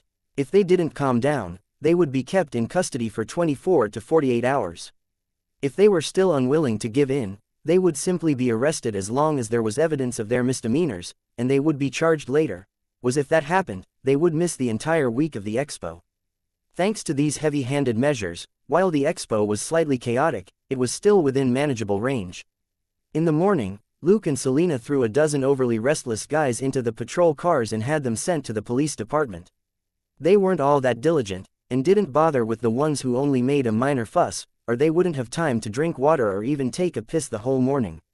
At 12:30, Luke finally sat down in the public square to eat the top-range burgers, which Selena had bought beforehand. It was a good thing he had gotten Selena to buy the burgers and other food at 10 o'clock, and put them in an insulated box. According to Selena, the fast food restaurant was already full when she got there. The regular burgers sold out the moment they were ready. The top-range burgers were made by separate cooks, however, so Selena was able to return with the burgers in 10 minutes. As they chatted, they observed the crowd around them. The square, which had been empty a couple of days ago, was now absolutely packed with people who were lying or sitting everywhere. It looked like a refugee camp. Luke and Selena searched for a long time before they finally found some shade. They spread out a blanket on the ground and sat down. Many of the visitors also sat directly under the sun to rest and eat. Luke was reminded of his visits to popular scenic spots during the holidays in China in his previous life. Suddenly, he saw a bus arrive at the main building in the industrial park, and a bunch of people who were all dressed in suits got off. Luke noticed a company name on the bus, Wayland Corporation. He knew that it was a company that dealt in telecommunications and robotics, and that it had a close partnership with Stark Industries. Chapter 553: A sudden attack. But why had Wayland Corporation sent a bus of people here at noon? To bask in the sun. Very quickly, however, Luke frowned. Something was wrong with the way these people were acting. They were too professional. They looked more like well-trained soldiers than employees of a telecommunications company. Furrowing his brow, Luke patted Selena and said, "Let's go and see what those people are up to." Selena instantly got up and closed the insulation box. Dollar, grab the box. Dollar quickly swallowed the food in its mouth and gripped the handle of the box with its teeth, before it trotted after Luke and Selena. They struggled to squeeze through the crowd in the square and reached their car on the roadside not far away. As plainclothes officers on duty, they had registered their car with Stark Industries security so that they could park their car here. Luke and Selena quickly put on their bulletproof vests in the car, and Dollar put the insulation box in the backseat. Both Luke and Selena also put on peaked caps and big sunglasses. Only then did the two people and one dog get out of the car and go around the square toward the building. Luke frowned when he passed by the building entrance. He had already activated his sharp nose to detect traces of the scents of the 30 men from the bus. To his surprise, they weren't carrying any weapons, bombs, or other dangerous items on them. However, they had done a lot of shooting recently, as they clearly reeked of gunpowder. A company had sent over a busload of weapon enthusiasts. Well, that did seem possible. After all, the entire expo was a carnival for anyone who was crazy about weapons. Thinking that, he gestured to Selena, and they split up. Luke went ahead, while Selena and Gold Nugget were a dozen meters behind him. On the other side, the 30 men had passed the security checkpoint, entered the building, and disappeared down a hallway. Luke moved quickly and showed his badge to the guard at the security checkpoint. "Why are so many men from Wayland Corporation here?" The guard didn't think much of it. Their telecommunications R&D department arranged for a tour. Luke frowned. "They have an appointment." The guard replied, "Yes. Why else would we let them through?" Luke asked, "Can I see the guest list?" The guard quickly refused. "I'm sorry, but that's classified information." Luke promptly gave up wrangling with the guard and gestured to Selena, and they directly went through the security checkpoint for police. They didn't take the Stark Industries security checkpoint since they would be stopped because of the guns and the bulletproof vests on them, and they wouldn't be let through until they answered a bunch of questions. That was all standard procedure. Stark Industries couldn't be faulted for it. Thankfully, the checkpoint specially set up by the police department for their officers was right next to it. The names of the officers on duty were all on file, and they only needed to swipe their police badges to get through. That was very typical of Stark Industries. They would rather create this hassle than fully cooperate with the police. "In my house, you follow my rules." That was the pride of a major corporation. Luke also didn't say anything to the officer at the police's security checkpoint. The men from Wayland Corporation had passed the checkpoint without issue and weren't carrying any suspicious items on them. If he suddenly sounded a major alarm but failed to catch them doing anything wrong, he would be held responsible. Sounding an alarm might trigger chaos, and the reinforcements might not be as efficient as Selena. With Gold Nugget by her side, Selena was far more awesome than dozens of regular police officers. Luke followed the men from Wayland Corporation while Selena stayed in the lobby to keep an eye out for anything unusual. As he ran, Luke reminded Selena via his earpiece, "Stay vigilant. Something isn't right about those people." He had already discovered something strange about these people. They were all headed for the toilet. After entering the main building in the bustling park, the first thing they did was go to the toilet together, which was strange no matter how you looked at it.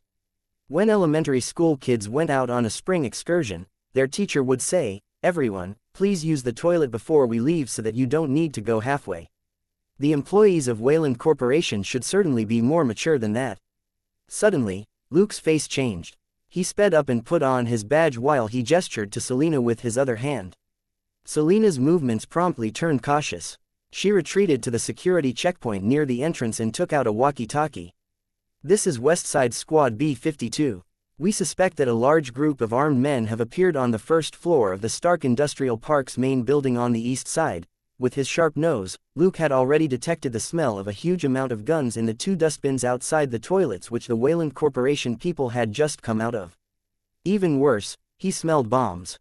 To bring this into the main building, this wasn't a small-scale ruckus. If the goal wasn't to kill a lot of people, then it was to steal something big. The only difference between the two would be the number of casualties involved, but the consequences would be just as terrible. Did Tony Stark sleep with the wrong woman again? Luke couldn't help but mumble to himself. When it was so hard for other people to dig holes for Tony Stark, he had a history of digging them for himself. While he was thinking this, Luke moved swiftly. However, the guys from Wayland Corporation were clearly prepared and familiar with the territory. When Luke started to run, the criminals who were already armed had circled round to charge out of a hallway on the other side without hesitation. Luke's heart turned heavy. He knew he was too late. These criminals had already burst into the lobby, where there were more than 100 people. 20 of them were police officers and security guards, and the rest were all regular visitors. Bang, bang, bang, bang, bang. Gunshots rang out, followed by shrieks and screams. Luke frowned. He took off his peaked cap and sunglasses in the hallway and put on a mask.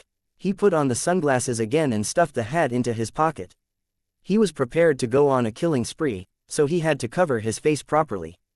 He didn't want to see his face splashed all over the front of LA newspapers tomorrow. "Selena, how's it going?" he asked softly in the earpiece. Selena replied in a loud voice, "They've already opened fire. Several security guards are dead. The police officers are helping, but they won't last much longer. No, I have to back them up now." Bang, bang, bang. Hearing the gunshots, Luke's expression turned solemn. By then, he reached a corner in the hallway. He stopped and raised his Glock. Taking a short breath, he suddenly stuck his head out. Pa, pa, pa, pa, pa, pa. From left to right, 6 criminals were shot through the heart in quick succession from behind. The criminals reacted very swiftly. Immediately, 3 of them who were keeping an eye out at the back returned fire. They also yelled, "Someone's attacking us from the hallway in the back." Chapter 554. Who says my gun only has 5 bullets? Bang, bang, bang, bang, bang. Bullets hit the wall around which Luke was hiding. Luke, however, had already retreated to recollect himself. Shooting 6 different targets in a row in 1 second wasn't something that he did often.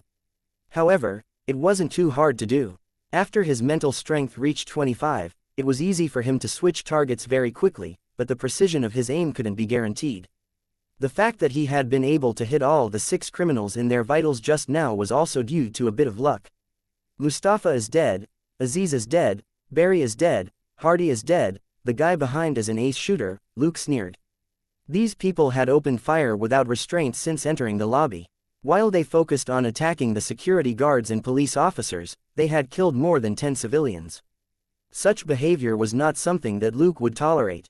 Grenade. Selena suddenly warned him. Luke poked his head out halfway and locked onto a criminal. He then slightly adjusted the angle of his gun. Bang, bang. One of the criminals had just pulled the pin on a grenade and was about to throw it in Luke's direction, when Luke shot him right in the face. The man instantly fell backward, and the grenade in his hand rolled over his body. The frightened criminals around him hurriedly took cover. But a bald man who was almost 2 meters tall strode over and kicked the dead criminal's body over so that the grenade was under it. Bang! With a dull noise, the criminal's body was lifted dozens of centimeters up before it fell back down again. An expert. Both Luke and Selena noticed the bald man. The man's reflexes were swift and precise, and most importantly, he was very bold. Bang! Bang! Luke raised his hand and fired again. An expert. You better die now. The man, however, grinned sardonically and raised his arm in front of his eyes. Clang! Clang! There were 2 light pings, and Luke saw his 2 9mm parabellum bullets shatter into pieces on the man's arm. Did the guy have a bulletproof plate on his arm? The idea floated through Luke's head, but he didn't hesitate to shoot at all.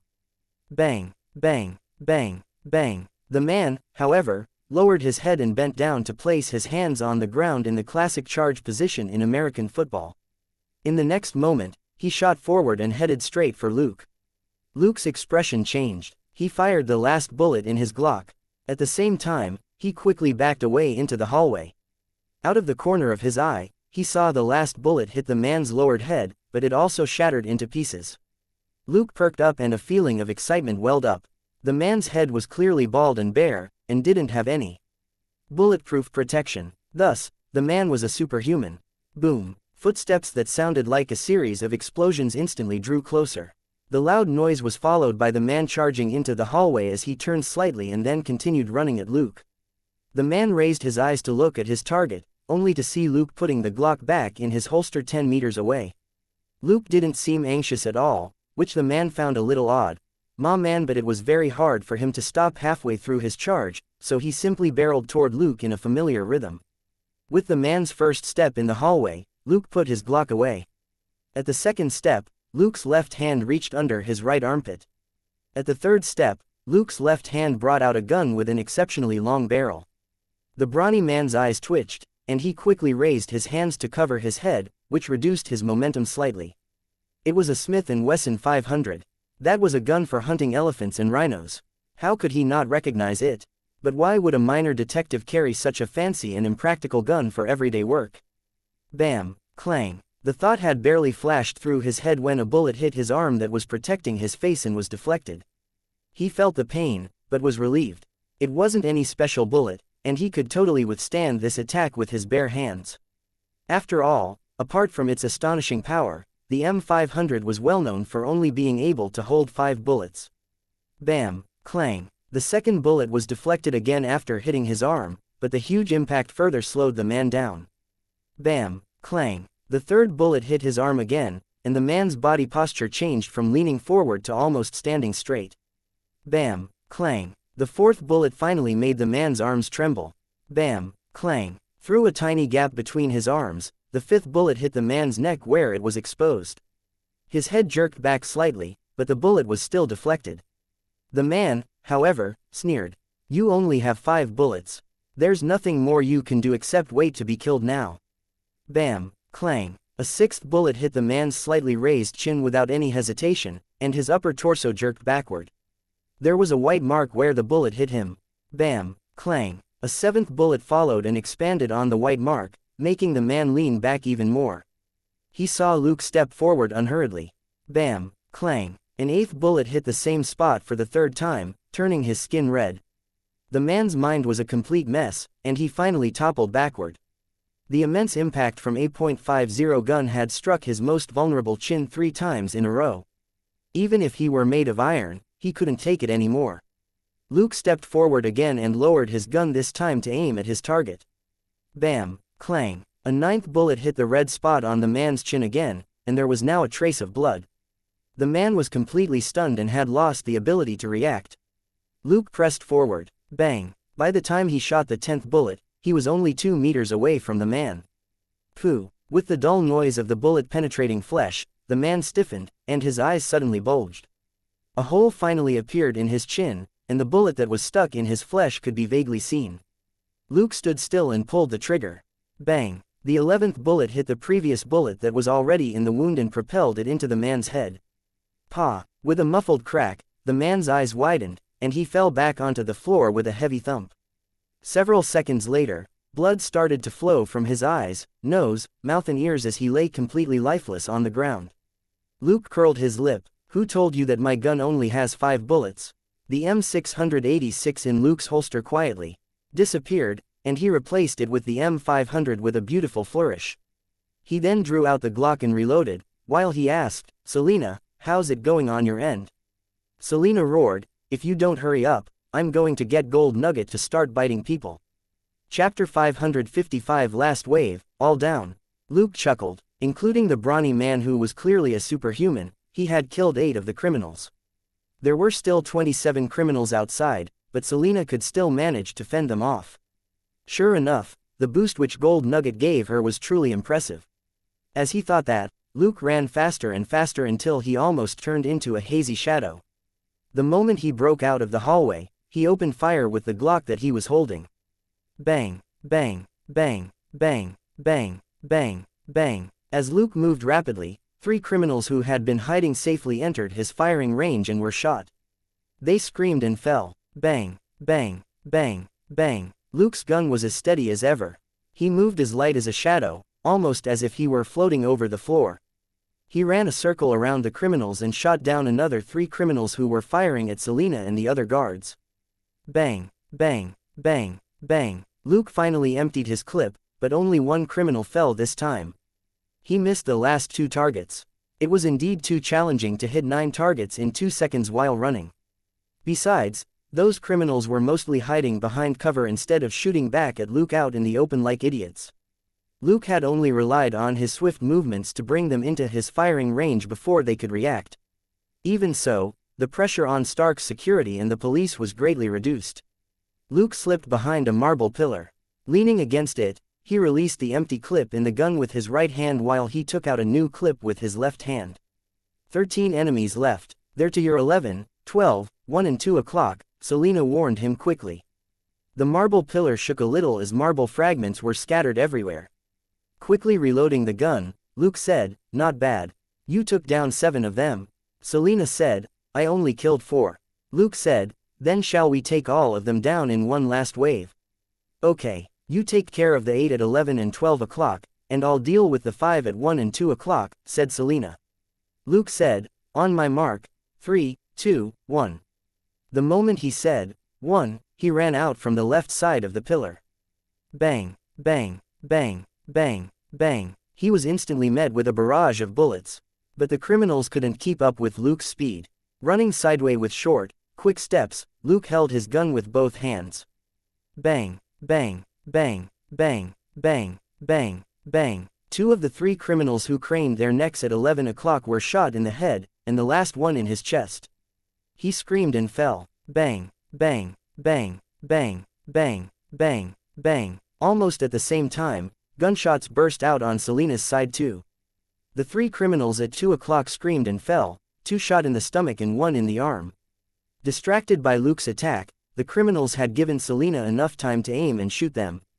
If it had been earlier, they wouldn't have made such a silly mistake. At the very least, some of them would have kept up the gunfire to suppress the people at the entrance. But Luke's marksmanship was too terrifying. He had killed almost a third of the criminals in the lobby in 20 seconds. None of the survivors dared to trust their backs to their partners without worry. In comparison, the 20 Stark security guards and the police officers only killed about 7 of them. Those people were far less of a threat. But now, they were in a panic. Damn it, it seemed there was a skilled shooter at the entrance as well. Luke and Selena didn't ask for the cooperation of the other police officers and the security guards, who were almost crying under the onslaught. Selena would rather not waste her time. Thus, just she and Luke fired fiercely at the criminals in the center of the lobby.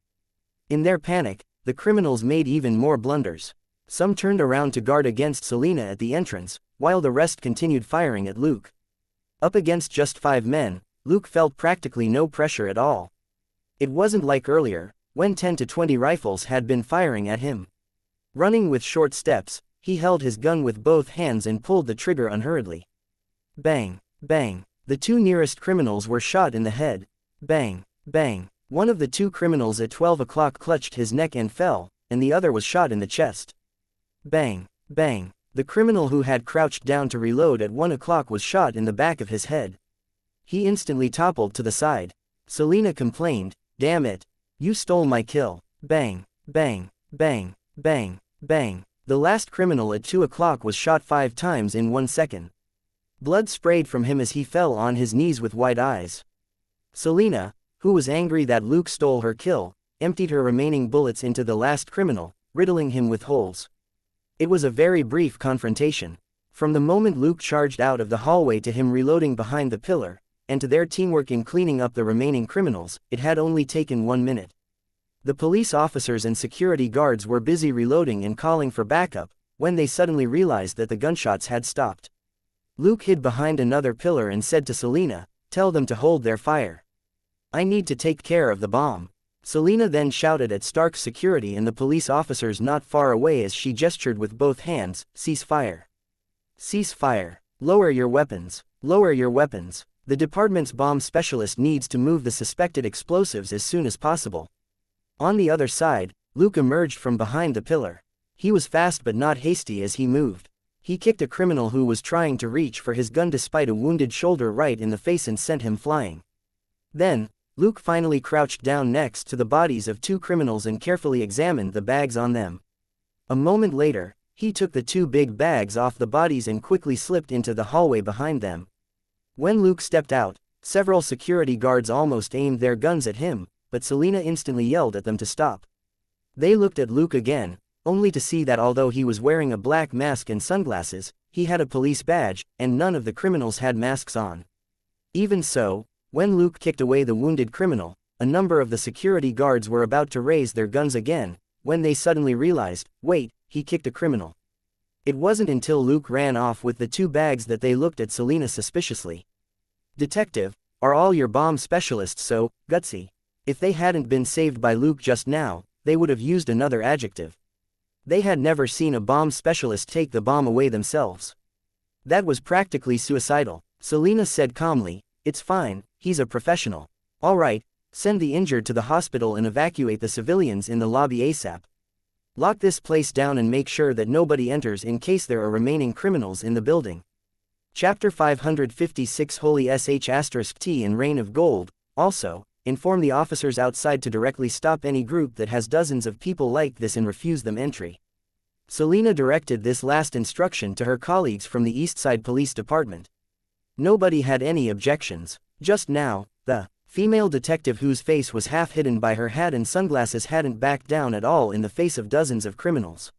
She returned fire as soon as she found an opportunity, and had made it impossible for the other party to surround the security guards and the police officers. In the end, she even killed multiple criminals in a row. She was definitely brave and tough. Now that she had given out the instructions, Stark Industries' security team listened to her obediently too. They didn't have a choice.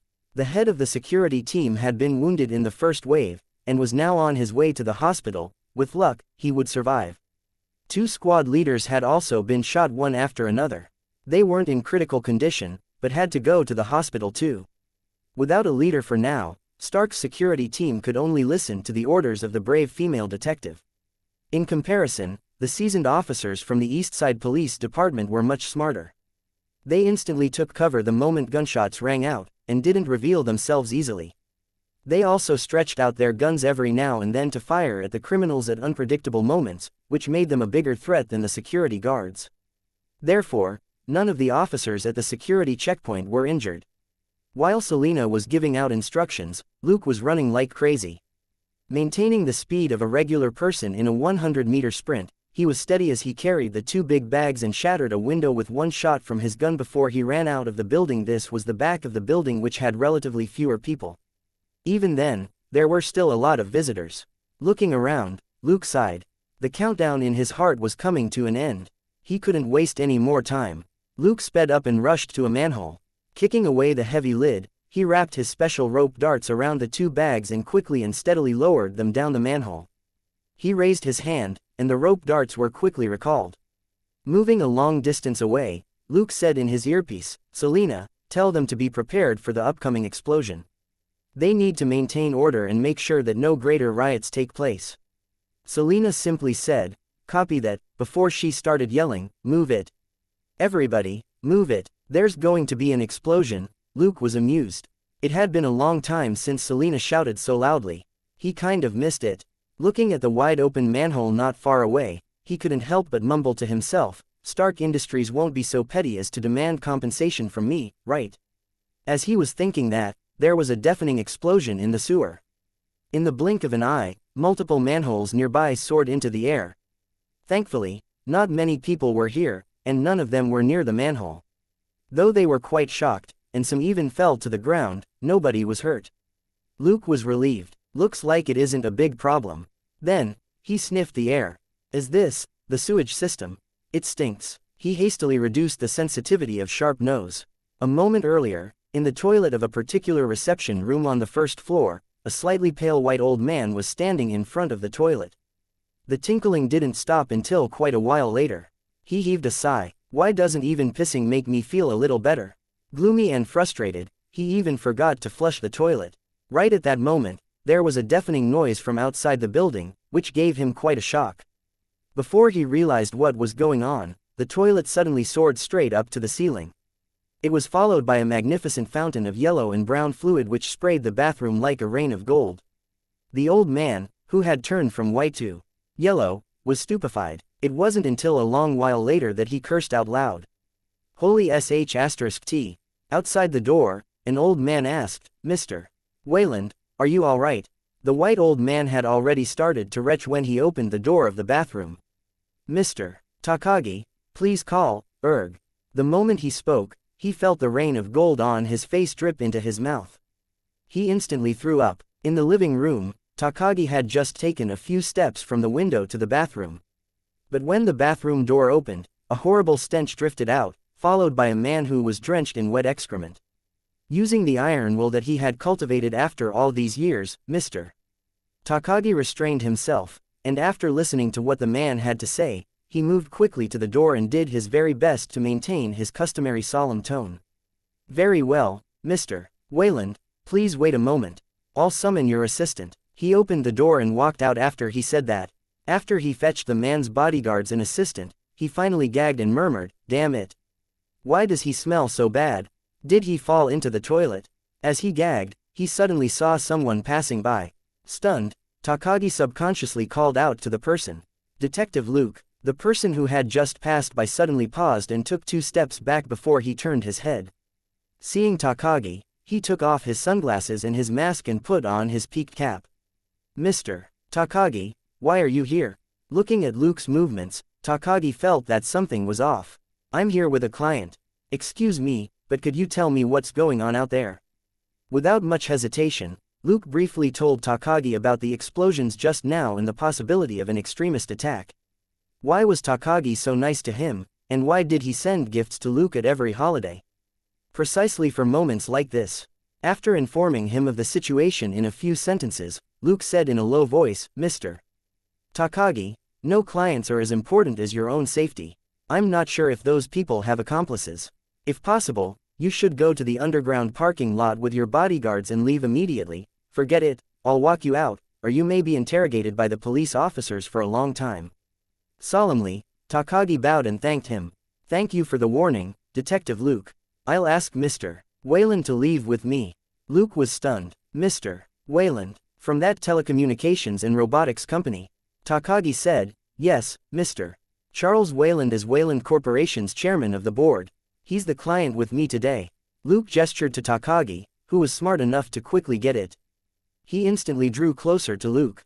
Then, Luke said to him in an extremely low voice, the extremists who launched an attack just now took Wayland Corporation's bus here, and they entered the building as employees of the company. Mr. Takagi, are you sure you want to wait for this chairman of the board? Chapter 557. Will the chairman of the board give you any trouble? Shocked, Takagi thought for a few seconds, then shook his head. Detective Luke, Mr. Wayland can't be involved in this. Looking at Luke and recalling the important information that the young man had just told him, he said in an even lower voice, Mr. Wayland comes from a long line of congressmen. They're hardcore Republicans. Luke got it. Nobody would believe that a big shot from a family like that would be involved with extremists. Unlike the new generation of citizens, who were hot-blooded and easily swayed, families like that had deep foundations and were taught since childhood to hold power. they were more likely to dupe extremists, not the other way round. Thoughts flashed through Luke's head, and he gave a light nod. If that's the case, ask him to hurry up. I'll walk both of you out. Takagi, however, forced a smile. Well, there's a minor problem. Luke asked, what is it? Is it very hard to convince this Mr. Wayland? Takagi said in the same low voice, when Mr. Wayland was in the bathroom just now, it seems the toilet exploded, sending sewage spraying out. He's probably too busy cleaning up to come out anytime soon. Luke couldn't help but glance in the direction from which he just came. After getting rid of the 2 big bags of explosives, he had entered the building from the back because all the manhole covers had been blown off in the area behind the building, and the stench was overwhelming. Could Mr. Wayland's poop shower have to do with Luke? Thinking that, Luke grew solemn and nodded. All right, I'll make arrangements first and contact you later, and then walk you out.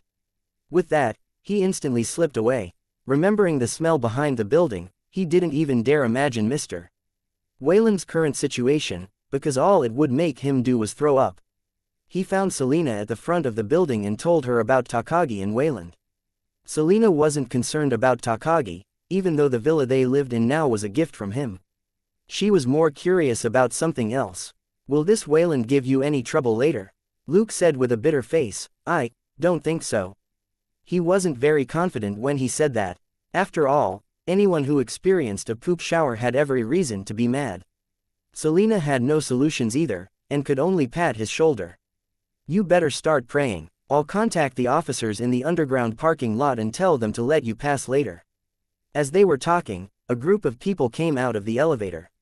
Seeing Luke and Selena, who were talking in low voices, the man who was being escorted in the center of the group gave a light exclamation of surprise, then said something to the fat security guard next to him. The fat security guard then went over and said, Detectives, Mr. Stark would like to ask you something. Luke smiled. Supervisor Happy, we meet again. Happy gave a fake smile and waved his hand in an impatient, please, gesture. Luke and Selena went over and greeted the man with a very formal attitude. Mr. Stark, hello. Of course, the man was Tony Stark. Looking at them, he waved at the security guards, who dispersed slightly to block the sight of other people in the place. Only then did he say, thank you for everything you've done today. Neither Luke nor Selena considered it a big deal. They said casually, we were just doing our jobs. Tony Stark, however, raised his hand, hinting that he wasn't done yet. Even though someone just blew up my building's entire sewage system and forced us to seal half the bathrooms in the building, I still have to thank you. Both Luke and Selena were lost for words. Tony Stark said directly, I'll have people take care of the aftermath of today's event. You won't have any trouble. That's all. He then moved on, and the security guards surrounded him again. But Stark came to a stop 2 steps away. He asked, without looking back, do you need a reward? Like $500,000. Luke chuckled. Nope. I was ordered to maintain security here. The police department covers my wage in full. Tony Stark couldn't help but turn around and observe him carefully for a moment. He nodded. It seems that the money I spent was worth it. He turned around and walked away after he said that. Luke and Selena looked at each other and chuckled. It was truly unusual for this mean rich guy to praise anyone. It wasn't because Tony Stark's personality had changed, but because there might have been serious problems if Luke and Selena hadn't intervened today. Just now, Tony had used his personal smart program to roughly estimate the power of the 2 bombs. If there had been any proficient demolition experts among the criminals, and they had triggered the bombs after setting them up in strategic locations at the base of the building, part of the building might have collapsed. Fortunately, Stark Industries never cut corners when it came to construction. A regular building would have been torn down by the 2 bags of explosives. Tony Stark had been at the top of the building. If the building had collapsed, not even the security guards could have saved him. Secondly, there were more than 2,000 people in the building just now, and at least half of them would have been killed if the building collapsed. For example, Takagi and the chairman of the board of Wayland Corporation were on the first floor. There were also other even more important guests on the other floors as well. If half the guests were killed, the responsibility would have been too much for Stark Industries to bear. It was for that reason that Tony Stark had stopped and spoken to Luke and Selena of his own accord. It was also for the same reason that he joked that the fortune he paid had been worth it. Luke and Selena watched the man get into the Rolls-Royce Phantom at the entrance, before they went about their own business. Praise from Tony Stark, they couldn't eat it, nor could it help maintain order. 20 minutes later, Luke was wearing a face mask as he got into Takagi's car. There was another man in the car. Seeing Luke's mask, the white old man's nose couldn't help twitching, as he felt that his body still had a smell on it.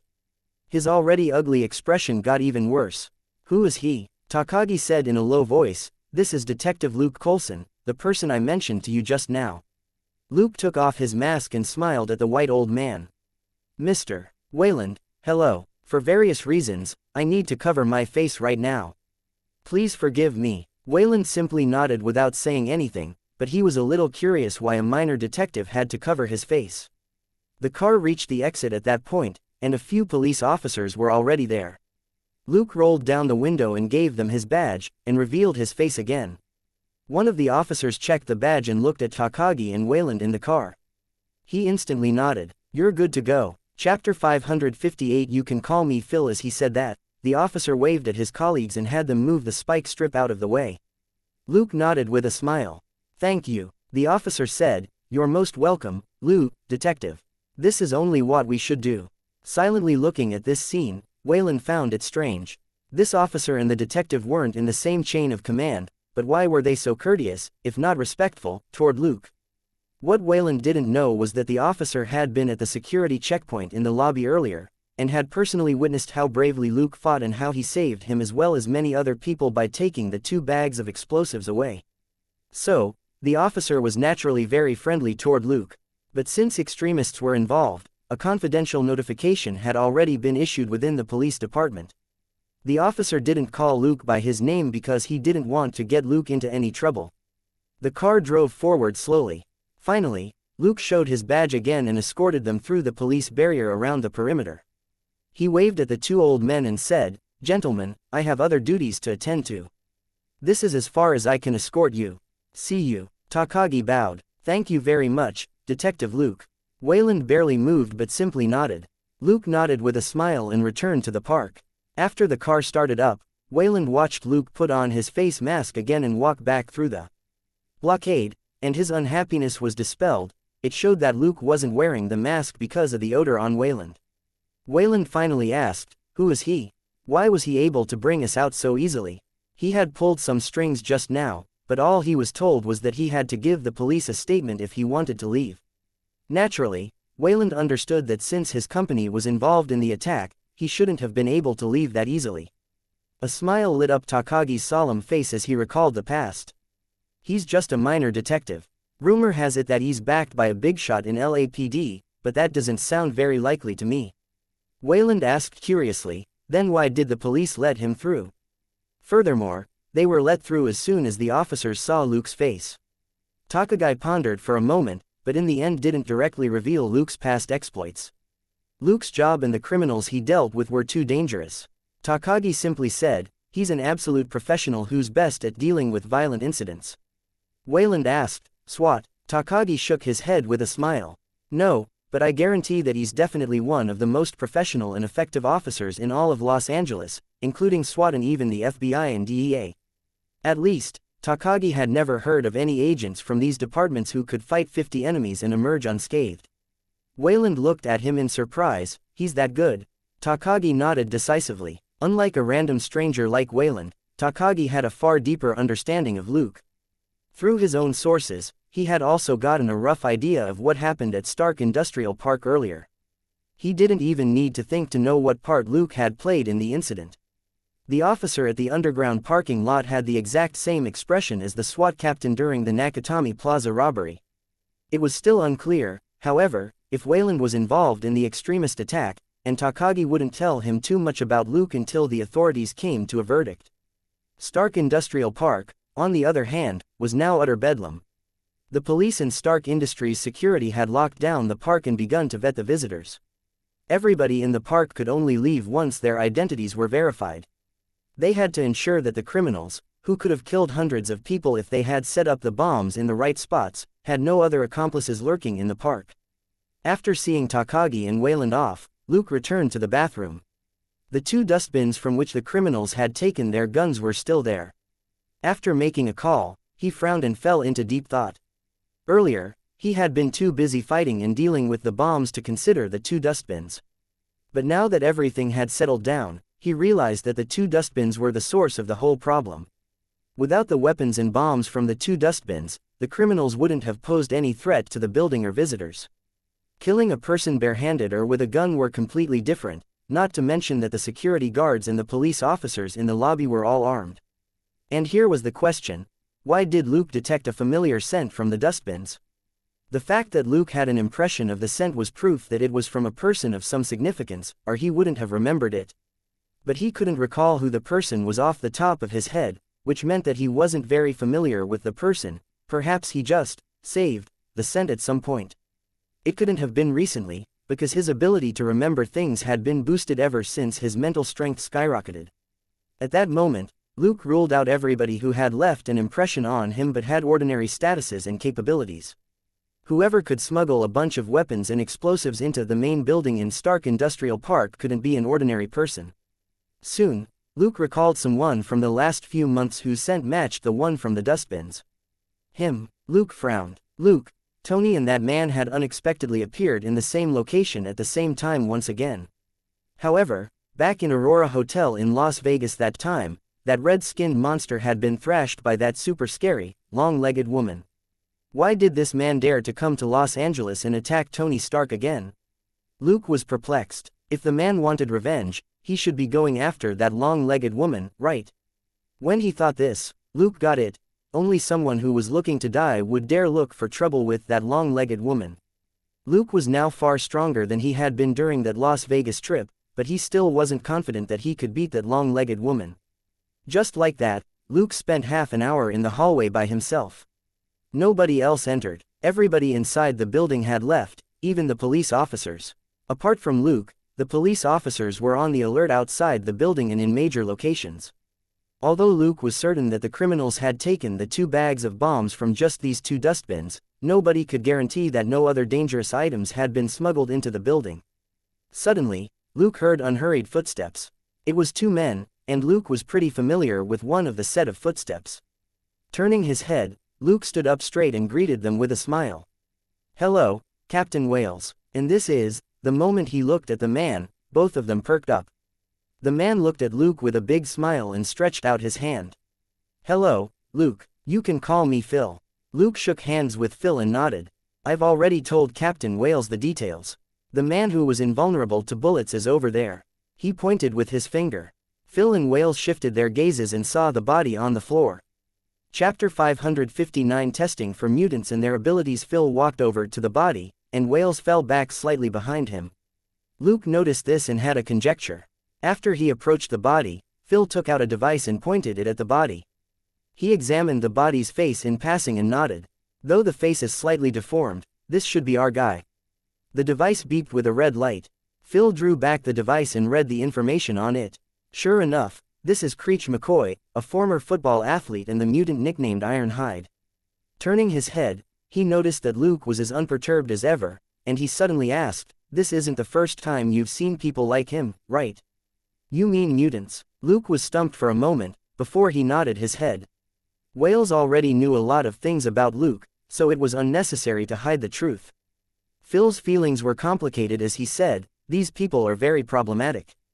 Unless it's necessary, it would be best to avoid them in a direct confrontation from now on." Luke nodded, then looked at the device curiously. "Is this for detecting mutants?" Phil nodded. "I don't really understand the theory, but it can tell if there are any mutants in a 10-meter range." Luke asked, "What if there are a lot of people?" Phil raised the device and pointed it at Wales next to him. "It's in directional mode at the moment." The red light on the device automatically turned green. Luke's interest was piqued. "Is that so? Can you test me?" Phil was stunned. "How can you be a—" He suddenly stopped and pondered for a moment before he nodded. "Then let's test it." He raised the device and pointed it at Luke.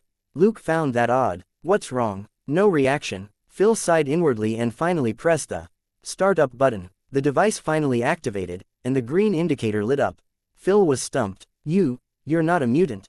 Luke chuckled. "If I were one, having a superpower doesn't seem bad." Phil forced a smile. "But most mutants will look very different after they awaken. Of course, Luke knew that. He simply nodded. Forget it, then. I prefer to be handsome. As they chatted, Phil noticed that Wales was looking at him strangely. He smiled naturally. Luke is still young and has a long road ahead of him. Letting him know a little more will help him mature further. He was speaking to Wales. Wales instantly got it. A few months earlier, he had written a proposal that Luke be considered as a candidate for his team, but headquarters very quickly declined his request with the reason that Luke's age wasn't suitable. Still, the end of that document from headquarters added that they had taken note of Luke. Wales had been lost for words back then. Headquarters had done that clearly because they wanted to recruit Luke themselves in a few years and groom him. But there had been nothing Wales could do except yell profanities inwardly on the matter. In the end, Luke really was too young. In their system, combat forces in the field were mostly capable agents aged between 25 and 50. The younger agents usually weren't calm or experienced enough, while the older agents had plenty of experience but could tire out very easily. The operations department was always short of hands. Wales had secretly cursed when headquarters wanted to poach Luke, but could appreciate the point later. Also, if Luke worked for Wales, he would inevitably be stuck as a regular agent for years. But if he came back after training at headquarters, there would be plenty of room for him to climb up the ladder. Seniority and qualification mattered in every organization, including a secret one like Wales's. After this little interlude, Luke told Phil and Wales exactly what happened. Naturally, he didn't reveal all the particulars. He simply said that he noticed the criminals because he felt that they looked more like soldiers than company employees. Also, it was quite strange that they would all go to the bathroom at the same time.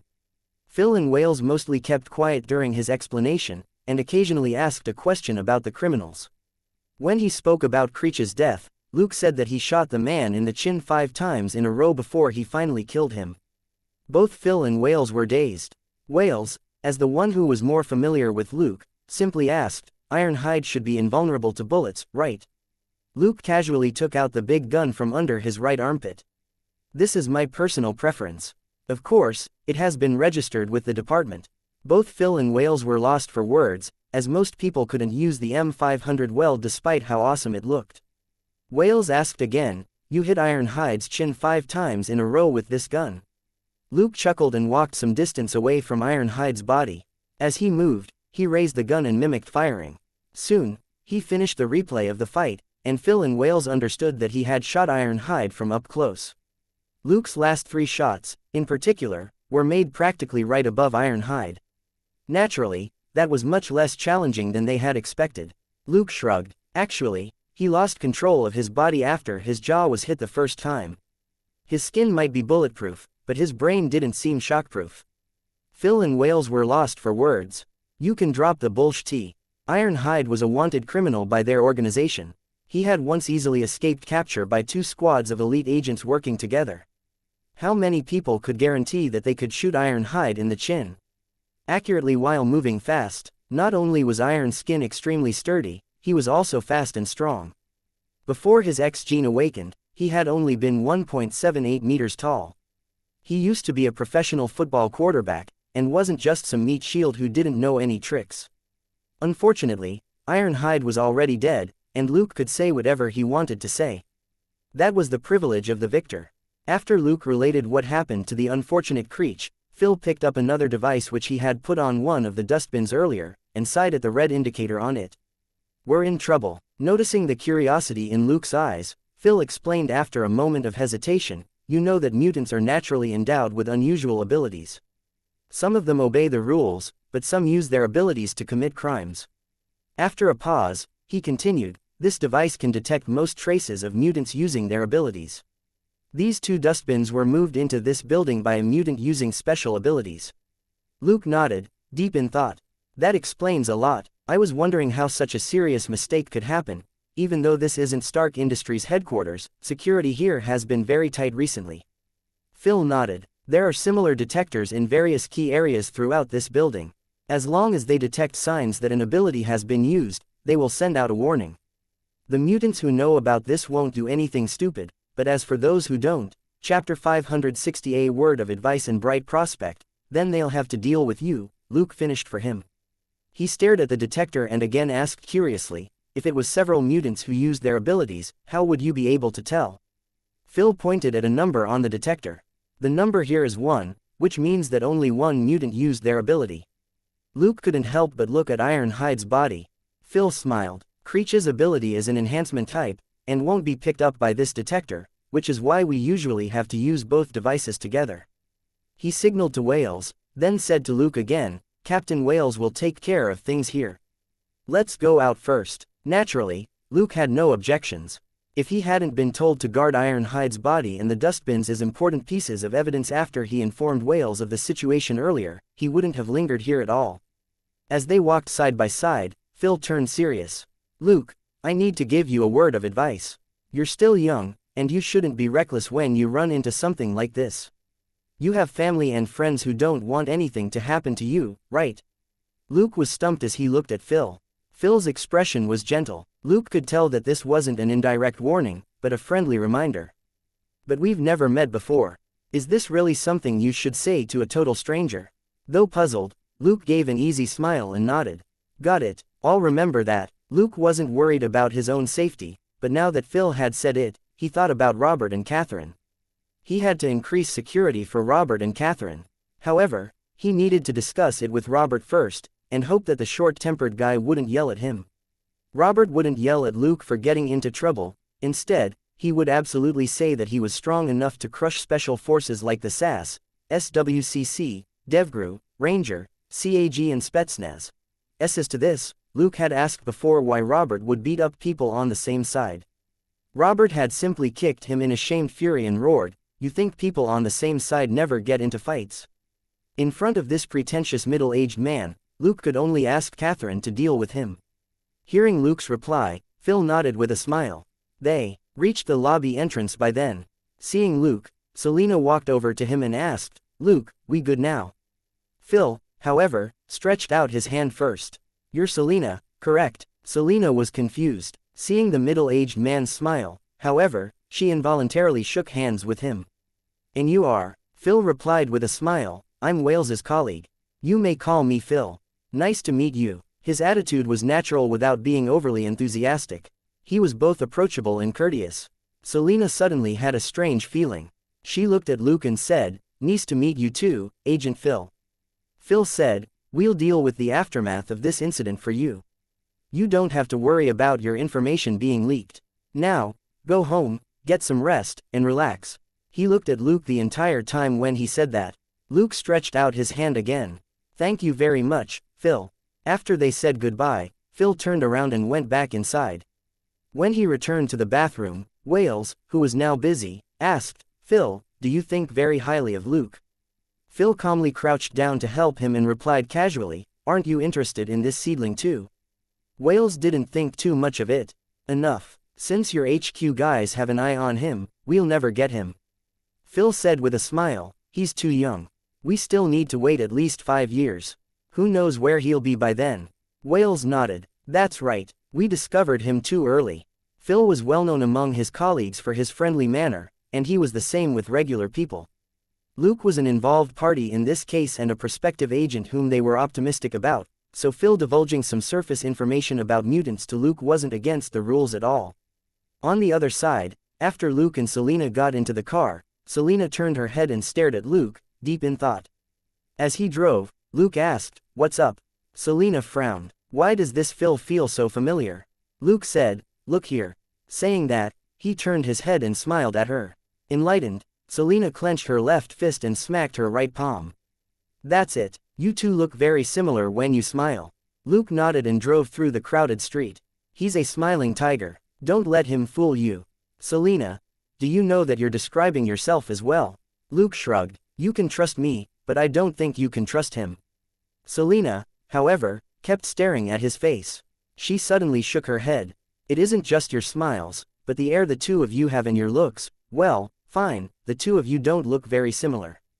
Luke was unhappy. "Hey, is my hairline that far back?" Stunned for a moment, Selena then burst out laughing. "Ha ha ha ha. Don't worry, given how much hair you have now, you don't have to worry about your hairline even when you reach Phil's age." Luke snorted and didn't say anything else. At that moment, his eyes flashed with a complicated look. Luke had earned a lot from this surprise attack. System: stop the extremist attack by Salim's gang and rescue the people in the building. Completed. Total experience: 10,000. Total credit: 10,000. Contribution rate: 70%. EXP plus 7,000. Credit plus 7,000. Looking at the total experience and credit points for this mission, Luke could only sigh. Stark Industries buildings were truly sturdy. Considering that there had been around 2,000 people in the building, saving all of them could have earned him 20 experience and credit points each. However, even if an explosion did take place, there would have been no more than 500 casualties. Therefore, the total experience and credit points for this mission wasn't 20 or 40,000. Fortunately, the experience and credit points were just a bonus. Luke had obtained 3 other important gains. The first important gain was from Ironhide Creech. System: you have killed Ironhide Creech McCoy. You may now learn all of his abilities. Creech's abilities: Basic Football, Basic Combat, Elementary Tempering Prerequisites, 80 Strength, 20 Mental Strength and 20,000 credit points. Temporarily unavailable. Luke wasn't too surprised at the 80 Strength prerequisite, but it still gave him a strong headache. How long would it take to gather that many stat points? However, he very quickly abandoned this meaningless dilemma. After all, he had made up his mind to improve his mental strength to 41st, and he wouldn't be adding points to strength anytime soon. This elementary tempering seemed like a great ability, but for the time being, it could only be kept on the list of his abilities as a backup. Until he learned the ability, he could protect himself with bulletproof vests and special shields. Chapter 561 Gains and Speculation. The other 2 important gains were due to that Agent Phil. Firstly, Luke wasn't a mutant. He had basically confirmed this earlier on.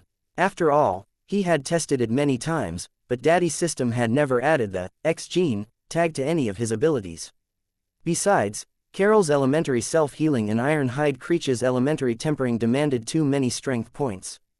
Based on Luke's speculation, Carol was 3 times as strong as an ordinary person at most, and Creech was 5 times as strong, but neither of them met the prerequisite. So, Carol's and Creech's abilities clearly came from their X genes, while Luke's ability built and expanded on his own basic attributes. It was impossible for Luke to learn Kristoff's elementary electrical control because he wasn't a mutant and didn't have the X gene for it. Secondly, SHIELD's devices couldn't detect the system's inventory. Luke had reloaded his revolver with bullets from his inventory when he fought Ironhide, but Phil's device only detected the traces left by the red-skinned monster after he teleported the dustbins in. This finding was very important for Luke. If a piece of equipment could detect whenever he used his inventory, that would be very troublesome for him. He had specifically applied for AM500 as his 3rd gun with Dustin to make the best use of his inventory. It was most convenient for him to use his inventory to quickly reload this revolver. At the same time, the clearer that his opponent was on the M500's capacity, the more likely they would be fooled. Ironhide, for example, had been duped and killed by his M500, which had fired 11 bullets in a row. Furthermore, Luke's jacket could cover the act of taking out his gun, so he could take out the M500 and the M686 interchangeably. It was also why he had always chosen an armpit holster. He could totally take out an M500 when the M686 was in his holster. In any case, it would look like whatever gun he took out was the one in his holster. There was nobody who wouldn't like a portable .50 gun that could fire hundreds of times without needing to be reloaded. With these 3 major gains, Luke had certainly struck it big with this security assignment. In the next few days, Luke and Selena resumed their regular duties. Luke didn't know if it was because of Tony Stark's promise, or Agent Phil's hard work, but they were taken off the Stark Industrial Park assignment, and Elsa gave them many new cases. The truth was that Luke and Selena were no longer needed. Slapped in the face by the brazen attack, Stark Industries increased the number of security guards at the expo. There were now almost 500 of them. LAPD also deployed more police officers to the area. Hence, the area around the expo became the most peaceful place in the world. In contrast, however, LAPD was run off its feet. The guys who stirred up trouble at the expo were all thrown into temporary holding cells at the police department. They were all detained from anywhere between 1 to 5 days. If they had committed an offense, they were sent to the DA, convicted, and then carted off to prison accordingly. However, that had nothing to do with Luke or Selena anymore. They met Wales the next day, wrote a detailed report, and signed a non-disclosure agreement, and that was it for the formal proceedings. After that, nobody investigated them anymore. They were definitely given privileged treatment compared with the other police officers who had been at the scene. The rest of them were all questioned at least 5 times for more than 10 hours in total. People from various fields wanted to dig out useful leads from them to figure out the mastermind behind this shocking attack. Based on police statistics after the incident, Sonia, as an intelligence analysis expert, did a personal assessment. If the building in Stark Industrial Park had collapsed and all the big shots and magnates in the building died, these people in total were worth in excess of $200 billion. Takagi, who was worth several hundred million, wasn't even in this list of names. And this group of magnates had yet to include the major shareholders of Stark Industries or Tony Stark himself. Strangely enough, there was no criticism from the TV stations that such a large-scale crackdown by LAPD had disrupted public order. The TV stations might be willing to offend a few magnates, or even a handful of them, but there was no way they would piss off a huge bunch of magnates from various fields.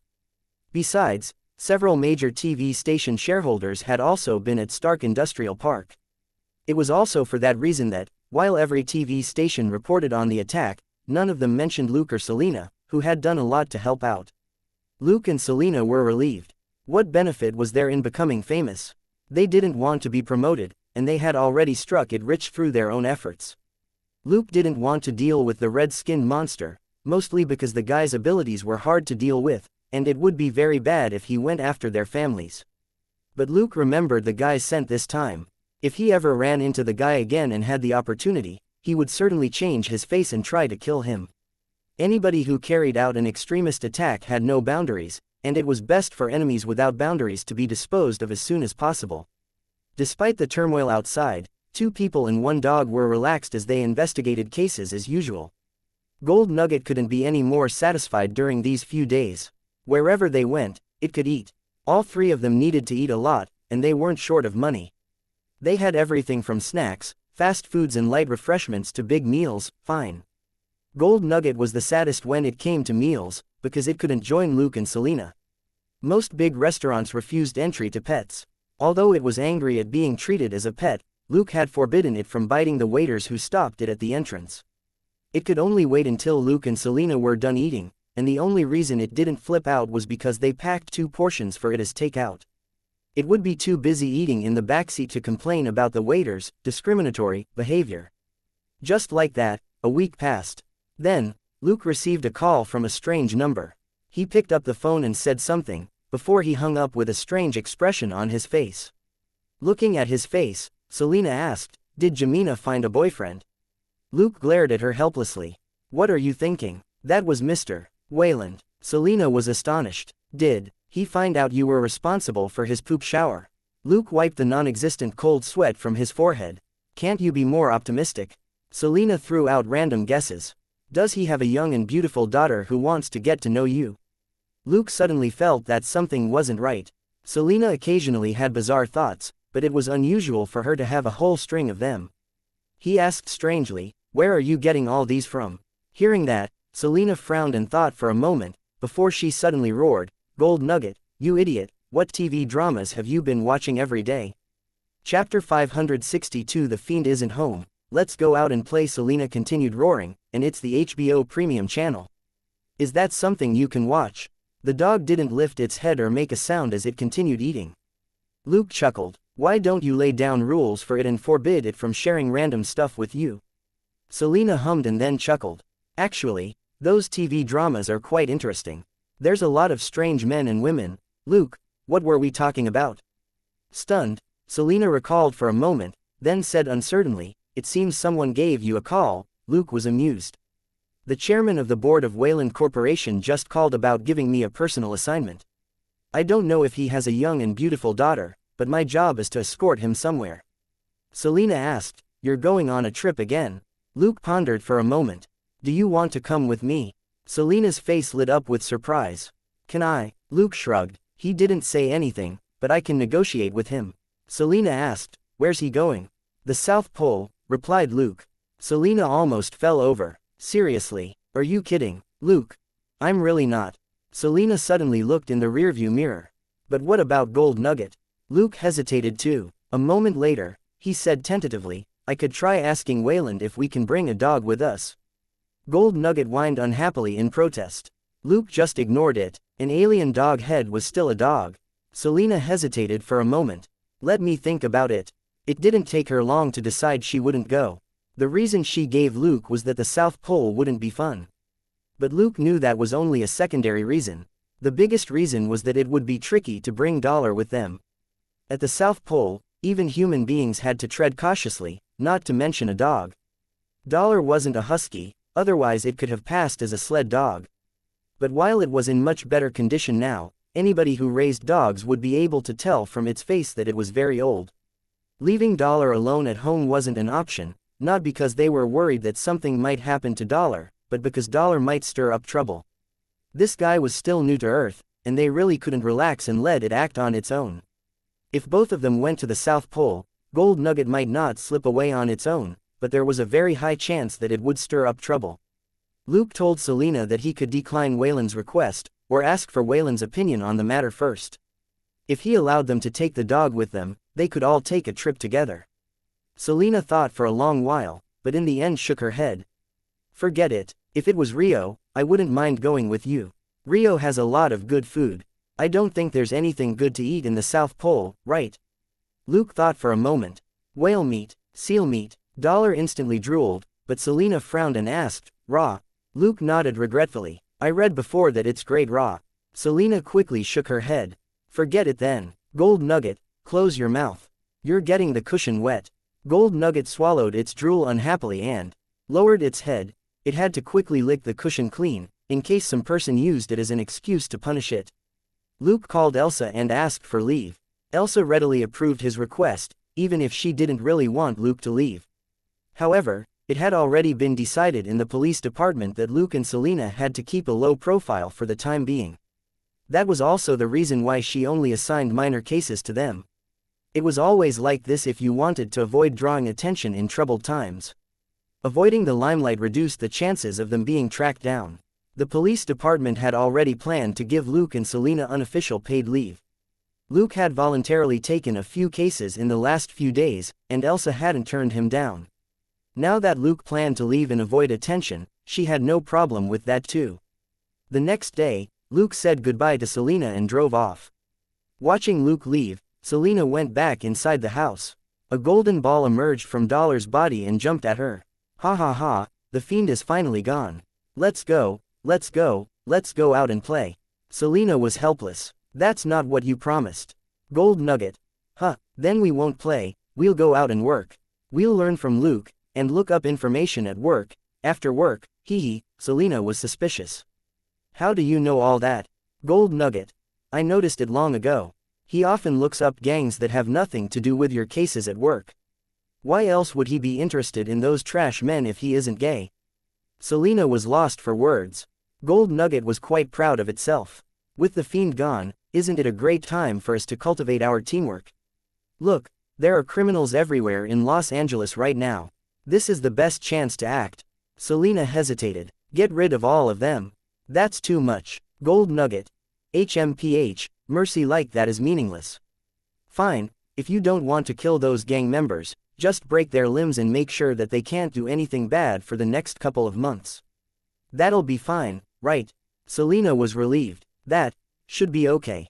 Gold Nugget was already nagging her impatiently. Okay, enough talk. Let's go out already. Don't forget to bring money with you. The fiend isn't here today, and nobody will pay for our food. Selena rolled her eyes. So, you actually still want to go out to play, right? Gold Nugget. We're big eaters in the first place. Right, remember to take the gangsters' money after you beat them up. Selena was stunned. You want to rob them? Gold Nugget replied matter-of-factly, what's wrong with earning some extra pocket money when cracking down on criminals? They're criminals, anyway. Selena, where did you learn that? Gold Nugget hesitated for a long while, but in the end could only confess the truth. I learned from Luke. Selena thought for a moment, and was instantly astonished. You broke the rules again. You followed him. Gold Nugget hurried to defend itself. No, but the cash he pays with smells of heroin. Selena mocked the dog. Do you know that every bill in this country has that smell? That isn't evidence at all. Gold Nugget fell silent and didn't say anything else. If Selena refused to see things clearly, Gold Nugget didn't think it could convince her. Some of the cash that Luke took out had a much heavier scent of heroin than regular cash. Of course, what Selena said was also true, and there was no need for the dog to quibble about it with Selena. In any case, Selena had already agreed to pick up a bit of pocket money while they beat up criminals. Gold Nugget had achieved its purpose. Realizing that it would have its own savings very soon, Gold Nugget couldn't be any more delighted. Going out with its own money to buy whatever it wanted to eat was its ultimate dream. On the other side, Luke drove to the airport, boarded a private jet that was waiting for him, and flew straight to Ushuaia in Argentina. Chapter 563 Mission at the South Pole, and Wayland's willfulness. Ushuaia was one of the closest locations in the world to the South Pole, which was a mere 960 kilometers away. It was also one of the most popular starting points for travel to the South Pole, and the last stop for many exploration teams before they headed to the South Pole. Luke stayed in Ushuaia once he got there. In contrast to the North Pole, the South Pole had the worst weather in June. A wind with a chill factor of over 8 degrees blew all the time, and the temperature could go lower than -50 degrees. The harshness of the environment was beyond imagination. Even Luke didn't dare take any risks. He followed the arrangements of the staff of Wayland Corporation and started to brush up on his knowledge of the South Pole. He had gotten rid of many scoundrels, but none of them had any combat abilities suitable for the poles. There could only be one reason for it. Who were you going to kill in the poles? The seals and whales. He could only look for something on his own list of abilities that he could use for fighting in the snow. He then looked at the various files provided by Wayland Corporation. He waited for 3 days before the weather finally cleared. Luke, who had been ready to set off at any moment, boarded a small plane in less than 10 minutes. Except for the pilot, there was nobody else on the plane. After the plane took off, Luke began to chat with the pilot. He was quite interested in the small plane. It had fixed wings and buoys on the bottom so that it could take off from water or snow. Their destination was the South Pole, and this was also the coldest time of the year. Most metal would become extremely brittle in such a harsh environment. Any planes that dared to head for the South Pole at this time naturally weren't simple. The pilot was very tight-lipped. He simply told Luke not to worry. The plane was small in size, but it had been specially manufactured by Wayland Corporation. 3 hours later, the plane arrived at its destination and glided over the ice. After Luke got off, the pilot simply pointed at a bunch of snowmobiles not far away, before he quickly took off again for the trip back. The weather at the South Pole could be unpredictable. According to the weather forecast, it would be calm for most of the day, but that might not be accurate. If it wasn't because they were pressed for time, Luke wouldn't have taken a plane here. The pilot was also only risking his life to fly because of the generous amount of money he had received. After he returned, he wouldn't need to work for the rest of the year, and could take a vacation on the warmest beach. Luke moved quickly through the snow. He was still several hundred meters away from the snowmobiles. He certainly didn't want to have to deal with an unexpected 8-degree chill factor gale. Several minutes later, after he reached the snowmobiles at the fastest possible speed that an ordinary person was capable of, he saw a building complex at the foot of a slope. After a few more minutes, he reached the complex and waved at someone inside one of the buildings. The man opened the door and let him in. Luke took off his mask to reveal his face. "I'm Luke Coulson, Mr. Wayland hired me and had me come here." The man observed him carefully for a moment before he nodded. "Welcome, I'll let them know to come pick you up." He said something into a walkie-talkie. More than 10 minutes later, Luke followed another man to a building in the middle of the complex, and met a familiar face, Charles Wayland, chairman of the board of Wayland Corporation. The old white man was as pale as ever. Despite the warmth in the room, he didn't look very good. Luke went forward with a smile and exchanged polite greetings with the super big-shot magnate before he tactfully got straight to the point. "Mr. Wayland, can you tell me exactly what this assignment entails now?" Over the phone, the magnate had only given him the location, and hadn't explained what the assignment was. Wayland nodded at a black middle-aged man next to him. "This is Maxwell Stafford, who's in charge of this operation and who is my head of security." Stafford simply nodded at Luke, then started to briefly explain the assignment. A few days ago, Wayland Corporation had found some mysterious ruins on Bouvet Island, and Wayland had personally set out to explore the place in the hopes of finding something big. Morris Cole, Wayland's personal bodyguard with the strongest individual capability, caught a severe cold on the boat here. Given his professionalism, this first-rate bodyguard requested leave. In his own words, it was very possible that he might make a mistake in his current condition if they ran into danger. On an expedition, one mistake could lead to dire consequences. Thus, he gave up this temporary assignment that would have earned him a bonus of over $200,000, and solemnly asked his employer to find another trustworthy bodyguard. Wayland wasn't annoyed about Morris backing out. This wasn't a regular job, and an elite bodyguard shouldn't force himself to take on a mission when he was well aware that he wasn't in the best shape. If something happened to his employer, his reputation in the industry would drop, and it would be very hard for him to make a living in the future. For bodyguards, their favorite saying was, "Boring is best." Because boring meant that all was well. Actually, Wayland had a lot of options. As a huge magnate and the leader of a major corporation, he had a lot of bodyguards on hand. When he was considering a replacement, however, Wayland, who was approaching the end of his life, happened to remember the minor detective who had been the cause of his mess. After talking to Takagi over the phone, Wayland decided to follow his heart. He had made many risky decisions in his life, but that had always been when he was safe and had the time to think through his decisions. This time, he didn't want to think too much anymore. Perhaps, this would be the last time that he could be so willful. For this willful decision, he offered a high commission of $500,000, because Takagi said that he had tried to hire Luke with an annual salary of $500,000, only to be turned down. Wayland wasn't short of money, nor did he want to be turned down. In fact, it was a good thing that the place he had come to was so unique. The South Pole. If it wasn't for Wayland, Luke didn't know how long it would have taken him to think about visiting this place.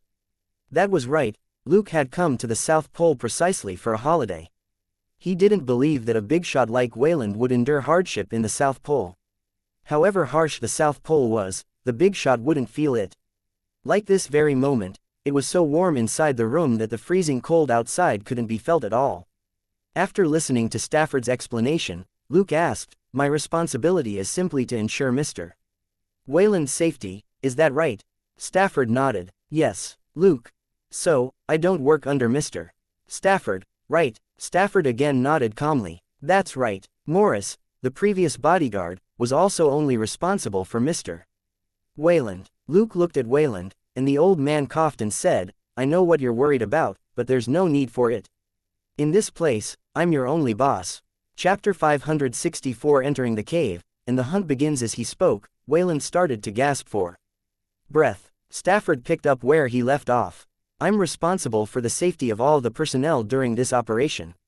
I won't ask you to do anything else. Your only role is to protect Mr. Wayland." Luke nodded with a smile. "Very well, I'll follow the team's safety regulations as well." Stafford finally smiled. Both of them were doers instead of talkers. They had already clarified their responsibilities and reached a tacit understanding. Wayland stood up the next moment. "Luke, can I call you that?" Luke nodded with a smile.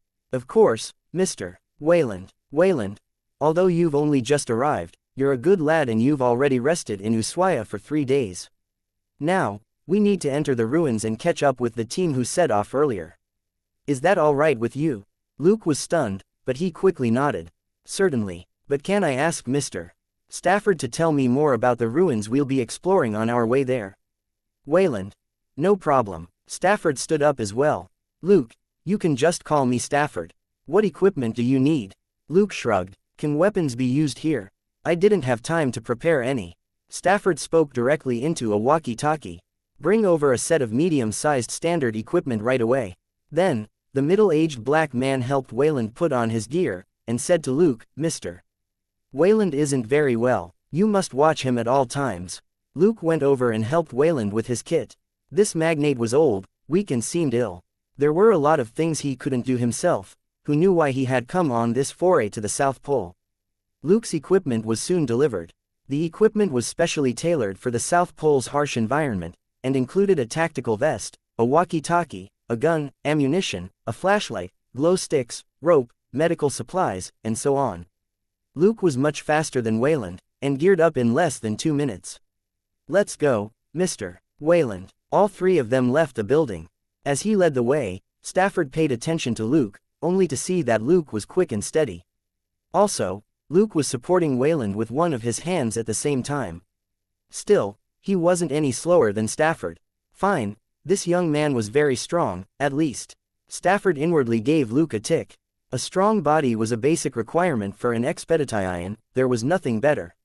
Several minutes later, the three of them reached a large canopy on open ground that was formed by a tarpaulin set up at an angle on the wreckage of a house. Looking at the straight tunnel that slanted downward, Luke was surprised. "How deep is this? You dug this out?" Stafford looked at Wayland, then pointed at the house. "Our professional drilling team did the work in advance. This leads directly to the ruins, which are under 600 meters of ice." So deep. Luke was even more surprised when he heard that. He suggested to Wayland solemnly, "Mr. Wayland, the environment at that depth isn't good. Do you insist on going down?" Wayland walked forward and got onto an elevator at the entrance of the tunnel. He then gestured for Luke and Stafford to come with him. After they both got on the elevator, Wayland typed in the password and pressed the down button. The simple elevator, which was surrounded by a railing made from special materials, started to take them down. Wayland's voice was a little indistinct under his mask. "Detective Luke, I must go myself." Luke frowned. Why, if the super magnate, who was such an old man, really loved adventure, he should have been well known for it already around the world. But from memory, Wayland wasn't someone who was famous for his love of adventure. Wayland coughed. "I'm sick. In the next few months, the doctor might make news of my impending death public. Do you know what will happen then?" Luke was stunned. He looked at Stafford, only to see that the head of security was as calm as ever. Obviously, he already knew about it, and was definitely Wayland's trusted subordinate. "My company's stock price will drop by 12 to 18%, and nothing." Instead of waiting for Luke to reply, Wayland went on in an indifferent tone, "I fear death, but I fear dying an ordinary person's insignificant death even more." Luke heaved a sigh, not knowing what to say. Staring at Luke, Wayland asked, "Do you have any more questions, Luke?" Looking at the tunnel entrance that was drawing further away, Luke took a deep breath.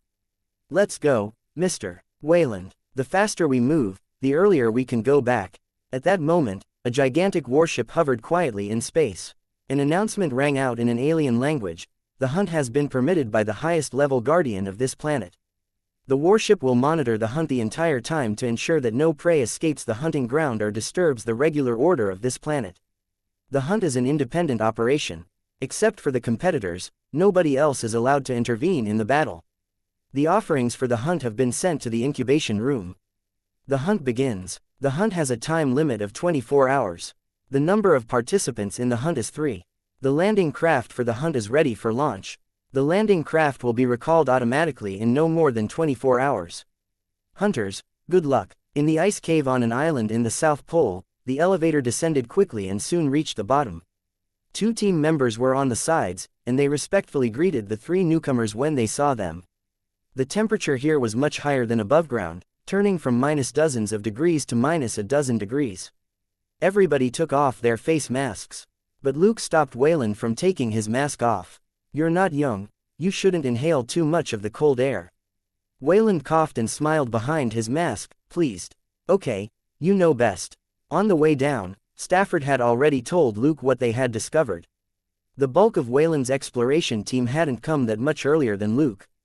Due to safety concerns, and because a lot of people and equipment had to be transported, they had taken an icebreaker here in the morning. At that moment, the first exploration team had only been in the ruins for less than an hour. Wayland had stayed on the surface with Stafford to wait for Luke after receiving the news that Luke had already set off from Ushuaia on a plane. "How many people have gone in?" Luke asked while he supported Wayland as they moved forward. Stafford said, 20 bodyguards, 25 specialists whom we hired, and 38 assistants." Luke clicked his tongue inwardly. In just a few days, Wayland had moved almost 100 people to a remote island in the South Pole to make a name for himself before he died. As expected, the rich did whatever they wanted. Chapter 565 Transformation of the Ruins and Impending Danger. As they spoke, they had already walked deep into the ice cave, and saw a dark building looming quietly in the middle of an enormous underground space. The gigantic building was made exclusively of black rock. There were complicated carvings everywhere of various patterns and designs, and included figures and objects. Old, profound, weathered and exquisite, this was the feeling that this magnificent building gave off. Climbing the enormous stairs made from the black rock, Luke said in amazement, "This discovery will shock the world, won't it?" Neither of his companions said anything. They clearly thought so too. He thought for a moment before he asked, "This thing looks like a pyramid, right?"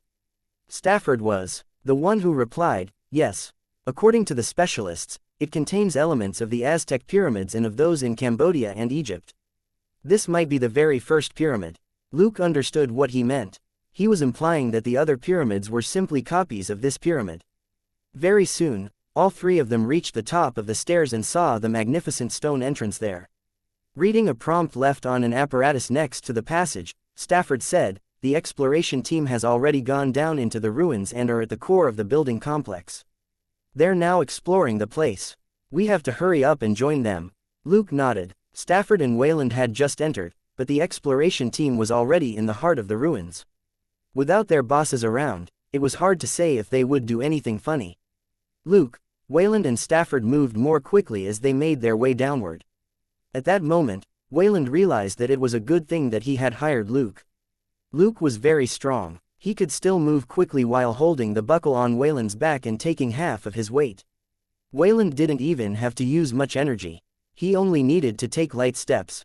He didn't know that as per Luke's usual practice, Luke was only using strength that was within a normal person's range, otherwise, he could run while carrying both Wayland and Stafford. After they went 100 meters down through the twisting tunnel, the entire palace suddenly began to tremble. Luke frowned. It wasn't an earthquake. His strong attributes gave him keen senses. From the vibration, he could tell that it wasn't an earthquake. Suddenly, a heavy stone gate behind them fell with a bang and blocked the way they had come from. Part of the stone wall on the side also started to protrude out. Luke grabbed Stafford, who was walking in the lead, and pulled him back. Several seconds later, the way ahead was also blocked by the wall protrusion, but an opening had appeared on one side. Luke waited for a moment, before he asked, "Stafford, does your navigation device still work?" Stafford looked at his watch and compared it with the data on another device before he shook his head. "No, the map produced by members of the exploration team doesn't match our current coordinates. It's useless now, thanks to this change in the ruins."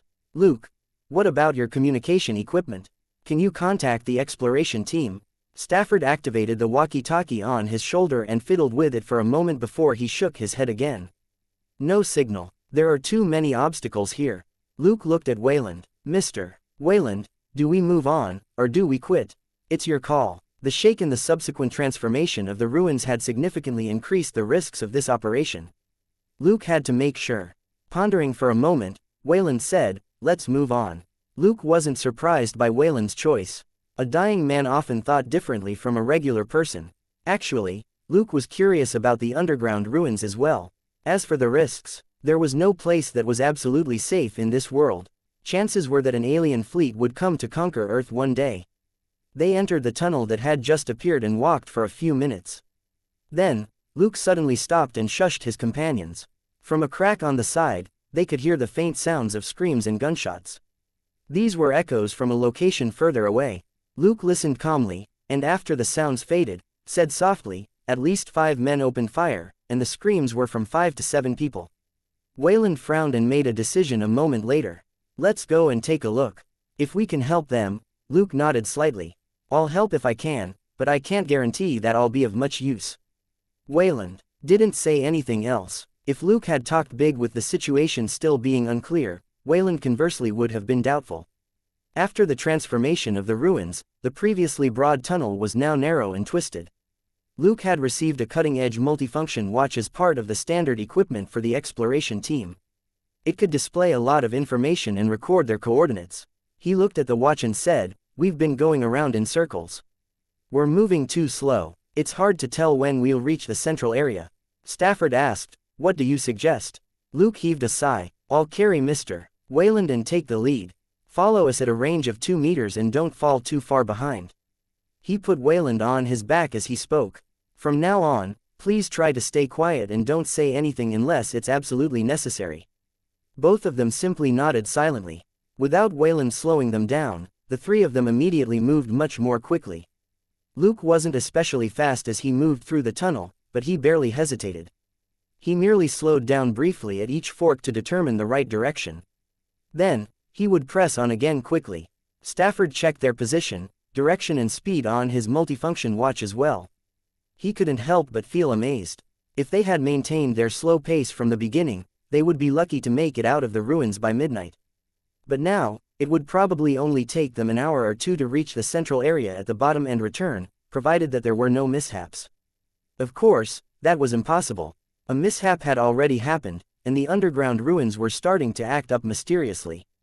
The substantial transformation of the underground palace was very hard to accomplish, even with modern technology. Yet tests had shown that these ruins were thousands of years old at the very least. It was truly incredible. After running for a few minutes, Luke paused again and raised his left hand for them to stop. He frowned. Neither Wayland nor Stafford said anything. Luke closed his eyes and fully activated sharp nose. The thick smell of blood, mixed with a strange sour and fishy smell, came from further down the tunnel. But there was nobody and nothing there. What made Luke even more wary was that the smell of blood and that strange odor came from more than one place. Chapter 566 Rescue and the creature with the cat-faced helmet. Everything pointed to an unknown danger lurking in the underground ruins. Also, there was probably more than one of them. Load your weapon, Stafford. Stay alert, Luke reminded him in a low voice as he drew out his pistol. Pistols were small and convenient and could be easily abandoned. They were more suitable for the emergency. Stafford held his HK-416 and made an OK gesture. Wayland didn't open his mouth, which meant that he had no objections. They pressed forward. Walking through the dark tunnel for a few more minutes, concentrated gunfire suddenly rang out not far away. That should be our men, Stafford said quickly in a low voice. As the head of security, he had prepared the equipment and weapons for the whole team. He could tell what weapons were being fired from the sound. Luke didn't say anything, but simply gave him two tactical signals to stay alert. Silently, Luke took out a mirror from his chest and stretched it out into the tunnel. Outside the tunnel was a broad passage that was about 8 meters tall and 7 meters wide. Statues stood on both sides of the passage. A dozen members of the exploration team had their guns raised as they shot randomly at the area above the statues. One member's head was already drooping as he leaned against the wall on the side. He didn't fall to the ground, because a weird metal spear had pierced his chest and impaled him to the stone wall. Luke narrowed his eyes. He didn't look at the team members, but aimed his mirror at one particular dark corner in the passage. But he then promptly aimed the mirror at another location, and saw an old statue. Curling his lip, Luke quickly put Wayland down and gestured at Stafford behind him. Seeing Luke's hand signal, Stafford instantly tensed. He patted Wayland on the shoulder gently and slowly pulled his boss back from the tunnel entrance. He then watched Luke slip out of the tunnel and hide behind a statue on the side. The next moment, Stafford's eyes twitched. From his perspective, he could see the thick metal spear in the hand of the statue which Luke was hiding behind being slowly pulled back into the darkness. Swoosh! Slicing through the air with a dull sound, the metal spear, which was originally an ornament, turned into a shadow and instantly shot 10 meters through the air toward a dark upper corner of the passage. At the same time, Luke's gun opened fire. Bang, bang, bang, bang, but he shot in a completely different direction, at the other side of the passage. In a shower of sparks and minute flashes of blue electric light, a tall figure could be vaguely seen above a statue in the passage. The figure had a human form, but it was almost 2.5 meters tall. The exploration team members in the passage hadn't noticed the figure until that moment. But before they could switch targets with their guns, a weird, mournful cry rang out, and they paused. Wayland and Stafford, who had been observing Luke, were the only ones who realized that the strange cry came from the corner which Luke had thrown the spear at. So, apart from the tall creature, there was another enemy hiding in the corner of the passage. Both Wayland and Stafford felt cold. If Luke hadn't taken action, they wouldn't have sensed the two enemies at all. In other words, if they had entered the passage, they would have been as ignorant of the situation as the exploration team. Luke suddenly said, "Stafford, tell your men to retreat." Stafford hurriedly opened his mouth. "Everybody, fall back, he's our new team member." Suddenly hearing Stafford's voice, the panic-stricken team members saw hope, and they promptly followed his instruction. Amidst flickers of blue light, the tall creature didn't stop the team's movements, but turned its head to look at Luke. Luke slowly walked out of the darkness and aimed his gun at the creature. The team members confirmed Luke's identity with a quick look, because his equipment had the Wayland Corporation logo on it and was in the same style as their own. But their gazes only swept over Luke and they didn't stop moving at all. The attack they suffered had thrown them into confusion and they had almost collapsed. Stafford continued to give orders. "Don't panic. Hold your positions as you retreat." These members were pretty well trained. Even though they had panicked just now, they maintained a basic defensive formation, which prevented them from being wiped out. Now, with their leader Stafford in command, everybody started to calm down as they quickly retreated into the tunnel which Luke had come from.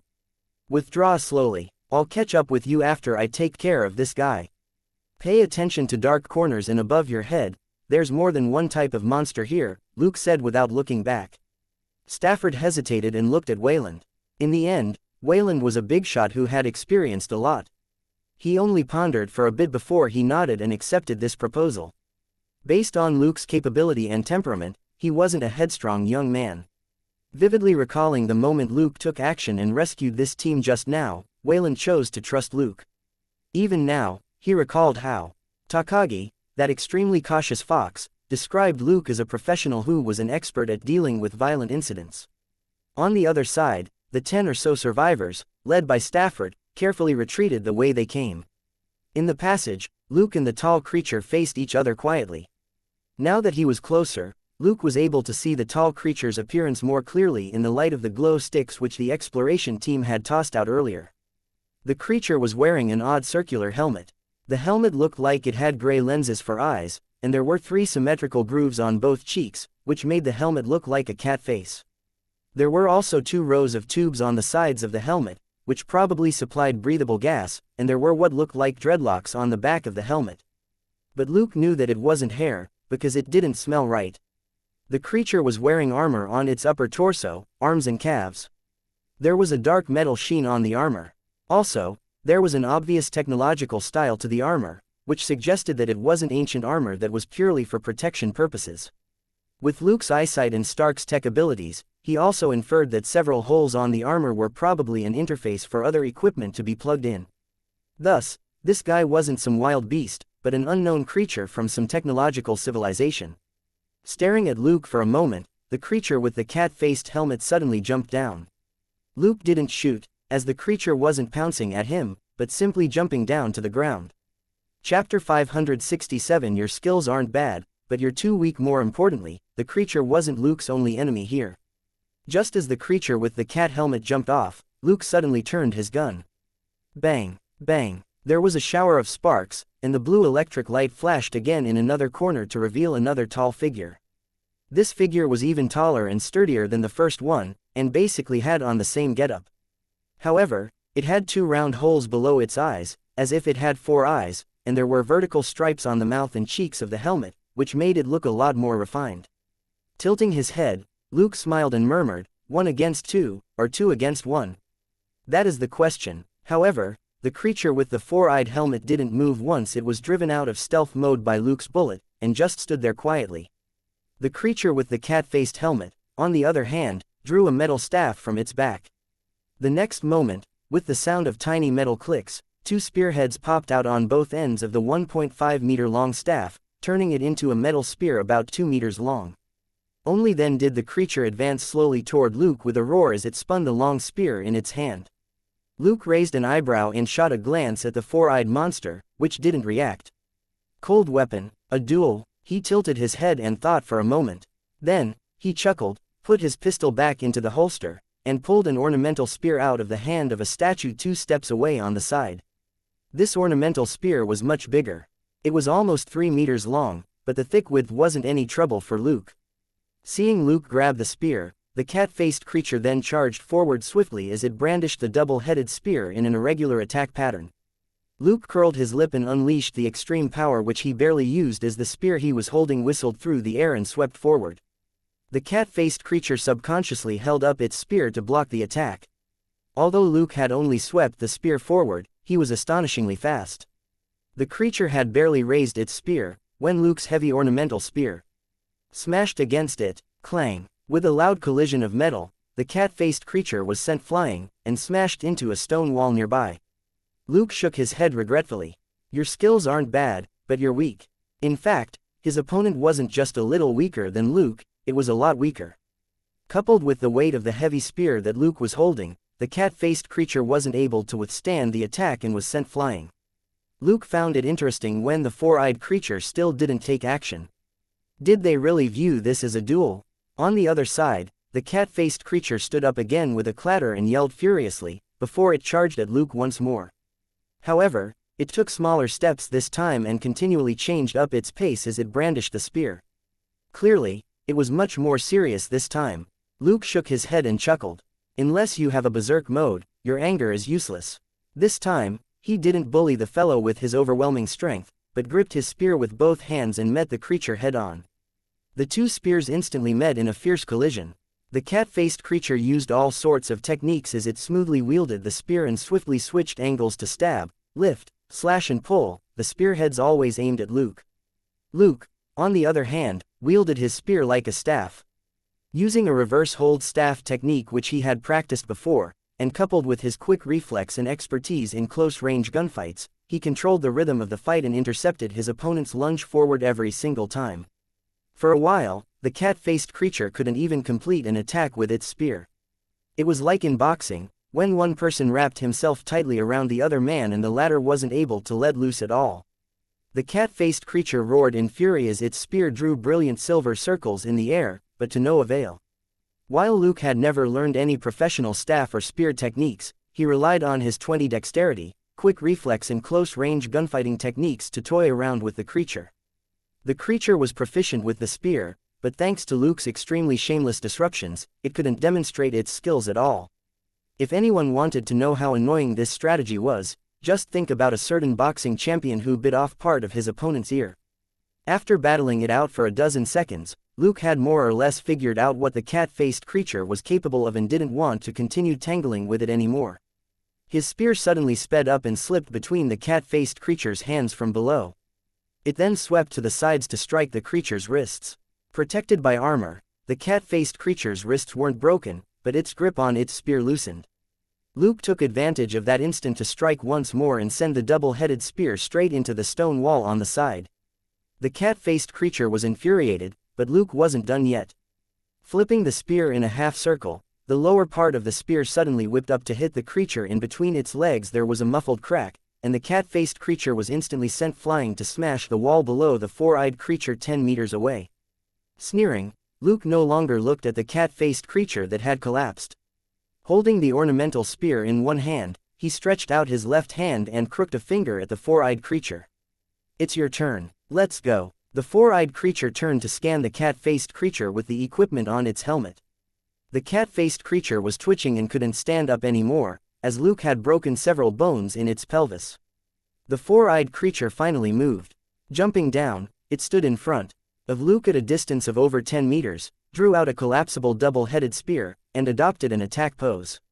Exerting strength in its legs, it sprinted forward and charged at Luke. Luke didn't sweep the spear out as he had done earlier, but moved to maintain a certain distance between them without letting it approach.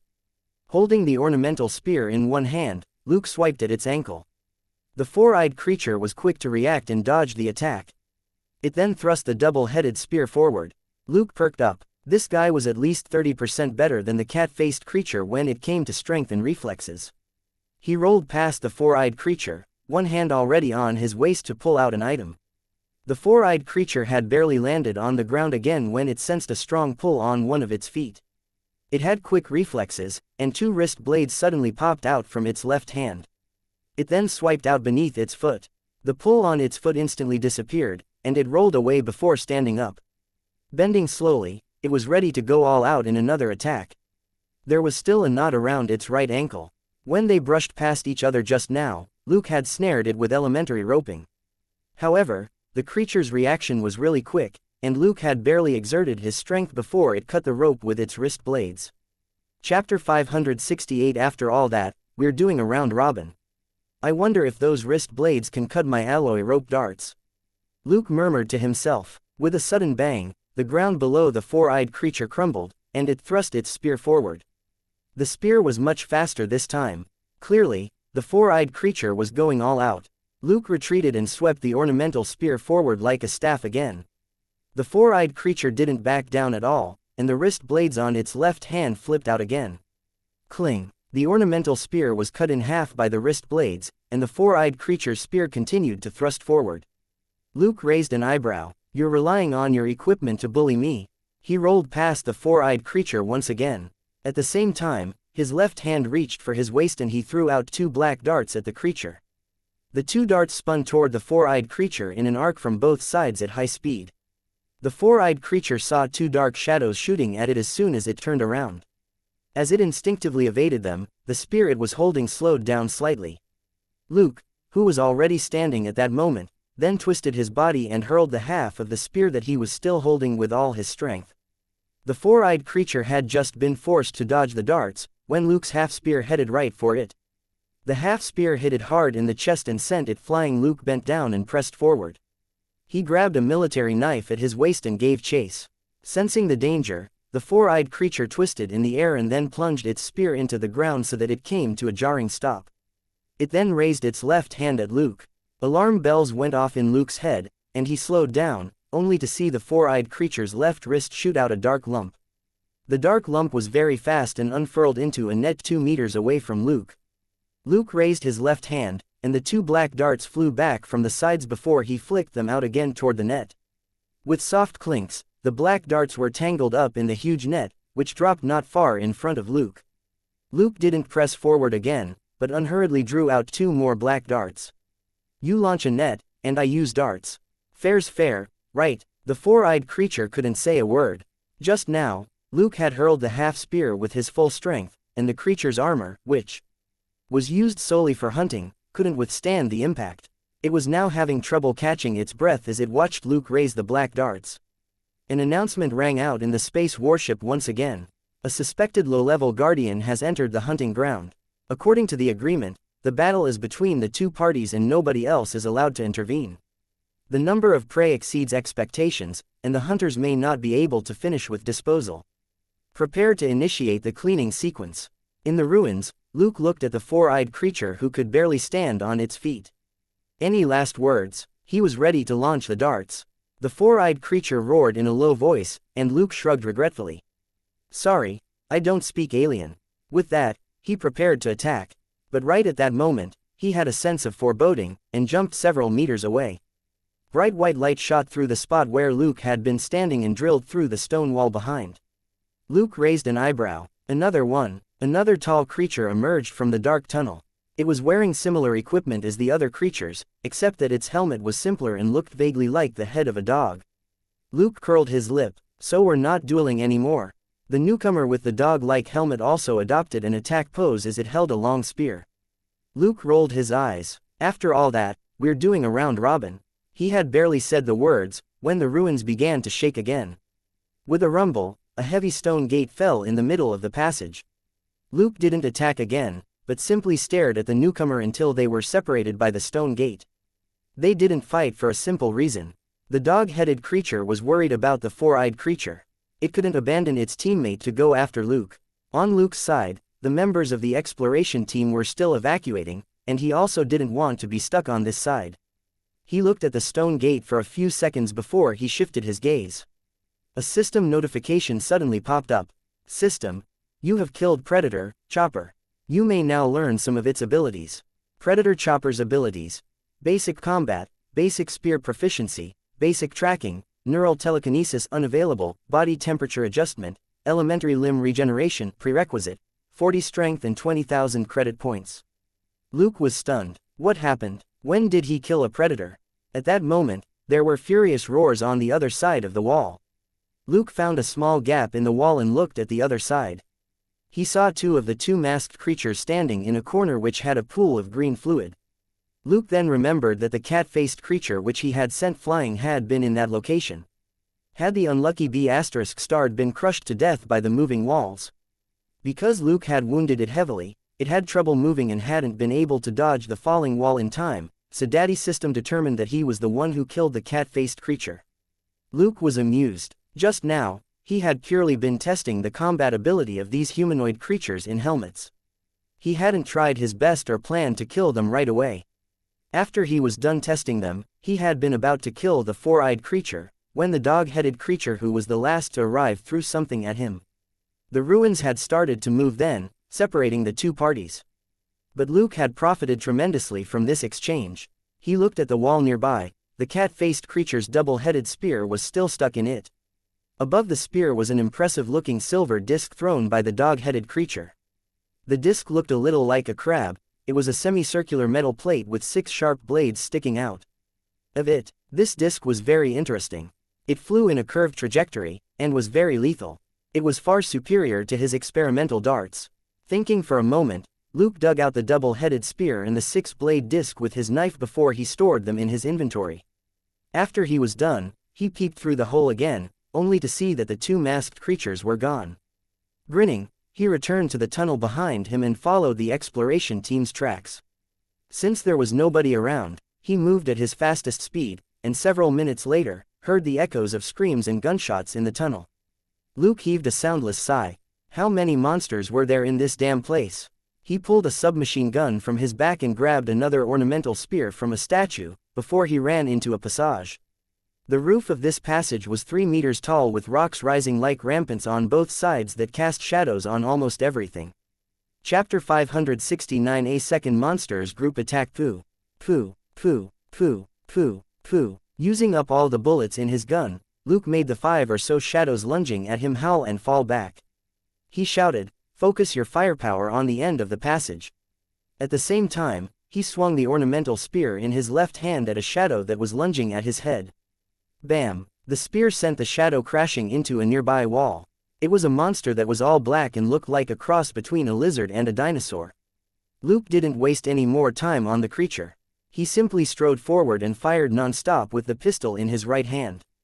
Bang! Bang! Bang! Bang! Bang! Bang! Bang! At the front of the passage, the shadows that had just stuck their heads out roared again at the gunfire and hid behind the wall.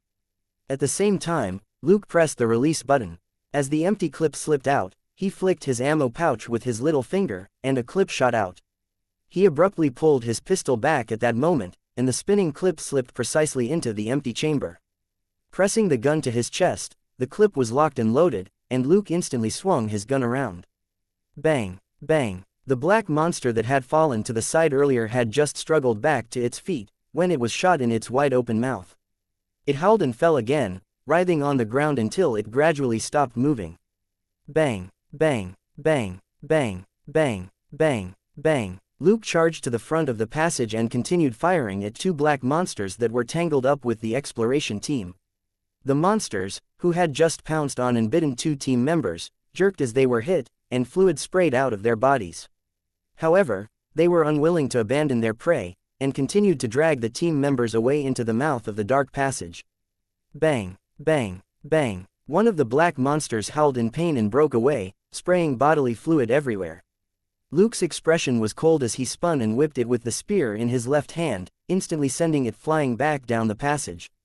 His spear didn't stop there as it continued in a semicircular movement and pierced the spindle-like head of the other black monster, nailing it to the wall where it continued to twitch slightly. When he was done, Luke put his pistol away and grabbed Stafford's HK-416. He then threw his submachine gun and the clips to Stafford. Organize a retreat. As he spoke, he didn't forget to take the ammo hanging off Stafford's chest. He suddenly swung around and pulled the trigger as he aimed at the top of the passage. Bang! Bang! Bang! Bang! Bang! Bang! Putong! Putong! 2 black monsters that had just scuttled out from in between the ramparts were directly shot in the head. The HK-416 was definitely much more powerful than pistols or submachine guns. Since they were only 20 meters away, they were shot accurately 3 times each in their wide-open mouths, and the powerful rifle bullets instantly destroyed their brains. Insta-kill. As Luke fired, he quickly faced the front again. Bang! Bang! Bang! Bang! Bang! Bang! Another 2 black monsters fell from the top of the passage. They roared and struggled for a moment before retreating. Narrowing his eyes, Luke yelled, "Their skulls are too hard. Aim for the bodies." Because of the angle, his shots hadn't directly penetrated the black monsters' brains, but only blew up their mouths, so they were still jumping around as they ran off. What frightening vigor and sturdiness! Luke changed his posture at that moment and fired non-stop with the gun in his right hand. Bang, bang, bang, bang, bang. Two black monsters appeared at the end of the passage, but their heads rocked at being hit and they retreated. It couldn't be helped. It hurt to be hit in the head. Luke sensed that there were more than 20 black monsters at the end of the passage looking for an opportunity to charge in. Take turns opening fire and shut down the end of the passage, he yelled. Taking out the military knife on his thigh, he then cut open the strap on his tactical vest and pulled the vest off. Flipping the knife around, he sliced off a large piece of skin and flesh from his right arm. The piece of flesh was black, and even as it fell to the ground, it melted into a gooey fluid. Enduring the excruciating pain, Luke activated elementary self-healing and at the same time spent 20,000 credit points to learn the elementary limb regeneration which he had just acquired. The blood gushing from his right arm instantly stopped, and there was a strong itchy sensation. No longer paying attention to his wound, Luke said to Stafford, "Their bodily fluid is very corrosive. Make sure not to touch it." As he spoke, he continued firing the HK-416 and blew up two more monsters that were trying to break into the passage. Stafford couldn't look any more awful. He had actually already noticed it before Luke's warning when Luke killed the two black monsters that had caught the two team members earlier. A lot of fluid had sprayed out before they died. Including the team members that had been caught, 4 men had died screaming. The bodily fluid had corroded through the bodies of the team members at a visible speed, and was extremely horrifying. When Luke killed the two black monsters behind him, only a few drops of the fluid touched him, and it had only been for a few seconds. Fortunately, he reacted fast enough and dodged most of it so that only a small amount touched him. His extraordinary physique and his elementary self-healing helped to withstand the corrosion, so he didn't melt the way the team members had. He cut off the flesh on his right arm that had come in contact with the fluid without hesitation precisely because of the corrosive effect. What he didn't know was how these black monsters were related to the 3 creatures in helmets. As thoughts flashed through his mind, Luke didn't stop firing, and killed 4 black monsters that had just appeared at the end of the passage. However, none of these creatures were killed instantly, and 2 even managed to retreat. It wasn't because Luke had missed, but because those monsters' heads were so hard that even a rifle bullet couldn't penetrate them in one shot. "Ammo," Luke yelled. Stafford promptly handed over all the ammo he was carrying. He had realized that Luke was a great marksman. The 4 bodyguards that remained were less of a threat to the black monsters than Luke was to the monsters with his gun. As he passed over the ammo, he instructed the team members who didn't know how to fight to retreat, while he had the bodyguards control their gunfire, making sure to aim before they fired. They didn't have much ammo on them. After all, this was supposed to be an exploration mission. Stafford wasn't an idiot. If they ran out of ammo, they would have to fight the black monsters at close range. Based on the team members who had been killed by the monsters and those who melted in half from the bodily fluid, Stafford prayed it wouldn't come to that. Finally, what was left of the exploration team retreated to the end of the passage behind Luke, and there was a lot less pressure on him. Now, the black monsters could only find another way round if they wanted to attack, since Luke would take them down if they charged out to the front. Chapter 570 The White Lotus and the exploration team's harvest. The narrow space was unfavorable for the expedition team, but very advantageous for Luke. Checking the time on his watch, he said, "Everybody, stay as close to me as possible. The ruins are going to start changing." Everybody immediately did as he said. There had been a lot of them earlier, but they had been separated when the ruins transformed. Chances were the others were already dead. Nobody wanted to face the black monsters alone. That was just suicide. As soon as they gathered round, the ruins shook yet again. With a rumble, the passage that the black monsters were in rose up, while their group's side of the passage dropped, separating the 2 parties. 10 seconds later, the ruins stopped moving, and everybody was now in a small space, not far from which was a triangular passage. Everybody looked at Luke, but his gaze was shuttered, as if he was pondering something. A moment later, he said, "Stafford, organize the team and tell everybody not to move too quickly." Stafford was a little confused, but he didn't ask any further questions. Everybody now realized that their odds of surviving this and getting out of here were higher if they listened to this young man. Luke signaled to Wayland, and the astute old man stayed at the very back with Stafford and moved slowly. Since he was sick, nobody found that strange. Luke waited until Wayland had also entered the triangular passage, before he went back to look at the black monsters that he had killed earlier.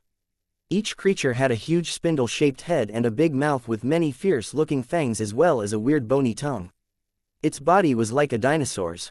Its leg joints were reversed, and its upper limbs were much shorter but had sharp claws on them.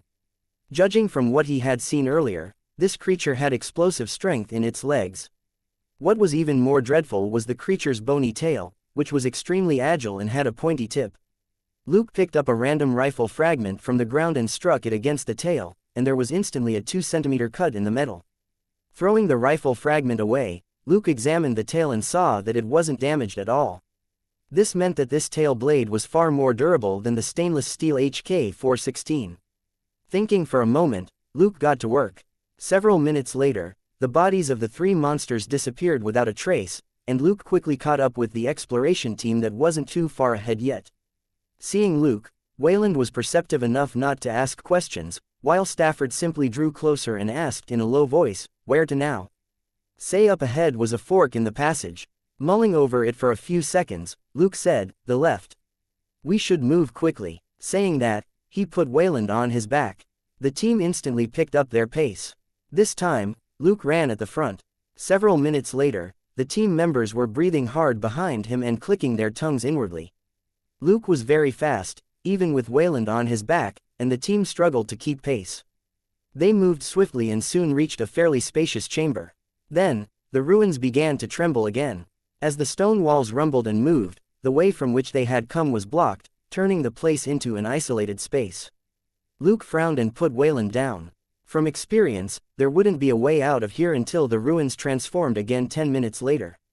"Let's take a break. We're safe for now," he said. Relieved, everybody sat down. Since encountering the monsters, everybody had been keyed up. If they weren't running, they were fighting. They were all exhausted. The truth was that there were no longer any weaker members in this team.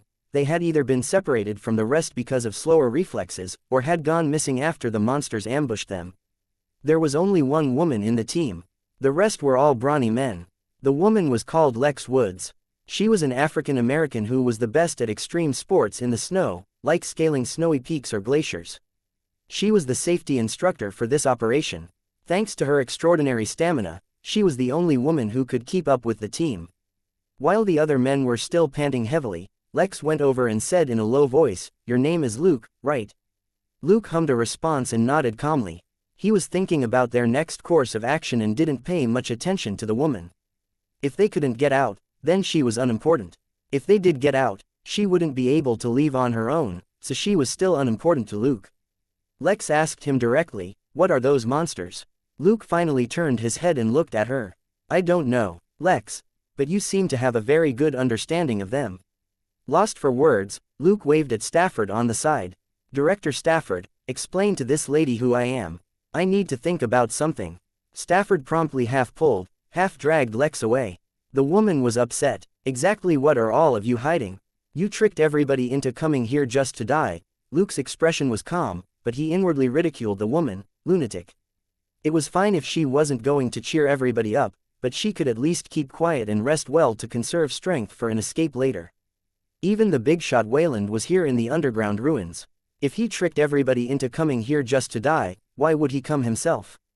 To commit suicide. The only thing smart that Lex did was to keep her voice down instead of making a loud fuss. If the team members grew suspicious of Luke, they would be the quickest to die. On the other hand, it would be even easier for Luke to leave the ruins without them dragging him down. This woman was too simple-minded. Who did she think she was? A White Lotus one. Luke snorted and no longer cared about her. If she still insisted on being suspicious of Luke and hesitated to act later, she would definitely be quick to die. After thinking for several minutes, Luke walked over to Wayland and asked about the exploration team in a low voice. Stafford had also dealt with Lex. He went back and on Wayland's behalf, explained the situation with the exploration team. In the end, Wayland took off his backpack and took out something from it. He said in a very low voice, "This is what the exploration team found in the sarcophagus under the sacrificial room. There are 3 in total, and they're practically identical, but the other 2 are in the backpacks of the missing team members." Luke picked it up and examined it carefully for a moment, before he returned it to Wayland. "This probably belongs to those humanoid creatures in masks. We may draw trouble to us if we hang on to this." "Mr. Wayland, You have to think carefully about this. After a brief silence, Wayland nodded. If they chase us again, I'll throw this at them. Luke nodded. That promise was good enough for him. Someone who pretends to be innocent and good. Chapter 571 Vulnerable Necks. In Super Crematorium, it was clearly impossible for Wayland to give up the mysterious item just because of some speculation. However, if Wayland was still unwilling to give it up at a critical moment, Luke would decide between abandoning the item or Wayland. He wasn't a professional bodyguard in the first place. Giving up both the money and Wayland wouldn't be hard for him. 10 minutes passed very quickly, and a stone gate opened as the ruins transformed yet again. Everybody was ready to set off again. Unlike earlier, the remaining 4 bodyguards and Stafford had their guns out. They already had very little ammo left for the rifles. They only had slightly more than 2 clips per person on average, so the rifles could only be used in an emergency. Actually, they didn't have a lot of ammo for pistols either. They had less than 2 clips per person. The bodyguards' hearts were all heavy. They were facing an unknown number of monsters, but they still had to conserve their bullets. This was just hellish. What they didn't know was that Luke had another plan. The ruins were like a game labyrinth. The moment they started to transform, it became very hard for the people inside to get out. If Luke was on his own, he would definitely be able to find a way out after the ruins transformed a few times. That was because he was fast enough to make it to the entrance of the ruins in the 10-minute timeframe. But with a dozen people following him, whatever route they took would transform halfway to become a dead end. More importantly, there were 2 groups of monsters in the ruins. The creatures in helmets were easier to deal with. All in all, they were few in number and their abilities and equipment were easy for Luke to deal with. It was the black monsters that were really troublesome. Not only were they swift and adept at ambushes, they were also a lot of them and their body fluid was highly corrosive. Even Luke couldn't withstand the body fluid, to say nothing of everybody else, who would either be crippled or die. Thus, after taking all this into consideration, Luke decided to wipe out all the black monsters in this place. As long as he killed these black monsters, the remaining creatures in helmets would be nothing to worry about, and he would have time to find a way out for the exploration team. The ammo shortage which the team was worried about wasn't a problem for Luke. He had enough ammo in his inventory, and the HK-416 clips could be used in an M4A1. As long as he wasn't with the exploration team, nobody would know how many bullets he fired. If he could annihilate both groups of monsters, it wouldn't matter if the team ran out of ammo. What he needed to do now was find a safe place for the team to hole up in. Several minutes later, everybody came to a spacious passage. Luke stopped and took out a bag of items. He took out a few cameras and set them up in a few locations in the passage. He then gave Stafford a mini tablet with some instructions. After everything was done, Luke set off on his own. The moment he was out of everybody's sight, he sped up. Since nobody was around, he didn't have to conceal his capabilities anymore. His legs burst with explosive power and he turned into an indistinct shadow as he forged ahead swiftly and returned to the large passage which had been the scene of his earliest battle. Looking at the body of the cat-faced creature lying in green fluid in one corner, Luke chuckled inwardly. An empty black box appeared in his hand. Entering the passage, he quickly stripped the cat-faced creature of its armor and equipment, stuffed them into the black box, and stored it in his inventory. It only took him less than a minute. After he was done looting the body, Luke set off again and quickly arrived at a tunnel entrance. Looking at its strange appearance, he confirmed that this was the place. The walls of the tunnel were covered in layers of something that looked like fungi and felt rather soft when stepped on. There was also a transparent mucus identical to the viscous liquid that covered the black monsters. Walking a dozen meters into the tunnel, it opened up into a large cavern. Looking at what was inside, Luke heaved a sigh. It really is bad. The walls were packed with more than 50 people who were bound to them with something that resembled black tar. Except for the team members who were with him, basically all the rest of the exploration team was here. Most of them were dead, with gaping holes in their chests. On their faces were insects with long tails that looked like human palms. Luke had smelled these insects before. They were in all the dark corners of the ruins. Only 2 people were still alive. Luke didn't walk over to them, but stood at the entrance of the cave as he examined the cave floor. The ground was thickly dotted with egg-shaped objects. Some had openings in the top, but most were still intact. He also noticed that the eggs that had openings were the ones close to the human beings on the walls. Suddenly, The two survivors moaned in pain, and then started to scream in muffled voices. Luke frowned and looked at their chests. Something seemed to be moving under the skin. Several seconds later, their screams stopped as their chests suddenly exploded. Two gray shadows scuttled out and lunged at Luke. Luke curled his lip and raised his hands to nab these two gray shadows. He could already see that these two things were miniature versions of the black monsters. He now had a vague understanding of how the black monsters reproduced. The two little monsters in his hands struggled and screamed, and tried to bite Luke's hands, but he had them by the back of their vulnerable necks and they couldn't reach him at all. Studying the monsters for a moment, Luke then curled his lip and tightened his grip. With two cracks, the heads of the two little monsters twisted and their tongues hung out. Luke jostled their heads with his thumbs, and they wobbled like bobbleheads. Luke's head also swayed along, before he chuckled soundlessly and tossed them aside casually. He took off his gloves and threw them to the ground as well, before he put on a pair of new gloves from his inventory. He didn't want to continue wearing the gloves that had already touched the little monsters. Luke looked at the person who had been the last to die. His backpack was open under his arm, and there was something that looked vaguely familiar in it. Luke's heart jumped, and he took a few steps closer to the body. Taking out his military knife, he cut through the viscous substance and pulled the backpack out. Using the knife to check the contents of the backpack, Luke was astounded when he saw the two items that were inside. These things were actually here. He immediately stored them in his inventory and took out something else in passing. On his trip to Mexico, he had keenly felt the lack of a weapon for destroying large areas, like that weed plantation. Therefore, he had specifically created this special weapon with the code name, Super Crematorium, aka, Born to Die. Super Crematorium looked like a black briefcase that was slightly bigger than normal, and it had a LCD screen on the front. Luke tapped lightly, and the LCD screen lit up.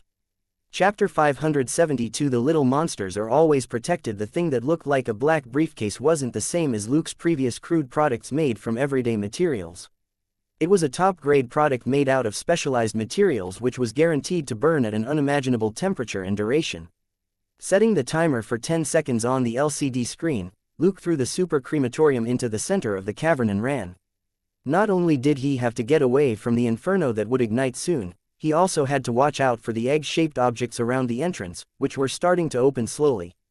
Luke didn't even need to look to know that it was the weird long-tailed insects inside the eggs. He didn't want these disgusting creatures jumping at his face. After charging out of the cave, he turned and ran back the way he came. After this interlude, it would be time for the ruins to transform as well. 10 seconds later, there was a massive explosion in the monsters' nest as a burning, sticky substance splattered the entire cave. The substance stuck to the eggs, the walls and the roof of the cave, burning like crazy. The eggs exploded one by one as they burned. The long-tailed insects inside were covered with the burning sticky substance the moment they burrowed out and instantly ran around like crazy.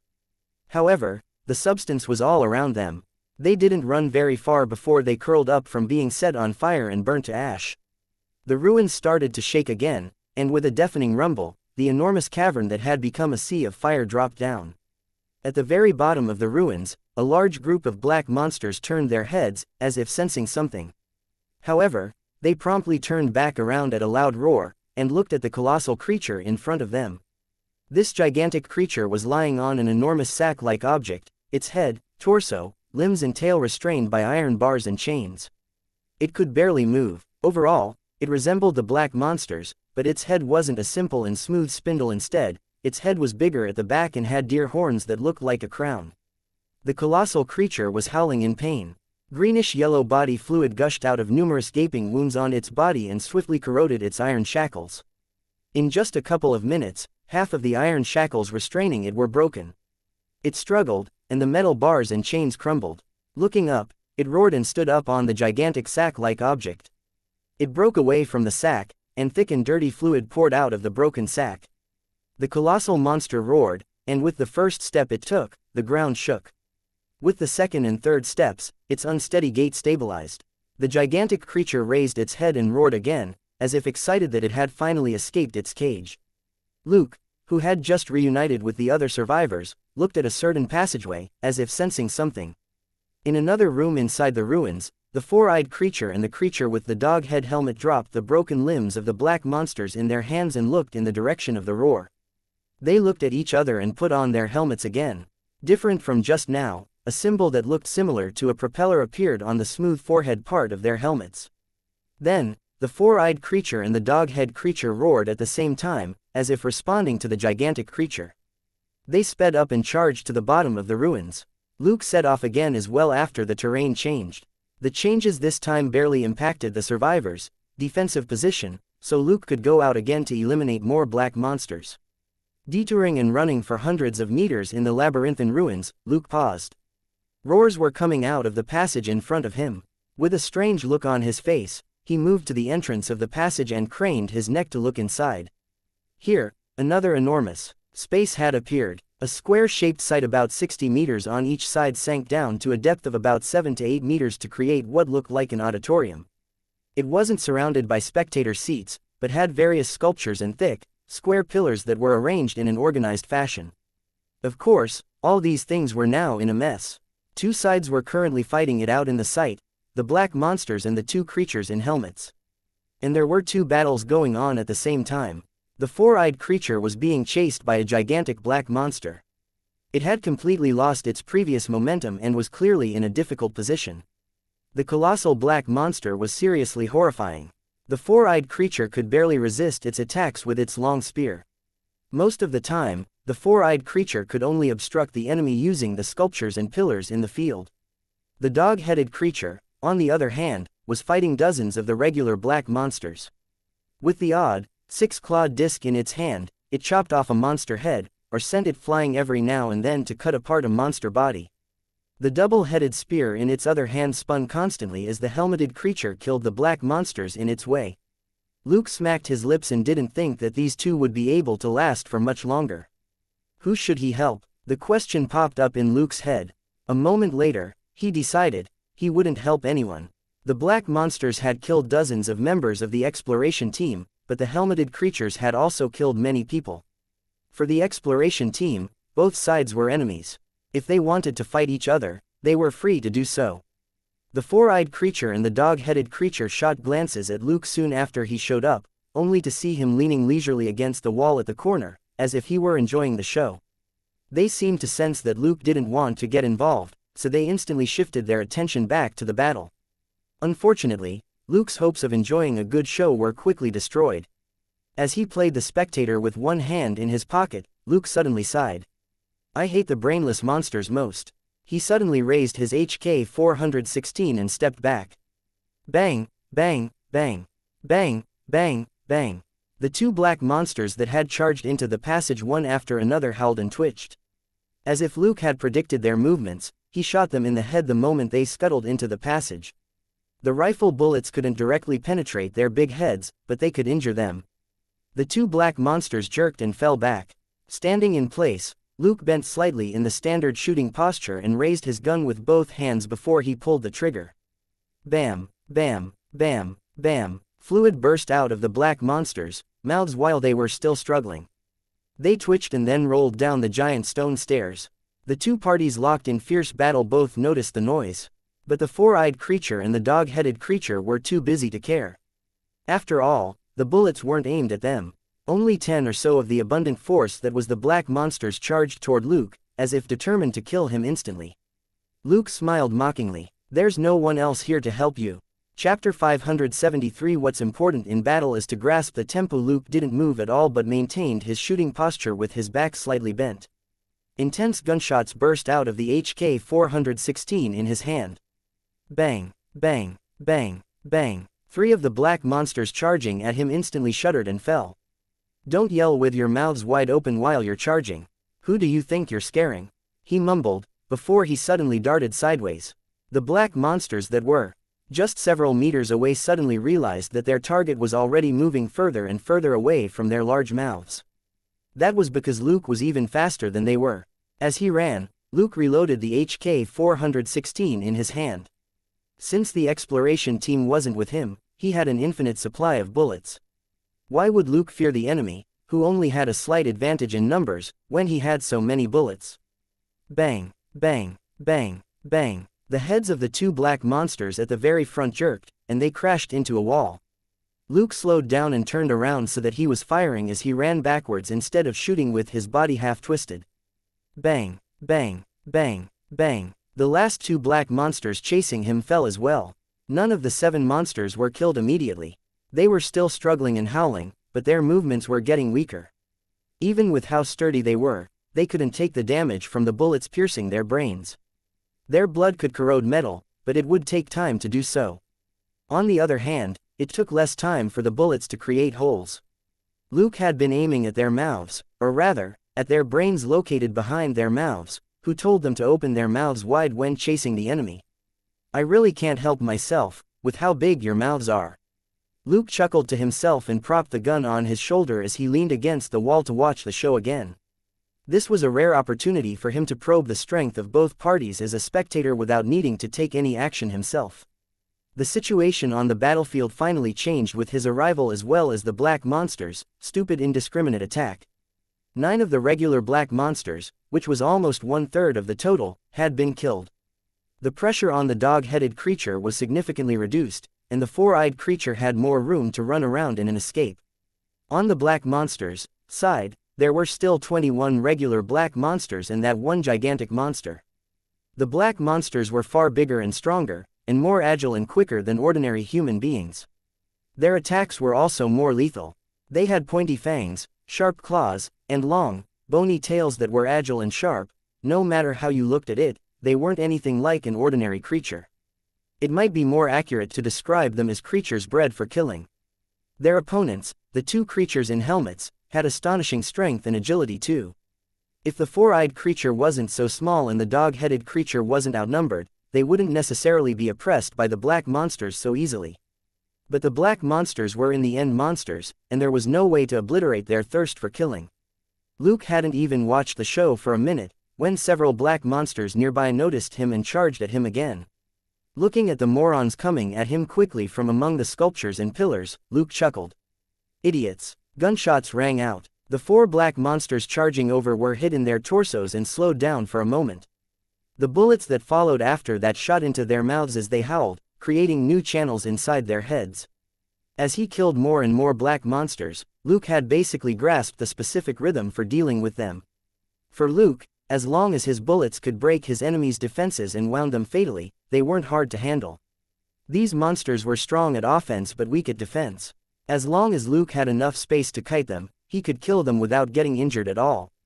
He had restrained himself earlier in the face of these monsters partly because he had to protect the weak chickens that was the exploration team and partly because he had been keeping a lid on his strength all this time so that it was in the range of an ordinary person's capability, which wasn't even 1/10 of his true capability. That was also why he could be so calm despite the danger right now. After he attacked again, the black monsters couldn't hold back anymore. They knew nothing but slaughter, but they had keen battle intuition. They could easily tell who was the bigger threat on this battlefield. Among the regular black monsters, one which had a green net-like mark on its head roared, and half of the dozen black monsters followed it in charging at Luke. Luke raised the HK-416 and moved with quick, short steps again. He wasn't fleeing from the monsters, but preventing them from approaching him with his quick movements. Don't let your enemy surround you in an attack. That was basic common sense. It also meant that one had to take the initiative in a battle. As long as the enemy couldn't surround him, there was always a chance to divide and conquer. Luke chose the left side first, which had fewer monsters. It was also the direction which the dog-headed creature was in. The 3 black monsters had just turned around to pounce, when they were shot in the chest. This was followed by a couple of shots which blew their brains out in a smooth series of movements. There was no rule which said that the Mozambique drill was useless on monsters. Luke chuckled inwardly. Simply put, the Mozambique drill was 1 shot to the body first, and the moment the enemy froze, it was another 2 shots to their head. After Luke saw through the black monsters' attack patterns, they weren't any harder for Luke to deal with than humans wearing bulletproof vests. Luke had used the Mozambique drill a little more frequently when the system first appeared, but hadn't used it as much in recent months. That was because most people didn't require a second shot, including even the superhumans, for him to kill them. After Luke got halfway around this plaza-like area, 10 more black monsters collapsed. That included the regular black monster that had been giving out the orders, who howled as Luke took it down with 3 bullets. At this point, the colossal monster finally gave up chasing the 4-eyed creature. It turned around to charge at Luke with a furious-sounding roar. Luke reloaded his gun unhurriedly and murmured, "What are you looking at? I'll kill you too if you keep looking." By you, he was naturally referring to the 4-eyed creature and the dog-headed creature. But the 4-eyed creature suddenly doubled back. When the colossal monster was distracted, it leapt 5 meters into the air, and stabbed its double-headed spear forward. Luke's expression was of one witnessing a tragic scene. Poochie. With a light sound, that glittering double-headed spear pierced the gigantic creature's big head as if it were tofu. At first glance, it looked like the monster had just put on a hairpin. The gigantic monster howled in pain and staggered back. All the regular black monsters in the room instantly went mad as they abandoned the dog-headed creature and swarmed toward the 4-eyed creature. The 4-eyed creature barely landed, when it was submerged under the black monsters that pounced on it. Chapter 574 shot put an instant kill. Green fluid instantly sprayed from the 4-eyed creature's location as its tall and sturdy body was pierced by the tails of multiple monsters and then flung aside. In the face of its partner's death, the dog-headed creature roared furiously. The dog-headed creature tossed out its disc and instantly cut apart 2 monsters. Changing the disc that flew back to it, the dog-headed creature charged forward madly. Using the disc as a melee weapon along with the double-headed spear, it swung them fast and passed through the rest of the regular black monsters. The black monsters immediately stopped moving. Their big heads either had holes in them or were cut into 2, and their bodies fell to the ground. The dog-headed creature stood in place and turned around. Looking at these troublesome opponents, it raised its right hand and let out another roar. This time, Luke heard jubilance in its roar, as if it had completed something very important. Suddenly, the dog-headed creature turned around and threw out the disc again with its right hand. The disc curved and cut the neck of the colossal monster behind it.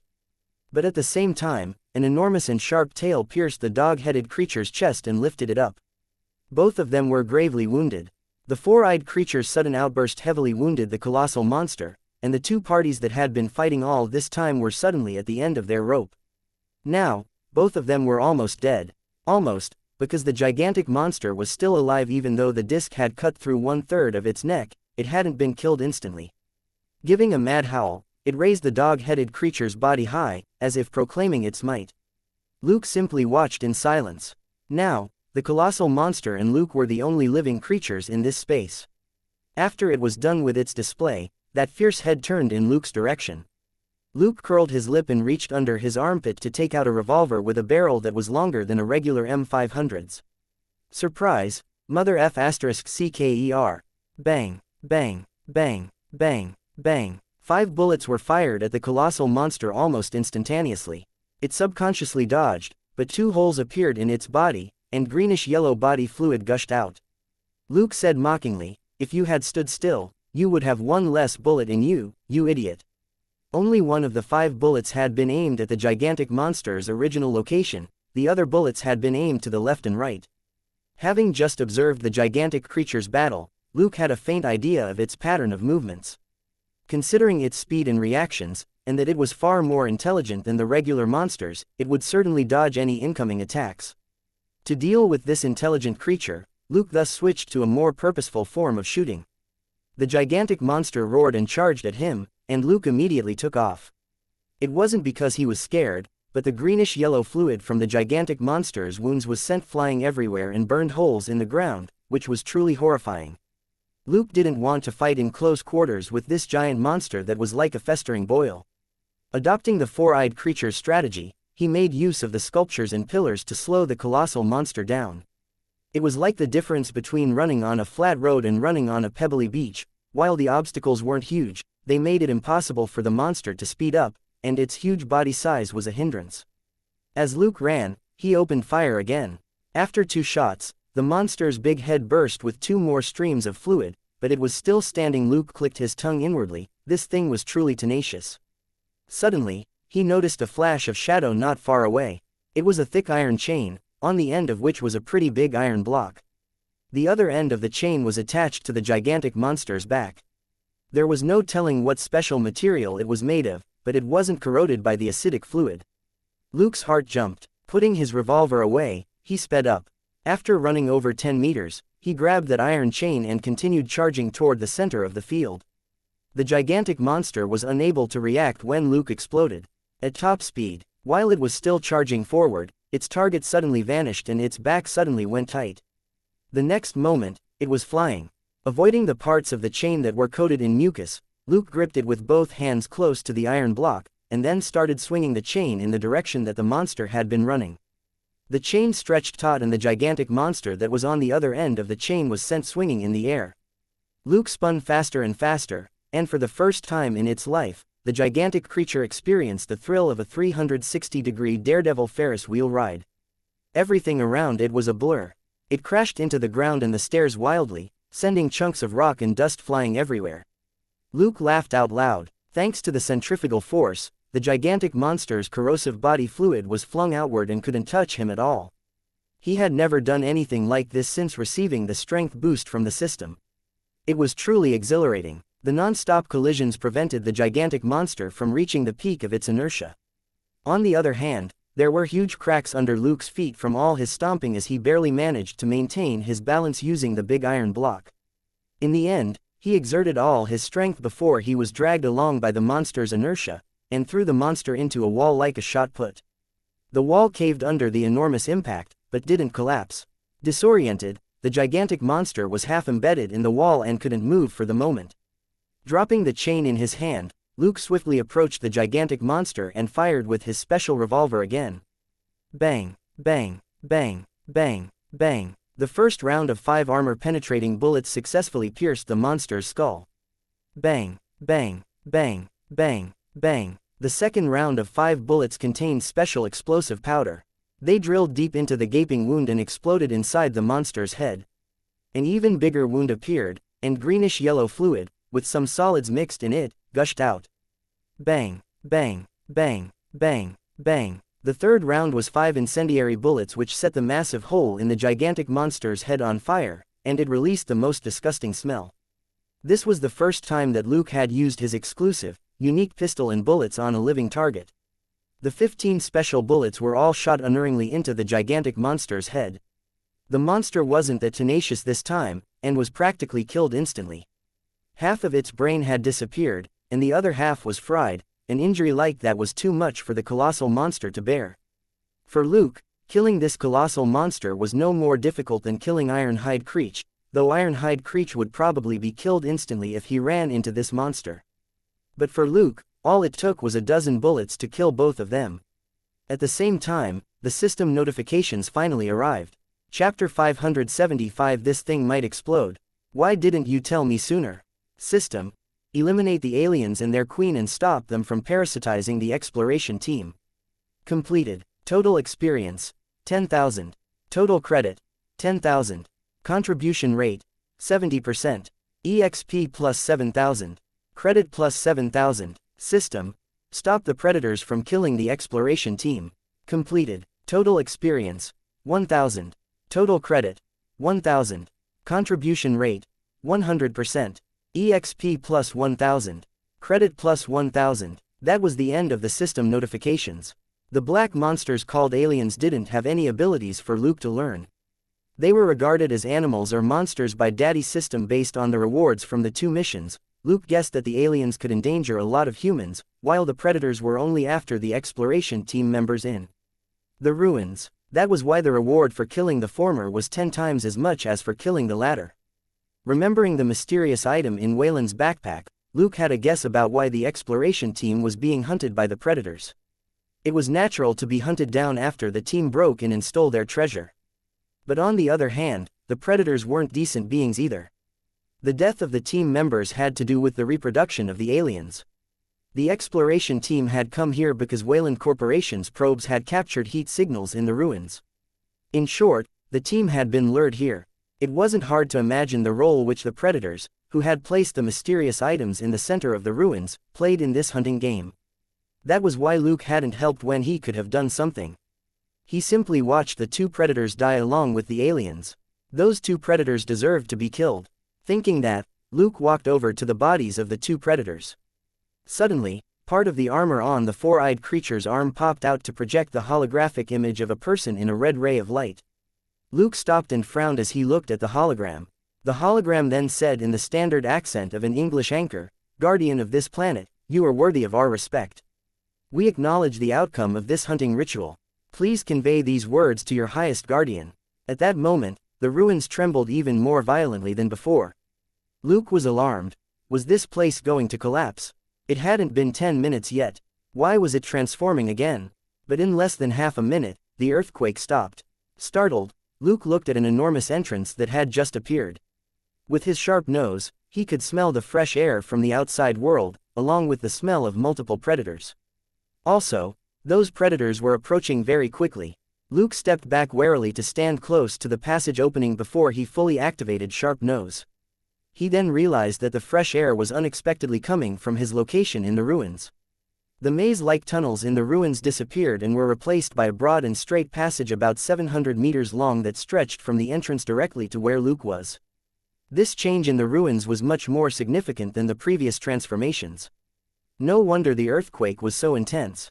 The next moment, blue electric light glittered at the entrance of the enormous passage.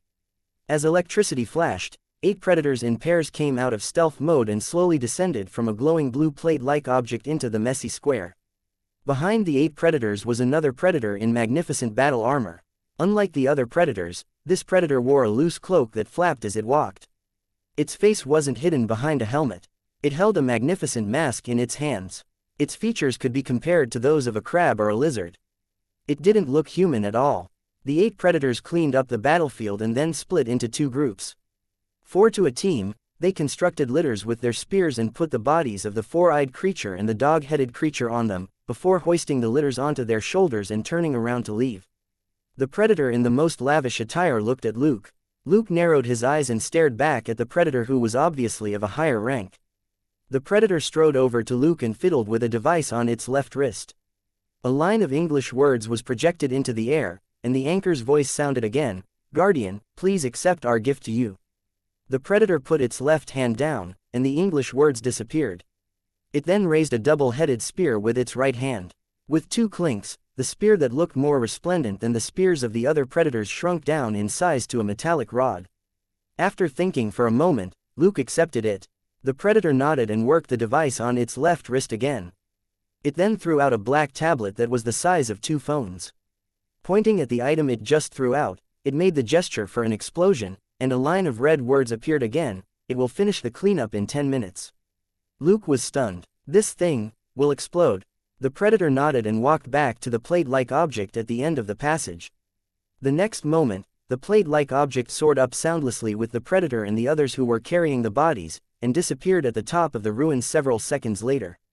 *T. Luke finally cursed out loud. "You should tell me sooner if you're dropping a bomb." Checking the time on his watch, he ran to the alien queen and cut its tail blade off with the fork-like prongs on the metal rod. Putting it away in his inventory, he ran off like mad. The black tablet which the predator threw out displayed flashing red dots, which disappeared with every passing second.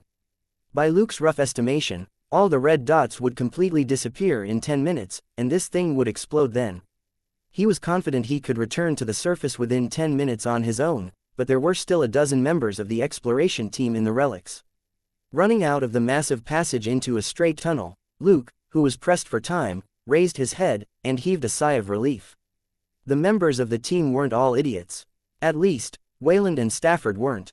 After that straight and wide passage appeared, they probably quickly made the decision to evacuate to the surface. It had been around 10 minutes from the moment the passage appeared to the predator activating the bomb. The important thing was that the collection of the bodies of the 4-eyed creature and the dog-headed creature was clearly a ceremony, so the 8 predators weren't moving very fast. At that moment, the exploration team had already run into the upper half of the tunnel and was close to the entrance. Luke raised his voice and shouted, "Put Mr. Wayland down. I'll carry him. The rest of you, drop any extra baggage and run for the surface as fast as you can." His shout echoed in the long tunnel and easily carried over hundreds of meters. Chapter 576. What are you looking at? Run. The exploration team hesitated for a moment, but then they remembered how Luke was faster than them, even with Wayland on his back. They immediately stopped hesitating and threw away their things as they rushed toward the exit of the ruins. Only Wayland and Stafford lagged behind. None of them dared to dismiss Luke's warning. They all knew that the young man had extraordinary courage. There had to be a reason for him to yell so anxiously. Everybody ran for their lives. Without their boss Wayland holding them back, the sturdy team members quickly charged up the remaining steps to get back to the exit. They activated the lift without pause and quickly returned to the ice surface. Luke checked the time again. There were still 8 minutes left, which should be enough. Keeping his speed at the fastest possible within a normal range, he went over to Wayland and Stafford, put the old man on his back, and started to run again as he said, "There's a bomb down below that might blow up the ruins. We have to run." Neither Wayland nor Stafford said anything. Stafford, in particular, was running with all his might. He had no time to talk at all. Luke wasn't too panicked. He simply glanced at his fake phone every now and then. After that major transformation of the ruins just now, there was no longer any signal interference. He had set up a camera near the black tablet and was monitoring it via his fake phone. Half of the red dots still remained on the device, which meant that it would explode in 5 minutes, just like the Predator said. Luke controlled his speed so that Stafford could keep up with him. When they ran out of the ruins, the lift in the ice cave was moving. By the time they reached the cave, the lift had just landed at the bottom again. They got on the lift. Stafford keyed in the password, and the lift quickly ascended. As the lift went up, Luke checked his multifunction watch. There were 3 minutes left. But he saw many people craning their necks at the top of the pit. Enraged, he shouted, "What are you looking at? Run! The ice is going to collapse. Do you want to be buried?" His roar was particularly loud because of the echo. The crowd at the top of the pit instantly vanished. 3 minutes later, when the lift was dozens of meters from the top of the pit, there was a sudden explosion at the bottom. Luke looked at his watch and smiled wryly. 10 minutes on the dot. After the explosion, there was a violent earthquake. A few seconds later, tumultuous shock waves blasted out from the bottom and pushed the lift up. The lift practically flew the last 10 meters. It shot out of the pit in an arc before coming down toward the snow at an angle. While they were in the air, Luke grabbed the buckles on Wayland's and Stafford's backs and did his best to keep all of them steady. Before they landed, he exerted strength in his hands and threw them up slightly, while he himself crashed into the snow dozens of meters away. The next moment, he exerted strength in his legs and jumped out of the depression to grab the 2 men who had landed safely, before he ran off. Wayland and Stafford were dizzy and didn't clearly see what just happened. Luke's series of movements made them feel as if they were flying. At that moment, both of them saw stars. The ice behind them cracked in huge chunks and started to sink. Nobody could see Luke clearly in the blizzard, so he didn't need to hide his strength. Every time he stepped on the ground, the snow under his foot was blown away and the ice exploded. He charged forward through the snow with Wayland and Stafford. 30 seconds later, he stopped and turned around for a look. The ice pit was already 200 meters away. The 3 of them were now standing on the edge of the crater where the exploration team's snowmobiles were. The ground 100 meters around the ice pit collapsed, creating an even larger crater. Seeing a few bright orange spots in the snow below him, Luke felt like a weight had dropped from his shoulders. "Okay, it looks like they're fine. The 2 of you rest here for a bit. I'll help them come up." On the warship in outer space, a series of announcements rang out in an alien language. "This hunt is over. The 3 participants are all dead. The alien queen has been eliminated. All the aliens have been eliminated. All the facehuggers have been eliminated. The mission ground is completely destroyed. Cleanup has been verified as complete. The civilization on this planet is more developed than anticipated. The participants in this mission encountered a low-level guardian who was too strong for them. This planet is no longer suitable as a mission ground. It has been removed from the selection of mission grounds. Recall all landing crafts immediately. Prepare to jump to the next mission ground." At the same time, several landing crafts with pointed fronts and petal-like tail sections soared into the sky a few kilometers away from the exploration team's location. As if he had sensed something, Luke looked at the night sky not far away. In the darkness, 3 long streaks of light shot upward. Luke watched the light disappear, before he turned his attention back to the rescue operation. Half an hour later, everybody else slowly climbed out of the crater. Luke also brought back 4 team members one after another who had twisted their ankles during the earthquake. But they were already very lucky. At least they could go back, and would be up and running again after recuperating for a few days. There had been more than 80 members of the exploration team at the beginning, but only 15 of them survived, including Luke, Wayland and Stafford. The other team members had all been buried deep in the ruins under the collapsed ice. Stafford had sent some of the survivors to drive the 6 snowmobiles over. 2 or 3 people got into each snowmobile, and they made their way back.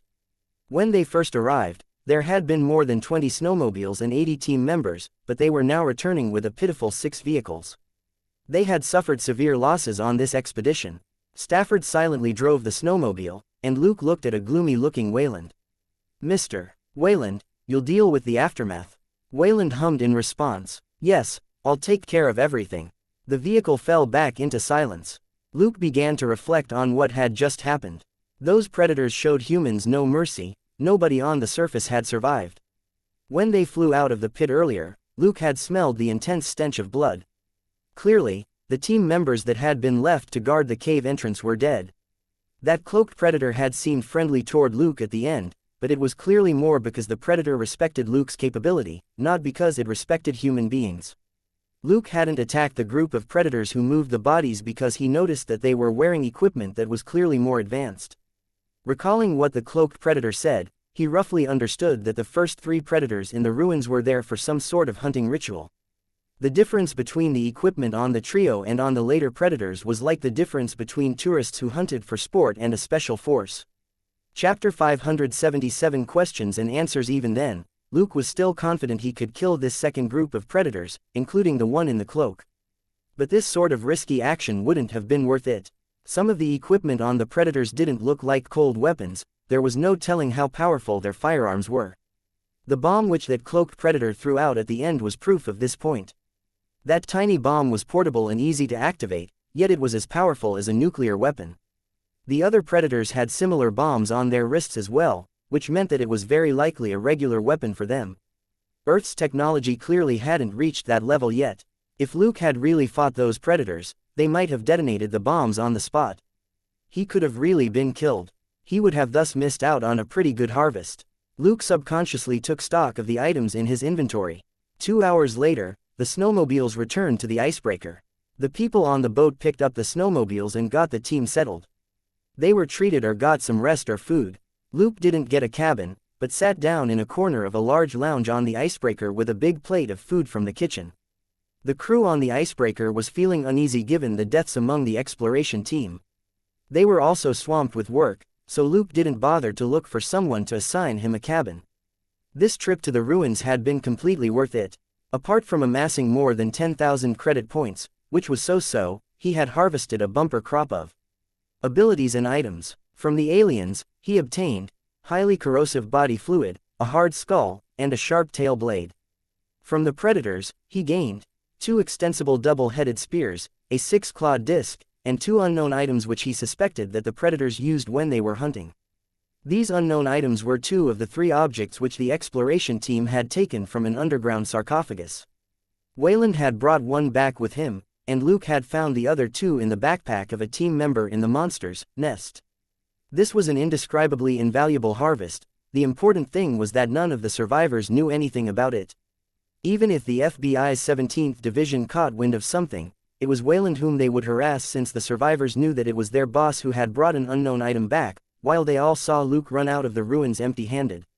He rated the operation in his heart perfect. He wasn't referring to his gains, but to the cleanup. That should have been his responsibility, but it was the high-tech predators who blew up the ruins with a super bomb in the end. While that last madcap escape had been a little difficult, everything had still turned out well. He cheerfully finished his plate of food. Putting the plate down, he then looked at the person standing in front of him. "Can I help you?" It was Lex, the African-American woman who was an extreme sports expert. She glared at Luke. "Why didn't you warn us when you knew that the ruins were dangerous?" Luke looked around. This was a cabin which had been modified into a lounge, and people would pass by occasionally, but they were very busy and didn't pay attention to the 2 of them. He heaved a sigh. "If I knew it was dangerous, why would I go down? If I hadn't gone down, how would I warn everybody?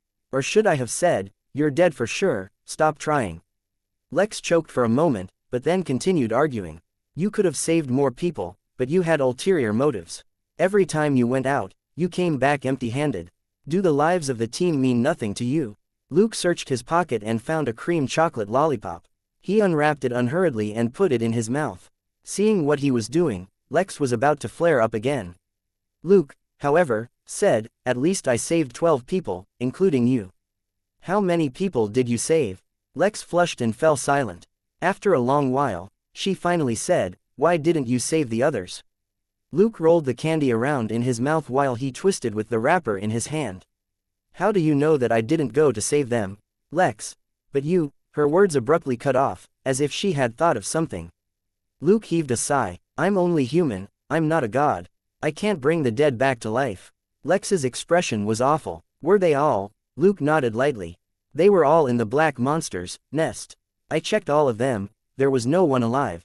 Lex opened and closed her mouth, but her throat was dry. She wasn't genuinely stupid. Luke had shown that he was a man with boundaries. In the face of danger, he had stepped forward voluntarily many times to defeat monsters and rescue the team. She didn't really believe that he hadn't saved the others because he was scared of death. She was only saying all that because she couldn't let go of the dozens of members who were missing, and just wanted an answer from him. Now, Luke had given her the answer, but she would rather not have known. As the safety instructor for the exploration team, her biggest wish was to bring those people back safely. Now that they were dead, she was overwhelmed with guilt. Luke glanced at her and didn't say anything else. This woman clearly was too much of a saint. He didn't plan to interact with her again after this, so there was no need for him to be chatty. He had only explained this much because he didn't want the woman to make things up about what he had been up to on his own. She would be a real pain in the ass if she deluded herself into thinking that he was some big boss behind the curtain, and went doggedly after him. That was why Luke liked to deal with people who were smart and had boundaries. The sanctimonious ones who took the moral high ground and didn't see reason were a pain. As for those with black hearts, he could use his bullets to deal with them. That was what he was best at. At that moment, the voice of an old man came from the top of some stairs. "All right, Miss Woods, I'll handle the aftermath of this expedition. Luke is my personal bodyguard, he's not responsible for anything else to do with the exploration team." Lex turned around and saw Wayland. She exploded with anger. "It's all your fault. I said before we left that being hasty would be a mistake." Luke scoffed. "What bullshit. That place was a playground set up by the predators. Unless somebody else got in first, the exploration team would be killed all the same, however much she trained them. After all, everybody had gone into the ruins to explore them, not to fight. If Wayland had known that such a fierce battle would take place, he would never have entered the ruins himself. Wouldn't it have been much safer for him to hire several hundred mercenaries to clear up the ruins first?" Luke didn't say anything, but Wayland was a wily old fox, and in just a few minutes, was able to appease Lex. Of all the things he said to comfort her, money definitely helped the most. Chapter 578 isn't beating up people what we do every day. Wayland wasn't using his money to buy Lex's silence, it was compensation for the victims' families as per the contract. In Wayland's words, the tragedy had already happened, and the dead couldn't come back to life, but he would do his best for their families. What could Lex say? Her condemnation wasn't half as practical as the money Wayland was offering.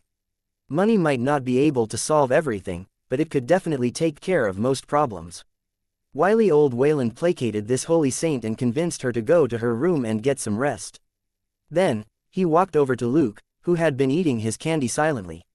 Luke wasn't interested in their conversation at all. He was staring up at the ceiling with his legs crossed and thinking about his own matters as he rolled the lollipop around in his mouth.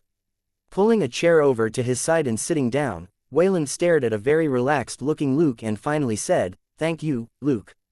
Luke turned his head and smiled. "It's fine, Mr. Wayland. It's what I was paid to do." Wayland smiled bitterly. It wouldn't be so troublesome for him if everybody was as reasonable as Luke. When the exploration team was hired, it had been explained to them that the mission would be extremely dangerous before they officially signed the contract.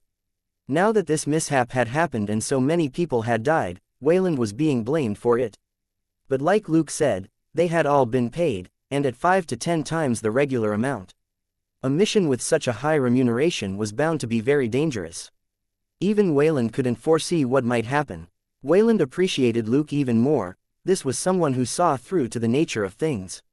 People like this were both easy to deal with and not. They were very hard to sway, but once they made a promise, they always carried it through to the end. "I saw your efforts this time, and I'll add on a bonus of 5 million. How does that sound?" asked Wayland. Luke nodded calmly. The $500,000 stipulated in the contract has already been deposited in my account. Whatever bonus you give me doesn't matter, Mr. Wayland. Wayland wasn't surprised. He had read Luke's profile before he hired Luke. This young man wasn't like other youngsters. At just 18, he already boasted several million, but he wasn't extravagant at all. The $5 million bonus was for something else. He believed Luke was smart enough to understand his meaning. By not refusing this money, Luke was tacitly agreeing to certain things. About that unknown item, for example, in the aftermath of this expedition, he would avoid giving Wayland any trouble. The $5 million was both a bonus and to buy Luke's silence. After securing this guarantee, Wayland got up. Get some rest now. Your cabin is A03. Ask anyone on the boat, and they'll take you there. Luke. Thanks. The return journey was much quicker. The thin ice layer which had formed in their wake when they first came was a lot easier to crush on the way back. After covering several hundred kilometers, the ice also thinned out quickly. It took the icebreaker only 5 days to return to Ushuaia. Luke didn't call whales or flag. The ruins had blown up and were buried under hundreds of meters of ice.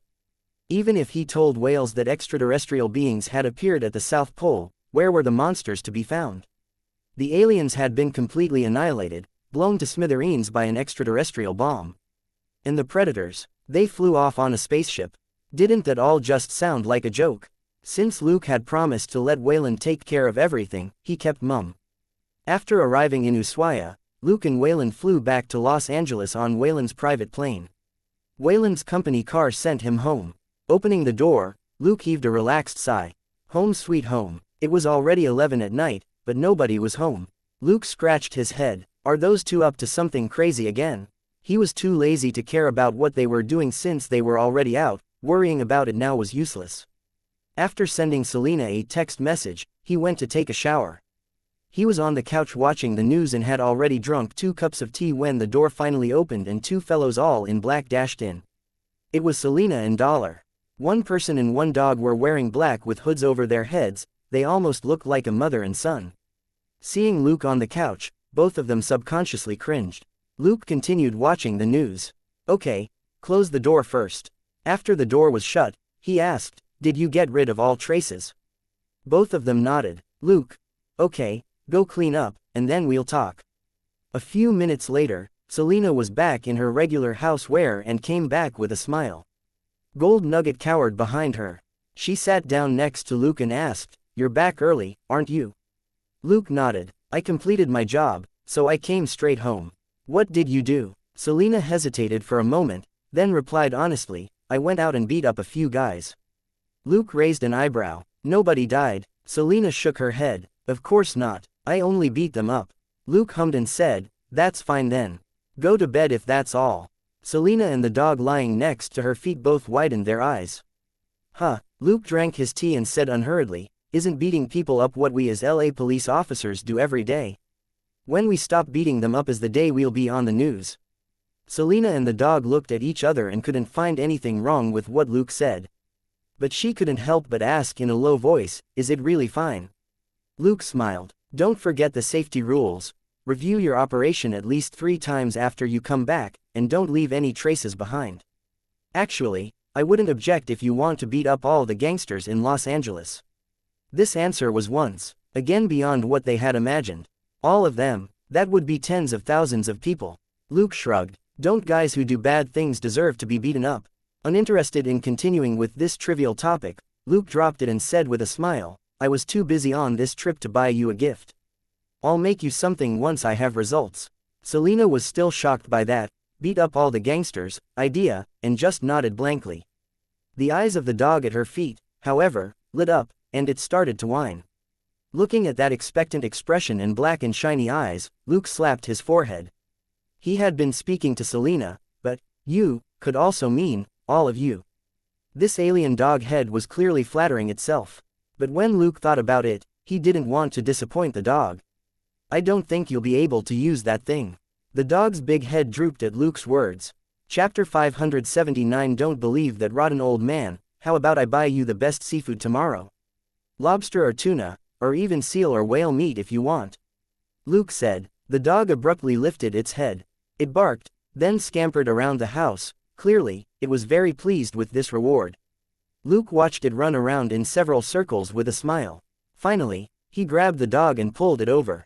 But remember, you must protect Selena well, or you know what will happen to you. As long as Selena was safe, anything was negotiable. If anything happened to Selena, he would definitely beat the crap out of the dog head. The dog head pretended to shiver, but it wasn't actually scared. That the fiend doted on Selena was an ironclad fact which the dog head despaired over.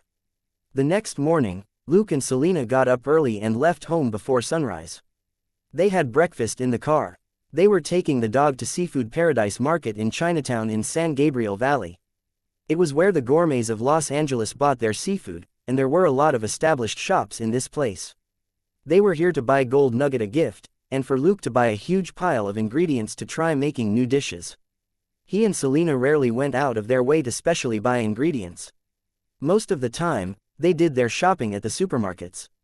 But the supermarkets they usually visited didn't have as much high-quality seafood as a specialized seafood market.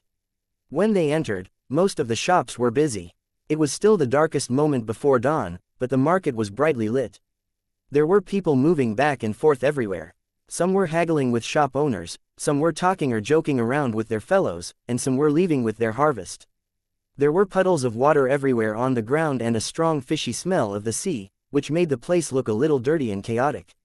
However, it was bursting with life. These people here were working hard to make a living. Selena was astonished at the scene. Wow, I had no idea so many LA people would get up so early. Are they here just to buy fresh seafood? Amused, Luke put one hand on her shoulder and guided her toward the stalls. Of course, people who really work hard know what Los Angeles looks like at 4 in the morning.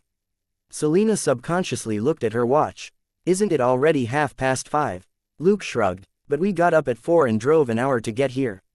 Selena slapped her forehead. My bad, thank you for your hard work, darling. As they chatted, the alien dog head grew anxious. It pulled at Selena's trousers and whined frantically. The two of them didn't need to look at the dog's expression to know that it was saying, "Hey, didn't you say you would buy me a present?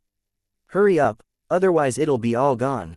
The truth was that this place did indeed do big business. The customers here were either foodies or those from F&B businesses. The foodies were here to satisfy their cravings, while the industry workers were here to diligently and professionally make money. A lot of the stuff here could be sold at prices that were 50% higher, or even more if the goods were rare, once they went onto the shelves of Chinese supermarkets. But Luke and Selena weren't in a hurry. Luke wasn't after precious ingredients, he focused on what he liked and what tasted good. Price wasn't something that he needed to take into consideration. Therefore, he decisively gave up on an ingredient if there was a mad scramble for it. His sharp nose ensured that the ingredients he bought were fresh and top quality. Gold Nugget never stopped drooling. It really loved seafood, but Luke didn't make her buy a lot of it. It was more troublesome to buy seafood than red meat. Luke also refused to buy low-quality seafood. Now that the fiend had come to this hallowed place to specially buy it food, the dog was truly mad with joy. Gold Nugget was also uninterested in precious ingredients, and chose purely what it liked. Selena already had a rapport with the dog. As long as she heard it whine, she would look in the direction of its gaze and know what had caught its attention. Gold Nugget also had a great sense of smell. Dollar's nose wasn't just for show. Fresh prawns, lobsters, groupers and tuna were purchased in bulk, while stuff like crabs and sea urchins were purchased on a smaller scale. Gold Nugget was more interested in food like this compared with Luke and Selena. But there was one thing that both Selena and Gold Nugget liked. And that was king crab. Generally speaking, king crabs could only be caught in the Bering Strait every September and October, but chili king crabs were available on the market in July. While it was only June 10th, a number of chili king crabs were already available. But they were sold at much higher prices than they would be a month later. Listening to the Chinese shopkeepers spiel on how delicious the only two chili king crabs were, the mouths of the two gluttons next to Luke dropped open, and Dollar's drool flowed down into the puddle of water outside the door. Selena was a little better and remembered to swallow her drool, but her longing expression was also cast that way. Luke waved his hand. I'll take them. After that, he leaned in close to the Chinese shopkeeper, who was in his 40s, and said in a low voice, I won't bargain with you, but you need to give me 10 more of these things. The Chinese shopkeeper smiled mysteriously. Those are the only two at the moment. Luke raised an eyebrow. I'll pay the current price in cash. He then took out 2 rolls of $100 bills and tossed them to the shopkeeper's wife behind the counter 2 meters away. The Chinese shopkeeper's smile froze. His wife, who was also Chinese, was even faster at calculating than a money counter machine, and nodded at the boss. She gripped the 2 rolls tightly in both hands. Clearly, she didn't want to let go of them. The Chinese shopkeeper's smile widened. Then wait a minute, I'll help you ask around at the other stores. Luke nodded with a smile and watched the shopkeeper call out to his wife before he walked to the back of the shop. Selena found it odd. Didn't he say that the crabs are rare? Where's he gonna get more of them? Luke whispered in her ear, don't believe him. This rotten old coot has more stock behind his shop, but if he puts all of them out, he won't be able to say that they're the only 2, and then jack up the price. Selena was speechless. The price that the shopkeeper quoted was already on the high side for rare seafood, otherwise, she wouldn't have been interested in the king crabs at all. Thankfully, on the way here, Luke had already told her that he had earned a hefty amount from his South Pole trip. Otherwise, she would have complained about his extravagance for the whole day. Even though they were already very rich, Selena had always been a frugal person. Very soon, the rotten old man returned, claiming that it hadn't been easy for him to gather all the goods together. Luke had no time for that and directly interrupted him. Enough, I've already paid you, don't tell me you still want to jack up the price. Chapter 580 Gold Nugget buys a fridge and Luke delivers things. Thinking about it, the shopkeeper realized that it made sense. He was a shrewd businessman, but he wouldn't renege on a deal that would be bad for his shop's reputation. He led Luke and Selena to the back door and brought out a batch of chili king crabs. Luke pretended to examine them for a moment before he waved grandly. Pack 'em up. He had already determined with his sharp nose that the king crabs were fresh, or he wouldn't have spent so much on them. Although he jokingly claimed that the shopkeeper was a bad man, the man's produce were all of a high quality, which was why he dared to sell them at such high prices. After purchasing the seafood, Luke and Selena returned with Gold Nugget. The seafood had to be put in a freezer or eaten when still fresh. Also, if they bought any more stuff, there would be no place to put it in the car. They had specially taken a detour and drove the second-hand Ford back from the airport because they didn't want their police car to reek of seafood. It wasn't even 7 o'clock when they returned. Luke and Selena divided the seafood and put them away. Gold Nugget whined frantically as it scampered back and forth to indicate that it wanted a big seafood meal. Unlike Luke and Selena, it actually preferred eating stuff raw, especially seafood. The fish which Luke caught at sea last time had all gone into the dog's belly, not a single one had been wasted. In the end, Selena pampered Dollar a little more, and snuck it a prawn to eat. Like a person eating a pistachio with the shell on, Gold Nugget finished it in a few bites. Luke simply reminded Selena, it's very fast and convenient to boil prawns. Don't give all of them to the dog. Selena realized that was true, then switched to tossing crab, sea urchin and tuna to Dollar. Luke had nothing to say after that. It was basically only Gold Nugget who enjoyed crab and sea urchin, and nobody would fight the dog for those. The tuna that they bought wasn't a rare one like bluefin tuna, but was the common yellowfin tuna and longfin tuna. Also, the best way to eat tuna was raw, as sashimi.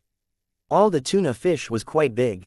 Luke would at most cut some sashimi for him and Selena to taste, but the rest would all go to Gold Nugget.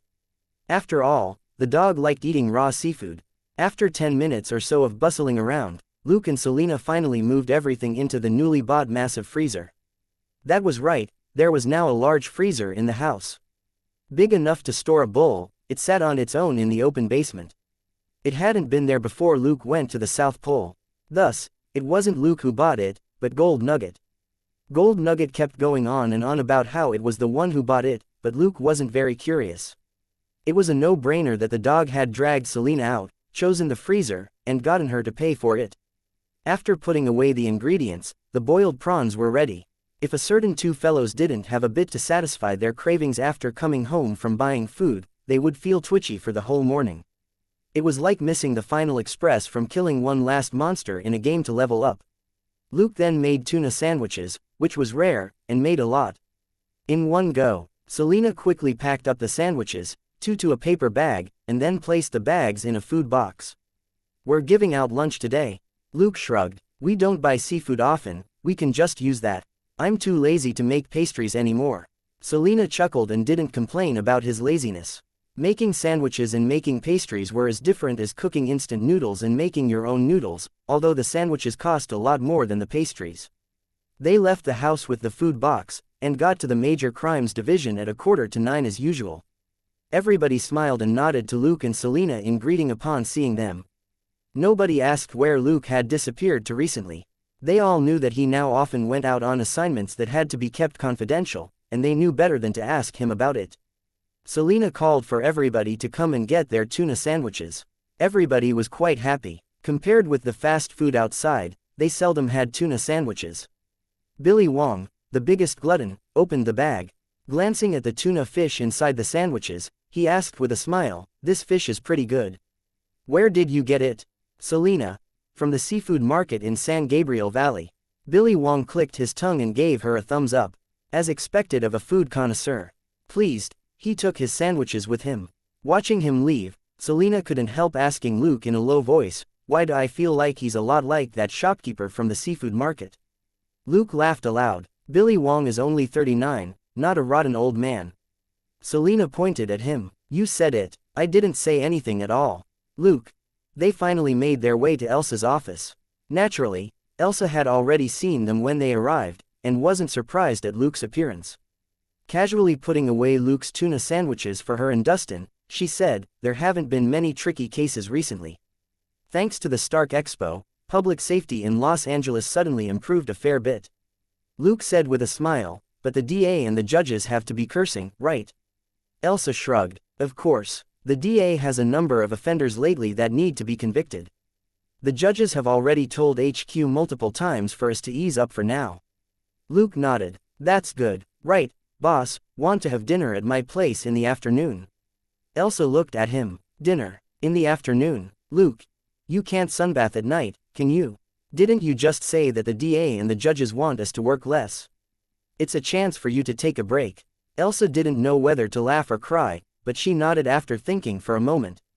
"All right, but why are you suddenly inviting me to dinner?" "Luke, I bought some chili king crabs from the seafood market today. Just nice, let's try them together." Elsa was lost for words. This was something most police officers usually wouldn't buy since it was really expensive. But Luke had actually specially gone to a seafood market to buy them. They were only sold as a whole there. A whole crab definitely wouldn't be cheap. Giving up on pondering Luke's daily expenses, Elsa nodded. Luke and Selena left the police department. In the car, Selena looked at the passing scenery and asked casually, "Where are we going now?" "Looking for an acquaintance to do something," replied Luke casually.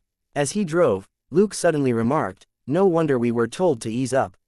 I don't see any of those familiar hoodlums on the streets here. I remember there's usually a few of them selling weed on the last 2 streets we just passed, right?" When he said that, Selena shifted a little in the passenger seat and subconsciously turned to look outside. That's right." Dollar, who had been sitting in the backseat, suddenly lay down. Its ears also drooped as it stole a glance at Luke in the front seat. Chapter 581 Transfer and Promotion Rumors. Luke didn't think too much about it. After making that remark, he drove on and soon reached the front of a large building. Looking at the name of the company on the building, Selena was dazed. "Why are we here? To find someone and give them something," Luke replied casually as he stopped the car next to a parking meter on the side of the road. He paid for parking before they went to the building entrance. He didn't enter the building, but showed his badge to a security guard at the entrance. "I would like to speak to Supervisor Happy about something. Can you help me let him know?" The security guard frowned. "Officer, you can make an appointment at the front desk." It was very hard to directly contact Tony Stark. Happy was the person responsible for Tony Stark's safety. Many people wanted to get in touch with Tony Stark through him, so it wasn't easy to contact him either. Luke shrugged. "I'm here about what happened at the expo last time. You just need to give Supervisor Happy my name." The security guard frowned. The attack at the industrial park had been a huge deal. While the media never said that Stark Industries was incompetent, their neutral reports were already a slap to Stark Industries' face, and Stark Industries' security team had been questioned too. Now that Luke had mentioned the attack, the security guard didn't dare directly chase them away. He said something to his partner, before he said to Luke, "Wait a moment." He then went to the side and spoke into his walkie-talkie for a while. He waited a moment, and then said something into his walkie-talkie again. After that, he ended the communication and returned. Supervisor Happy will be down in a minute. Please wait a moment. Luke nodded with a smile. Thank you. A few minutes later, the burly Happy appeared at the entrance. He was a lot friendlier this time when he saw Luke and Selena. Detective Luke, Detective Selena, what can I do for you? Luke gestured to him, and they all went to his parked car, before he finally said, I have something that I need to show to Mr. Stark, but I don't have a way to contact him, and I don't want anybody else to deliver it for me, which is why I've come to you. Happy frowned. What is it? Luke shook his head. You can give it to Mr. Stark after examining it yourself, but please make sure that nobody else knows about it. Happy wanted to say something else, but they reached Luke's car by then. Luke opened the trunk and revealed 2 silver gray boxes. He took them out and gave them to Happy. You should only open them in a lab with no signal interference. Something isn't right with the items inside these boxes. Happy rolled his eyes. You're giving them to me when you know there's something wrong with them. But Stark Industries wasn't some charity organization. They had dealt with too many questionable items, so these things weren't a big deal. Happy wasn't too wary of Luke. After all, this young man had met Stark several times and had saved them just recently. At Stark's instruction, Happy had investigated Luke and knew every detail about his background. There was nothing suspicious about Luke except for his slightly unbelievable combat ability. That was the end of their conversation. Luke didn't even give Happy his number. In any case, it would be a piece of cake for Stark to contact him if he wanted to. After watching Happy enter the building, Luke and Selena got into their car, and Selena asked, "What's in the boxes?" Luke thought for a moment before he answered, "A gift from someone else. Stark will help me study it first." Hearing that, Selena didn't ask any more questions. The moment she heard, "study," her head hurt. Dollar shuddered hard in the backseat. Lately, a certain dog head had become very sensitive about the word, study. Luke rolled his eyes. Enough, I'll make something good to eat when we get home. The other 2 fellows in the car immediately lit up with eagerness. Since LA's judicial system was overtaxed recently, Luke had no qualms about slacking off. Even the hoodlums on the streets had decreased. With the state of public security recently, there really wasn't any need to work so hard. After getting home, Selena went off to train. Dollar hesitated for a moment, before it left with her, since Luke had made it clear that it was still too early for lunch. As he was cooking, Luke listened to the local news on his tablet. There's been a murder at a playground on the east side of Los Angeles. The 3 victims were hung on the Ferris wheel last night, and are suspected to be gang members. This may be another gang fight. This year, gang fights in the area have reached. Luke glanced at the image and didn't think much of it. 3 men hanging from a Ferris wheel wasn't a big deal. It wouldn't even have been surprising if these gangsters had been burnt alive by their enemies. Black Bones, the gang which Luke and Wade the best hitman had wiped out together, was a shining representative of such ruthless acts. But it didn't seem that anybody had ever used a Ferris wheel to hang people, right? After thinking about it, Luke shook his head and dropped it. There were too many bizarre cases in Los Angeles for him to take note of. At 3 in the afternoon, Elsa suddenly called him. "Luke, boss is coming to your afternoon dinner too." Luke was stunned, but didn't hesitate to say, "That's great. He's welcome to join us." Elsa, "Well, there's something important he wants to talk to you about. You need to think about it carefully." After a brief silence, Luke replied, "Got it, thanks." An hour later, Dustin and Elsa drove into the compound one after another. After he got out of the car, Dustin looked at the house before him and mumbled, "I knew this guy was living comfortably, but I didn't know it was this comfortable." Elsa wasn't surprised at all. She greeted Selena, who opened the door for them, and said, "Take a look at the backyard first, you haven't seen anything yet." When they arrived at the backyard, Dustin was rendered completely speechless by the blue sky, the white clouds and the green grass that opened up before him. He knew that Luke was rich, and that Luke's house was located in a middle-class neighborhood. Only after seeing it with his own eyes today did he know exactly how luxurious it was. He was instantly 10% less confident about a certain matter. Next to the grill, Luke greeted them with a smile. They were too familiar with each other to trade formalities, and simply sat down. Dustin waved at Selena, who was getting them drinks. "You come here as well. This thing involves you too." Selena handed out the drinks, and when Dustin drank his iced guarana, he sighed with satisfaction. I'm here because I need to ask your opinion on something. Both Luke and Selena listened silently. Director Brad will likely be moving to another position, said Dustin. Luke and Selena looked at each other. Elsa drank her juice leisurely. Clearly, she already knew about it. Dustin was silent for a moment, as if waiting for Luke and Selena to digest the astonishing news, before he threw out something even more serious.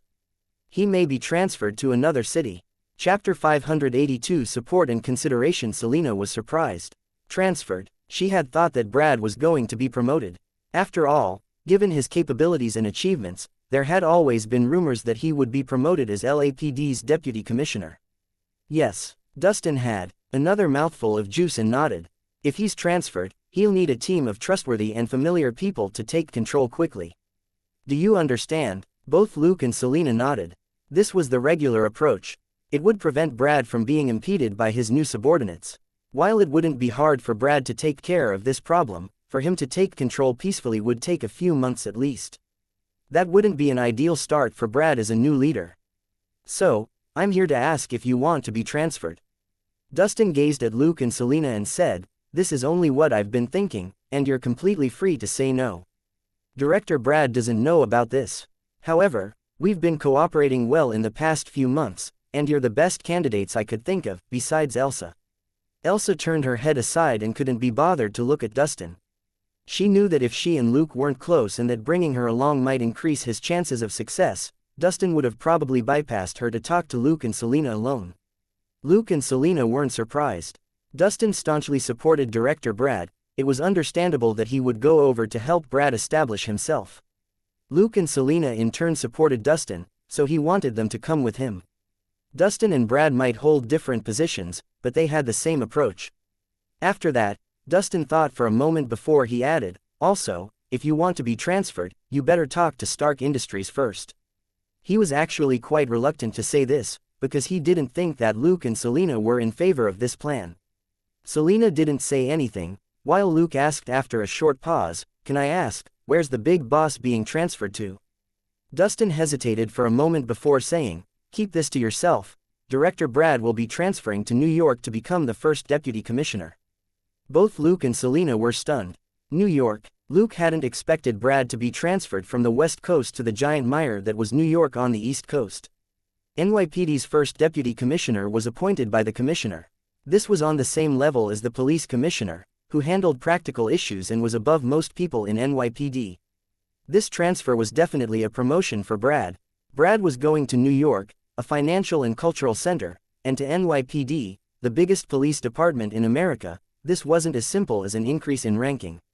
Being promoted from a 3-star bureau chief to a 4-star first deputy commissioner was like a soldier in ancient times becoming an administrative official. It was like the old Chinese saying, he who rules lives by mental perplexity, he who is ruled lives by physical labor. Brad would be on his way to becoming a commissioner from this point on. By then, he would no longer be a policeman, but a politician. That was partly the reason why Dustin dared to ask Luke to come with him. One of the best choices was always to stick with the big boss. But Dustin wasn't certain if Luke would do it. At just 18, this young man already had more money than most police officers could make in their entire lives. He also had never been interested in a promotion despite his pile of achievements.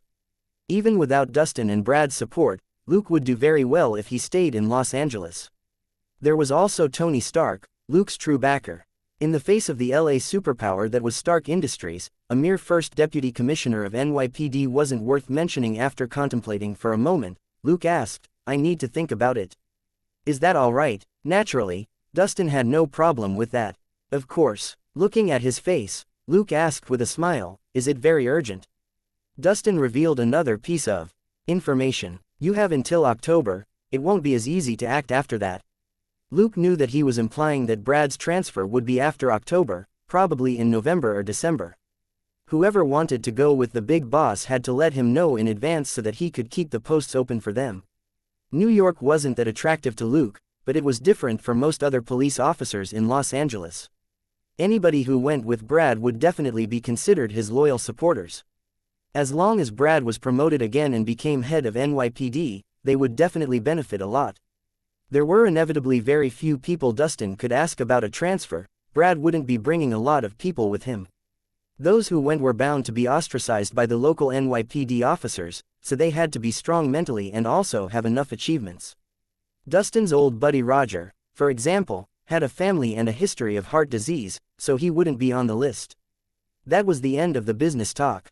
Dustin had come specifically about this matter. Now that they were done talking, he got up and was ready to leave. Luke urged him to stay. "Boss, the DA and the judges told us to take it easy. Why don't you have dinner here before you go?" Dustin shook his head. "There's a pile of things I need to do, all of you go ahead." As he said that, he noticed his trusted subordinate was still lying on a deck chair and showed no signs of getting up. He found it odd. "You're not leaving, Elsa?" "I haven't had a vacation in a long while. I'm here specifically to take a bath and to catch some rays." Dustin was even more surprised. Take a bath? What was that about? Had Luke conquered even this Iron Lady? Cough, cough. He hurriedly put a stop to his wild imagination. Selena was still here. That thought had purely been a natural reflex. Elsa didn't notice Dustin's strange expression. She simply pointed at one side. "It's Selena's spa. It's been a few months since I last enjoyed it. How I miss it." Dustin looked in the direction she was pointing, and saw an oval pool 3 meters in diameter. A spa. Suddenly, his confidence at persuading Luke to go to New York plummeted another 10%. Disappointment flashed across his solemn face, but he still started walking to the front yard. But Luke stopped him and pulled him over to the grill nearby. "Boss, since you're here, you can wait a bit to take some food back with you." Dustin didn't decline again. After all, he had eaten pastries and takeout from Luke more than once. They went over to the grill. Luke picked up a food box nearby, lifted the lid on the grill, and put the things from the grill into the box. He asked casually, "Boss, do you want me to pack food for 2?" Dustin replied just as casually, "Okay." Shortly after that, he realized something wasn't right. "Wait, why did you ask that?" As the boss of the Major Crimes Division and with years of experience as a detective, his intuition was very sharp, and he realized that Luke's question was very strange. Chapter 583. A good place full of simple and honest people. Luke chuckled and winked at him. "Boss, you really think nobody in our division knows that you invited that beautiful lawyer to a candlelight dinner at a 3-star Michelin restaurant?" Dustin opened his mouth but couldn't refute it. He could only grit his teeth and ask, "Who told?" Looking at his face, Luke put the barbecue into the box and shook his head. "Boss, it is with regret that I tell you that it was the street patrol who spread the news, but exactly who started it, nobody knows." Looking at Luke's expression, Dustin could only sigh. "Fine, if you don't want to say anything, forget it." Clearly, Luke didn't want to tell on his colleagues over such a small thing. Snitches were despised everywhere, but especially in the police department. When all was said and done, it was only human nature to find a girlfriend. Dustin had done nothing wrong. But Dustin felt a bigger headache come on when he thought of that woman. He was going to New York. Could he persuade her to abandon her career in Los Angeles and go with him? Why would she do that for him? Dustin, this tough-as-nails man, couldn't help feeling melancholy. Luke had a strange expression, but didn't make things worse and just said, "Boss, it's all packed up." Dustin accepted the box and stepped away. "Thank you." "Huh, what's this?" He had been distracted by Luke's unexpected revelation and hadn't noticed what Luke had cooked. Now that he smelled the fragrance of the food from the grill, he couldn't help but ask the question. "Luke, the first chili king crabs of the year." Dustin, lost for words, his optimism about Luke agreeing to the New York transfer dropped another 10%. He had been 50% confident of convincing Luke to come to New York with him at the beginning, but he was now only 20% confident. Going over to his car, he took out a file and gave it to Luke. "Since we're not busy at the moment, you can get this over with in your free time." Luke opened the file, and didn't know whether to laugh or cry. "Police school training. Boss, is this all right?" Dustin snorted. "Don't get careless. Not everybody is that smart. Sooner or later, some brainless person will be incited into attacking you with this. Now that you have the time, get this sorted out sooner. In any case, it's just a formality." Luke thought about it and realized it made sense. It was indeed a problem that he had never been trained at a police school. Dustin had good intentions. While he and Brad were still in LA, he was giving Luke the green light to make up for this gap in his qualifications. Seeing that Luke wasn't saying anything, Dustin said again, after this, you and Selena need to take the detective test as a matter of procedure. I'll arrange everything, it won't be too troublesome. What else could Luke say? He said sincerely, thanks, boss. Driving off, Dustin's feelings were complicated as he watched Luke wave goodbye in the rearview mirror. Luke lived such a comfortable life here, and could enjoy king crabs before they were even on the market. He also had Selena, and a spa in his backyard. Would he really choose to go to New York and suffer with Dustin? He just hoped that his one last effort at the end there increased his chances of success from 20% to 30%, maybe 25%. Feeling very uncertain, Dustin disappeared from Luke's sight. Returning to the backyard, Luke brought 2 plates of roasted king crabs to the 2 women who were already in the spa. Squatting next to the pool, he gave them the plates and said, "Boss, that thing about the candlelight dinner which you mentioned in our group, I've already blamed it on the street patrol. Don't accidentally expose yourself." Thanks. Elsa was genuinely grateful. She then said angrily, "It's all because of that gossip, Billy Wong. He just spreads whatever he hears." Luke had nothing to say. He didn't want to get involved, but Elsa had accidentally let slip that Dustin had a candlelight dinner with a certain beautiful lawyer when she was speaking to Luke. He was partly to blame, so he could only help wrap things up. It wasn't a big deal, but it wouldn't be good if Dustin thought that Elsa was telling everybody about his private life. After that, Luke finally talked business. "Boss, you've decided to go." Elsa nodded without hesitation. "I'm all alone here without any relatives or friends. Going to New York wouldn't be bad at all." Luke shook his head, "But New York is much more dangerous." Elsa became solemn. "I know, but it's dangerous. To be a police officer anywhere. Luke. Don't forget Bullseye. There are plenty of people like him in New York." Pondering for a moment, Elsa shook her head. "We ran into people like that in Los Angeles too, didn't we? In the end, it's up to God whether I survive or not." When he realized what her stance was, Luke didn't say any more. An unlucky person could be hit on the head by a falling flower pot while out walking. Being a police officer was a dangerous job. There really was nothing you could do except pray for God's protection and do your best to avoid danger. Looking at Luke, Elsa said, "Don't worry about me. You're actually doing very well here. There's no need for you to go." Luke smiled. "Thanks." He knew she was afraid he would agree to go to New York because of her. Dustin naturally wasn't as close to Luke as Elsa was. After all, they were partners before she became his superior. It was kind of like Dustin and Roger. In Elsa's opinion, Luke definitely wouldn't go to New York just for Dustin's sake. And things turned out the way she had expected. Luke would only give a reply after he considered the pros and cons clearly. Dustin and Elsa weren't the deciding factors. It wasn't that he was cold and unfriendly, but New York really was a good place, full of simple and honest folk. If he barged his way in without a plan, running into a wall and bleeding from the head would be getting off lightly.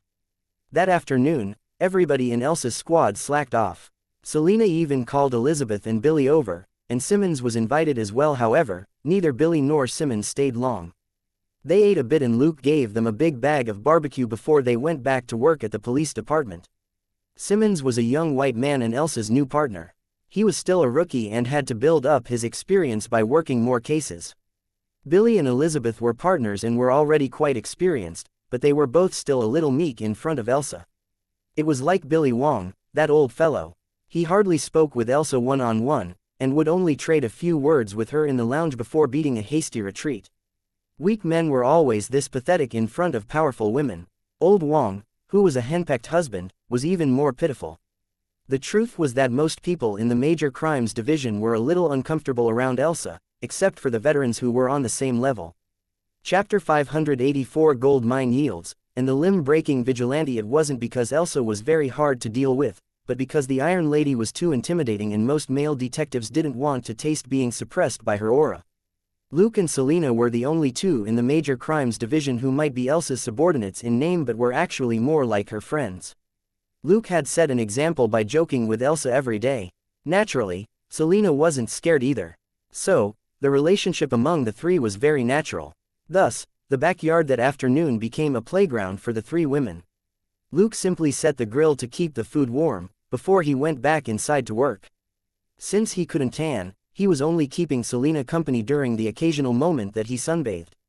Since she had someone else to keep her company today, Luke decided to go to the basement and tinker around with his own hobbies. Suddenly, he received a call.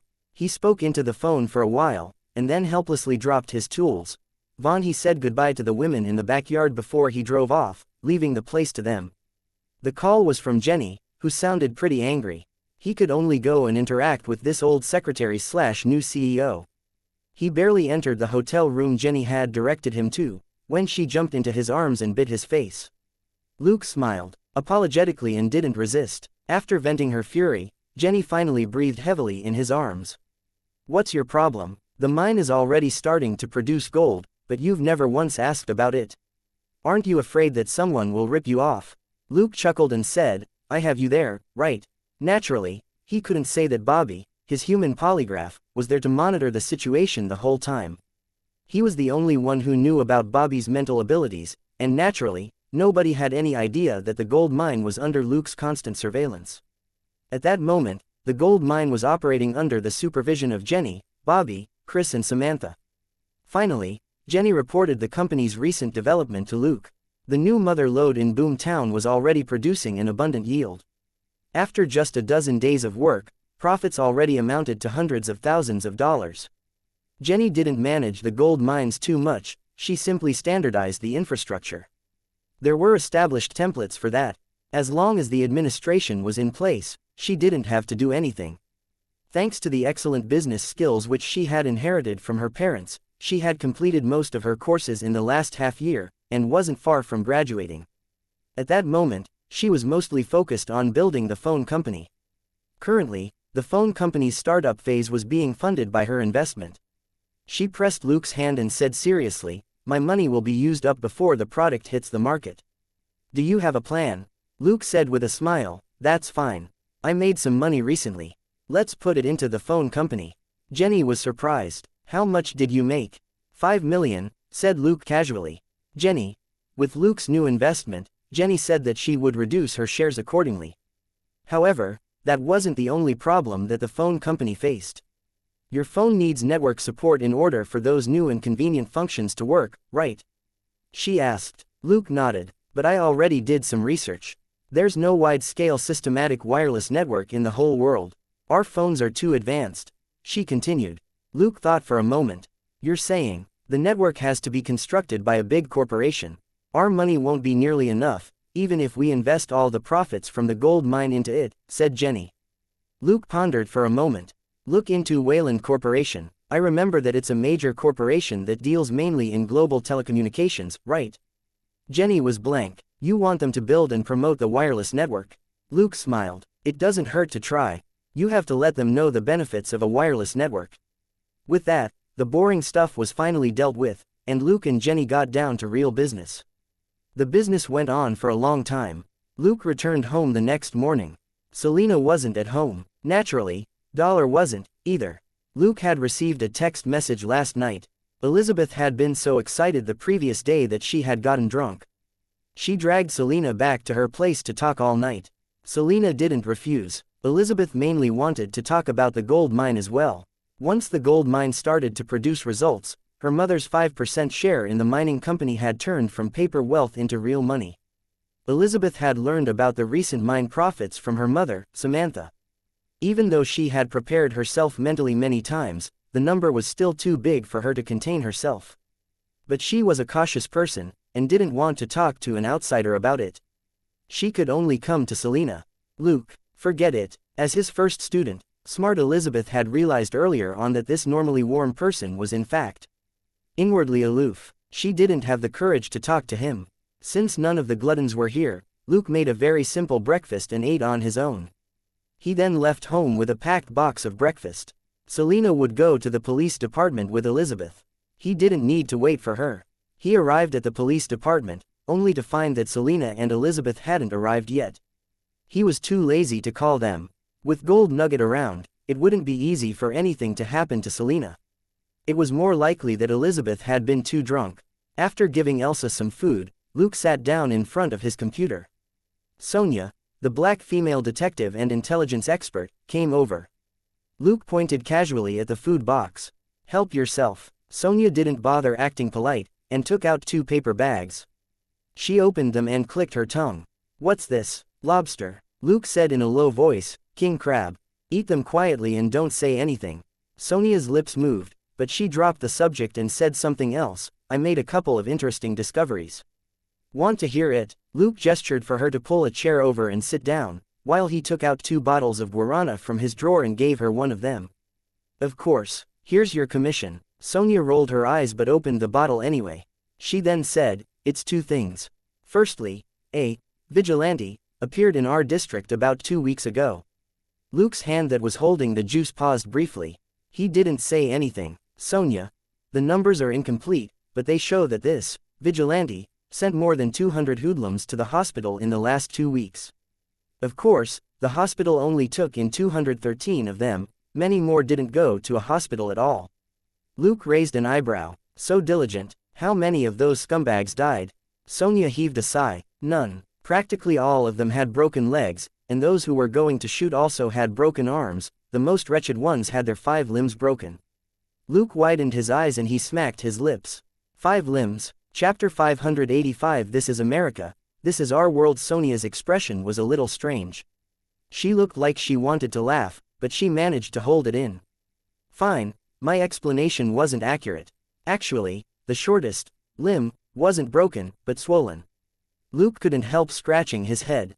So brutal. Sonia finally chuckled in a low voice. These people were all attempting rape when they ran into this vigilante. The other party kicked them in the groin from the back, and then broke their 4 limbs. Luke inwardly smiled bitterly, but his face didn't change. To be honest, I would do the same. Are there any clues on this Mr. Vigilante? Sonia shook her head. Not really. The victims are all hoodlums who like to get into fights. There's no proof that they were injured by the same person. Also, you know that the DA and the judges are strongly requesting that we ease up. Luke smacked his lips. Then fine. Let's treat this Mr. Vigilante like he doesn't exist. What about the other thing? Sonia, did you hear the news yesterday? 3 hoodlums were hung on a Ferris wheel in a playground on the east side. Luke nodded. I did. Was Mr. Vigilante part of that as well? Sonia shook her head. Not really. It was just that the incident blew up today. I'm afraid that the DA and the judges will be even busier after this. Luke raised his eyebrow. A lot of people died. Or were caught. Sonia, according to the information in the police department this morning, a lawyer, a DA, and a recently retired criminal court judge died yesterday and today. Luke frowned. Hate crime. Sonia nodded. The lawyer was found drowned in his own swimming pool. The DA's home was set on fire with him in it. The retired judge's home was blown up. There weren't even enough body parts to fill up one evidence bag. Luke tapped the table. That was really brutal. The way that the judge died, in particular, indicated strong hate. Burning a house to the ground, on the other hand, wasn't really surprising, since it was a common tactic which gangs used to destroy the crime scene. Sonia looked around carefully before she shifted closer to Luke and whispered, "It's said that the 3 dead men were related to a case from 5 years ago, and the only surviving victim from that case has come back." Luke sighed. "So after all that, you're here for the face slapping, aren't you?" Sonia was blank. "What are you talking about?" Luke spread his hands. "You said yourself, a Mr. Vigilante is helping to beat up gangsters and a victim is getting revenge on some corrupt officials. It's like we law enforcers are the villains." Sonia's lips moved, but she realized there was nothing she could say. Put that way, it really seemed like it. She got up angrily to leave with the 2 lunch bags. "This is America. This is our world. What can I do?" Luke, however, let out a, "Hey," and smiled after she turned around. "Thanks for the info." Sonia's face froze for a moment, before she couldn't help smiling as she raised the bags in her hand. "Didn't you already pay for it? Goodbye." Watching Sonia go, Luke mulled over the first piece of information. The second thing would undoubtedly be a major LA case, but it happened on the east side, which wasn't his jurisdiction. More importantly, the deaths of a lawyer, a DA, and a judge meant that corruption and bribery might have been involved. He wasn't interested in avenging people who no longer had boundaries. As for the first piece of information, Luke narrowed his eyes and looked at the time.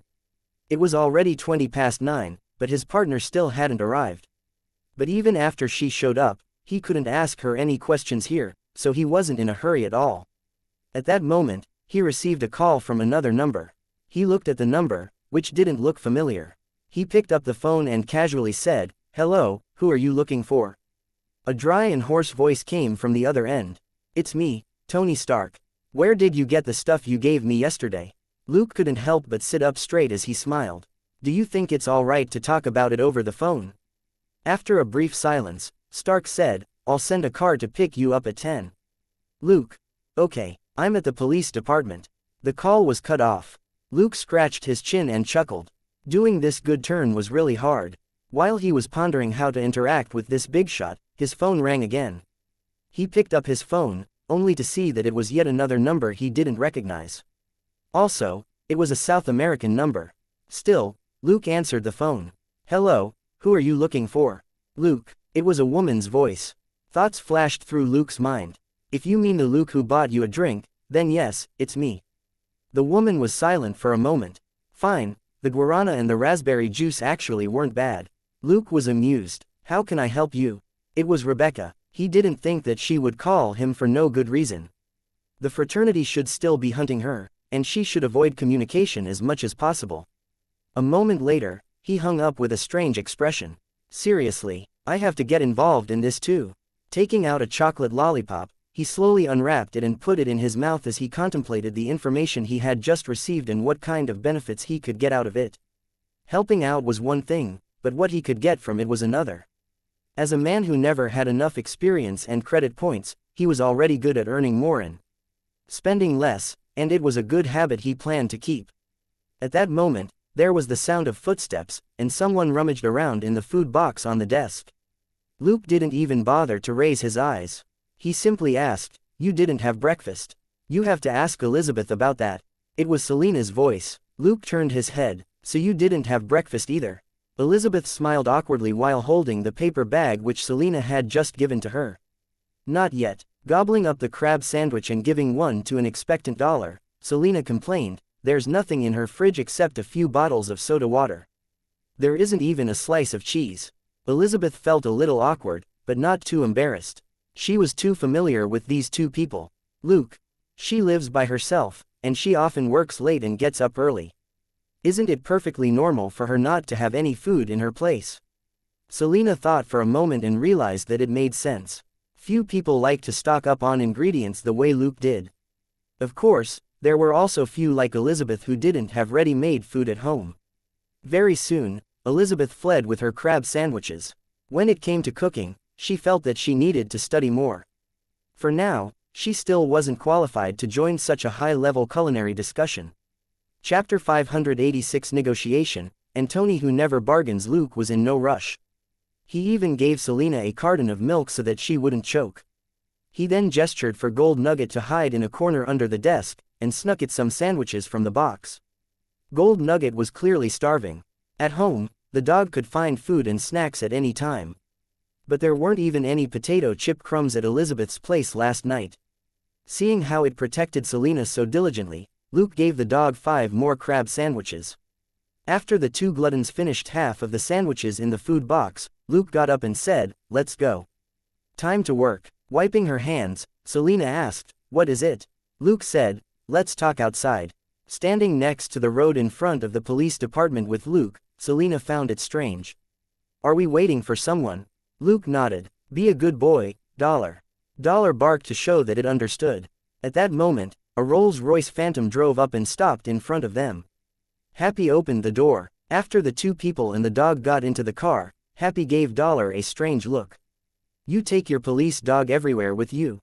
Luke chuckled. "No, it's family." "Dollar, say hello to Happy." Dollar barked at Happy and then lay down obediently. Even the usually stiff-faced Happy couldn't help smiling as he waved at Dollar. He clearly liked dogs, particularly the obedient ones. During the journey, Happy gave them a brief explanation of what Luke and Selena needed to pay attention to when they met Stark, and for the first time, he gave them his personal card. After Happy was done, Luke said with a smile, "I'll be going in on my own. Selena and Dollar will wait for me outside." Happy found that odd, but still nodded his head. He couldn't help recalling what happened between his boss and Luke when Selena was around the last few times. "So, are you taking precautions?" Selena had no objections about the arrangement. Her attitude toward Stark was neutral, and she wasn't very interested in meeting him. Luke was clearly going to talk about some secret thing. Furthermore, Dollar wouldn't pass the security check at Stark's private villa. It would be troublesome if any anomalies were detected. Thus, she had the car stop several hundred meters away from the villa. Picking up the food box, she took Dollar with her to the beach to play. Quietly observing this, Happy felt that this scene was somehow familiar. After entering Tony Stark's villa, Luke looked around with great interest. His movements weren't exaggerated, and it was only a casual sweeping glance. Taking an elevator down 5 levels, Luke found himself in a crude laboratory. It was crude because it had clearly just been refurbished with special insulating materials. Luke already had no signal on his phone here. Happy stood at the door silently and didn't walk in. He simply gestured at Luke to enter. Passing through 2 glass doors, Luke entered the central area of the lab. Though it was the central area, it only had 2 very simple workbenches, each of which had an item on it. Tony Stark had just compressed a bright light screen into a dot before flicking it away. Seeing Luke, he asked right away, "All right, Mr. Luke, this place is completely secure. Can you tell me now where you got these things?" Luke chuckled. "From aliens, of course." Tony snorted. As the leader of a super weapons corporation, he had naturally encountered this sort of thing quite a number of times, so he wasn't very surprised. "These 2 items are quite technologically advanced," he said and pointed at the short, small and thick item. "This one, in particular, should be an energy weapon." He then pointed at the double-headed spear. "As for this weapon, it's also made of special raw materials. As for the collapsible function, we can currently make something similar." Luke nodded in agreement. Tony looked at him. "Now, name your price." "I'll buy them." Luke chuckled and said, "I want the technology and materials. For example, the material composition of the spear, or the technology to build that alien firearm." Tony looked him up and down with a strange expression. "Do you think they're worth it?" Luke shrugged. "That's what I want. Feel free to make a counter-offer." Tony snorted. A counter-offer? He was too lazy to do that. "These 2 items are a little interesting, but only a little. I don't have the time to study them or figure out how they're made. So, you can take them back, or accept my proposal." Pondering for a moment, Luke said, "Okay, I accept your proposal." Tony was a little startled. "You're not going to ask how much?" Luke chuckled. "It's fine, I'm easily satisfied." Tony smacked his lips, as if he hadn't expected that response. He could only nod. "Okay, you can go now. The money will be transferred to your account." "Okay, bye." Formalities over, Luke turned around and left. Stark opened up the light screen again, but he glanced at Luke's back and felt it was strange. Luke seemed even busier than him.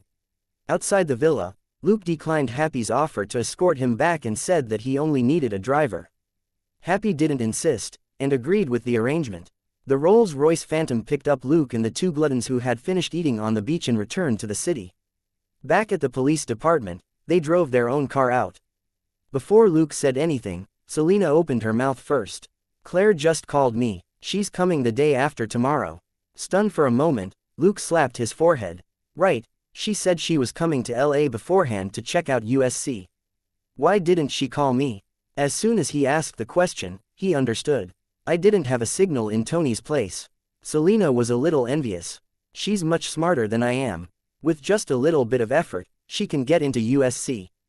Luke couldn't argue with that. Claire had always been a smart kid.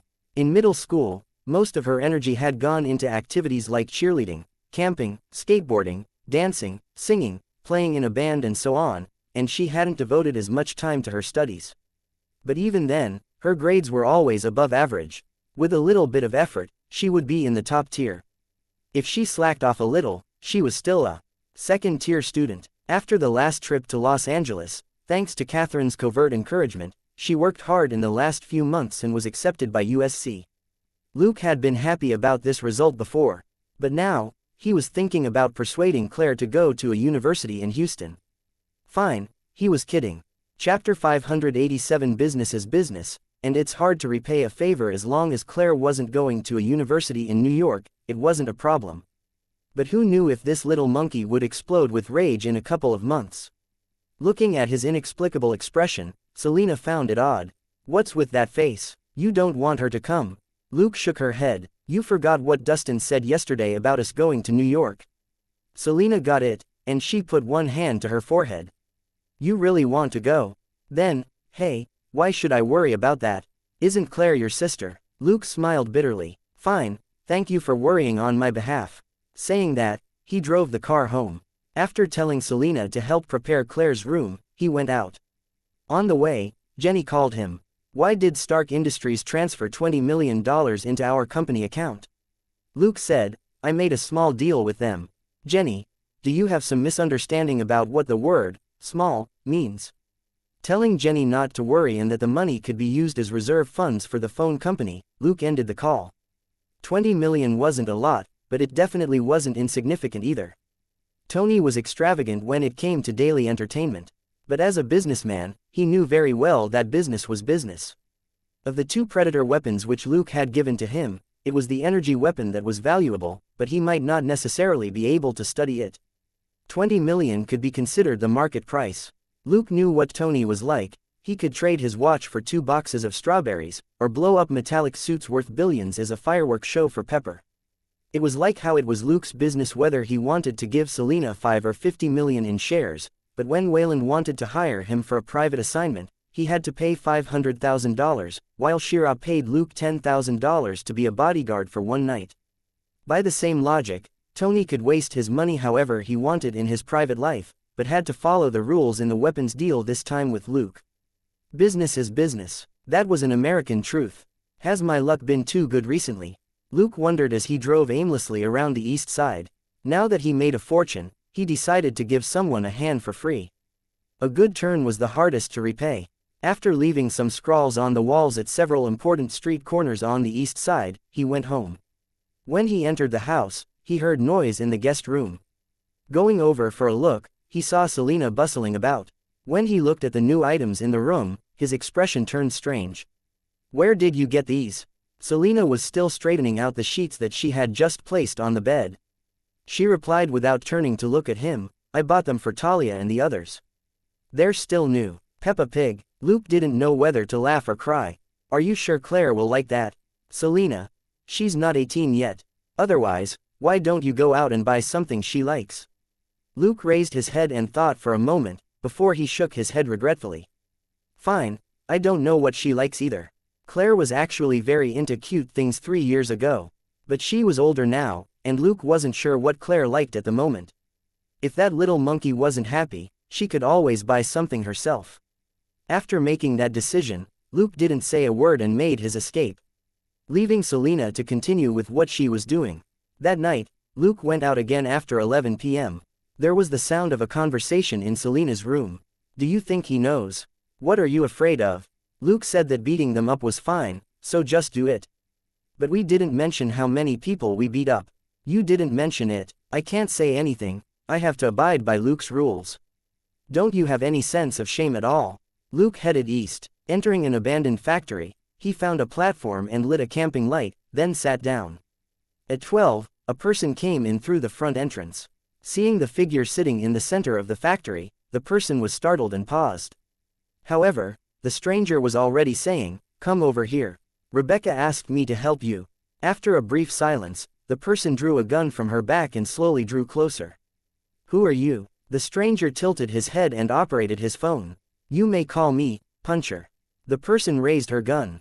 "You're lying. Rebecca has no friends." With a soundless chuckle, the stranger again typed and played an audio message. "I owe her a little favor, and we're just barely friends. And you, Bloodmint, are someone she considers a friend." The person's face was finally revealed under the camping light. She was a white woman around 35 years old. She wasn't especially beautiful, and was even a little hard. There was a grim air about her, and her eyes were cold and dark. She was in poor condition at the moment. Not only was she pale, her thigh was bleeding through her trousers. Even the hand that was holding the gun was shaking. But she still didn't put it down. "You're from the fraternity." The stranger stood up. "If I was with the fraternity, I would have attacked you by now. Your injuries are pretty bad." As he spoke, he came closer. Ignoring her gun, the stranger walked over to her. "All right, putting up a front won't help. I'll treat your injuries for you." He then easily wrested her gun from her and dropped it on the side. His other hand was already supporting the woman called Bloodmint and helping her sit on the platform. Shocked, Bloodmint was about to attack, when Luke pressed down on her shoulder. "Enough. I had 2 whole seconds to kill you if I wanted to." Bloodmint paused for a moment. Finally, she stopped resisting and asked, "Why aren't you using your real voice?" The stranger shrugged and typed again, "And be as high profile as you. You didn't even cover your face when you stole the munitions. It's only a matter of time before LAPD and the FBI track you down." He then put his phone back in his pocket and gestured for her to be quiet. He quickly cut open her left trouser leg with a knife. Removing the simple bandages on the leg, he shook his head. This woman was really hardcore. The massive injury was almost 8 centimeters long, and she had actually stapled it back together. Luke's teeth hurt just looking at it. He searched his backpack, took out some medical supplies and gave her a shot of painkillers first. A moment later, he started to clean the injury and stitch it up. He was done in less than 10 minutes. Luke took off his rubber gloves, placed them in a plastic bag, and then put it away in his backpack. As for the medical supplies, he packed them into a black cloth bag and put it to one side. Then, he typed on his phone, "Keep these for your own use. You can still prepare properly before getting revenge. It's not like it's hard to buy medical supplies." Chapter 588 Selina's Progress and Gold Nuggets Reward. Bloodmint silently watched Luke work. Most of the wariness in her eyes finally disappeared. Hearing that, she shook her head. "I can't wait anymore." Luke heaved a sigh. He typed and played, "Since Rebecca has already asked me, just tell me what you need." Bloodmint bit her lip for a moment before she shook her head. "No, this is my revenge." Luke heaved another helpless sigh and typed a long paragraph. "LAPD knows you're back, and that you killed the lawyer, DA and the judge in that case. A word of advice, an appropriate disguise is still necessary." Bloodmint was silent. Luke didn't dwell on it. He dropped a card and left.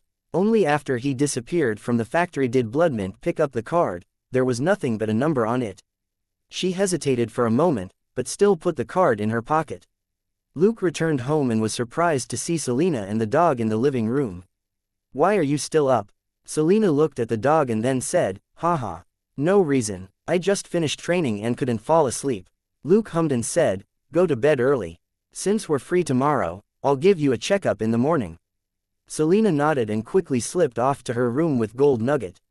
Luke shook his head at the two guys. They needed to train their mental fortitude. They couldn't look so guilty after doing something so small. Just look at him. How many grand things had he done? But he was still a sunny young man. The next morning, Luke gave Selina a physical checkup after breakfast.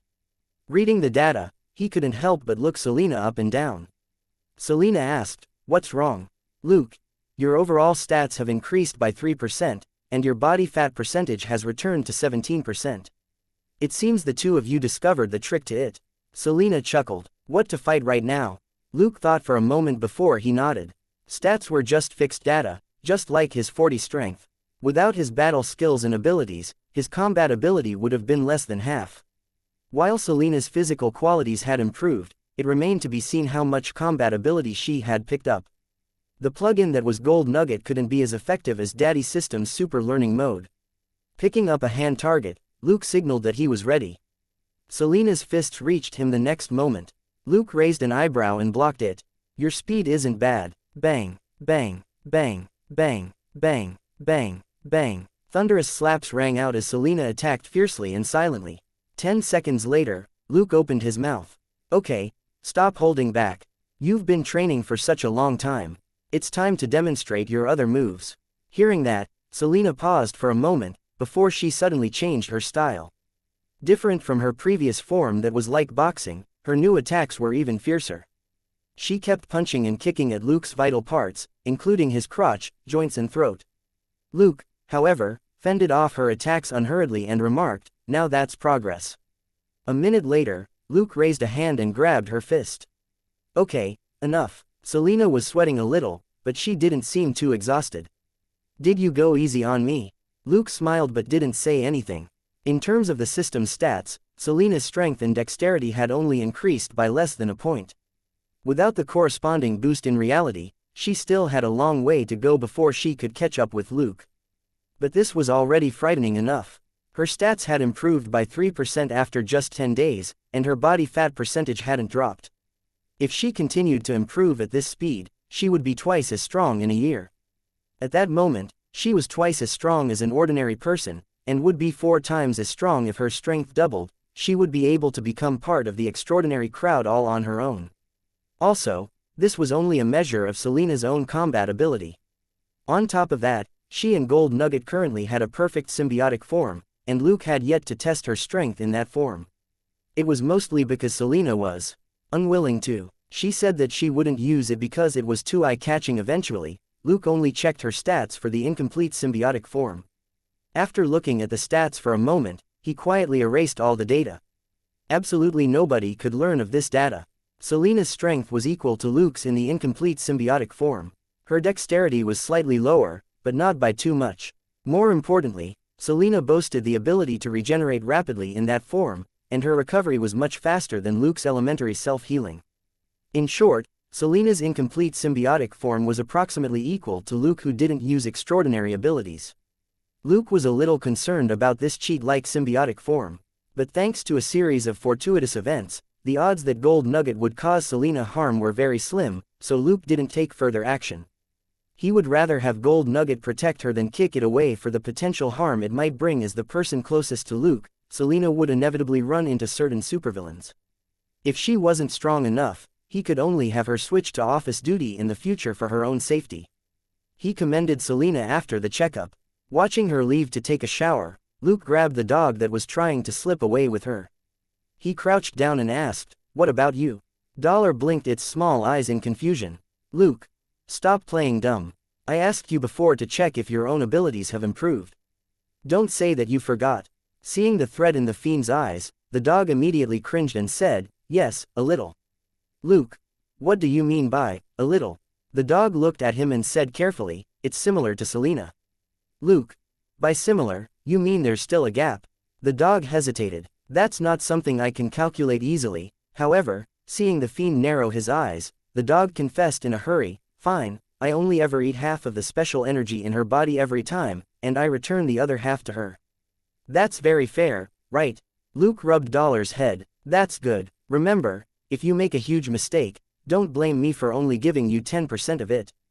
The dog shivered. "Got it." Luke stood up. "Stop acting. As a reward, I'll give you a tablet just for you in a couple of days." The dog immediately wagged its tail. "Really, really, Luke? Really, really? Go, it's time to work." The dog followed him out with obedient delight. "Really, for real, it's really my very own. Don't forget the safety rules. If you speak when we're outside the house, I'll cut down your number of snacks," Luke warned. The dog immediately fell silent, but then it began to whine as it switched to asking the same question in a different language. Luke could only roll his eyes and ignore it. Chapter 589: An impromptu trip around the world. Luke and Selena went to the police department. Selena distributed the pastries with a smile, and Luke sat down to read the files on his computer. He had to take care of Bloodmint. Although she wanted to resolve her grudge herself, Luke had to at least make sure that she didn't die. Another way to look at the saying, "business is business," was that when it wasn't a business-related favor, it was harder to work with. Rebecca and Luke weren't business partners. It was completely up to him how he wanted to do this good turn. To Luke's mind, this good turn wasn't hard to do, and he could earn credit at the same time. Naturally, he had to accomplish it diligently. This was a gang that had successfully bribed a DA and an experienced criminal judge. He was quite excited to take it down. This time, he couldn't ask Sonia, who was more skilled at gathering intelligence, to help him. Anybody would be able to tell that there was something wrong with him if every person he looked up came to a bad end. Fortunately, Mr. Smith had taken the blame for Ellsworth, otherwise Sonia might have become suspicious of Luke. The case was now under the Eastside Police Department's jurisdiction and had nothing to do with Luke on the surface, so it was fine for him to intervene. On the computer in the police department, he didn't directly search for files related to the case, but looked up the general public law and order situation on the East Side. He had learned some of the actual information through other channels earlier on, and only needed to make one more trip tonight to lock onto Bloodmint's enemy. He finished the research very quickly, and even had the time to call Catherine and ask about Claire's trip to Los Angeles. In the end, Catherine told him that after they saw Claire off at the airport, they would be traveling around the world. Luke was dumbfounded. "Traveling around the world?" Catherine replied happily, "That's right. We'll take a plane to a couple of places first, then a cruise ship across the Atlantic to Europe. We'll be gone for around 40 days. Luke, You've really made up your mind, haven't you? Claire laughed. Just nice. Claire wants to go over to your place. She's almost an adult now, and we can't take care of everything for her. Joseph will spend the summer holiday at his grandfather's ranch. I asked Sandra to look after him. Luke felt that the arrangement was fine. That's great. Right. When are you leaving? Catherine. Noon at Houston Airport tomorrow. Claire's flight is at 12 o'clock, ours is at 3. Luke thought for a moment and said, I'll send someone to bring you something. Have Robert read the user manual first. Catherine smiled. We're going out for fun, there's no need for a gift. Luke. It's not a gift. Just have Robert read the user manual. Catherine. Fine, everybody knows I can't understand appliance user manuals. You don't need to remind me twice. Luke was amused. Okay, have fun. I'll take care of Claire. He put down the phone and smacked his lips. He was glad that Robert and Catherine were taking an impromptu trip. They hadn't gone on a long, romantic holiday on their own since their honeymoon, which was many years earlier. Listening in, Selena was a little moved.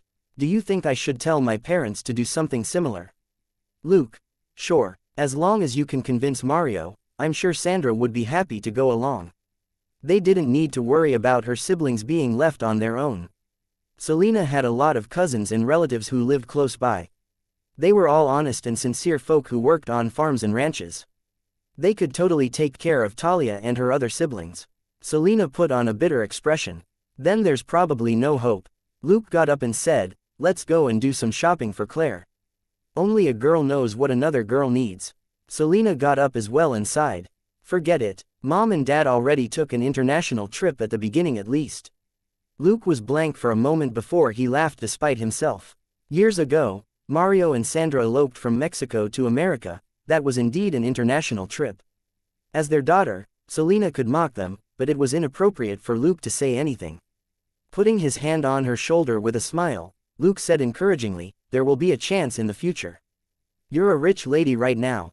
If you discuss it secretly with Sandra first, it'll be very easy to surprise Mario later. Selena thought for a moment and realized that it made sense. Given what Elizabeth had mentioned about the gold mine, Selena could get $1,000 in dividends every day. Her family was no longer strapped for cash. It was just that Mario was a hard-working man who was used to keeping busy. He couldn't just sit around. Luke had always appreciated that about him. Mario was so much better than other people who messed around with drugs, gambling and prostitution the moment they got rich. Buying a huge amount of daily necessities for Claire, Luke and Selena slipped off home. It was very rare for them to be ordered to goof off in LA. Thanks to Stark Industries' fury, law and order in Los Angeles had never been better. When they got home, Luke fiddled around with the device for Robert and Catherine's trip. Of course it wasn't a weapon, but a satellite phone. The current satellite phones on the market were well established. Luke mainly boosted the signal receptor and added a tracker so that he could check the phone's location at any time. The modification didn't take long. With Tony's skills, it was a piece of cake. It was a good thing Luke didn't care if such a task was below him, he made whatever he needed himself. He then had Jenny arrange for an employer, a young man on his first day on the job at Luke's company, to drive to Houston and deliver the phone to Robert. Luke didn't feel guilty about asking someone else to run errands for him, since he was the one paying the young man's salary. Since he was rich, he could leave the small things to other people to handle. Done with his family matters, Luke went out again that night. What he didn't know was that Selena and the dog slipped out as well after he left. The two sneaky guys communicated telepathically. Are you sure Luke won't be back early? Don't worry, I've noticed that every time he goes out, he'll be gone for at least an hour. We'll go beat them up right away, take their money, then come back. It'll take us 37 minutes at most. Okay, but if he catches us, you won't get your earnings from tonight. That's unfair. Do you want me to call Luke back to reason with you? Let's go now in case that guy returns earlier. Didn't you just say that it'll only take 37 minutes? Safety first. Hey, why are you imitating Luke? Elsewhere, Luke headed straight for a major nest of Latino boys, a gang on the east side. He was here because they were always well informed. Luke snuck into the center of the base after a couple of minutes. He found the boss of the place, held him down in a room, and tortured him for information. Chapter 590. Sorry, the number you have dialed is not in service. There were more than 50 people in the Latino boys' nest, including a number of prostitutes who were here to offer their services. In this situation, it wouldn't be proper for Luke to make all of them disappear. Since he was in a hurry, he didn't do a massive purge, and simply captured their boss and interrogated him. After interrogating the boss, there was the sound of an explosion in the distance. Luke walked over to the window and looked in the direction of the sound, but had no impression of the place. He dragged the boss over and pressed him to the window. "Tell me, what is that place?" After a quick glance, the boss replied quickly, "That's an abandoned factory. It's in Garcia's territory. I hear it's a processing plant." Luke nodded. "Thanks." He then twisted the boss's head lightly with both hands. Not far away, the corrupt lawyer whose mouth had been taped shut had horror all over his face. The boss's head suddenly turned 180 degrees to stare at him with dead fish eyes. The lawyer shuddered, and could only cry through his taped mouth. A moment later, the corrupt lawyer vanished from this world as well. It would be too troublesome to make everybody in this base disappear, but it wasn't hard to make the boss, the corrupt lawyer and their bodyguards disappear without a trace. Some members going missing was probably even more terrifying than the whole gang going missing. Luke didn't mind giving the legend of the ghost butcher even more mystery. When he finished, all the gang members in the base were looking at the explosion in the distance from the front entrance, and Luke took advantage of the situation to leave from one side. He had obtained the intelligence he needed. Bloodmint's foe was none other than the Garcia family, led by Diego Garcia. Diego Garcia was in Luke's database, but he didn't rank high. The Garcia family was mostly active in the greater Los Angeles area further east instead of the city center. So far, Luke had only wiped out 2 minor nests of theirs in the city in passing. 5 years ago, the attack on Bloodmint and her family happened on the east side of Los Angeles, so her targets of revenge included the LA City DA and judge. That was how LAPD got involved in this case. Of course, it was how the Garcia family came to Luke's attention. A lot of people probably wouldn't be happy about how this entire thing was going to end, but the citizens of Greater Los Angeles definitely would. As he mulled over this matter, Luke drove to the site of the explosion. He did one large round of the dilapidated factory before he turned the wheel and drove further east. 20 minutes later, his expression changed, and he drove the car into an alley. After he got out, he jumped into a backyard, went over to a pile of junk, and looked at the person who had collapsed next to it. He heaved a soundless sigh. "If you had accepted my help, you wouldn't be lying here now." He pulled the woman back to her feet and supported her out of the yard. When they were in the alley, the woman regained some consciousness. When she saw the stranger in black, she was about to struggle. "I'm Puncher." Luke took out the phone and played the words. When Luke took out the phone, the woman stopped struggling, and when she heard that familiar anchor voice, she simply passed out. Luke sighed and took her to his car. Driving to a secluded spot, Luke put down the passenger seat and used a flashlight to examine the woman from head to toe before quickly focusing on her waist. He took out a medical kit and deftly cut through her clothes over her waist. He couldn't help but grind his teeth when he saw the wound. Why were her injuries worse each time? This time, it was a 10-centimeter long wound on her waist in a critical location. Naturally, this injured person was Bloodmint. Luke mocked inwardly. "You must have called yourself Bloodmint because you predicted you would never stop bleeding, right?" As he roasted her inwardly, Luke moved even faster. Holding the flashlight with his mouth, he picked up the medical supplies and started to treat her wounds. 20 minutes later, he was finally done treating all her wounds. The woman had injuries all over her body, but the waist injury was the only one that was a little more dangerous. The good news was that this injury didn't impact her vital organs. That was probably due to her strenuous training. Doing your best to prevent your vital organs from being injured in an attack was also an important skill. Luke had just taken off the surgical gloves after he was done, when he heard a phone ringing in the car. Frowning, he quickly put the gloves into a plastic bag and put on another pair of special gloves, before he found a phone on Bloodmint. Looking at the number on it, he answered the phone offhandedly. "Riley Noyes, listen up. We're below the overpass. You know who this is." Luke calmly took out his fake phone with the other hand and quickly worked it before he aimed the speaker at Bloodmint's phone. The next moment, a gentle female voice rang out in the car. "Sorry, the number you have dialed is not in service.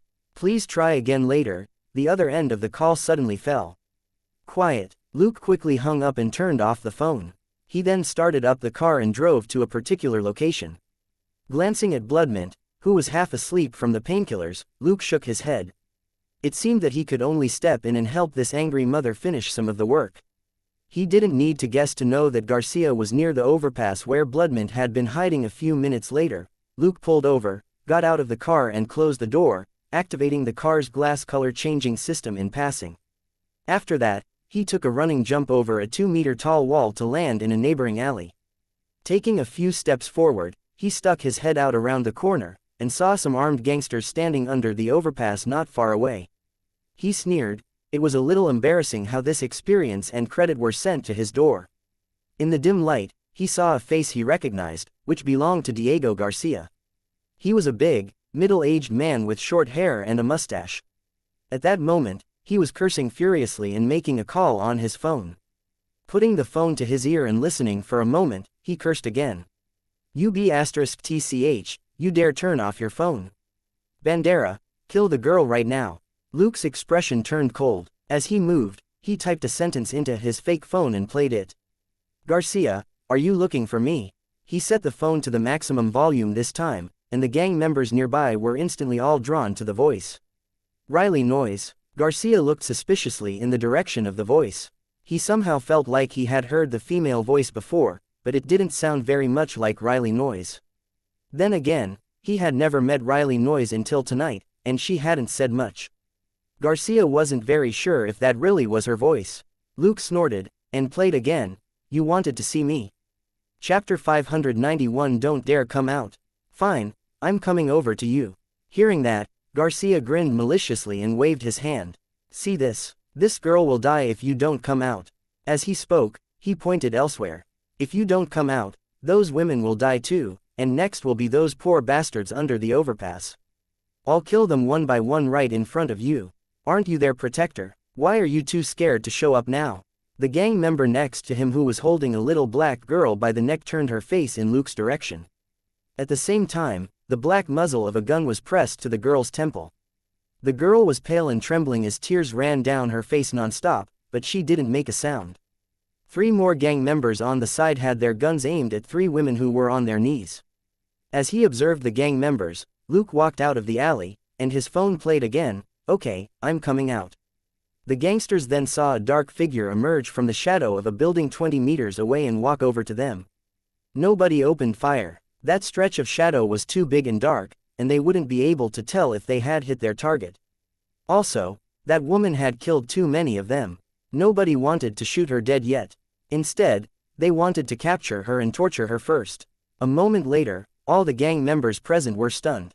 When the dark figure was 10 meters away, they could finally see it in the light of the car headlights and other lighting. The astonished criminals realized that it was a person clothed entirely in gray and black, even the eyes and mouth were covered. Riley Noyes had killed a lot of their comrades, and many had seen her. She was 1.75 meters tall at most, and wasn't too strong. Then, who was this guy standing in front of them? This stranger was more than 1.9 meters tall and extremely brawny. He looked as heavy as 2 Riley Noyes. Surprise. The female voice that the gang members had just become familiar with rang out from the shadows. In the wake of that cheerful and cute anchor voice, Luke pulled AP-226 out with his left hand and a Glock with his right in a quick draw. Bang, bang, bang, bang. Instantly, the 4 gang members who had taken hostages were shot in the head. Luke had chosen to attack the moment the gangster holding the girl moved the gun away from her temple. After the 4 gang members collapsed, all of Luke's concerns disappeared. He charged at the criminals like a dark shadow. Physical outburst, activated. Quick reflex, activated. Close range gunfighting, activated. Bang, bang, bang, bang. Gunfire rang out in a barrage, and Luke stuck close to a gang member on the fringes. The man was going to shoot, but found that Luke had already blocked the hand that was holding the gun. Just as the gang member was about to draw his hand back, he was hit in the back by multiple shots fired by his comrades, and he collapsed weakly. Using the falling body as a shield, Luke swiftly charged forward a few steps before he kicked the body into a few gangsters to his left. He then switched directions and charged through 5 criminals, the guns in his hands like phantoms that sparked left and right. One after another, the 5 criminals were shot in the head and chest. By the time they fell, Luke had already swept past them like the wind and was charging into the midst of the next group of criminals. Before this group of criminals could turn their guns around, Luke had opened fire again. Bang, bang. All that the two criminals at the very front saw was a bright blaze before they fell. After firing those two shots, Luke had already darted past two more criminals, and he aimed at the back of their heads. Bang, bang. The last gangster screamed in panic at Luke's quick approach, but his pistol clicked with the sound of an empty clip. Luke, however, simply went around him. Before the gang member realized what was happening, he was riddled with his comrades' bullets. In less than 10 seconds, 15 criminals had been killed. These bad guys involuntarily yelled with fierce expressions and opened fire non-stop, but they could only eat Luke's dust. Bang, bang, bang, bang. When the gangster was killed by his comrades, Luke twisted and turned like a phantom as he ran into the next group of criminals 7 or 8 meters away. They were pale with fright and full of despair. They knew they would be killed very soon, if not by this dreadful monster in black, then by their own comrades' bullets. But their brains already had no time to tell them to hide. Luke mowed them down from the outside, the sparks from his guns harvesting their evil lives like a scythe. Bang, bang, bang, bang, bang, bang, bang. 7 gangsters collapsed, but Luke had only fired 5 times, the other 2 had been killed by friendly fire. The remaining dozen gangsters were about to go crazy. They stopped worrying about their comrades and were no longer aiming as they simply fired randomly in Luke's direction, which was in fact a little more threatening, but only a little. Luke stopped his rampage and ducked behind one of the gang members again. Sticking his guns out under the man's armpits, he pulled the triggers again. Bang, bang, bang, bang, bang, bang, bang. The gangster shielding him trembled non-stop at the shots, and his comrades opposite him dropped one after another. When Luke was shooting in a stationary position, he was a man who could fire 6 times in 1 second without missing once. Cling, cling. There were 2 faint sounds. The clips for both his guns were empty, but there were 4 criminals still standing. Luke put the guns back into his holsters and grabbed the M1911 from the hand of the gang member he was using as a shield. Pa, pa, pa. He killed another 3 gangsters with a triple shot from the M1911 before it ran out of bullets as well. Luke hurled the M1911 and it smashed hard into the nose of the last gang member. Putong, putong. At that moment, the gangster with the caved-in face and the one acting as a shield both fell. Luke took out his P226 again and reloaded it unhurriedly, not forgetting to put the empty clip back into his pocket. Pa, he casually shot the gang member with the ruined face in the back of the head. Bang, bang. 2 members who were still able to scream after being accidentally injured by their comrades were cut off. Luke finally turned his gun on the last criminal standing, Diego Garcia. Diego Garcia slowly lowered his empty gun. Who are you? Why are you fighting me? Luke smiled and fired at Garcia's leg.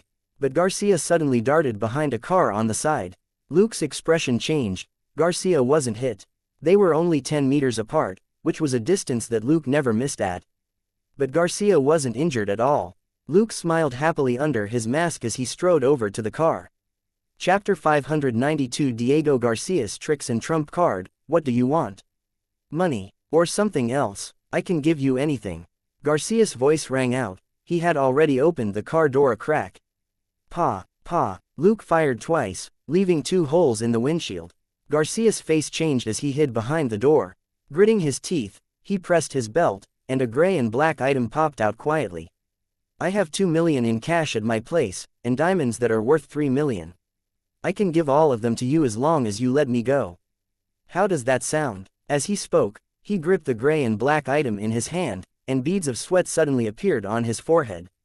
By then, Luke had reached the front of the car and pointed his gun at where Garcia was hiding. Suddenly, he twisted his body and turned his head as he moved to the side. A tiny shadow flew past where his neck had been. Luke gave an inward exclamation of surprise. Behind him, the dark shadow arced around in the air and shot at him again. He twisted and pushed off of his toes, instantly covering 7 to 8 meters as he avoided the dark shadow once more. He then fired 2 shots at Garcia, who was crouched next to the car door. Bang, bang. The moment Luke fired, Garcia grinned maliciously and fired his reloaded gun as well. Bang, bang, bang, bang. Garcia's smile froze as his planned attack failed completely. A few meters away, Luke suddenly flashed left and right in an irregular pattern as he pressed forward once more. At this close range, Luke could clearly see the trajectory of his bullets. His smile became even broader, because Garcia was absolutely unscathed once again. Shocked and furious, Garcia fired non-stop as he pulled the door open with his other hand and got into the car. Luke's figure flickered as he reached the car door and stomped on Garcia's left leg, which was still outside the car. Crack! Garcia's left leg was suddenly bent into an L, and he promptly screamed in pain. Luke stretched out his hand and grabbed the man by the neck to pull him out of the car. Garcia was anxious and had no time to care about the excruciating pain in his left leg. He roared, "Go to hell, you monster!" At his words, a dark shadow rose up to shoot at the back of Luke's head from the side. Luke snorted and curled his finger. Dumb. With a super flick to the temple, Garcia passed out. That shadow promptly slowed down. Luke put his gun away, then turned around to lightly pluck that shadow out of the air. Examining the item more carefully, he smiled. So, it was just this small thing. Between his fingers was a thin and sharp razor blade. Raw, it was a matte iron razor blade that was an inconspicuous gray and black in color. It had the same texture as a paper cutter, except that it was heavier. Its edges were very sharp, and the tips on both ends were deadly too. Just now, this razor blade had attacked him from behind many times, aiming for vital parts. Luke looked at the system notification. System: you have defeated Diego Garcia and have received a list of his abilities. Diego Garcia's abilities: basic firearms, basic combat, elementary magnetic control unavailable. Looking at elementary magnetic control, which was grayed out, Luke's heart couldn't help feeling pained. Magnetic control was definitely a top-tier extraordinary ability. As long as the user was knowledgeable and strong enough, it would be a super ability that could be used in offense and defense, to control the situation, or as backup. But in the end, he couldn't learn it. After countless experiences with unavailable abilities, Luke already had an idea about the rules surrounding them, and this was no exception. Still, Luke felt deep pain. It was like watching somebody burning cash. You would find it unbearable even if the money didn't belong to you.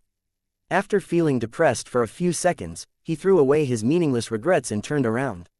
The people who had been quietly watching the battle around them saw the tall and sturdy black figure pick Garcia up like he was a dog and disappear around the corner he had come from. Luke didn't notice the huge graffiti artwork on a giant billboard nearby. Illuminated by two dusky spotlights at the top, it was of a woman in a black hoodie standing with her head lowered and two huge wings stretched out to the sides. Underneath her was the dark city skyline. However, the woman's wings weren't feathers, but guns. There was no halo above her head either, but a small bright blood-red expanse. When Luke picked Garcia up with one hand and left, he cast a long shadow in the car's bright headlights on the billboard. That was what the people around them saw. Only after Luke disappeared did a bunch of people slowly emerge from the nearby shacks. They silently gathered at the top of the street that was littered with bodies. Suddenly, one old tramp said, "It'll take the police at least half an hour to get here. There's something we can do." Everybody was silent for a moment, before they suddenly started to move. In less than 10 minutes, except for a large stretch of dirty water that had laundry detergent and disinfectant mixed into it, the street was as peaceful as before, as if nothing had ever happened. Elsewhere, Luke tossed Garcia into the car and took a few shortcuts before he found a factory. Picking Garcia up with one hand and propping Bloodmint up with the other, he entered the abandoned factory.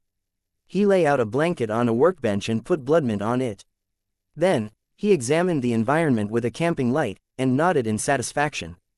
Coming back, he wet a towel and placed it on Bloodmint's forehead. It wasn't long before the woman's body suddenly jerked, as if she was going to jump to her feet. Luke pressed down on her shoulder and played a pre-typed message, "All right, it's still me, Puncher." Bloodmint's gaze was clear again and no longer unfocused. Seeing the familiar black mask and yellow sunglasses, she was relieved, but then asked nervously, "What time is it?" Too lazy to type, Luke simply raised a finger. Bloodmint cried out, 1 o'clock. "No, I have to go." But her shoulder was held down again. "Diego Garcia is right here. If you're in a hurry to leave, I'll just have to take care of him." Bloodmint was stunned at the anchor voice, and she turned her head. Only then did she notice Garcia glaring at her. The drug lord who suppressed the east side of Greater Los Angeles and who had killed so many people now had his mouth taped shut and his hands and legs bound tightly. He was sitting on the ground and covered in dust. No need to be excited. He's not going anywhere. You can take your time, said the anchor unhurriedly. The hand holding Bloodmint down then gently helped her up. Even so, it still pulled on her waist injury, and she gritted her teeth at the pain. Chapter 593 Revenge. Neither of us is a judge because of Bloodmint's special constitution. The effect of painkillers faded more quickly for her, but she recovered more quickly as well. The hatred in her heart made her even less afraid of pain, and she slowly stood up. Seeing that she was standing, Luke let go, then tore off the tape that was over Garcia's mouth. I'm sure you want to wish him farewell. Bloodmint simply nodded in gratitude. She glared at Garcia. Do you regret it now? Garcia's lips moved, and he suddenly laughed. Why would I regret it? Your man wanted to steal my money. What's wrong with killing a despicable thief? Bloodmint. No, my husband already turned Mickey down and didn't plan to get involved. You knew that, but you still sent people to kill my family to make an example of us, didn't you? Garcia said arrogantly. Well said. Should I have waited until he stole my money before I did anything? I'm not a judge. Bloodmint suddenly smiled. That's right. Neither one of us is a judge. She then began to look around. Luke very considerately pressed the play button again. There are tools on the workbench to your left. Bloodmint and Garcia both looked to the left, only to see a pile of exquisite tools. They're all made of porcelain. All operations are guaranteed safe and sterile, the anchor said at that timely moment. Garcia's face turned blue. Are you a devil? He had already realized that there were plenty of metal items in this factory, but they were either too big or too far away for him to control. Luke and Bloodmint had metallic objects on them, but none were lethal. Garcia was weak at using magnetic control at long range, otherwise, he wouldn't have kept this ability a secret all this time. His ability was the most useful in a close-range fight. Once it was activated, he could deflect most metals that came within 10 centimeters of his body with powerful magnetic force. It was thanks to this unusual ability that was far more useful than a bulletproof vest that he could avoid what would otherwise have been lethal gunshots. He had also killed a lot of unsuspecting opponents with the special razor blade. But his tricks all proved useless today. Even though he deflected Luke's bullets several times and threw out the special blade which he considered his trump card, he still hadn't been able to avoid being caught. A moment later, Garcia's screams rang out in the warehouse. Bloodmint wasn't nearly as brutal as Rebecca. Rebecca had roasted Mr. X alive first for more than 10 minutes, but Bloodmint simply destroyed Garcia's hands before ending his life. She said it was because Garcia's hands were covered with the blood of the innocent. Helping the exhausted Bloodmint back to the workbench, Luke told her to get some rest, then took Garcia's body out. 2 minutes later, he came back in and cleaned up the scene. Then, he typed and asked, "Where do you want to go now?" After a brief silence, Bloodmint said, "If possible, can you drop me off at the Monterey Park Cemetery?" Luke, as you wish. The east side of Los Angeles wasn't peaceful tonight, with police sirens blaring everywhere every now and then. Luke easily avoided the patrol cars and sent Bloodmint to the cemetery. He helped the woman stagger into the cemetery and find the right place among a bunch of tombstones. On the tombstone was an enormous noise, under which were the names Chris and Kelly. They were Bloodmint's family. Luke let go, and Bloodmint walked over to slowly sit down in front of the tombstone. Pressing her head to it, uncontrollable sobs were wrenched from her throat. I miss you so much, my task is over. Garcia is dead, Chris, Kelly, wait for me, God, just let me die. I miss them." She touched the two names on the tombstone with shaking hands as she cried. Luke stood in silence. Bloodmint's original name was Riley Noyes. Chris was her husband, and Kelly was her daughter who had just entered elementary school. Both of them were killed by the Garcia family 5 years ago. Their murderers were the gangsters who had been hung from the Ferris wheel.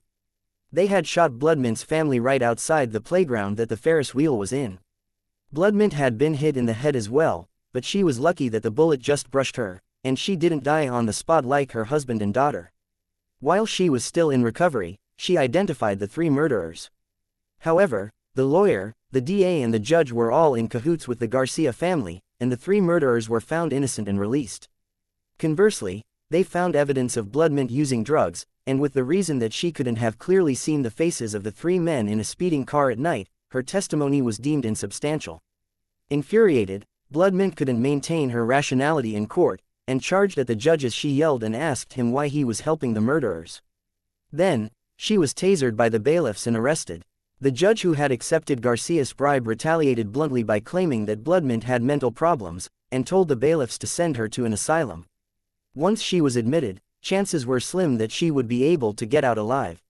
When Bloodmint was escorted to a police car, she found a chance to suddenly lash out and knock down the police officers before she escaped. She disappeared from Los Angeles ever since. Luke didn't know the details of what happened to her after that, but she definitely joined the fraternity. Like Rebecca, Bloodmint had the talent to be a top-tier assassin in the fraternity. That was why she could see the three murderers' faces in a speeding car at night. That was why she wasn't killed when she was shot in the head. That was why she took meds for mental health. It wasn't because she had mental issues. With her killer talent, Bloodmint would subconsciously enter the physical outburst state even though she had never studied it. The sensation from physical outburst was very strange, and could cause some minor fluctuations in the mental state. Bloodmint had always thought that they were hallucinations brought on by stress. Every time she felt like this, she would take medication. Coincidentally, it was Rebecca who brought Bloodmint into the fraternity. Rebecca then betrayed the fraternity to avenge her sister. Since Rebecca had left, Bloodmint also decided to leave the fraternity to avenge her family. It was just that the fraternity was in some trouble at the moment. Mr. X, the organization's top assassin, had somehow gone missing in Rio.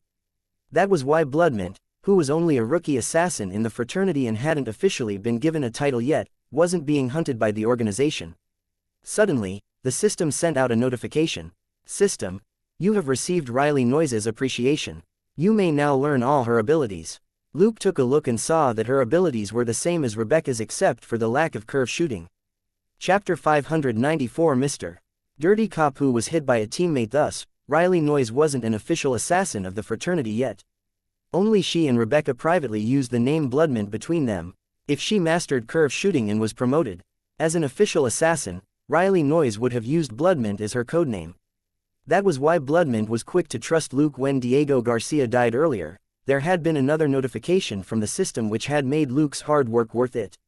System, help Riley Noise eliminate major members of the Garcia family. Completed. Total experience, 5,000. Total credit, 5,000. Contribution rate, 60%. EXP plus 3,000.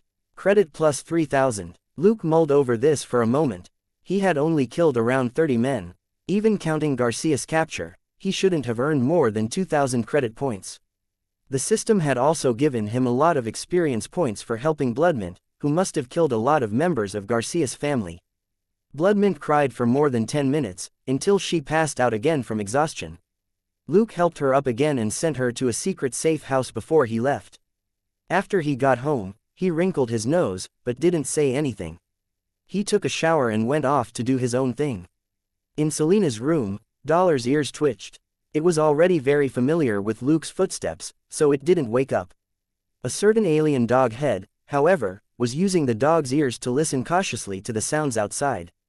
It was only a long while later that it finally relaxed and entered a resting state. The next day, Selena woke up at 7 as usual. Ever since Gold Nugget appeared, she was less likely to sleep in. It wasn't that the alien dog head would wake her up, but that she didn't need as much sleep anymore after her physique improved. Before, sleeping 7 to 8 hours after hard training was the most comfortable. Now, 6 hours of sleep was more than enough for her, and she would wake on her own. She couldn't fall asleep again after that even if she wanted to. Looking at Luke who was making breakfast, she asked, "Are you all right?" Luke turned his head. "What's wrong?" Selena thought for a moment before she replied, "I feel like you aren't in a good mood." Luke shrugged. "Maybe. I can't always be in a good mood every day." Selena couldn't help but look away. "You aren't mad, are you?" Luke found that strange. "Mad? Not at all." Looking at her expression, he smiled. "All right, you can't keep the fact that you're beating people up from me. It's fine as long as you remember, safety first." Selena released a long breath of relief. The dog head outside the kitchen also sighed in relief and began to whine. Luke rolled his eyes. "Breakfast will be ready soon, stop whining." Selena took out the milk and oatmeal and sat down at the dining table. She then opened up the morning news on her tablet. That was originally Luke's habit. He liked to check if he had overlooked anything in his operation from what the well-informed reporters said. Selena had recently picked up the same habit. Increasing the volume slightly, she poured the milk over her oatmeal. There was a major explosion last night at a factory on the east side of Los Angeles. The cause of the explosion is still unclear. We now turn to the police department's brief on the case. A massive gunfight was believed to have taken place last night under an overpass. When police rushed to the scene, however, they didn't find any victims, bullets or firearms, but 300 meters away from the overpass, a female African-American FBI agent was found dead from gunshots.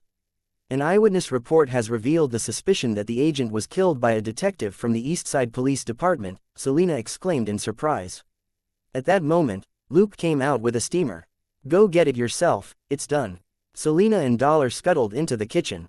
A moment later, Selena came back out with a steamer in each hand, while Dollar was balancing a plate on its head with a stack of steamers on it. Putting down the steamers in her hands and helping Dollar move the steamers from its head, she popped a bun into her mouth and tipped out the buns from a steamer into Dollar's food bowl as she mumbled, "What an embarrassment for the East Side Department. They haven't figured out the judge's death yet, and they've actually killed someone from the FBI." As they ate the buns, Luke looked at a face displayed on the tablet. Detective Stan McCall is a Level 2 detective in the Major Crimes Division on the East Side. We've tried contacting him through various methods, but to no avail. This detective is now missing, which makes this case even more baffling. Luke narrowed his eyes and stared at the picture for a moment. He vaguely felt that the man looked familiar. He remembered in a flash, and his hands couldn't help pausing for a moment. Wasn't this man the unlucky bastard he had used as a shield and who was riddled with bullets by his comrades? He looked at the system notifications, and indeed found the man's name. System: Kill Stan McCall, a dirty cop bought out by the Garcia family. Completed. Total experience: 200. Total credit: 200. Seeing that, he knew that McCall wasn't anything good. This man had caused the deaths of at least 5 innocent people. So, his death was well deserved. Luke searched his memories and remembered that McCall had reeked of gunpowder and the smell of a woman's blood. It probably belonged to that FBI agent. Back then, Luke thought that the guy had killed civilians under the overpass, so he simply shot him in the head. He was too focused on eliminating the criminals and preventing them from hurting the civilians to notice that there was a dirty cop among them. This time, the East Side Police Department was in serious trouble. But it's not my business at all, is it? Luke shook his head with a smile and continued eating. After breakfast, Luke showed his face at the police department and in passing asked Elsa about the situation on the East Side. It was basically as he had expected. After explaining it briefly, Elsa looked at him suspiciously. "You're not going to look into those cases, are you?" Luke quickly shook his head. "I'm not an idiot. That responsibility is too big." Elsa was relieved. "It's good that you know that. It looks like the director of the East Side Police Department will have to step down." Luke was stunned. "Seriously? The rumor is that all these incidents are related to that detective from the Major Crimes Division, who's always been one of the director's men. It now remains to be seen if the director can prove his innocence," Elsa added. After hearing the gossip, Luke tactfully took his leave. When he came out, he saw Sonia and Selena talking. He walked over to them. "Any more exciting news?" "A lot happened on the East Side last night." Sonia's tone was low as usual. "I already told Selena. You can ask her later. But HQ has already made their dissatisfaction clear, and wants to thoroughly tidy up the East Side." Chapter 595 Airport Welcome and Training. Seeing that Luke and Selena didn't think it was a big deal, Sonia said in an even lower voice, "So, if HQ asks you to help with the investigation, you better run as far away as possible."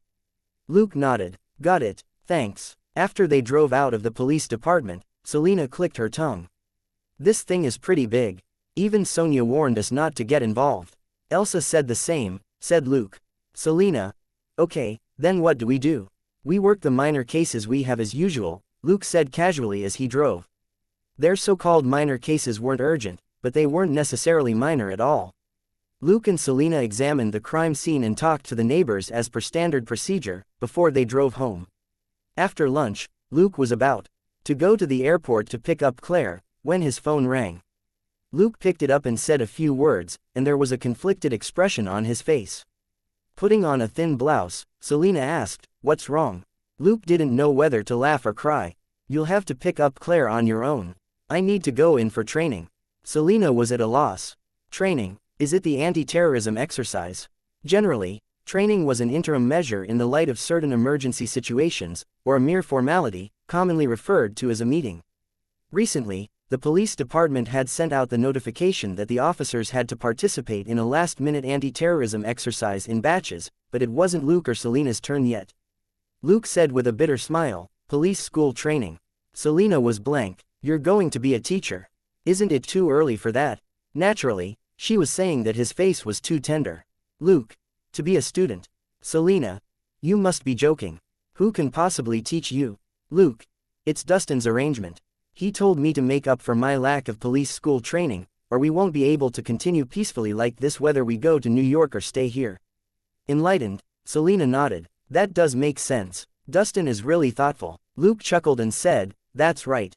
After my training is over, the both of us have to take the detective exam." "What?" Selena turned pale. "Dustin is so thoughtful he didn't forget about your detective exam," said Luke with a smile. Selena was full of despair. "I haven't studied. If I go, won't I just hand in a blank paper?" Luke winked at her. "Don't forget, you still have to get a college degree too." Selena was stumped for a moment, before she responded, "You'll take care of it for me." Luke chuckled and jerked his chin at the backseat. "Don't forget this guy. Give him all the materials," and then, enlightened, Selena patted her forehead. "That's right, I can get Gold Nugget to help me look for the answers." Luke nodded with a, "the kid is learning," expression. "I'll give you a list of possible questions before the exam.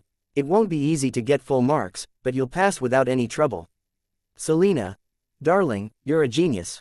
After talking about how they were going to cheat, they each drove a car out. Selena went to pick Claire up in the police car, and Luke drove to the police school outside the city in the second-hand Ford. Los Angeles had one of the biggest police departments in America, and the Los Angeles County Sheriff's Department was the fourth largest police department in the country. Thanks to their hard work, a police school was set up in the greater Los Angeles area to the east of the city. The police school was further east of Monterey Park, and it would take about an hour to reach there from the west side of Los Angeles. Naturally, Luke had no time to pick up Claire. In the car, Luke called Catherine to make sure that Claire had gotten on the plane, and that Robert had received the satellite phone that had been delivered to them. After giving Catherine a few reminders and trading barbs with Robert, Luke hung up.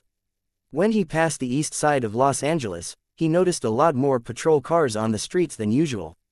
He also spotted many policemen in plain clothes near Monterey Park Cemetery and the overpass. He shrugged and simply drove on. That was the East Side Police Department's problem, not his. After he reached the police school and showed his badge, he was let in. The place was quite nice. There was a park not far away that had several ponds in it. Life here was more peaceful and comfortable than in the city. Of course, that wasn't the case for newbies in the police school. Their days weren't easy as they trained for months and strove to be promoted. As official police officers, law and order in Los Angeles had been deteriorating in recent years. However, young people with good education were becoming less interested in a career as a police officer. Hence, the number of trainees at the police school was shrinking. For example, Sonia's partner Alessandro, who was as weak as a chicken, had become a detective in the Major Crimes Division despite the fact that he had some ailments on record. Luke became a detective at just 18, but the Internal Affairs Division didn't come after him either. There were fewer and fewer capable detectives, and the Internal Affairs Division could only surrender to the pressures of this new situation. Parking the car in front of the office building, Luke went in to find the person in charge of training at the police school. It was a white middle-aged man with gray hair, who was called Remick. Accepting Luke's documents and reading them for a moment, he asked strangely, "You're already a level 3 detective?" Luke's expression didn't change as he nodded. "Yes." Remick smacked his lips, put down the documents, and wrote Luke a note. "Turn right after you leave this office, go straight out of the building, and report to Coach Peterson with this note in the big classroom on the first floor of Building No. 2. Luke accepted the note and said, "Okay, thanks." He then walked out. Remick finally made a call. "Hey, boss, why did a level 3 detective come over for training? Did someone make a mistake?" A moment later, there was a flabbergasted expression on his face. "Are you sure about that?" "But I already told him to report for training." The person on the other end of the call wasn't too bothered. "Then go over and tell the coach about Detective Luke's actual circumstances. Don't really train him as a newbie." Remick, Fine, you're the boss. Hanging up the phone, he mumbled as he got up, are you serious? Even police training is a formality now. We'll have to rely on these immature brats to keep LA safe in the future. Eastside's boss is going to step down soon, you sure you won't end up like him? Grumbling inwardly about his irresponsible boss, Remick put on his coat and walked out of the office. Until his dumbass boss stepped down, he at least had to carry out whatever shishty orders the man gave him. On Luke's side, he soon found his coach Peterson. Actually, he showed up at a rather awkward time. In the big classroom, Coach Peterson had just said solemnly, "There's no special treatment or leniency here, no mistakes are allowed. Understand, newbies." Luke opened the door at that exact moment. All 30 men in the classroom looked at him, before they turned back to look at Peterson again. Chapter 596 Rookie Transfer. In the first lesson, Peterson stared blankly. "Who are you looking for? May I know if you're Coach Peterson?" said Luke with his customary smile. Peterson subconsciously nodded. "I am. And you are?" "Luke. Student Luke Coulson reporting for duty." He then gave him Remick's note. Peterson accepted the note with a black face. He was silent for a moment as he read it, and anger flashed in his eyes. The notice of training was sent out a long time ago, why was someone suddenly showing up now? But he didn't flare up right away. He was a man with principles, he would only deal with rookies who didn't follow the rules with practical actions. "Okay, it's time to go. You, come with us." With that, Peterson strode out of the classroom. Luke's expression didn't change as he followed the man and ignored the rookies behind him. Less than 2 minutes later, they were standing on the drill ground. "Now, we'll test your baseline. Who wants to go first?" Luke looked him in the eye and his smile didn't change as he raised his arm right away. "Sir, me." Peterson was stumped. Luke had used the right wording. Ordinarily, rookies would say things like, "Me, let me," or, "I'll give it a go." Peterson would then have a good reason to yell sh*t like telling them they had to use, "Sir," first to address him. This was in fact a common tactic in training, used to teach the rookies that police officers were a disciplined troop and had to obey orders. Vexed inwardly, he pressed the stopwatch in his hand and said, "Okay, let's start with the 400-meter obstacle course. Whenever you're ready." Luke. "Yes, sir." He then took off on the obstacle course. When Luke started the test, all the rookies widened their eyes, eager to see how he would pass and hoping to learn from him. But less than 20 seconds later, Coach Peterson and all the students were lost for words. "Are you kidding me? Are you here to mess with us?" On the field, Luke was leaping and running, all with that slight smile on his face. It was obvious that he wasn't trying his best. He jumped over the low barriers, his feet were steady on the long narrow bridge, and he flipped over the high wall in less than a second. He didn't make a single mistake, as if he had practiced on this obstacle course a million times, and his movements were smooth and easy. After Luke returned to the starting point, he smiled widely at Peterson, who was still in a daze. "Sir, I've completed the test." Peterson nodded blankly. Luke looked at the stopwatch. "Sir, can I fall back in line now?" Peterson nodded again. He suddenly came back to himself and pressed the stopwatch. 1 minute and 45 seconds. That was an excellent result, but not a real one, since Peterson started the stopwatch too early and stopped it too late. There had to be an extra 10 or 15 seconds on it. His lips moved, but he didn't know what to say at that moment. He couldn't criticize Luke, because Peterson's personal best wasn't better than that. If he said that the result was sh*t, wouldn't it mean that he was worse than sh*t? But he had never praised anyone before, and for the moment, couldn't think of the words to say. Peterson was stuck in an awkward silence. On the other side, Remick had just come out from a side door of the building. He waved and shouted in the distance, "Peterson, come here for a bit." As if he had just been pardoned, Peterson said, "Fall back in line." At ease, he then walked over to Remick in a hurry. Luke stood silently at the very front and watched Remick and Peterson speaking in low voices in the distance with clearly conflicted expressions. A lot of the students were whispering behind Luke as well. He heard them clearly thanks to his astonishing hearing, but it was nothing surprising. Nobody was speaking ill of him. Of course, what they said in private later was another matter. Very soon, the two middle-aged men were done talking, and Remick left. Peterson stood there for at least 10 seconds with his back to the students, before he finally turned around and walked back. Looking at Peterson's rigid smile, Luke was lost for words.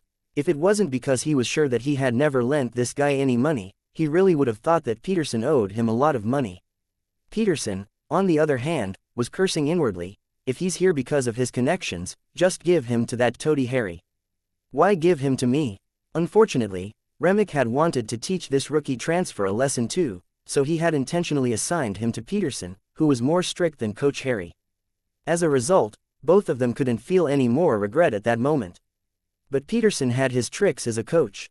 After that, he smartly avoided Luke and concentrated his firepower on the other rookies. A few minutes later, Peterson took out his phone solemnly, and made a few sounds of acknowledgement into it before saying, "Student Luke, Director Remick has a document that you need to sign. You can go over now." Luke could hear that there hadn't been any sound from the phone at all. But he simply nodded and went to Remick's office. He knocked on the door and entered, only to find that this director of training was now a lot warmer than earlier. "Luke, we've learned about your situation. This is how we've arranged your training schedule." After a moment, he asked searchingly, "Is this all right with you?" Luke nodded with a smile. "Thank you for your consideration, Director Remick." At that moment, there was another knock on the door. Before Remick could say anything, the door opened and a bald middle-aged man came in.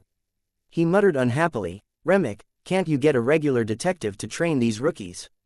We've been busy lately, and coming here to teach is a pure waste of time, huh, Detective Luke?" Luke's smile didn't change. "Captain Coble, it's been a long time. Work pressure still that bad?" The newcomer was Harrison Coble, a SWAT captain whom Luke had met during the Nakatomi Plaza robbery. Hearing Luke's question, Harrison smiled bitterly. "Just call me Harrison. You heard about the case on the east side, right? The department wants us to increase our manpower, but also wants us to give the police officers the anti-terrorism training. We're so busy we don't even have time to piss." As he spoke, he looked at Remick. "If you've invited Luke here, why the heck did you call us?" Remick was confused. "Huh," Luke coughed. "Harrison, I'm here to receive training." Harrison was stupefied as he looked at Luke. Luke nodded in confirmation. Harrison turned to Remick, who nodded silently as well, before he finally couldn't hold back. "Are you serious? Is there anyone in this rotten place who can train Luke? Wait, is it some sort of computer or regulation training?" Luke chuckled but didn't say anything. It was best not to blindly tell everyone that he had never taken the police officer training before. He was sure that Harrison wouldn't spread the news, but the more people knew, the more likely the information would leak. Chapter 597 Helping to Train. Let me say a few words. Various expressions flitted across Remick's face, and he abruptly asked, "Harrison, do you know Detective Luke very well?" Harrison subconsciously nodded. "Of course." He suddenly paused. What he meant was that he knew a lot about Luke, but Luke probably didn't know him as well. Of course, Luke wouldn't embarrass Harrison, since the SWAT captain was a nice guy and they had no conflict. He continued smiling and didn't say anything, thus tacitly acknowledging Harrison's words. Looking at their faces, Remick pondered for a moment before he ventured, "Detective Luke, we're really short on trainers, especially those who specialize in anti-terrorism. The FBI also made it clear that they don't have the extra manpower to help us conduct this short-term training. Do you think you can help?" Luke was stunned. "Me? But I'm a student." As Remick spoke, he observed Harrison and saw no objections from this old fellow. Rather, the man even nodded, and Remick had some idea of what the situation was like. He gave his customary smile. "Detective Luke, even an old man like me has to work as a receptionist here. We're truly short-handed." Seeing that Luke wasn't outright refusing, Remick hurriedly pushed on. "We're actually not asking for much. The rookies only need a basic rundown on countering terrorist activity. Anything too sophisticated won't be suitable in any case, since they have yet to learn professional skills." Luke hesitated. "Is that so? As a seasoned detective, you can give them some practical advice based on your own experiences so that these young men can avoid fatal danger. You can do that, right?" Remick had a glib tongue. To be able to become the director of the police school, Remick naturally wasn't just all brawn. Looking at Luke's expression, he said searchingly, "If anything crops up during the training, I'll do my best to help you resolve it." "How does that sound?" Luke thought for a moment and said, "The main problem is time. I'm a detective with the Major Crimes Division, after all, and I don't have a lot of time each day." Remick immediately made a decision. "You only need to train every class for 2 hours, no, 1 hour. You can do anything you want after you train the new students for an hour. Luke. Deal. Remick was stumped, and didn't know whether to laugh or cry. You could have told me what you wanted sooner. You really thought I would keep you here to teach forever? Luke smiled but didn't say anything. He knew how sneaky administrators could be. Until he got a positive reply, he wouldn't do anything. It wasn't easy for him to be reborn in this world. There was no way he would waste his time on rookie officers. While it was Dustin's call on this training, his words were in no way as influential here as Remick's. If Luke could wrangle this director into giving him what he wanted, it wouldn't be too hard for him to come here for an hour every now and then before going off to do his own thing. Unfortunately, he had underestimated how shameless administrative bureaucrats could be. Looking at Luke's smile, Remick immediately said, "Then let's start today. It just so happens that we have a batch of students who are starting their training today." Luke. FCK, of course I know today is the start of training. Why else would I be here? I really shouldn't have trusted this rotten old man. A few minutes later, Luke looked helplessly at the man next to him. Harrison, didn't you say you're busy? Harrison replied with a big smile, "It's fine, I've already asked my team to cover for me. If anything does crop up, Remick can send me back on the chopper." Remick. That chopper is for training. Harrison raised an eyebrow. "I'm thinking of reducing the training time to half an hour, or maybe 10 minutes. Remick. It's our honor to serve our SWAT colleagues." Luke rolled his eyes. "Both of you are shish tty old men." Of course, Harrison was sticking around to watch how Luke trained the students. In this Baldy's words, he never missed any training by the FBI, CIA, Homeland Security or whatever. He even looked up materials on any related courses to read himself. As an anti-terrorist specialist on the front line, he had to be aware of all the new anti-terrorism movements, or the chances of him or his team dying would significantly increase. Luke had left a deep impression on Harrison. If not for the fact that they seldom crossed paths in their line of work and they were too busy, he would have already looked up Luke earlier on to discuss professional matters. Now that he had caught Luke about to teach a class, he had to attend it no matter what. But he didn't record it, and he stopped Remick from doing so. Remick didn't know what cases Luke had worked on, but Harrison had a rough idea. Since SWAT was the best of the police forces in Los Angeles, Harrison knew a thing or two about all the major cases in the city. A number of them were inexplicably wrapped up without naming the detectives who had done it, which would remind Harrison of Luke. While he was wrong on numerous counts, quite a few of the cases really were closed by Luke, like the recent attack on Stark Industries. Dozens of criminals were killed, and scores of Stark Industries security guards died or were injured, but there were no casualties on the police side. Harrison knew that the only reason Stark Industries hadn't made trouble with the police was that someone from the department had made significant contributions during the attack. He had immediately thought of Luke 1 verses 39, that wasn't something just anyone could do. He had even been able to retreat in one piece from an extraordinary being like Bullseye while facing off against dozens of people on his own at the same time. Harrison absolutely had to learn from the experiences of such an expert. Back on the drill ground, Remick said a few words to Coach Peterson. Peterson had a pained expression, but he said in the end, "All right, today we have Luke Colson, who has abundant field experience, to share with us some important tips on how to act during a terrorist incident." All the students looked at Luke. They remembered that seemed to be his name. His customary smile in place, Luke stepped forward and said, "I'm not a professional when it comes to fighting terrorism. Captain Harrison, the man behind me, is the real professional here. He'll be the one to instruct you on the truly important things you need to know to fight terrorism." Harrison didn't know whether to laugh or cry. "I'm here to listen to you teach, not for you to drag me up here." Luke switched topics. "So, I won't talk about professional matters, but focus on what you should pay attention to on the front line during an operation." Everybody listened quietly. "First of all, no matter where you are, please form the good habit of looking for places suitable for use as cover," said Luke. "This isn't an absolute must, but you should at least have one or two backup locations in mind so that when you run into gunfire, you don't have to waste time thinking about where to hide." Everybody exchanged bewildered looks. Wasn't that a little cowardly? Chapter 598 The Truth About Cowards and Free Ride. Luke paid no attention to their expressions. Secondly, after taking cover first and ensuring your safety, you can't abandon the initiative either. You must cautiously observe the enemy's situation at once. I recommend that everyone carry a small item on you. A mirror. Luke took out a mirror half the size of a fist from his chest pocket. Mine is made of stainless steel.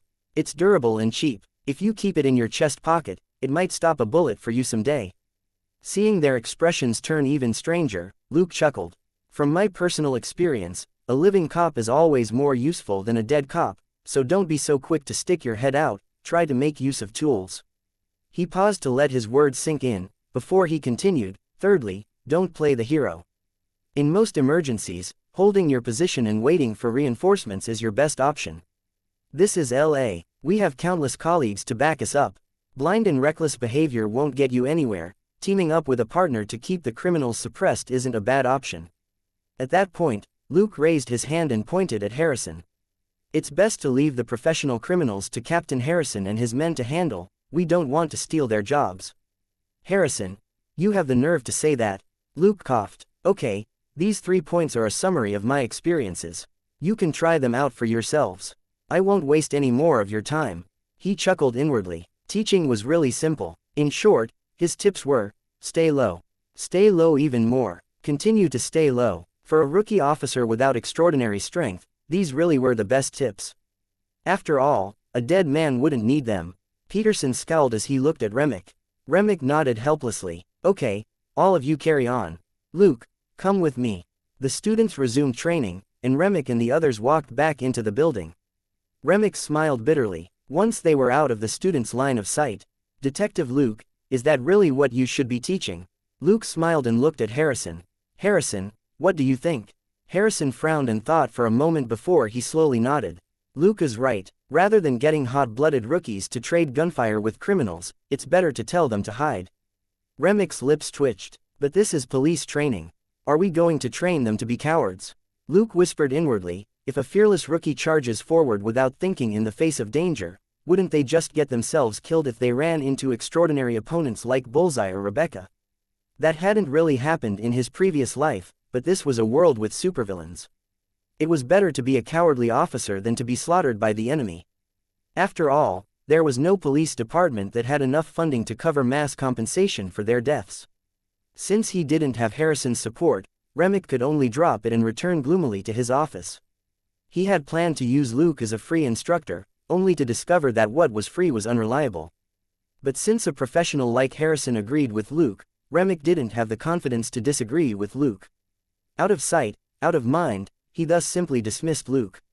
Luke talked with Harrison about law and order in LA recently on the way to his car. When he opened the car door, he noticed that Harrison was still just standing there. He asked smoothly, are you sticking around to continue training the students? Harrison shook his head. No, my team drove off when I stayed to listen to your class. They'll pick me up later. Luke said with a smile, no need for the trouble, I can give you a ride back to the city. Harrison was very frank. That works too. On the road, they had a good chat in the car. Harrison was a professional and also a very proper person. All he talked about was work. He was like one of those engineering specialists in a regular company who didn't like to socialize or fawn on their bosses. Luke also liked discussing issues with professionals in the same trade. He didn't have to scruple too much and they didn't bring up private matters. Harrison's phone rang just as the car was approaching the east side of the city. He said a few words into his phone before he hung up. He then looked at Luke guiltily. One of my guys wants me to pick him up, Luke shrugged. Just give me the address. Harrison rattled off the address and coughed. Thanks. Luke laughed. It's fine, Harrison. When you're being all polite like this, you're like a middle school nerd trying to screw up his courage to hit on a girl. Harrison's face relaxed. Hey, I was popular in middle school. It was the girls who hit on me, all right. Luke, were you on the football team? Harrison, I was the leader of a firearms fan club. Luke laughed again. Harrison, there are definitely much fewer middle school girls who like guns than those who like football players. As they chatted, they soon picked up a young handsome fellow from the side of the road. This was Jim, a teammate whom Harrison had only just recruited a couple of days earlier. He was carrying a big metallic tube with a pointed tip that looked a little like a ballista. Luke asked, what's this? Some sort of professional tool. He was now the #1 mechanic in the world, and could roughly guess this tool's function after just a few glances. Jim's face glowed. It's a wall destroyer I invented. You just need to shoot it at a wall, and this end will open, and then you pull out, Luke gave him a thumbs up. Then you create an opening for an offensive. It's very simple and effective, and a lot more convenient than a battering ram. Harrison smiled as he scolded, "Stop praising him. The police department receives a maintenance bill every time this thing is used." Luke shrugged. "It's the bosses who fork out the money, but our lives are our own. I'm with Jim on this." Pleased, Jim chuckled. He was clearly yet another technician in SWAT. Harrison's phone rang again. He picked up the call and said a few words, and his expression turned serious. "There's just been a bank robbery near Route 47 on the east side. The criminals have automatic weapons. Can you take me there?" Luke hit the gas pedal and said in passing, "If you need to change into your gear, you can press that red button to put down your seat and get into the back." Harrison, "Thanks." He did as Luke said and climbed into the backseat. When Harrison first got into the car, he had put a big bag with all his gear in it in the backseat. As a SWAT captain, he always carried his gear with him when he was on the clock. Jim had already geared up before he got into the car, and was silently checking his guns at that moment. Luke secretly nodded when he saw this. The man wasn't just a technician, he was also a field officer. As he put on his gear, Harrison checked the car's location, and his movements sped up. At the speed Luke was driving, they would reach the crime scene in less than 10 minutes. If Harrison didn't hurry, he wouldn't finish gearing up in time. Chapter 599. Bro, is there a problem? Very quickly, they reached the bank that was the scene of the crime. Luke's police radio was also relaying details of the case. 2 suspects just charged out of the bank, they're both carrying automatic weapons. One of them is using an AK with a drum clip. It's fierce firepower, SWAT can't get there. Their cars are blocked on the road 2 kilometers away, officer down. Officer down. The suspects are headed east, something's wrong with their car. They're getting out, the 2 suspects have split up to escape, one suspect has been shot, the other suspect is trying to hijack a car. Listening to the communication, Luke said, "Harrison, Jim, are you ready?" Harrison, "All set, let me out here." Luke, "No, I mean, are you ready to be carjacked by the robber?" Harrison, "What?" He looked at the windshield and was instantly stunned. "You're not planning to head over, are you?" Luke, "My car windows are bulletproof. They won't break under 1 or 2 bullets. Do you have the confidence?" Thinking quickly, Harrison said, "Got it." Luke didn't say more, and simply slowed the car down. 20 meters away, a robber was waving his gun as he gestured for passing cars to stop. Unfortunately for him, the car drivers in front of Luke were all frightened into stepping hard on the gas as they sped off. This robber didn't want to destroy their windshields, so he fired some shots into the sides and backs of the cars, which only made them run even faster. Finally, he saw a car slowing down, as if he had intimidated the driver. Luke began to count down.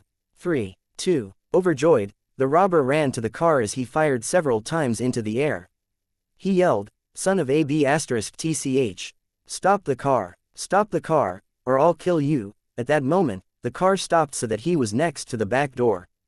The robber took 2 steps back and gestured with his gun again. "Open the door, or I'll kill you." As he spoke, he pulled at the door on the passenger side with one hand while he fired into the air again with the other. 1. The moment Luke finished counting down, he pressed the button to roll down the window. "Open the door." The robber was dumbfounded. Through the open window, Luke's Glock and Harrison's MP5 were aimed at him at a distance of less than 1 meter. At the same time, Jim opened the back door on the left side and aimed his M4A1 at the robber over the top of the car as he yelled, "Don't move, or I'll kill you. Come, let's see what toy you've got there." Holding his gun with one hand, Harrison unhurriedly clutched the robber's gun, which was still aimed at the sky, with the other hand and kept it in that position. The robber struggled to pull away, but couldn't move. "Huh, bro, is there a problem?" Luke chuckled, the muzzle of the Glock that was aimed at the robber's head moving a little. The robber resentfully let go of the gun that he had been holding tightly, and Harrison finally took it from him. PP 91, how professional. On the other side, Luke jerked his right thumb at the backseat. "Didn't you want a free ride just now? Get in." Jim had already gotten out of the car and handcuffed the robber. He shoved him into the backseat. Harrison picked up the walkie-talkie. "This is 70 David of SWAT. The second suspect has been subdued. We're bringing him back." Jim got in the passenger seat, and Luke drove to the bank. Jim turned his head to look at the robber in the backseat and chuckled in amusement. "Bro, What happened to you? Harrison had already torn off the robber's mask, and the man's face was full of despair. I don't FC King know what happened either. He didn't understand why the car he attempted to hijack would be full of SWAT members. The three of them were all wearing headgear. Harrison and Jim even had SWAT bulletproof vests on. This was clearly a SWAT operation. The robber wasn't brave enough to resist three SWAT members when their guns were trained on him at a distance of less than 2 meters, even if he had on a bulletproof vest himself. Luke's car reached the bank a moment later. The patrol officers couldn't help sighing in relief when they saw Harrison and Jim in their black headgear drag the robber out. They had barely been able to fight against the two wild robbers earlier. In the end, SWAT took them down more than easily. You got here really quickly today. One of the police officers couldn't help but commend them. Another officer, however, looked at Luke's police badge suspiciously. Who are you? Luke replied with a smile, I'm just the driver, don't mind me. Harrison, no wonder I hardly see your name in the case files. After handing the robber over to the patrol officers, Harrison was about to say something, when his walkie-talkie crackled again. Captain, you still there? Harrison shrugged at Luke helplessly and answered into the walkie-talkie, yes, I'm here. What's wrong? Why are you so damn late? The suspects almost got away but you're still on the way. You just waiting to eat their dust. The man on the other end was silent for a moment at the scolding, before he said, Captain, let's talk about that later. There's a guy who wants to kill himself in a neighborhood on 107th. Can you take a look? Harrison was pissed off. Why didn't you just wait to call me after he's dead? After a brief silence, the man on the other end said cautiously, but we're still stuck in the jam. The guy has a gun. The patrol officers want us to take care of it. Harrison. Got it, I'm on my way. Cutting the communication, he looked at Luke. Get in. Haha, have you all been this busy recently? Luke got into the car and waved at them. Jim returned to the backseat. Harrison got into the passenger seat and closed the door, before he sighed. God knows what's wrong with Los Angeles recently. A whole bunch of gangs are running around on the streets saying that some ghost butcher has been slaughtering them. There's been no progress on the DA and judge case yet. One of the Garcia family's bases on the east side was blown up yesterday. An FBI agent died at an overpass there too. It's really, Luke chuckled. You're SWAT, not the police department. You're not responsible for those cases. Why so anxious? Go out when you have a mission, and when you don't, just relax. Harrison thought about it and realized it made sense. He laughed in spite of himself. That's true. What those politicians are thinking is none of our business. It's not like we're goofing off. Jim was silent in the backseat, but he nodded in agreement. The car swiftly headed for the location of the new case 2 blocks away. They had barely gotten out, when two subordinates who had just arrived came over to their side of the road. Boss, this guy's a little tricky. At that moment, Harrison's expression wasn't as warm. How so? Is he a skilled shooter, or bullets don't hurt him?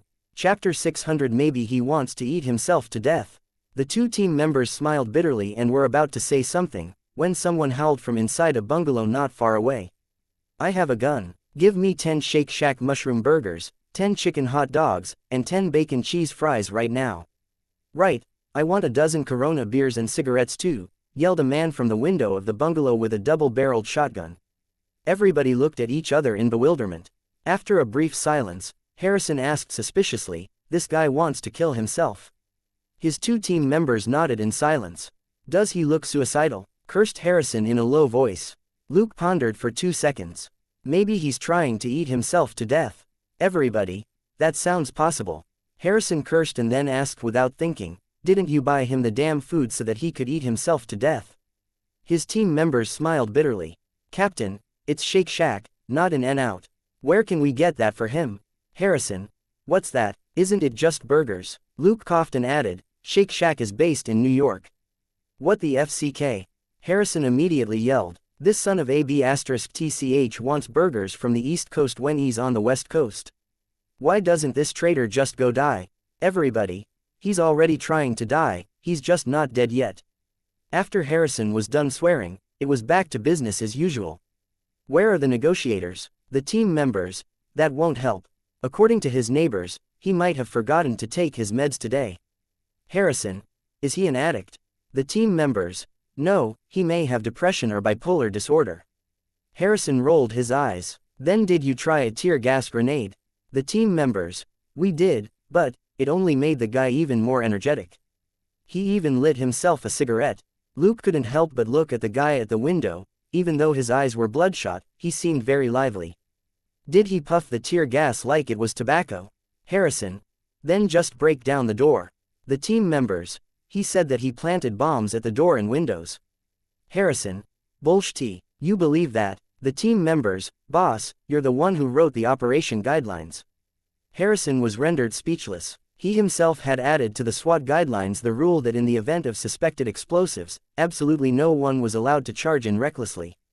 Harrison thought for a moment, then said, buy 10 random burgers and give them to him.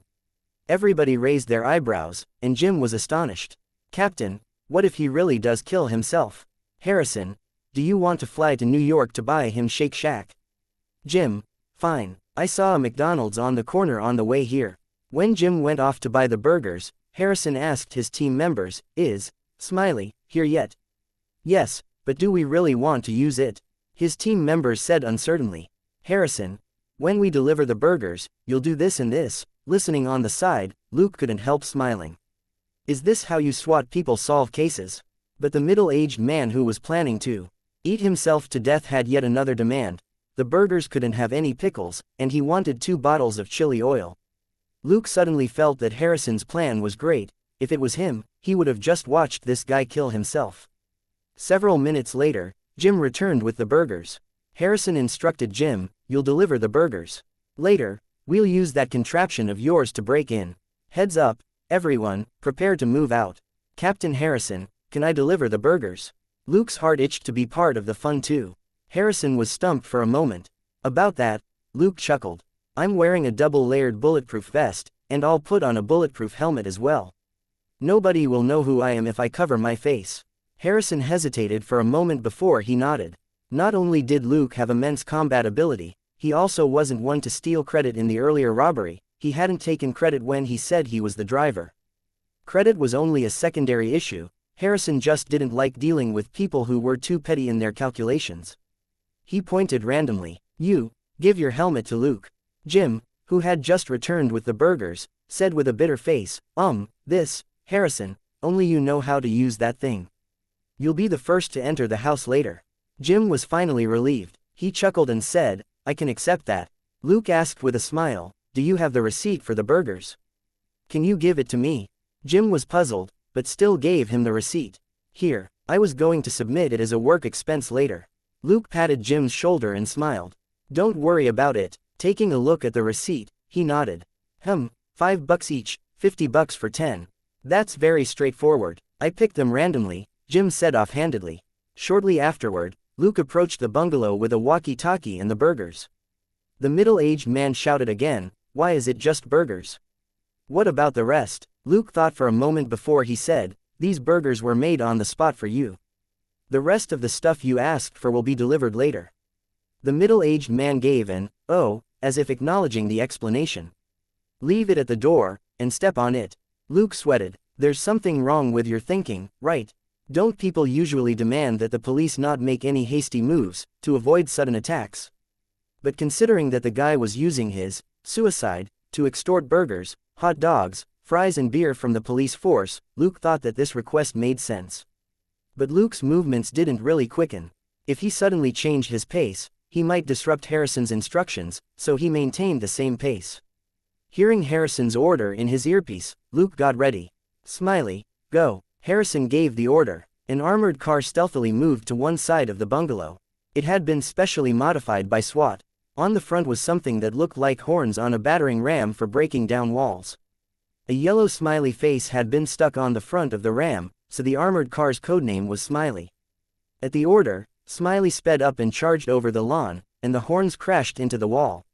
A metal cylinder that had been jury-rigged to the horns launched a metal rod, and 4 long steel bars unfolded to grip the wall. Smiley, pull, roared Jim. With a loud rumble, the armored car reversed, and the 4 steel bars pulled out a chunk of the wall that was 2 meters in diameter to create a hole. The middle-aged man who was watching Luke from the window was so frightened by the loud noise that he dropped his gun. The SWAT members that had long been on standby swiftly charged through the hole and subdued the dumbfounded middle-aged man. Turning his head to observe everything through the window, Luke was lost for words. It's over already. This isn't fun at all. All videos have ads disabled. YouTube doesn't pay me enough to cover electricity costs. If you are well off, please consider donating via PayPal or becoming a member of this YouTube channel. Thank you.